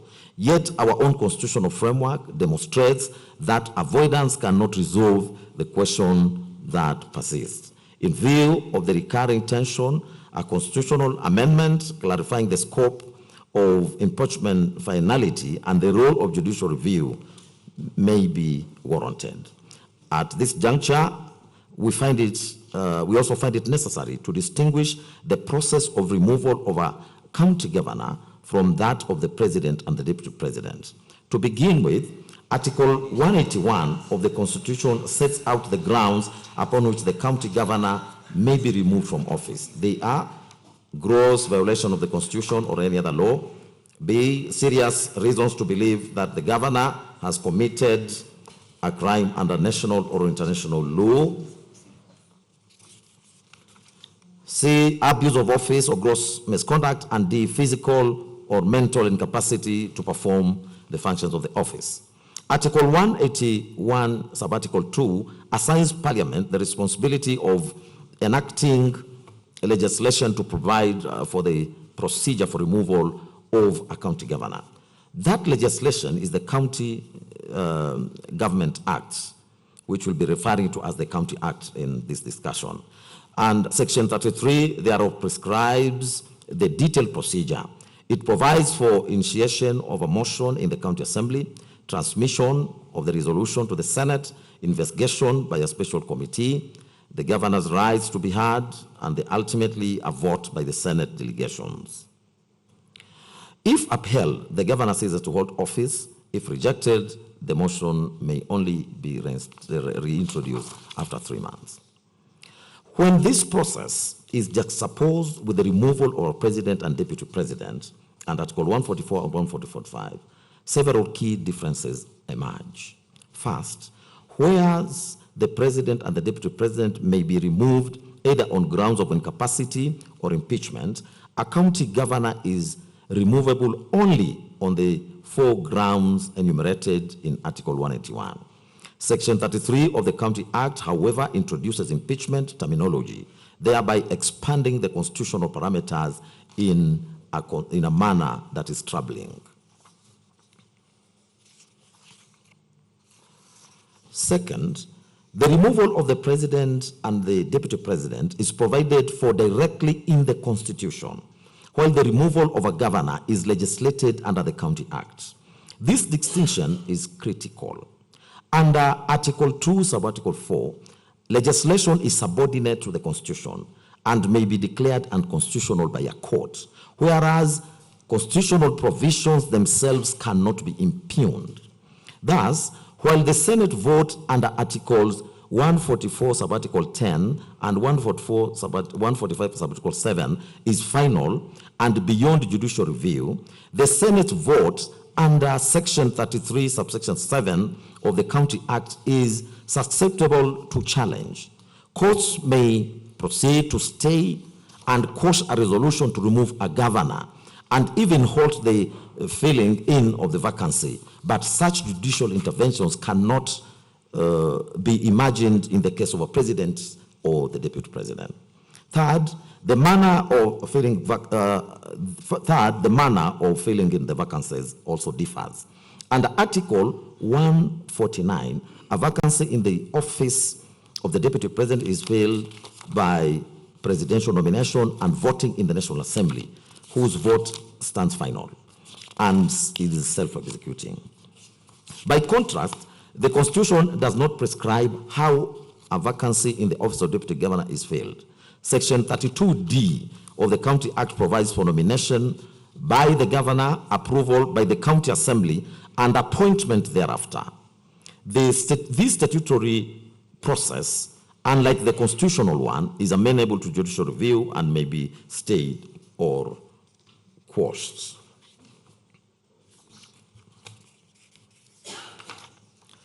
It is therefore on account of these glaring differences that this court cannot apply mutatis mutandis, the jurisprudence on removal of county governors to the removal of the president or deputy president. We nonetheless affirm that where binding judicial findings on governors' removal are squarely applicable to issues before us, we cannot run away from the same. This includes the pronouncement by the Supreme Court on the second case on the choice between plenary or special committee.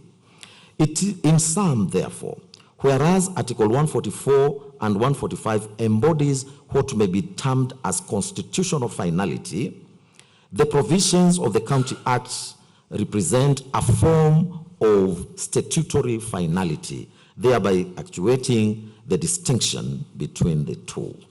We now turn to His Excellency Gachagua's quest for pension and emoluments under Retirement Benefits Act. The preamble of the Act makes clear that it is an act of Parliament to provide for granting of pension and other emoluments, retirement benefits to persons who hold the office of Deputy President and persons who have served as Prime Minister, Vice President, Speaker, Deputy Chief Justice, or Chief Justice after 1st of January 1993 and for connected purposes. Section 7 of the Act provides for the pension and other benefits of a retired Deputy President or a retired Vice President. Section 2 defines a retired President as a person who, having held the office of Deputy President, has ceased to hold office as such in the manner specified in the Constitution. The interpretive question that arises is whether a Deputy President who ceases to hold office by reason of impeachment can be deemed a retired Deputy President within the meaning of the Act. Whether courts can legitimately interpret impeachment as retirement is a weighty and novel question. None of the parties address us on this issue. We are therefore of the considered position that it is not properly before us to pronounce ourselves on the same, for that will be presumptuous and will amount to stepping beyond the pleadings and the submissions of the parties. Accordingly, we decline to make any findings on this point. The parties are at liberty to pursue the matter further. An order of mandamus was sought to compel the National Assembly and the Senate to promulgate a constitutionally compliant procedure for removal of the Deputy President by impeachment. We find this prayer to be merited. For clarity, the lack of such legislation per se does not, however, impugn the instant impeachment proceedings. Next, having found that the fair trial rights of His Excellency Gachagua were infringed when the Senate declined to allow the adjournment. That is a vindication of His Excellency Gachagua. We, however, hasten to add that the violation does not have the effect of quashing the Senate's resolution to impeach His Excellency Gachagua for precisely the same reasons we have provided with respect to the finality of the impeachment process. If the Senate's resolution were to be quashed or set aside, then by operation of law, the status quo ante will be restored, thereby effectively creating a scenario where there will be two deputy presidents in office at the same time. The impeached deputy president, reinstated by judicial fiat, and the successor duly appointed under Article 149, sub-Article 1. We have no doubt that Kenyans did not intend such scenario, and the Constitution does not contemplate dual incumbency in the president. Accordingly, while the infringement of fair trial rights is acknowledged and vindicated, it does not undo the impeachment itself. The appropriate remedy lies in declaratory reliefs and damages to vindicate the Constitution, not in quashing the Senate's resolution. In light of the foregoing, that is not to say that His Excellency Gachagua has no constitutional remedies given the violation of his rights. As we said, we are convinced that this is a case where the infractions on the part of His Excellency's right can be adequately vindicated by way of appropriate declarations and damages. Applying Gitobu Imanyara's case, it is our position that the violation of His Excellency Gachagua's fair trial rights during the impeachment proceedings calls for a remedy that goes beyond mere acknowledgement. Declaratory relief serves to formally recognize the infringement, while damages will provide redress and underscore the seriousness of the violation. This amount is not intended to compensate for the loss of office, but rather to vindicate the Constitution, restore the dignity of the affected party, and deter similar infractions in future impeachment proceedings. Lastly, we find that since most of the prayers sought in the consolidated petitions have failed, coupled with the public interest nature of this matter, parties herein ought to bear their respective course. Given that the Gitobu case was resolved a decade ago with Mr. Gitobu receiving damages of 15 million, the lapse of time justifies an upward adjustment of the award. These are now the final orders.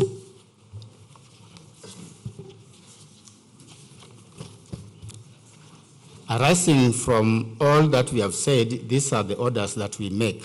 1, the prayer seeking to quash the resolution of the Senate to impeach His Excellency Gachagua is hereby declined.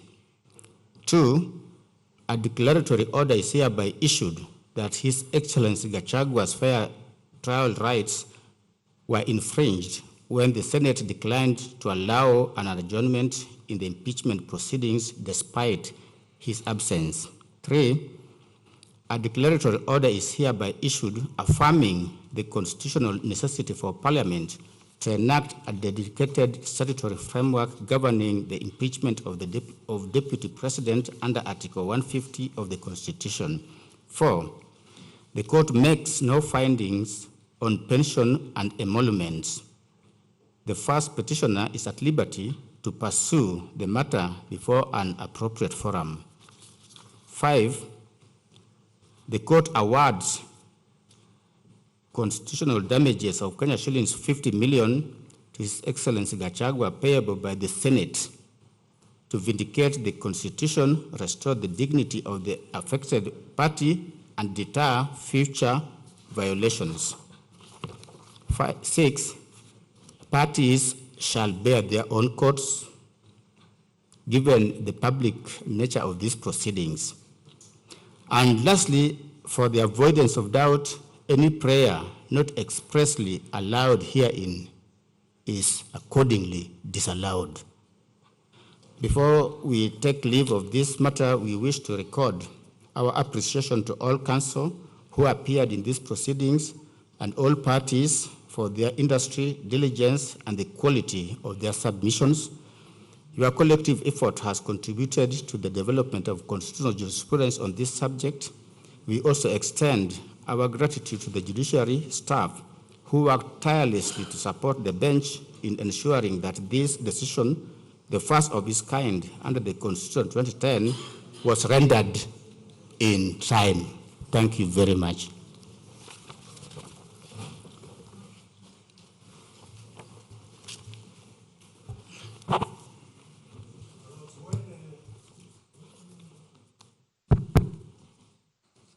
When Her Ladyship, the Justice Dr. Mugambi, was reading part of the judgment, if I heard correctly,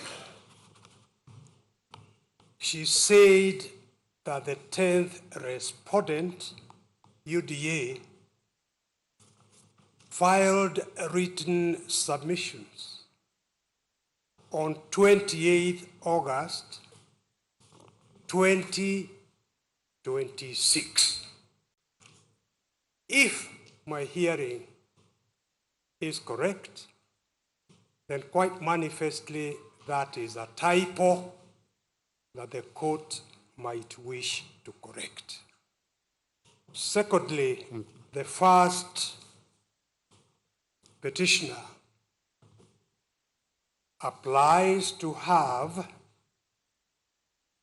a copy of the judgment, one, and two, typed copies of the proceedings, and three, a complete set of the video recording of the proceedings.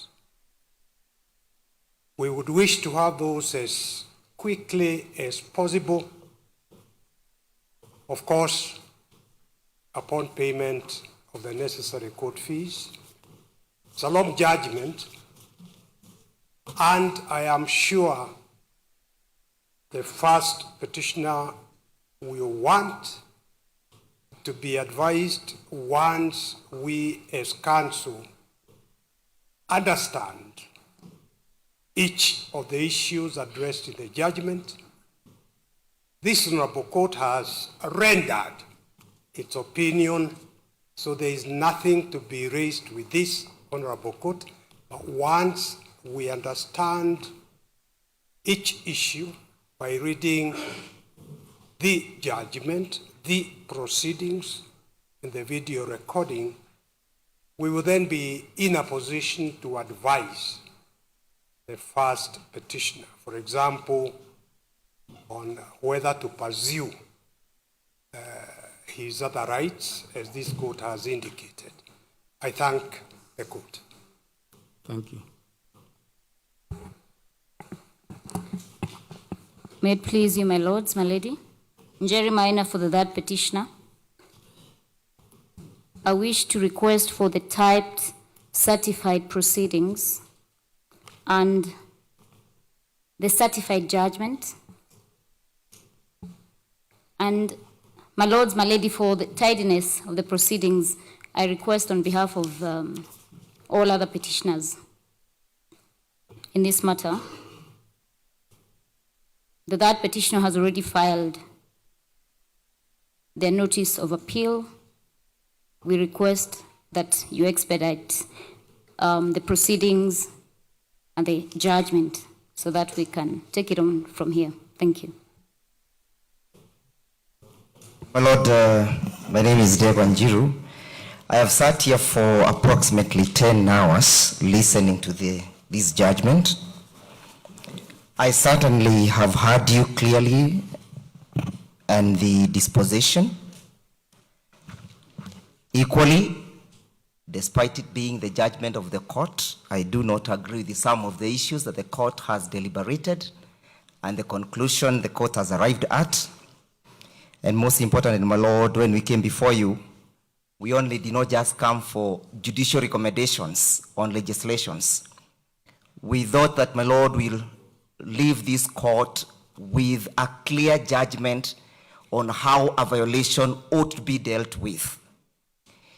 When we came before you, my Lord, and we moved you, most importantly, on the issues of constitutionality of the manner in which the proceedings were conducted, we did not come here for a remedy of a legislation. It will not benefit my clients whatsoever. And for that reason, my Lord, and granted the dissatisfaction with your judgment, I have equally advised my clients for the 4th to the 49 petitioners to launch and prefer an appeal. For that reason, my Lord, would wish to be supplied with certified copies of the proceedings, the judgment, and the transcript. And for the reason, my Lord, that we need the transcript is that, my Lord, part of what was delivered by Justice Murima when he was deliberating on the issue of the plenary and the committee, I can tell you, I had never heard what he said and what he concluded. I therefore, my Lord, would wish to have the transcript provided in verbatim, so that, my Lord, we're able to deliberate and internalize them.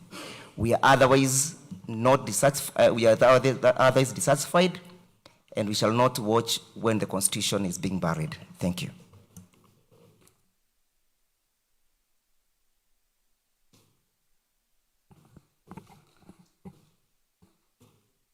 Your Lordships, my lady, my name is Kiragwa Dhuta for the 10th to 41st petitioners. And my Lord, I would like to request for the same materials that Senior Counsel Paul Mwita has requested for. Thank you, my Lord.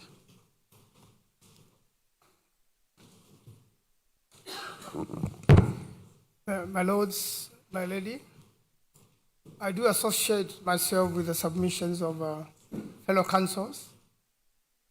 My Lord, there is a new twist into our constitutional declaration that we find a breach has been made, but then no outright remedy to that breach.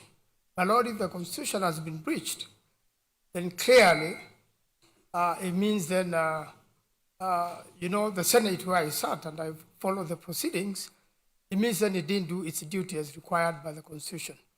So we wish to appeal and we wish to be supplied as quickly as possible. We pay. My name is Daniel Manzo for third interested party. We will wish to be supplied with all the necessary proceedings certified so that we could advise our clients appropriately. I thank you, my Lord. My lords and my lady, my name is Sakimpa. I do appear for the 4th to 8th petitioners. Your Lordship, we do confirm that we've already received instructions from our client. Ne mihango kuria igoti-inĩ rinene ndagĩka cia mũthia thutha wa mathaa hakuhĩ oro manana ma gũkorwo itua rĩkĩheanwo nĩ acirithania atatũ rĩgĩmainie na kuhagurwo kwa Rigathi wa Gachagua arĩ ta mũnini wa president mwaka-inĩ wa 2024 na maũndũ matiganĩte nĩ makorwo makĩyumĩria thĩinĩ wa itua rĩu ũguo rĩrĩa rĩagĩkorwo rĩgĩkinyanĩrio oro ndagĩka nini ciakorwo cigĩthira, na maũndũ no maragĩthiĩ na mbere kũu igoti-inĩ, mawakiri makĩgeria gũkĩrĩkĩrĩria mũtaratara ũcio, no maũndũ nĩ makĩyumĩria na njĩra nene mũno na mũthia ũndũ ũrĩa weyumĩria na njĩra nene nĩ atĩ kuhagurwo kwa mũnini wa president wa tene Rigathi wa Gachagua nĩ gwakindĩrwo, ona gũtuĩka kũrĩ ona kaũndũ kamwe hihi keyumĩria kangĩ ngũrani atĩ nĩ akorwo kana igoti-inĩ rĩakorwo rĩgĩathana akorwo akĩrĩhwo ciringi mirioni 50 cirĩ cia kana iria cigũkorwo cikĩrĩhwo nĩ bunge ya Senate.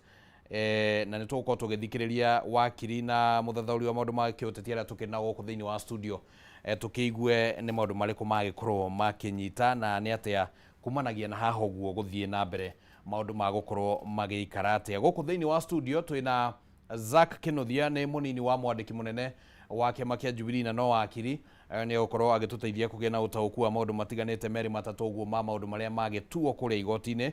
Twĩna mũndũ ũgwĩtwo Kĩmani wa Mwangi, nake nĩ mũthathaũri wa maũndũ ma kĩũteti. Asanteni sana ni undu wa gugikorwo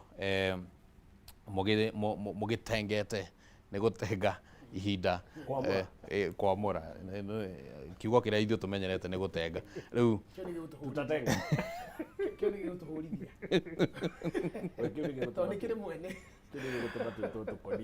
riu ri ithuĩ twatinda gũkũ tukirorera na guthikĩrĩria na kũrũmĩrĩra mathaa matanyihĩire 8 kuma rĩrĩa acirithania acio maikarire hau na maũndũ nĩ makĩyumĩria kĩndũ kĩrĩa kĩa mbere na nĩkĩo ũraigua ngĩgweta ũhoro wĩgiĩ mathaa reke twambĩrĩrie nawe bwana Kimani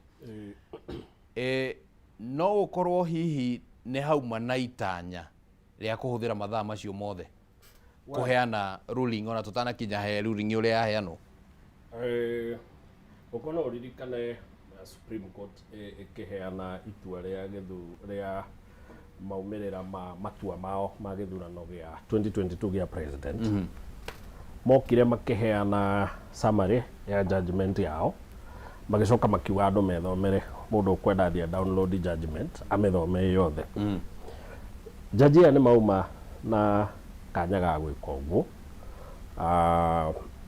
maheane summary ya ndagĩka 30 kana ona rĩngĩ ithaa rĩmwe mathiĩte mũno handũ ha kũheana judgment ya mathaa 7.5 but then in my opinion kĩrĩa gĩtũmire meke ũguo rĩ nĩ kũmenya maradeal nao first of all process ino in my opinion yekirwo ũguo kũ manage expectations cia andũ nĩguo tũigwo process ine ya mathaa 7.5 tũthikĩrĩirie yambaga kũnina tension iria andũ mauma nacio mũingĩ atĩ tũgĩũka kũrĩkĩrĩria rĩ andũ nĩ manjirie gwĩtĩkĩra ngoro-inĩ ciao maumĩrĩra nĩ ũndũ wa ihinda rĩrĩa mabuatĩte na ũrĩa gũtirĩ ũndũ judgment yauga ũtanaheo gĩtũmi kĩaguo koguo mathaa macio nĩ makũhe andũ kanya ga kũmenya o ũndũ kũndũ aya mahoete atĩa jaji arora mahoya macio amaringithania na watho arona itua rĩake rĩhana atĩa itua rĩgĩtuo rĩ mũndũ akoragwo iganĩire gĩkũ nĩ kĩrĩ thimo yugaga mũingatwo na kĩhoto ndacokaga na njĩra nguhĩ ũngĩikara thĩ ũtuĩrwo na kĩhoto we mwene wethikĩrĩria na weiguĩra rĩ wĩinũkaga wĩna thayũ ngoro atĩ ũndũ ũcio nĩ uma na waragania koguo ngwĩciria process ĩno yaraihĩrĩrio ũguo wothe nĩguo andũ mone waragania wa process ĩno nĩguo no ũrĩa ũtegwĩtĩkania nayo rĩ expectations ciake nĩ imanĩnjirwo nĩ kũmĩthikĩrĩria mathaa 7 o harĩa gabere ti kuga matingĩmĩheania na ndagĩka 15 kana 30 no it was necessary. Number 2 nĩra imagine Gachagua rũciũ ĩheanĩtwo na ndagĩka 15 Gachagua ũngĩkaiguĩra andũ ona nĩ WhatsApp mũndũ araikĩirio na matirarĩ na judgment ĩyo ĩraikĩirio WhatsApp maraikĩirio WhatsApp na instructions maraheirwo tondũ Gachagua nĩ ũmwe no ndonaga political opportunity atekũ exploit no angĩame exploit rũciũ auga no na jaji matina tarĩria matua mao nĩ ũndũ ngina nĩ gũthomerwo marandĩkĩirwo karatathi marerwo mathiĩ mauge so mũjajire no mũgerie kweheria politicization ya process yanyu kũrĩ mũndũ ũngiuga maũndũ ta macio na kũmĩiga wazi kũrĩ andũ mũmanogie no na rũciũ rĩ mũndũ akĩaria nĩ arĩragwo no tũrakĩmĩthikĩrĩirie mathaa 7 na ithuĩ na gũtirĩ ũndũ matanatarĩria mwĩtĩkanie nayo kana mũtitĩkanie nayo nĩ moheo kanya kaiganu ga gũkorwo mwĩ part ya process na mwĩ part ya judgment na kũmenya matua macio makinyĩrwo na njĩra ĩrĩkũ. Alright Bwana Zack, ndiyo kana wena kaũndũ ga kuongerera ka observation ya why yoya ihinda rĩnene but ona ũkĩongerera kaũndũ kangĩ igũrũ rĩa ũguo what stood out for you? First of all nĩngwenda kuoya kanya gaka mena watu na wako Kimani kũmũgeithia ndagĩrĩ kamana kũgeithia eroreri kamene aya matinda mekereire maumĩrĩra mau ma gĩthomo nĩ igoti High Court na ndĩkĩmũgeithia mũno nyũmba itũ handũ hothe mũrĩ gĩkũyũ-inĩ mathaa maya nĩ cigĩteng'ũrwo ũguo nĩ itirĩ raiyũrwo ũguo tuoka ihinda rĩrĩa rĩega ciakorwo ciateng'ũrwo nĩ igoti thaa 3 nĩguo gĩkũyũ gatagatĩ ga thaa 2 na thaa 3 tondũ gũtiarĩ mathaa tene rĩ cietagwo igĩteng'ũrwo gatagatĩ ga thaa 1 na thaa 2 rĩ cietagwo cikĩhagĩrwo one gatagatĩ ga thaa 3 na thaa 4 rĩ nĩ ikĩiyũrwo gatagatĩ ga thaa 4 thaa 5 rĩ nĩ andũ magithie gukoma koguo irari ni kuyuro ciakorwo cia yuro na ithu twaingira ithaa ria guci ciakorwo cia teng'urwo riu na ithu ni guciyura na kuyura kuu gucia ni kura kigeria kuga tuthathaurire andu atiriri tondu cia teng'urwo ri kiu gia teng'urwo ri gitikiyuro tukimenye niki turie tuhune uguo ni ngatho muno ndaitu ni gututhikiriria na gugitweterera nyambirie na kuga wa mbere maundu mau mothe Kimani arauga haha ni maundu ma bata muno kuri mundu ukorwo na meciria ma watho ati muingatwo na kihoto ndacokaga no thimu ndi arikagira hau andu aya Naikuru ndimeraga andu aya Naikuru tungimehoka na gikuyu tutigateithika tondu arenga kinya na mwenye wa Naikuru ona umuno tugatu inyu murere ndaga njuga na ndaga ndikete mugato wanje gobaleza andu aya Naikuru ni magatuoni uhoro no no tondu wa metumiri na ithuore twetagwo Kimani ni ndono wikadaiga kuri riri tungimehoka na gikuyu ri na tete muthiko mui ni kuri mutakaragwo na ihenya ria guthathaura no Kimani ugwa kiuga ni kihoto kiunaga rokomo nyemenyere njuga atiriri muingatwo na kihoto ri kuga ndacokaga na gikuyu ni kuga ciira ugigakinya athuri na mautuire na kihoto ndundu-ini wakorwo guciritwo na miti na ukijuria ihinda riu kana rio ihinda iraihu ri ciira wa Mugikuyu waciragwo na miti na niho igwa gikuyu gikiuga kihoto mwanya na fitina ki mwanya tondu niwona riu Gachagua aratwarite makaya make mani afitinirwo akinya ndundu-ini ya athuri aria athiete gucuka ni mufitineri riu miti ni hau ni hambagiria gutarwo gukaigwo muti wa kihoto gikaigwo haha miti ikaigwo fitina ikaigwo miti ikaigwo mwico horo ri miti riria ringi hari fitina ni riteanirio ni kihoto miti ya fitina ingi hari kihoto ni giguteanirio ni hinya wa fitina na mundu acokerio kihoto giake muthenya wa muthe igoti na niyo ndundu iria ikoragwo na hinya wa gutua ciira yatua kihoto yo iga gutiari fitina na muhoi wa mahoya uri kuga ni kwari na fitina ni akiheo kihoto giake ya kuga ndo fitinirwo uyu uroiga ni agufitinire ni arehire mite yake na no akirio nganya koguo twire andu kire gatuma ihinda riraihio ri ni mathaa 10 reke ngwire andu acio no magerio na majaji mangi ona ngurigo kathunge itaratuika tondu ni maikara 10 hours mathaa mau 10 mamwe ma muingi witu uyu uratuthikiriria makiria muno gikuyu gitu na andu aria makaigua gikuyu na andu aria makwaragirio githungu makuga uria turitua ri ithe matikumenya ni maritu guo Kimani ni mekumenyaga andu aya atatu ri judgment mo nayo marikirie tene na matwirite 1 week in advance of course tugithoma watho kindigeta civil procedure rules yari kuga ati judgment delivery ya judgment is a process na no ginya ukorwo ugite in advance at least 6 days ati ni mukaruta judgment na judgment ndirutagwo ni jaji uria utareheirwo thina ucio in short ndungirehera Kimani ciira ngautua ona jaji agikua taru bench yoko ni makuire mari atatu ciira ucio riu ni supreme ni chief justice ungicokire a constitute ege na gitumi kiiganu a constitute irore ciira ucio ria wacirirwo icoke riu ege na legitimacy ya gukaruta ciira ucio yuge kioneke kio kiria judgment kana ruling ino ni itu uguo kiria gatuma hinda riraihe muno ri tukinyihiria andu aitu tondu mathati maingi ni njone mekuria makomeri ciira ucio wanyiha waraihio niguo kihoto kiune uta mugete niguo mundu ndakanoige kuria gatagati kwi maundu mangi matari matheru tutiaiguire gutire mundu tanaigua nikio igwa jaji wa muico kiuga atiriri I want this to go on record. May we go on record. Record ni kuga atia ne gutigirira hena handu no uri matherio we ndukane kuga ati ni Kimani roigire na ndukane kuga ni Zaki roigire na ndukane ni Ngũnjiri roigire hapana kuroigirwo ni igoti rio farigi cikoguo ihinda ria raiha ni undu oguo no ri kaundu keyumiria kare wakijuria kaundu ndona peculiar na njuga kaundu kare ndona keyumiria ka bata muno na haha niho njiraga andu igoti ni riega tondu watho ni uri hinya ni ati watho ndurutaga blind judgments igoti ritirutaga order cietagwo tena gikuyu ritirutaga riathani magoti matineanaga maathani ndumaini igoti ritineanaga wathani ndumaini maundu mere magwetwo ni igoti riu ya mbere ni ati mundu wothe niwe ukwiriha ciro rurare murarehete kurana respondent ngwiciria kenda Gachagua niwe kuriha majaji make mawakiri make sorry Senate niwe kuriha mawakiri mayo National Assembly niwe kuriha mawakiri mayo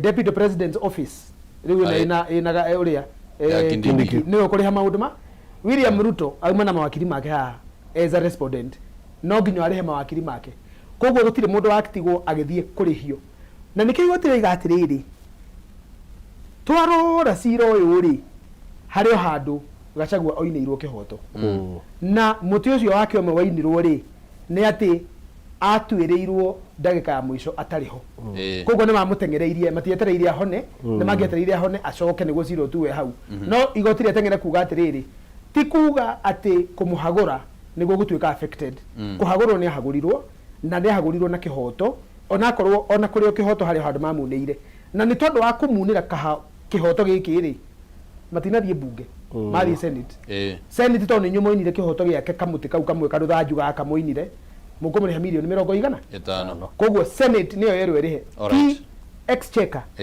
na ti national assembly mundu etirwo etawate speaker Kingi Amazon Kingi na senate yake na senate yake gugikia rucio methe milioni 50 manengere Gachagua onake agicokia thithino ni undu wa ruo itondu ri itima na kinire kihoto kiu no essentially uri andu aitu marenda kuigua ri thitima cingiro kana tukire ri twina kimani nawe ri uhoro wa mani ati igoti rio iga kuhagurwo gwa Gachagua kwari na kihoto na nigwekirwo na njira ya kihoto na koguo Gachagua ni muhagure ni gwakindirwo kuhagurwo ni senate na nagiga tire sorry tagutema jibani witu tondu ni unjitire hata mundu wa watho tutiregie guthi igoti-ini in a civilized country.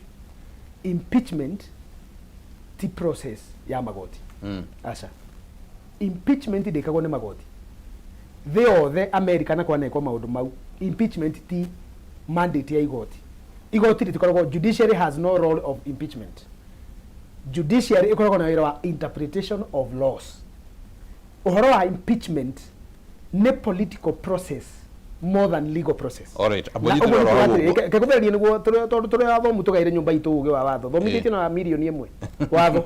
Na no nyere milioni 1 rĩo nĩ rũrĩrĩ. Ndathomire na milioni 1 nyambe ngwĩre ũguo mũndũ wa Ngai. Koguo njuga atĩrĩrĩ. Senate nĩrĩo igoti rĩa impeachment.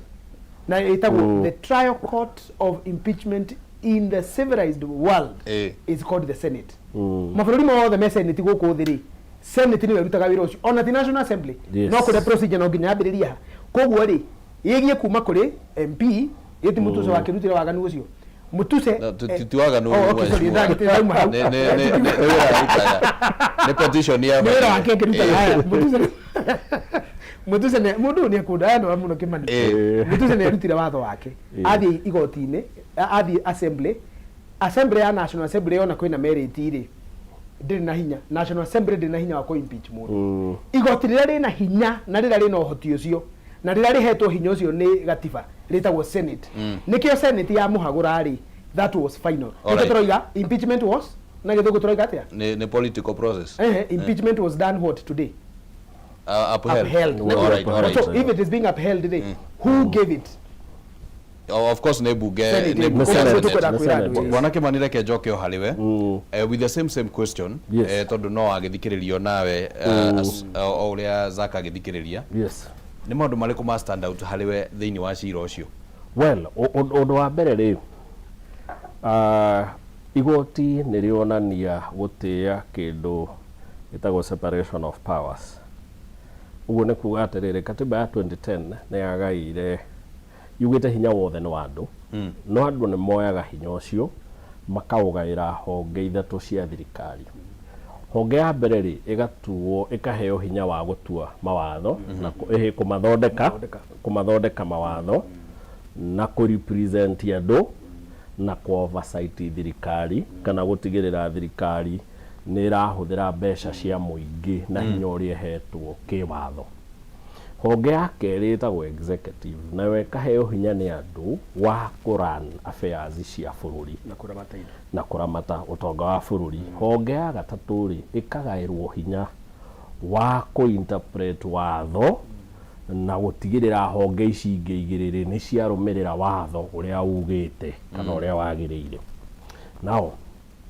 impeachment toguo Zaki arauga rĩ nĩ function ya parliament igoti nirionania gutia hinya ucio parliament igairwo wa ku impeach kana ku hold igi play oversight ri iritwo kana bunge hetwo hinya ni andu wira umwe ni gutigirira angikorwo mundu ndakinyitie ithimi cia gukorwo aikarire giturwa kiria aikarire ri ni mahetwo hinya ni muingi wa kumutunya giturwa kiu. Koguo impeachment ti kuna watho. Gachagua ti watho aunire, ni kuonwo onirwo ni parliament ndakinyitie ithimi iria muikariri wa giturwa kiu ri agirirwo gukorwo akinyitie. Na nikio impeachment mundu ingatagwo ni undu wa itumi ithatu. Ya mbere itagwo gross misconduct. Uguo ni kuga mitugo yaku wita mutongoria ri ni ikurukite thi igakorwo ndikinyitie ikiro cia mutongoria wa gitike wina kio. Ya kere ni gross violation ya watho. Nunite watho o ati ndwagirirwo gukorwo wi mutongoria wina gitike wina kio. Ya gatatu nawe koragwo kuna gross serious reasons. Tungikorwo na itumi jiganu cia gugwiciriria ni wikite mahitia ni gitumi kingi bunge hetwo ya gukuingata.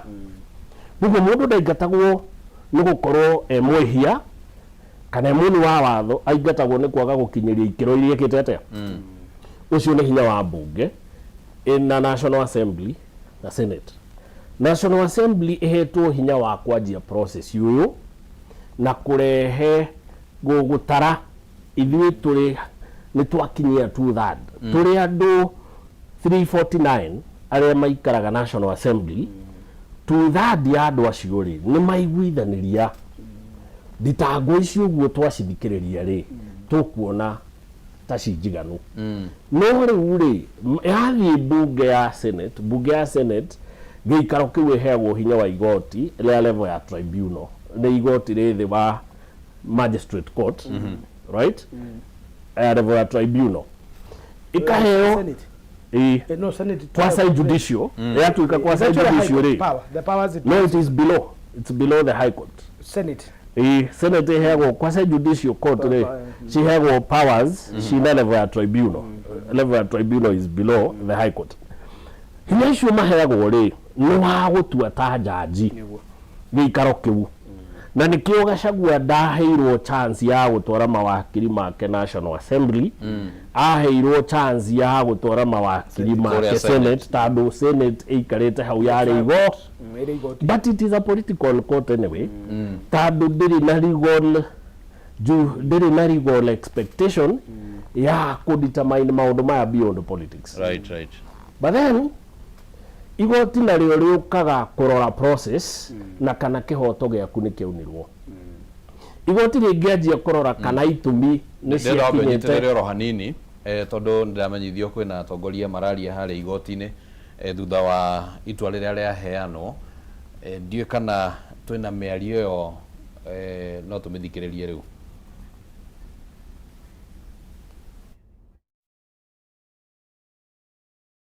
During an impeachment proceeding, and that is why the long analysis on impeachment, the provisions of the Constitution, Article 180, and how governors are impeached, the court was able to go through all that and analyze. This is a balancing act. In the end, the court balanced by paying for the injustice that it felt had been carried out by the improper exercise of discretion by Senate, but does not in any way mean that Senate acted illegally. It merely acted at the time because it did not have material before it, the material that showed where Rigathi Gachagua was at the time. But it has said, because of that, the possibility that it should have adjourned, we will give damages. But that does not affect the impeachment. Rigathi Gachagua stands impeached.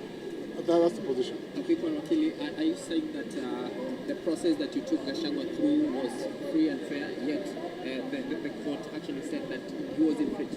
The process that was followed by the National Assembly, public participation, was found to have been proper.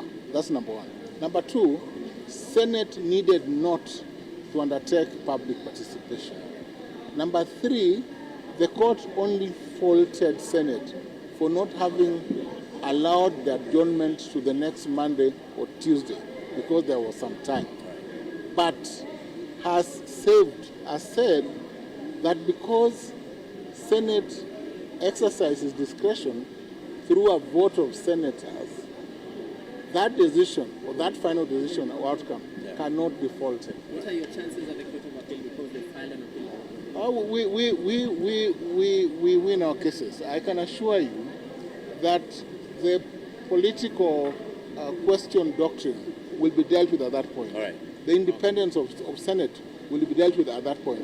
And I'm sure that the Court of Appeal will not arrive at a different decision on the finality of the impeachment under Article 157 of the Constitution. Thank you. Thank you. Okay. Professor, Senator Professor Thank you so much. That is our Wakili speaking on different matters here.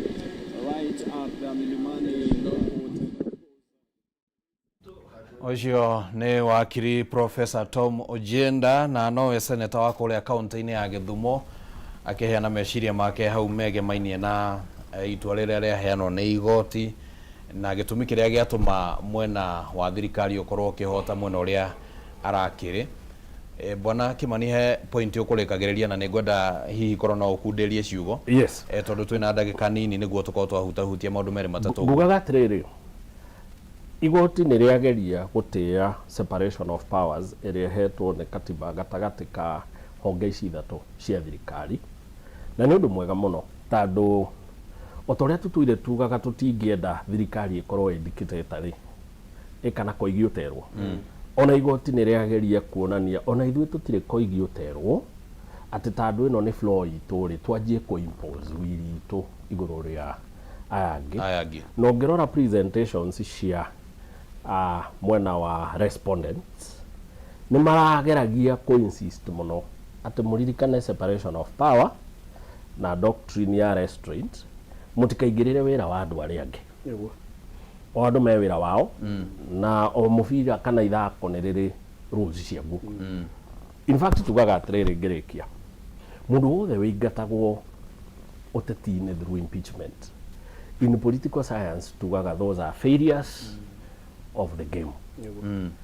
Ni kuremwo guthaka muthako wa kwanyu na mawatho ma kwanyu wajita na judiciary ndiriho guthie go salvage muthaki moru uremetwo guthaka muthako wake iroraga kana ungithie ufungwo bao nyingi football ri judiciary ndiriho kuga ehe ni muhurie mundu bao nyingi munyamuri munginyihirie iroraga kana ni uguthirwo kugoro judiciary hana rifari ya ni mugutha muno au ni mwahitia kana ni megukirite 18 kana ni mukirire mubungire mu offside macio ugucio ni gwira wake wa judiciary no ndiriho kuga ehe mutingirehire athaki 11 timu ino ni nini kana maundu ta macio ndiriho ku redefine mawatho na tradition cia bunge.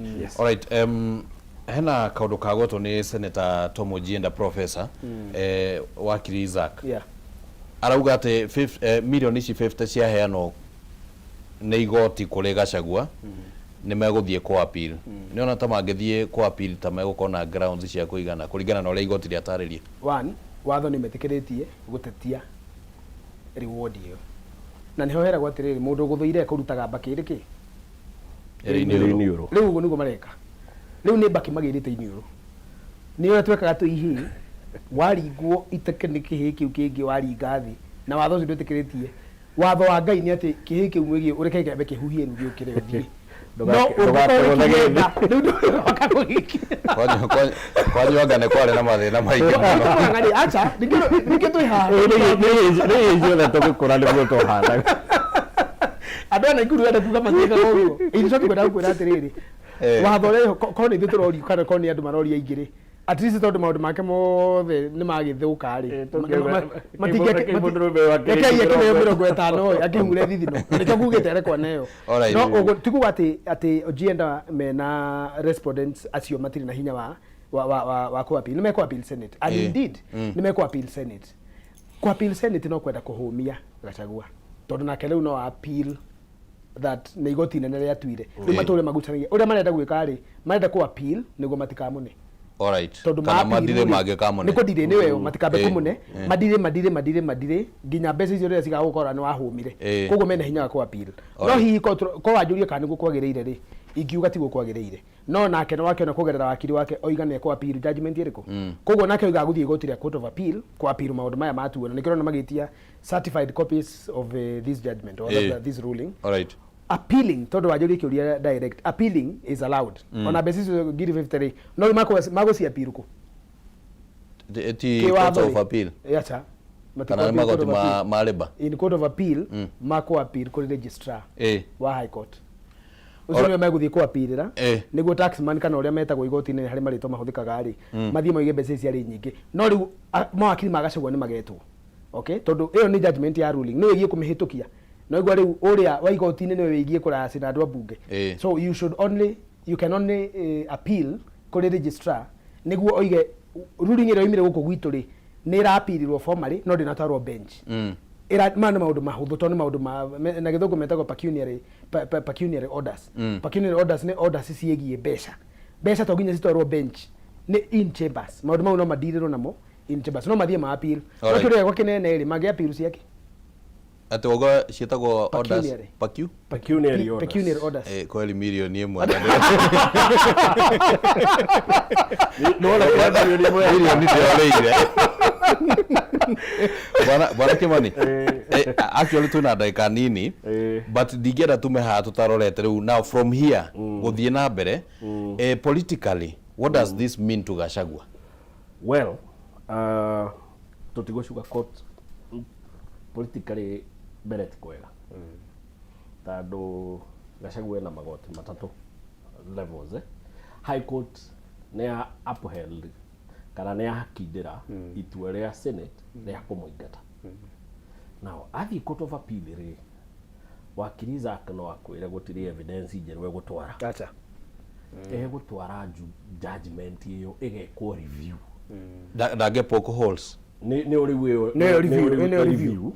review ni judge roreno one kana tado interpretation ya watho ti obsolete ta ABCD no interpret watho jaji agimaheo wa judgment ya kuri ma interpret otherwise review ri mone ono ke interpretaga watho haha no ogomie na o mauge ni twa me correct in this version now hari ina tumenya ni agwa kamwe riu atigeti tutu twiri court of appeal ege uphold impeachment riu umenya gukorwo atigeti the supreme court iria no itikiranie kana erege ugwati uria weho munene ni ati supreme court tado no igakinywo magikinya supreme court yuge uphold impeachment Gachagua na politics ciathirira hau no ahoragire politics cia broker cia kuoyaga andu na bunge yake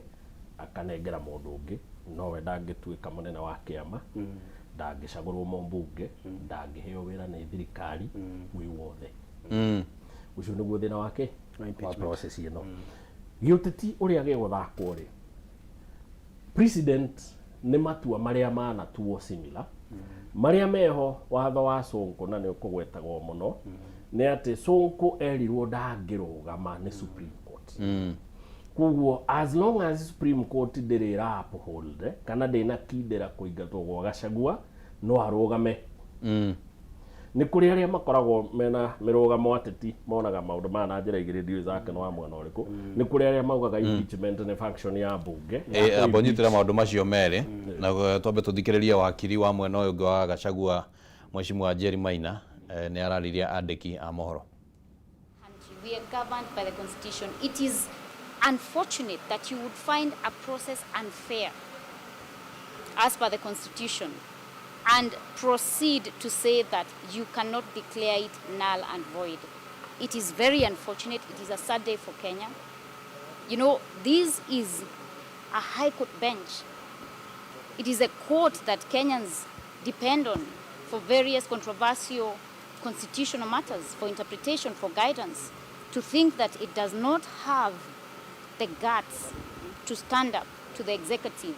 I mean, we can only say that it seems that the executive is so deeply embedded into the judiciary. And we must ask as Kenyans, who will protect Kenyans from the executive overreach? The question of the courts finding Rigathi Gachagua's rights having been infringed and still going ahead not to overturn that particular impeachment is what you're speaking to, and is what also the council who spoke immediately after the ruling have alluded to. But now you're pointing out that the judiciary, or in this particular ruling, has disappointed Kenyans. Then what is the next course of actions? We are certainly going to proceed to the Court of Appeal. Some of us, the petitioners, have already filed. I am the third petitioner in the matter. I have already filed a notice of appeal, and we are just waiting for them to expedite supplying us with the certified copies of pleadings and a certified copy of the judgment, so that we can proceed, because we will not allow this to stand and be the last final point in regards to how our law should be interpreted. We will go to the Court of Appeal. We hope to get justice there. If we don't, we will go to the Supreme Court, because we cannot allow this to pass. I mean, future proceedings like that will refer to such judgments, and it is unfortunate. So like they say, when the going gets tough, the tough get going. We shall get going. Wakili, I think one was it like on Citizen TV. Would you recommend to your client to take the 50 million shilling remedy that is being given? You know, we were not here for the money. It is not about the money. It is not about the money. It is about the integrity of the Constitution of Kenya. It is about the integrity of the processes that are undertaken by our institutions that are governed by law. So no, certainly I would not recommend. And I am certain, because I know Rigathi Gachagua very well, he would not even take that, because we did not come to court to get awarded monies. We came here for justice. We came here to defend the rule of law and the constitution that Kenyans passed in 2010. We haven't seen your client in court today. Where was he today? Our client was watching from home with his family. The legal representatives are all here. It is not mandatory that the client attends. And given that, of course, there was propaganda that perhaps maybe there could be something planned, we would not want him implicated in anything. He's a peace-loving Kenyan. He has called upon all his supporters to take whatever outcome of today's judgment, knowing that we shall proceed to the Court of Appeal and maintain peace and order, so that we can give our institutions sufficient time to interrogate this judgment today. How best, perhaps using very few words, would you describe the judgment? Using very few words. Gravely disappointing.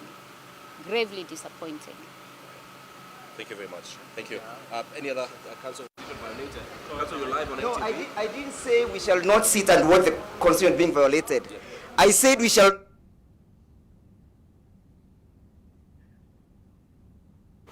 We said we shall not watch the court preside over the funeral of our constitution.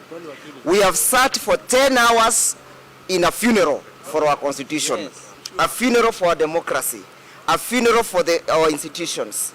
We have presided over the funeral of the country and the Republic of Kenya. Why would you particularly say this was a funeral of our constitution? Yeah, because you could see the judicial nonsense that was there. They allow some of the things. They say His Excellency Gachagua's rights were violated, and instead of doing what is rightfully constitutional right to quash, they avoid. When they say that there was no modification of the procedures in the Senate, they recommend for legislation. That's what I've told them. We never came here for recommendations on legislations. We have elected members of parliament to legislate. So we never came here for to seek orders and to seek recommendation for legislation. Yeah. That is why we are saying the constitution has been buried today. The constitution has yes. been buried. Yes. Wakili, a quick one. Your client has actually, because you represent yes. other members here, the court said we cannot have two deputy presidents. No, that's nonsensical. We cannot have that's again judicial nonsense. It's judicial nonsense because the consequences of finding that the Ocio nä Ndegwa Njiro nä wakiri na hau gabere nä tå gå thikä rä mä ario ya Mheshimiwa Jerry Maina må rå wa atumia kå rä a kauntä-inä ya Kirinyaga nake arakä wakiri erä nä mawakiri arä a mararä mwena wa mwena å rä a å rakä handä te cira wa kå regana na kuhagurwo kwa Deputy President wa tene Rigathi Gachagua. Mä ario hau nä rakiumä we ĩgakĩonania ta gukire ona maruru makire oho ma itu ria ria kiheano bwana Kimani ro ringire ke njoke hari we na njira nguhe miario teo hihi wa mbere ndaigwa Jerry Maina uga ati matire na bata wa mbeca ciringi milioni 50 ndiuĩ kana weciria ati marangihoyaga milioni 450 ciake angikorwo matirari na bata wa mbeca. But anyway, cira wothe wanatuo against mundu ri ona ũngĩka accident insurance mambaga gũkwĩra ndũgetĩkĩre na ũcio nĩ watho mambaga kwĩrwo don't accept liability na nĩwe wagũtha ngari ĩrĩa ĩngĩ no ũrĩ ũgĩ ona ndiuma na mahĩtia anga nĩwe ũrũgamire nĩwe wĩkire atĩa ona wakiri rĩ acokire thutha ũmũrĩ highway hakuhĩ ũgere gũcoka mũga highway nĩkĩo mũgũthire ona tugaga ngaro cenjirie rĩndi na ndũĩ tondũ ũrĩ watho nĩ atĩ ndũgetĩkĩre liability tondũ ndũrĩ ho gwĩtĩkĩra ona wakiri Gachagua matirĩ ho gwĩtĩkania na itua rĩa igoti rĩrĩa rĩtanatua ũrĩa mekwendaga gũtuo no wega tuge atĩrĩrĩ ihũa rĩmwe rĩao rĩ rĩarĩ rĩa kuga process yothe ya kũingata Gachagua ndĩakinyĩtie ithimi kana ikĩro iria ciagĩrĩirwo jaji mera atĩrĩrĩ Gachagua nĩ onirwo ihoto ciake no uni wa ihoto cio ndwakinyĩte ikĩro cia kũ invalidate the entire process no rĩu tondũ ona watho nĩ ũkĩmerĩte matirĩ ho gwĩtĩkania na igoti rĩ na nĩkĩo marathiĩ kũgeria kuona kana jaji acio me hau mbere no matue differently rĩ matingĩũka gũtwĩra nĩ metĩkĩra tondũ watho tugire ti absolute interpretation ya kuti final na nikio twi magoti maria tugikinya Supreme Court tukoraga the highest level ya majaji maria ati matua ni tukoragwo tuwi ni twakinya handu tungĩtĩkanĩria twĩ ta bũrũri that's the best we could have gotten. All right. Bwana Zak, warora rĩu politics ũteti ũkũhana atĩa rĩu especially mwena wa mũng'ethanĩro nĩ gũkoretwo na gũthukanĩria ũhoro wa no kũrũgama kiuria kiu ni kiretereirwo muno kionekane kana gũkũgĩa haja after today in terms of kana Gachagua hihi no egũthiĩ na mbere na kũrũgama. What is your take? Wa mbere tekenjoerere harĩ mũruna wakwa ngwĩrete rĩrĩ kũringana na watho igoti rĩrĩa inene mũno gũkũ thĩ nĩ rĩrĩkũ? Nĩ Supreme Court. No gũkũ thĩ ta nikio tukamwa twĩtwo tuku nĩ high court na tie igoti rĩrĩa inene mũno rĩ nĩ ũguo wona rĩtagwo high court. Nĩ igoti rĩrĩa inene mũno gũkũ thĩ rĩu rĩ igũrũ rĩa rĩo rĩ rĩtagwo appellate appellate mũtenjera nyonania mbita kũrĩa yathiĩ thakire aratwenderia guo ona ithuĩ nĩ tũkwambia gũtara citũ rĩu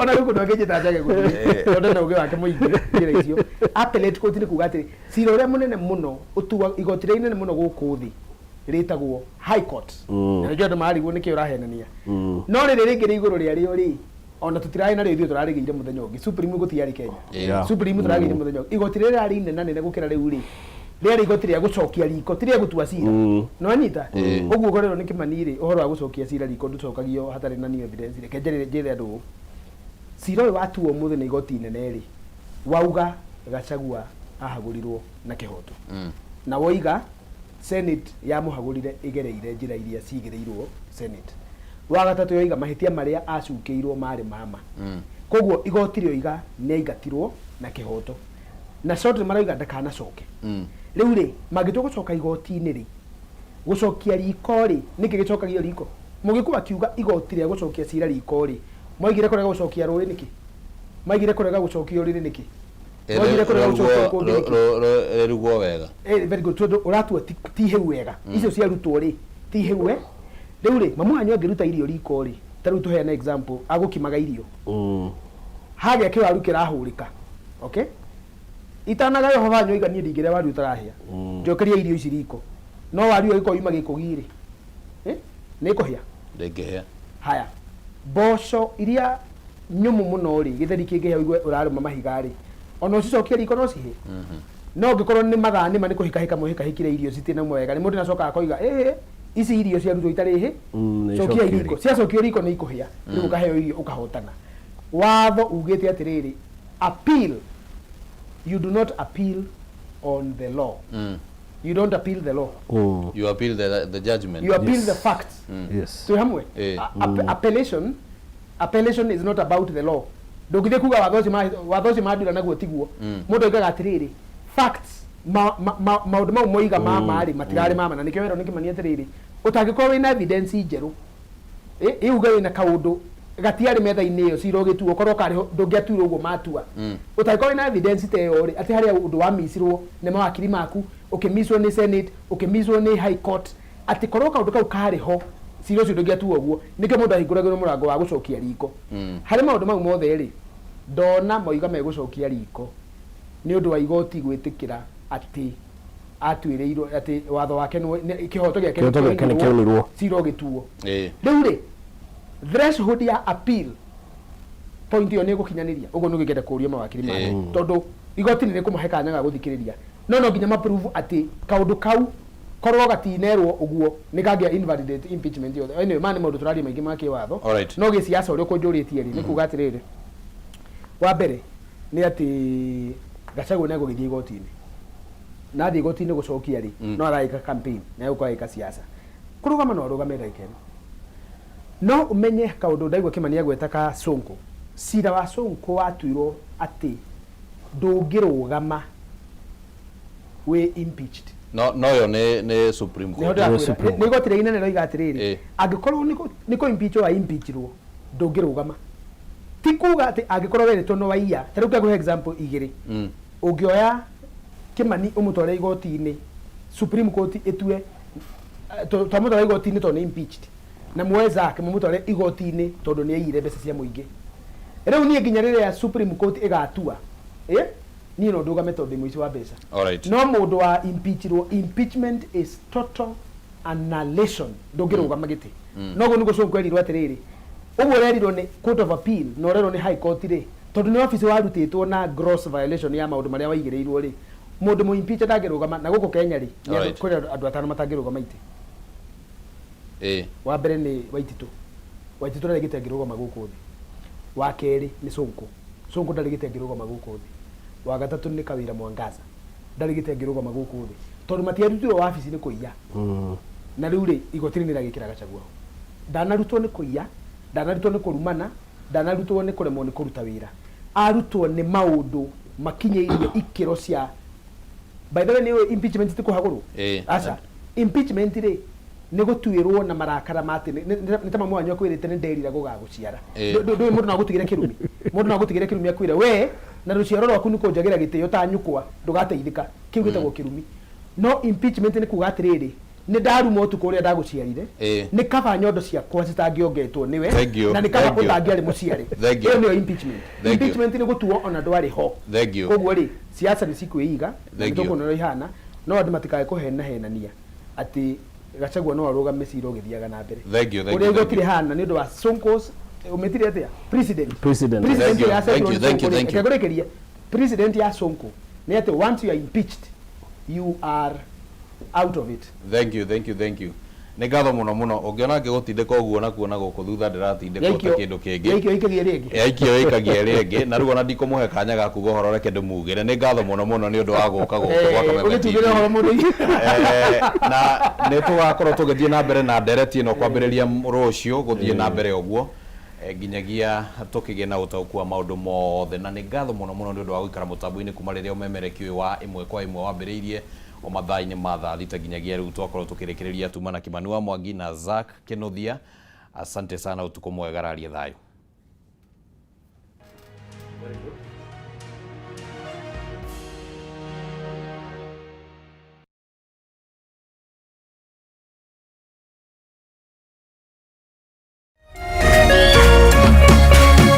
Orerorera Kameme TV.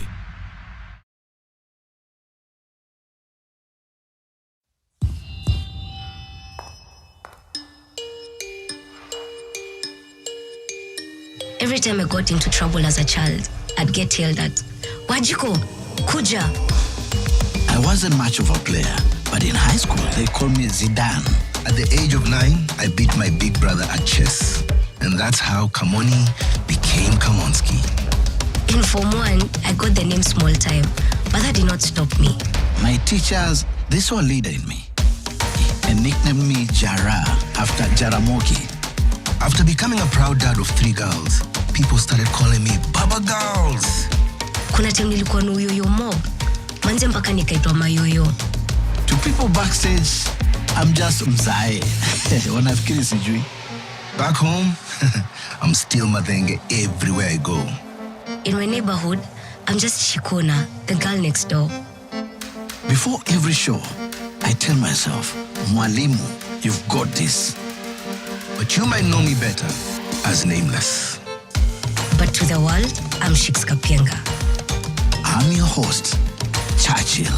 Great has many names, and for 60 years, we've helped Kenyans create great as Housing Finance, HFC, and HF Group. And now, great has a new name, HFCB, Banking, Insurance, Property.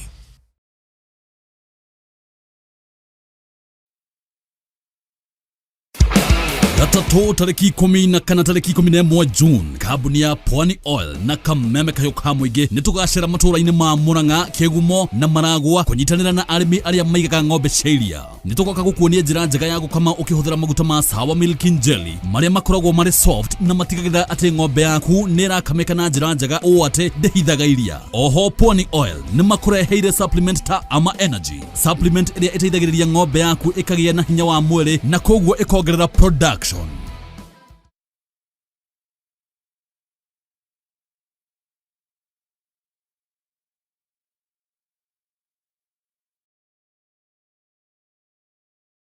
Do you know what's inside that prepackaged food? Those unhealthy ultra-processed foods high in sugar, salt, or unhealthy fats can lead to diseases. According to the Ministry of Health, approximately 39% of all deaths in Kenya are as a result of non-communicable diseases such as obesity, diabetes, cancer, and high blood pressure.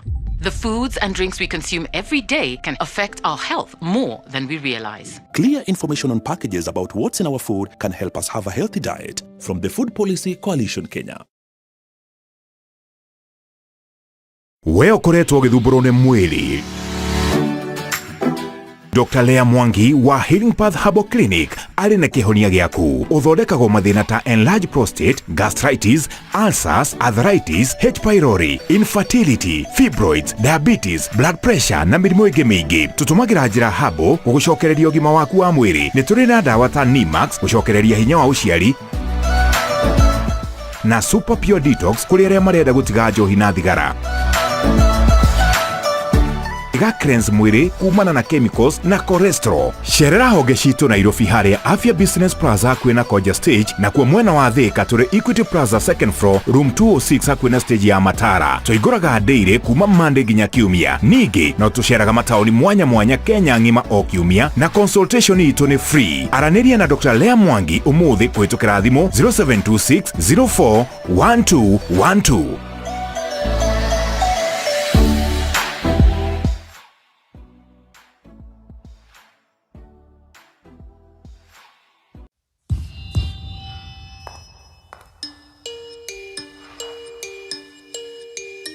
Every time I got into trouble as a child, I'd get yelled at.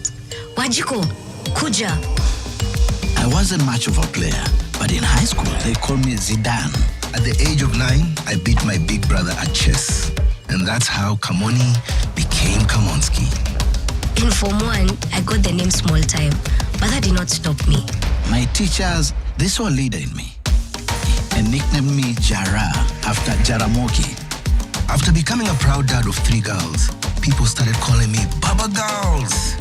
Kuna time nilikuwa na uyoyo mob, manze mpaka nikaitwa mayoyo. To people backstage, I'm just Mzae. Wanafikiri sijui. Back home, I'm still Madenge everywhere I go. In my neighborhood, I'm just Shikona, the girl next door. Before every show, I tell myself, Mwalimu, you've got this. but you might know me better as Nameless. But to the world, I'm Shix Kapienga. I'm your host, Churchill. Great has many names, and for 60 years, we've helped Kenyans create great as Housing Finance, HFC, and HF Group. And now, great has a new name, HFCB, Banking, Insurance, Property.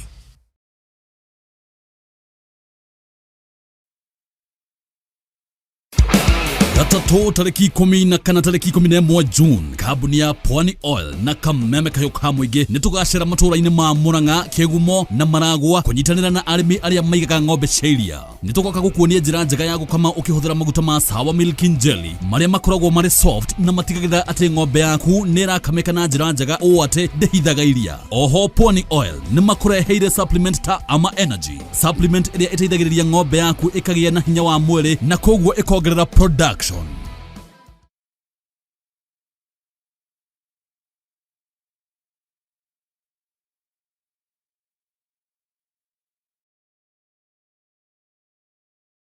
Do you know what's inside that prepackaged food? Those unhealthy ultra-processed foods high in sugar, salt, or unhealthy fats can lead to diseases. According to the Ministry of Health, approximately 39% of all deaths in Kenya are as a result of non-communicable diseases such as obesity, diabetes, cancer, and high blood pressure.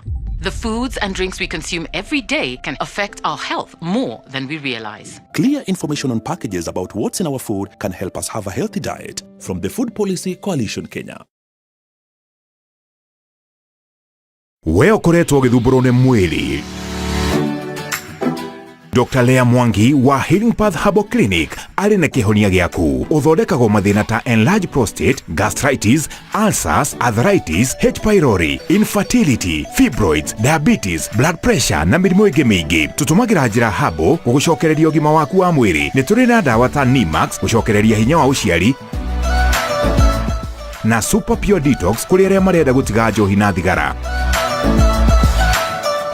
Iga cleanse mwiri kumana na chemicals na cholesterol. Sherera honge citu Nairobi haria Afya Business Plaza kwina Koja Stage na kwa mwena wa Thika turi Equity Plaza second floor room 206 kwina stage ya Matara. Tuiguraga daily kuma Monday nginya Kiumia. Ningi no tusheraga mataoni mwanya mwanya Kenya ngima o Kiumia na consultation itu ni free. Araniria na Dr. Lea Mwangi umuthi kwitukira thimu 0726 04 1212.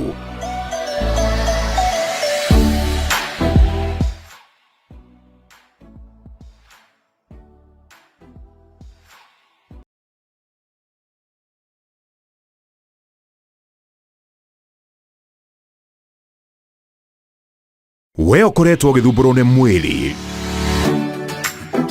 Dr. Lea Mwangi wa Healing Path Herbal Clinic ari na kihonia giaku. Uthondekagwo mathina ta enlarged prostate, gastritis, ulcers, arthritis, H. pylori, infertility, fibroids, diabetes, blood pressure na mirimu ingi mingi. Tutumagira njira habo gugucokereria ugima waku wa mwiri. Ni turi na dawa ta Nimax gucokereria hinya wa uciari na Super Pure Detox kuri aria marenda gutiga njohi na thigara.